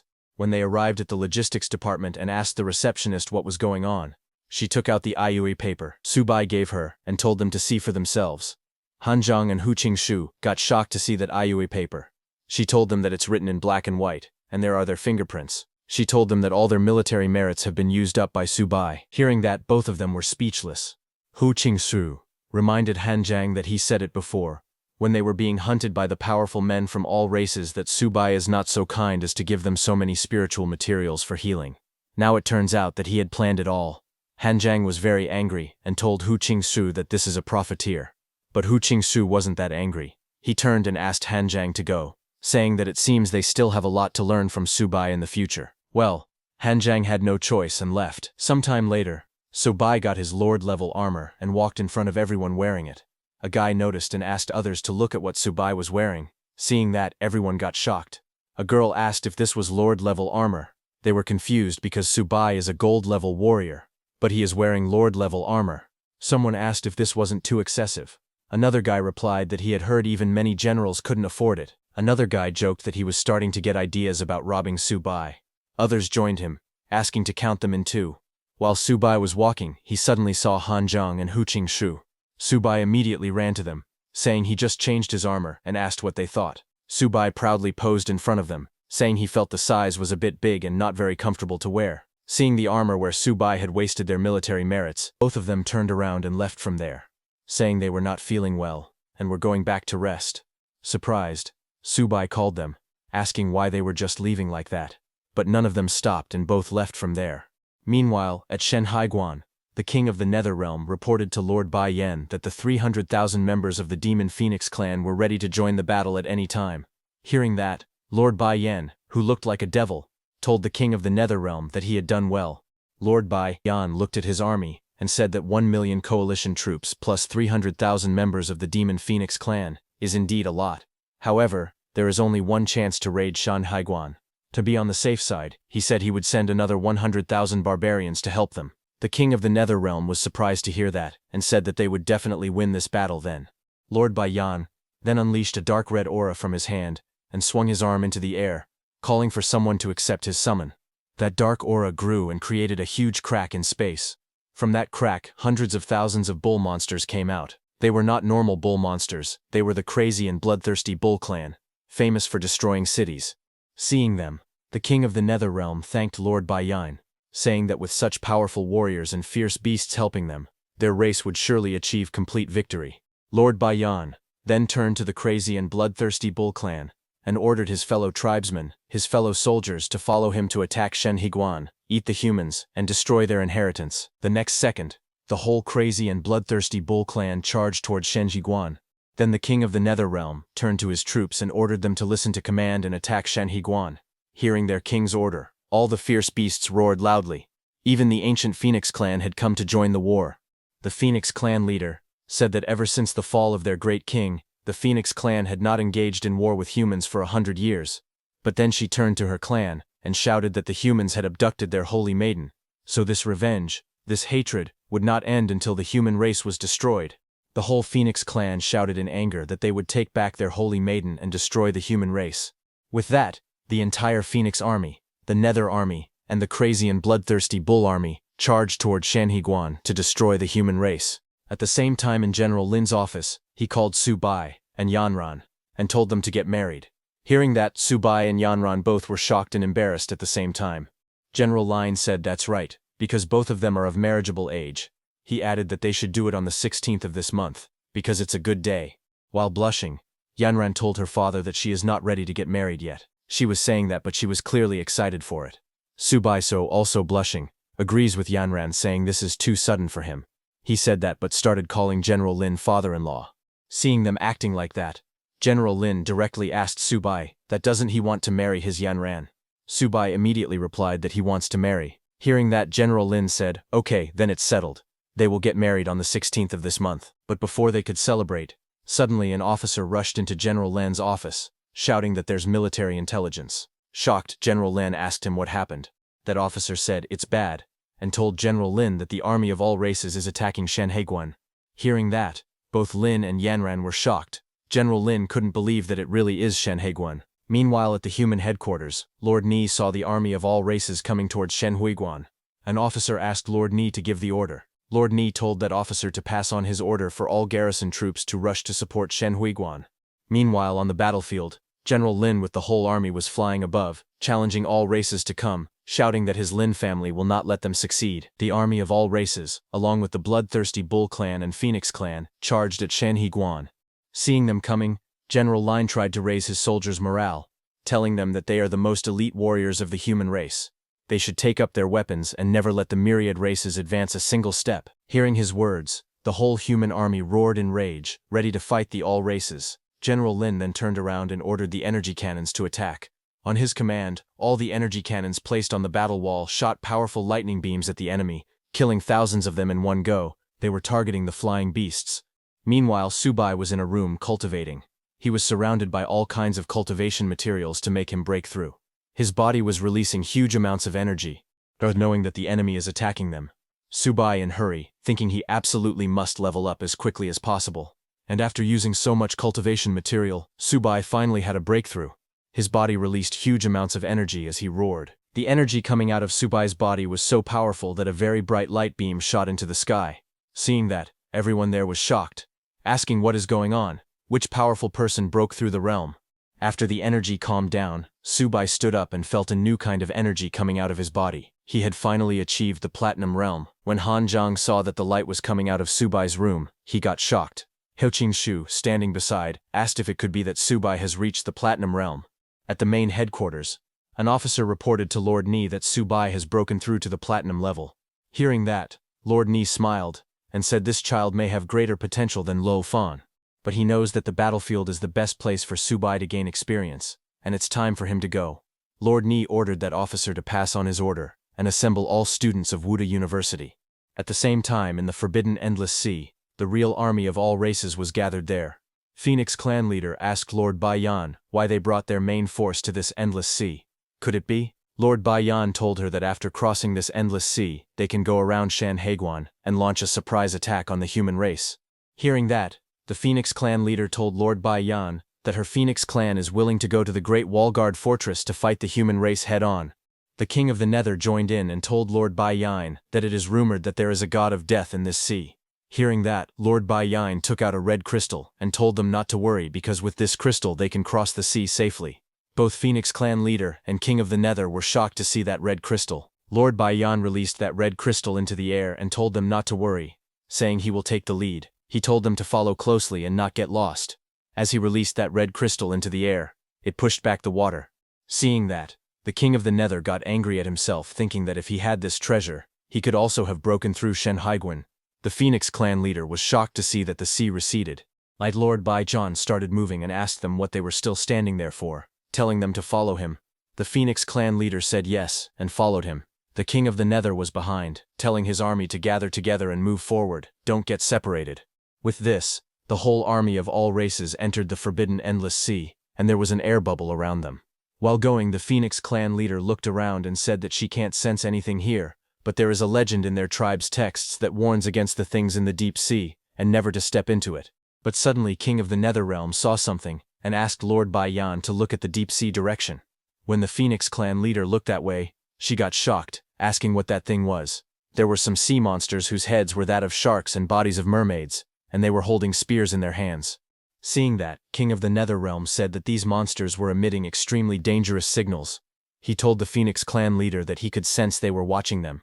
Seeing them, the Phoenix clan leader admitted that it was true, there really is a god of death in the endless sea. King of the Nether turned to Lord Bai Yan, asking what they should do next. But Lord Bai Yan told him not to be afraid and to keep going. On his command, everyone kept going towards a huge mountain where those sea monsters were waiting. But suddenly a very powerful energy wave came from that mountain towards the All Races army. When Lord Bai Yan sensed that powerful energy wave, he immediately ordered his army to stop, saying they can't go any further. Sensing that energy, the Phoenix clan leader asked if this could be the forbidden land of the gods. Looking at the increasing army of sea monsters, Lord Bai Yan told his army that this force is not something they can contend with, so let's go around it. Everyone agreed with him. King of the Nether ordered everyone to bypass the illusion formation ahead and not to approach it. Then one day later, the whole army of all races arrived at the seacoast. King of the Nether told everyone to go ashore and rest on the spot. Then while Lord Bai Yan was looking at the deep sea, King of the Nether came and reported that their army would be able to reach the city of Shan Haiguan in 2 days. Hearing that, Lord Bai Yan laughed and said, "Okay." King of the Nether laughed, saying, "Shan Haiguan, relying on the 2 forbidden areas of the myriad mountains and the endless sea, has never been breached. But no matter how powerful Lin Zhenin is, he could never have imagined that all races could go around the pass and attack him from behind." Lord Bai Yan agreed, saying after the great victory at the Battle of Shan Haiguan, the human race no longer had the power to resist.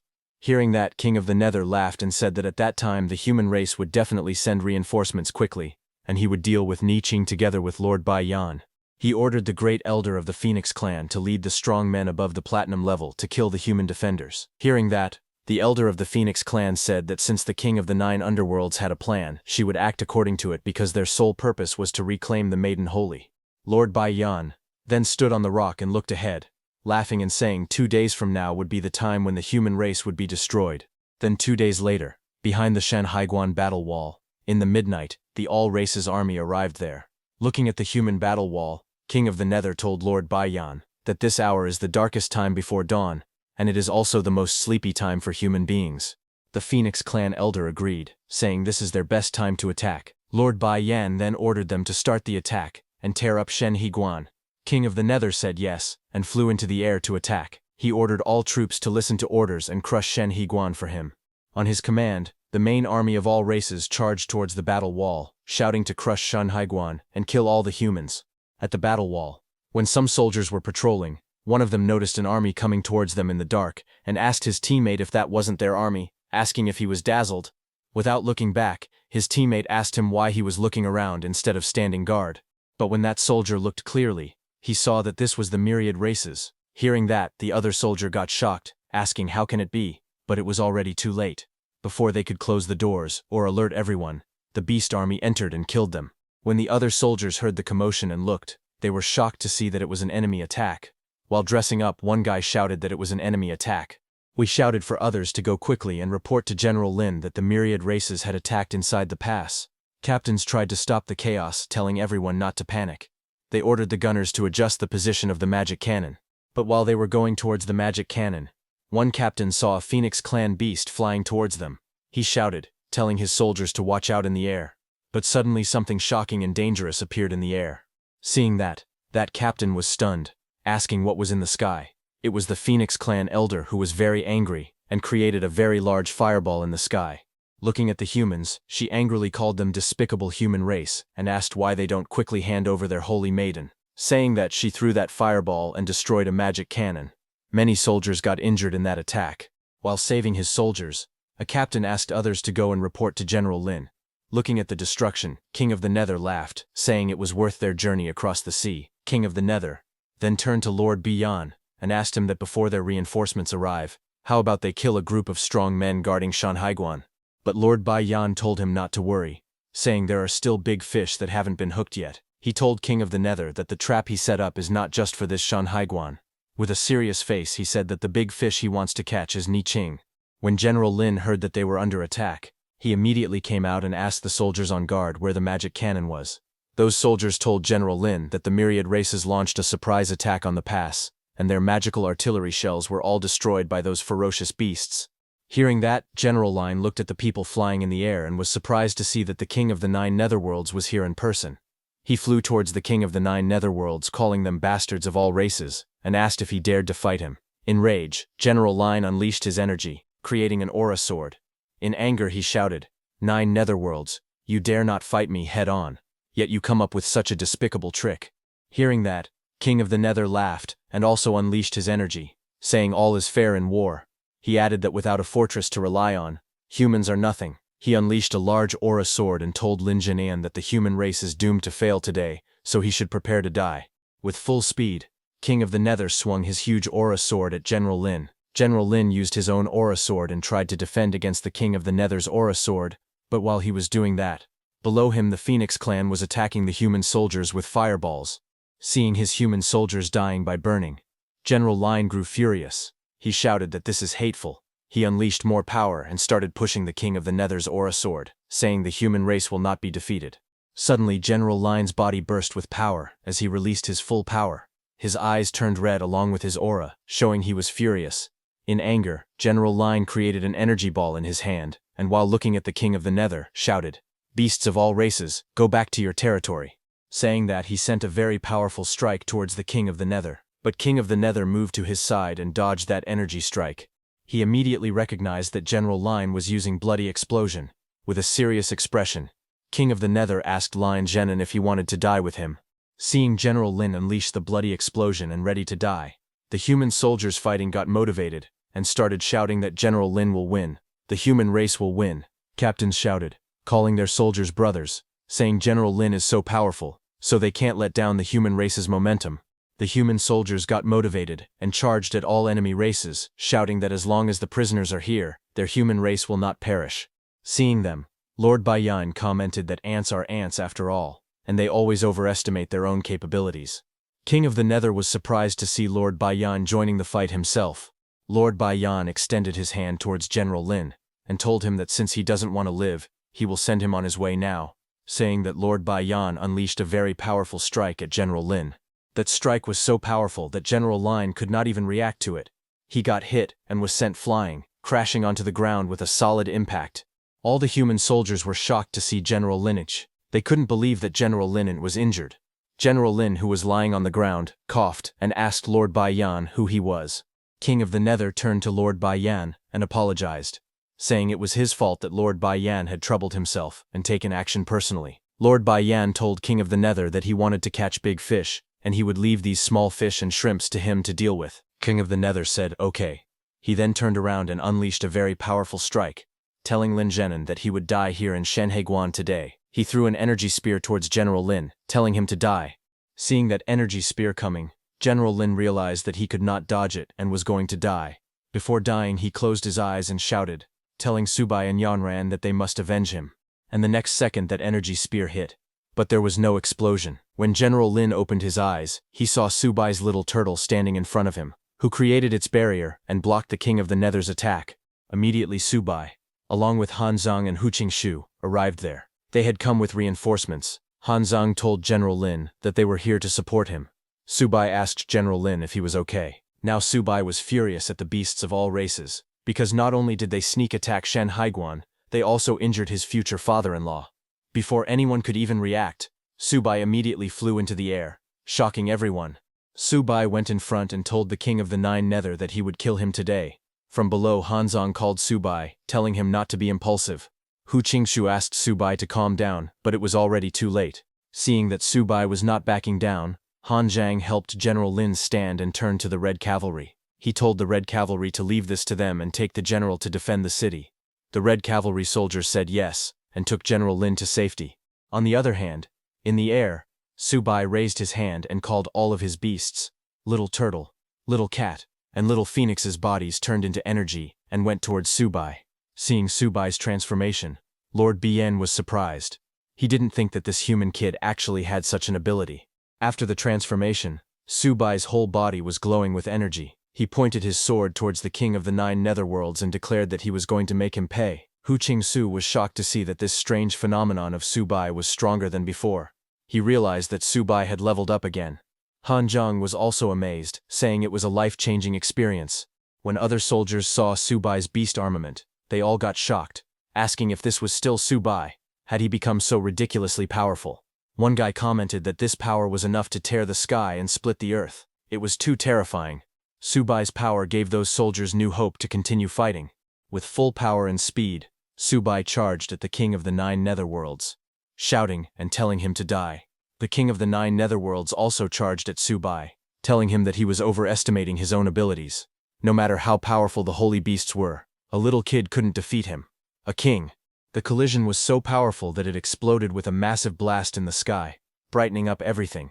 Just the shockwave of that explosion was enough to push everyone back from their places. Han Zhang, struggling to look ahead because of the wind, said this power was simply too strong. Hu Qingsu, who was standing behind, asked Han Zhang to go and surround and kill those strong men. Han Zhang said okay, and left from there. Subai and the King of the Nine Netherworlds continued fighting, exploding the sky with hundreds of blasts, while Han Zhang and Hu Qingsu attacked the bloodthirsty bulls coming towards them. With rage in his eyes, Subai, with lightning speed, flew towards the King of the Nine Netherworlds holding his sword high. Seeing the way Subai was fighting, the King of the Nine Netherworlds admitted that he had underestimated Subai. But he gathered energy in his hand and told Subai that this way he would be dead, saying that the King of the Nine Netherworlds shot energy pythons towards Subai. The energy pythons charged at Subai with full speed, ready to bite him with their sharp teeth. Seeing them coming, Subai used his wings to create armor for himself. Just as those energy pythons hit Subai's armor, they exploded, dealing no damage to him. Seeing that they couldn't break his armor, Subai got careless, and from behind his armor taunted the King of the Nine Netherworlds, asking if this was all he had. But just as he said that, the King of the Nine Netherworlds appeared behind Subai and called him an ant, saying his arrogance would cost him his life. Saying that, the King of the Nine Netherworlds gathered energy in his hand and punched Subai in the back. His attack was so powerful that it destroyed Subai's wings and sent him flying towards the ground. Subai couldn't stop himself and crashed onto the ground with a solid impact. Han Zhang, who was fighting the beasts, got shocked to see Subai fall and shouted, asking Subai if he was okay. The King of the Nine Netherworlds didn't stop there, and with full speed charged towards Subai, shouting that even if Lufan were still alive, he wouldn't be able to stop his myriad clans from annihilating the human race today. But while the King of the Nine Netherworlds was coming, suddenly an energy beam was shot out from the place Subai had fallen. The King of the Nine Netherworlds was shocked to see the energy beam, but he didn't have time to dodge. The energy beam hit him and pierced his chest, shocking him even more. The one who shot that energy beam was Human King, Lord Neo. He smiled and asked the King of the Nine Netherworlds if he didn't feel ashamed of bullying the weak. Soldiers immediately recognized that it was Lord Neo Qing. Seeing that Lord Neo Qing was here, they cheered that they were safe now. The King of the Nine Netherworlds grabbed his chest and looked at Lord Ni angrily, saying he had sneak attacked him.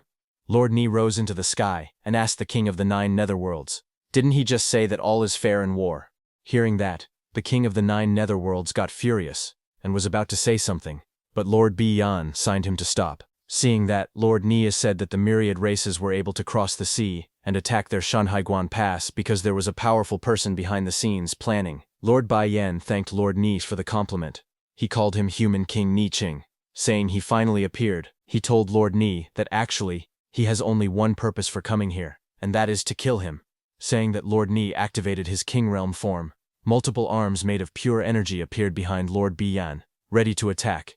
Hearing that Lord Ni said he was flattered, and asked him to give it a try. Saying this, Lord Ni also activated his King Realm form, and multiple swords made of energy appeared behind Lord Ni. As those energy hands and energy swords collided, they even cracked the space, releasing huge amounts of energy. Immediately, that space crack became huge and surrounded Lord Ni and Lord Bai Yan inside.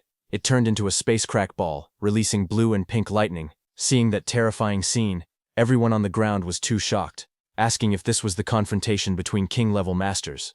Inside that space, Lord Bai Yan unleashed his King Realm complete form. A massive demon form made of energy appeared behind Lord Bai Yan, looking at the space crack that trapped them inside. Lord Bai Yan was amazed that Lord Nie still had the energy to turn the battle into the void. He asked Lord Nie if he really thought he could save the human race from destruction by himself. Lord Nie also unleashed his complete form of the King Realm. A huge form of Lord Nie made of energy appeared behind him, holding a massive sword. Lord Nie told Bai Yan that the human race never needs him to save it, because the human race will never be devoured by the myriad races. He added that as long as there is one person, the human race will fight to the end. Saying that, Lord Nie charged at Lord Bian with an energy sword and struck. Lord Bian dodged and attacked. Their massive King Realm forms also attacked each other, striking again and again, with full force. Lord Nie and Lord Bian collided with each other, their energies destroying everything. As they were fighting, Lord Bian's king form moved fast, and pierced Lord Nia's king form's chest. But Lord Nia was not behind and pierced Lord Bian's chest with his sword. With this, both of their king forms got destroyed and disappeared, releasing that space void. As that space void disappeared, Subai saw Lord Ni and Lord Bai Yan just standing there, not fighting. Seeing that, he got confused and asked why they were not moving. Then in the air, Lord Biyan lowered his head and said that as expected of the human king, Lord Ni was truly extraordinary. But he immediately took out another glowing red crystal, telling Lord Ni that he must die today. Saying that, he activated that red crystal's power, which started releasing a red light. Immediately, Lord Ni's back burst with red energy. Lord Ni was shocked because that was exactly where Lord Biyan's hand had just pierced. Lord Ni looked back and saw red tentacles coming out of his back, covering his body. Lord Ni was stunned when he realized that those tentacles were absorbing his energy. Lord Biyan laughed and told Lord Ni that he had just planted the demon seed right behind his back, and even if he was a human king, he would be devoured by this godblood. When Subai saw those red tentacles covering Lord Nea, he was shocked and asked what happened to Lord Nea. He was shocked and Su told him that it seemed Lord Nea was ambushed. Hearing that, Han Zhang asked if they should go up and help. Hu Chen Su told him not to be impulsive. As those tentacles were slowly covering Lord Nai's body, he gritted his teeth in anger and asked Lord Bai Yan if he brought this god's blood today just to take his life. Lord Bai Yan laughed and said that's right, telling Lord Nai that he must die today and the human race would perish. But suddenly Lord Ni smiled and said, Lord Biyan, I'm afraid I'll disappoint you.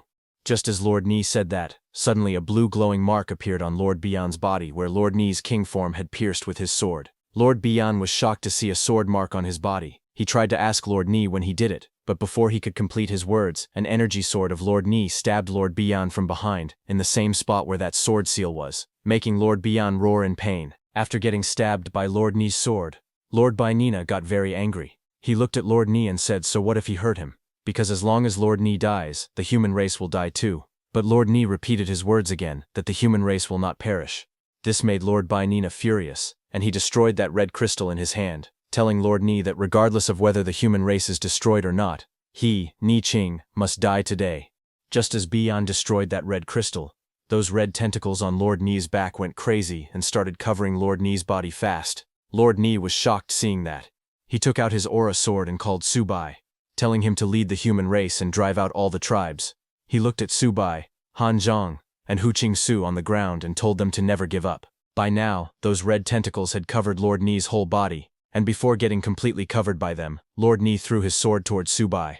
Subai was shocked to see that Lord Ni was trapped by that red power.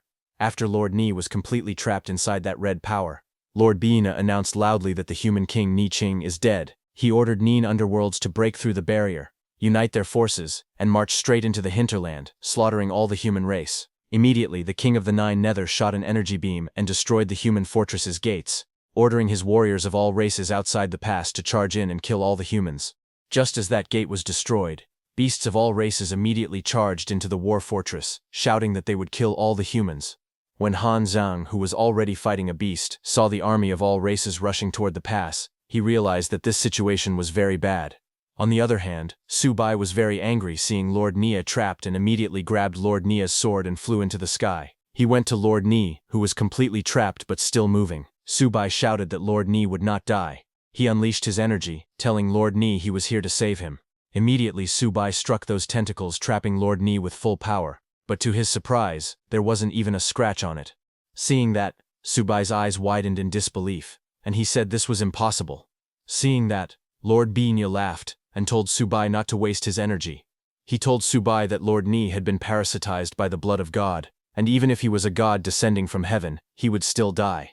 Hearing that, Su Bai got furious and told Lord Binya that he was going to kill him and avenge Lord Ni. Su Bai made a small cut on his finger with Lord Neo's sword and then threw one drop of his blood into the sky and called the Azure Dragon. Immediately the whole sky turned dark, and as lightning started striking, Azure Dragon came out of the clouds at Su Bai's call. He stood beside Su Bai, surprised that Su Bai had summoned him so soon. Lord Biyuna was shocked when he saw the Azure Dragon. He said this was impossible because Lao Fan was dead. On the ground, Han Zhang was also shocked to see the Azure Dragon, asking if Su Bai really summoned the Azure Dragon from the Bishutan Lake. Hu Qingsu was shocked too, and asked from when Su Bai was able to summon the dragon. Su Bai raised his sword and unleashed his full power, asking Azure Dragon to help him kill Lord Binyina. On his call, Azure Dragon got ready to attack. Seeing the Azure Dragon coming to attack, Lord Biyuna unleashed his king-level full power and created a void in his hand, telling Azure Dragon that even if Lu Fan were alive, he couldn't do anything to him. Immediately, both Su Bai and Azure Dragon charged at Lord Biyuna with full speed, telling Lord Biyuna to die. Seeing them coming, Lord Biyuna also raised his void energy to strike them. With full power, Lord Biyuna threw his void energy towards Su Bai, shouting, "Die, you ant!" As Su Bai and Azure Dragon were going to attack while holding Lord Ni's sword, suddenly Lord Ni's sword activated and unleashed a king-level strike of Lord Ni. With a king-level strike along with Azure Dragon, Su Bai goes towards Lord Biyina with full speed. Their combined attack was so powerful that it pierced Lord Biyina's void energy like it was nothing.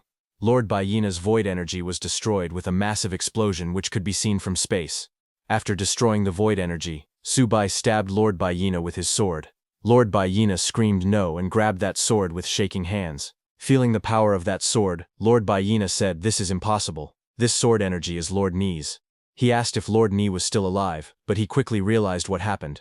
While shaking in pain, Lord Biyina said, as expected of the human king, he actually left behind his final trick, in order to avoid being corroded by the blood of God.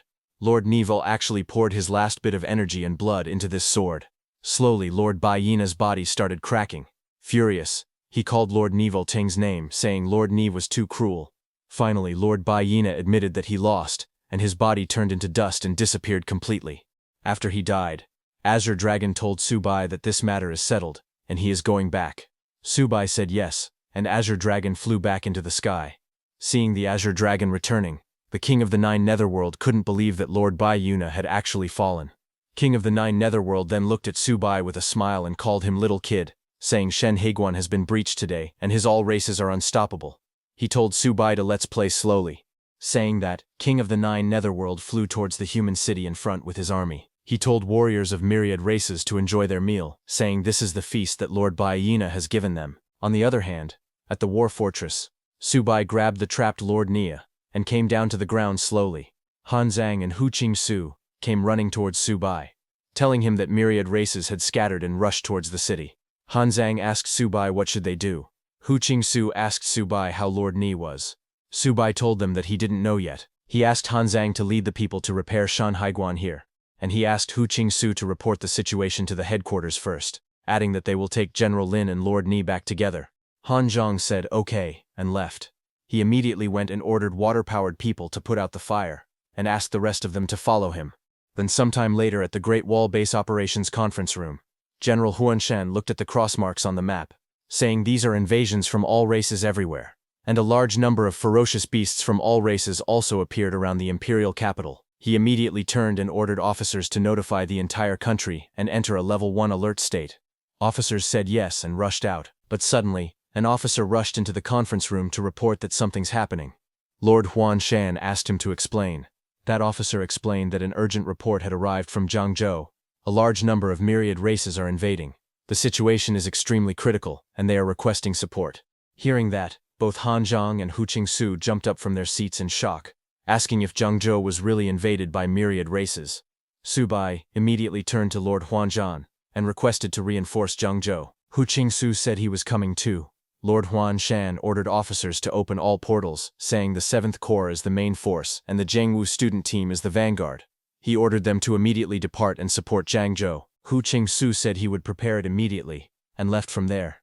Before going, Su Bai asked General Huanshan about General Lin and Lord Ni Qing. With a sad face, General Huanshan told Su Bai that his uncle Lin's injuries are slowly recovering. But Ni Qing, he didn't complete his words, but it was enough.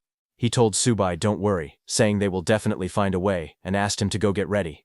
Su Bai said yes and turned to leave, saying he hoped his parents and his little sister were okay. Su Bai was furious at those myriad races and decided in his mind that sooner or later he will exterminate them all. That's all for today, everyone. Before we wrap up, I want to let you know that we've recently launched a membership program here, where you can enjoy perks like early access to videos and soon, exclusive content just for members. You'll also receive custom badges and emojis to enhance your interactions. If you're interested, consider joining our membership to enjoy these benefits. Check out the link in the description to join.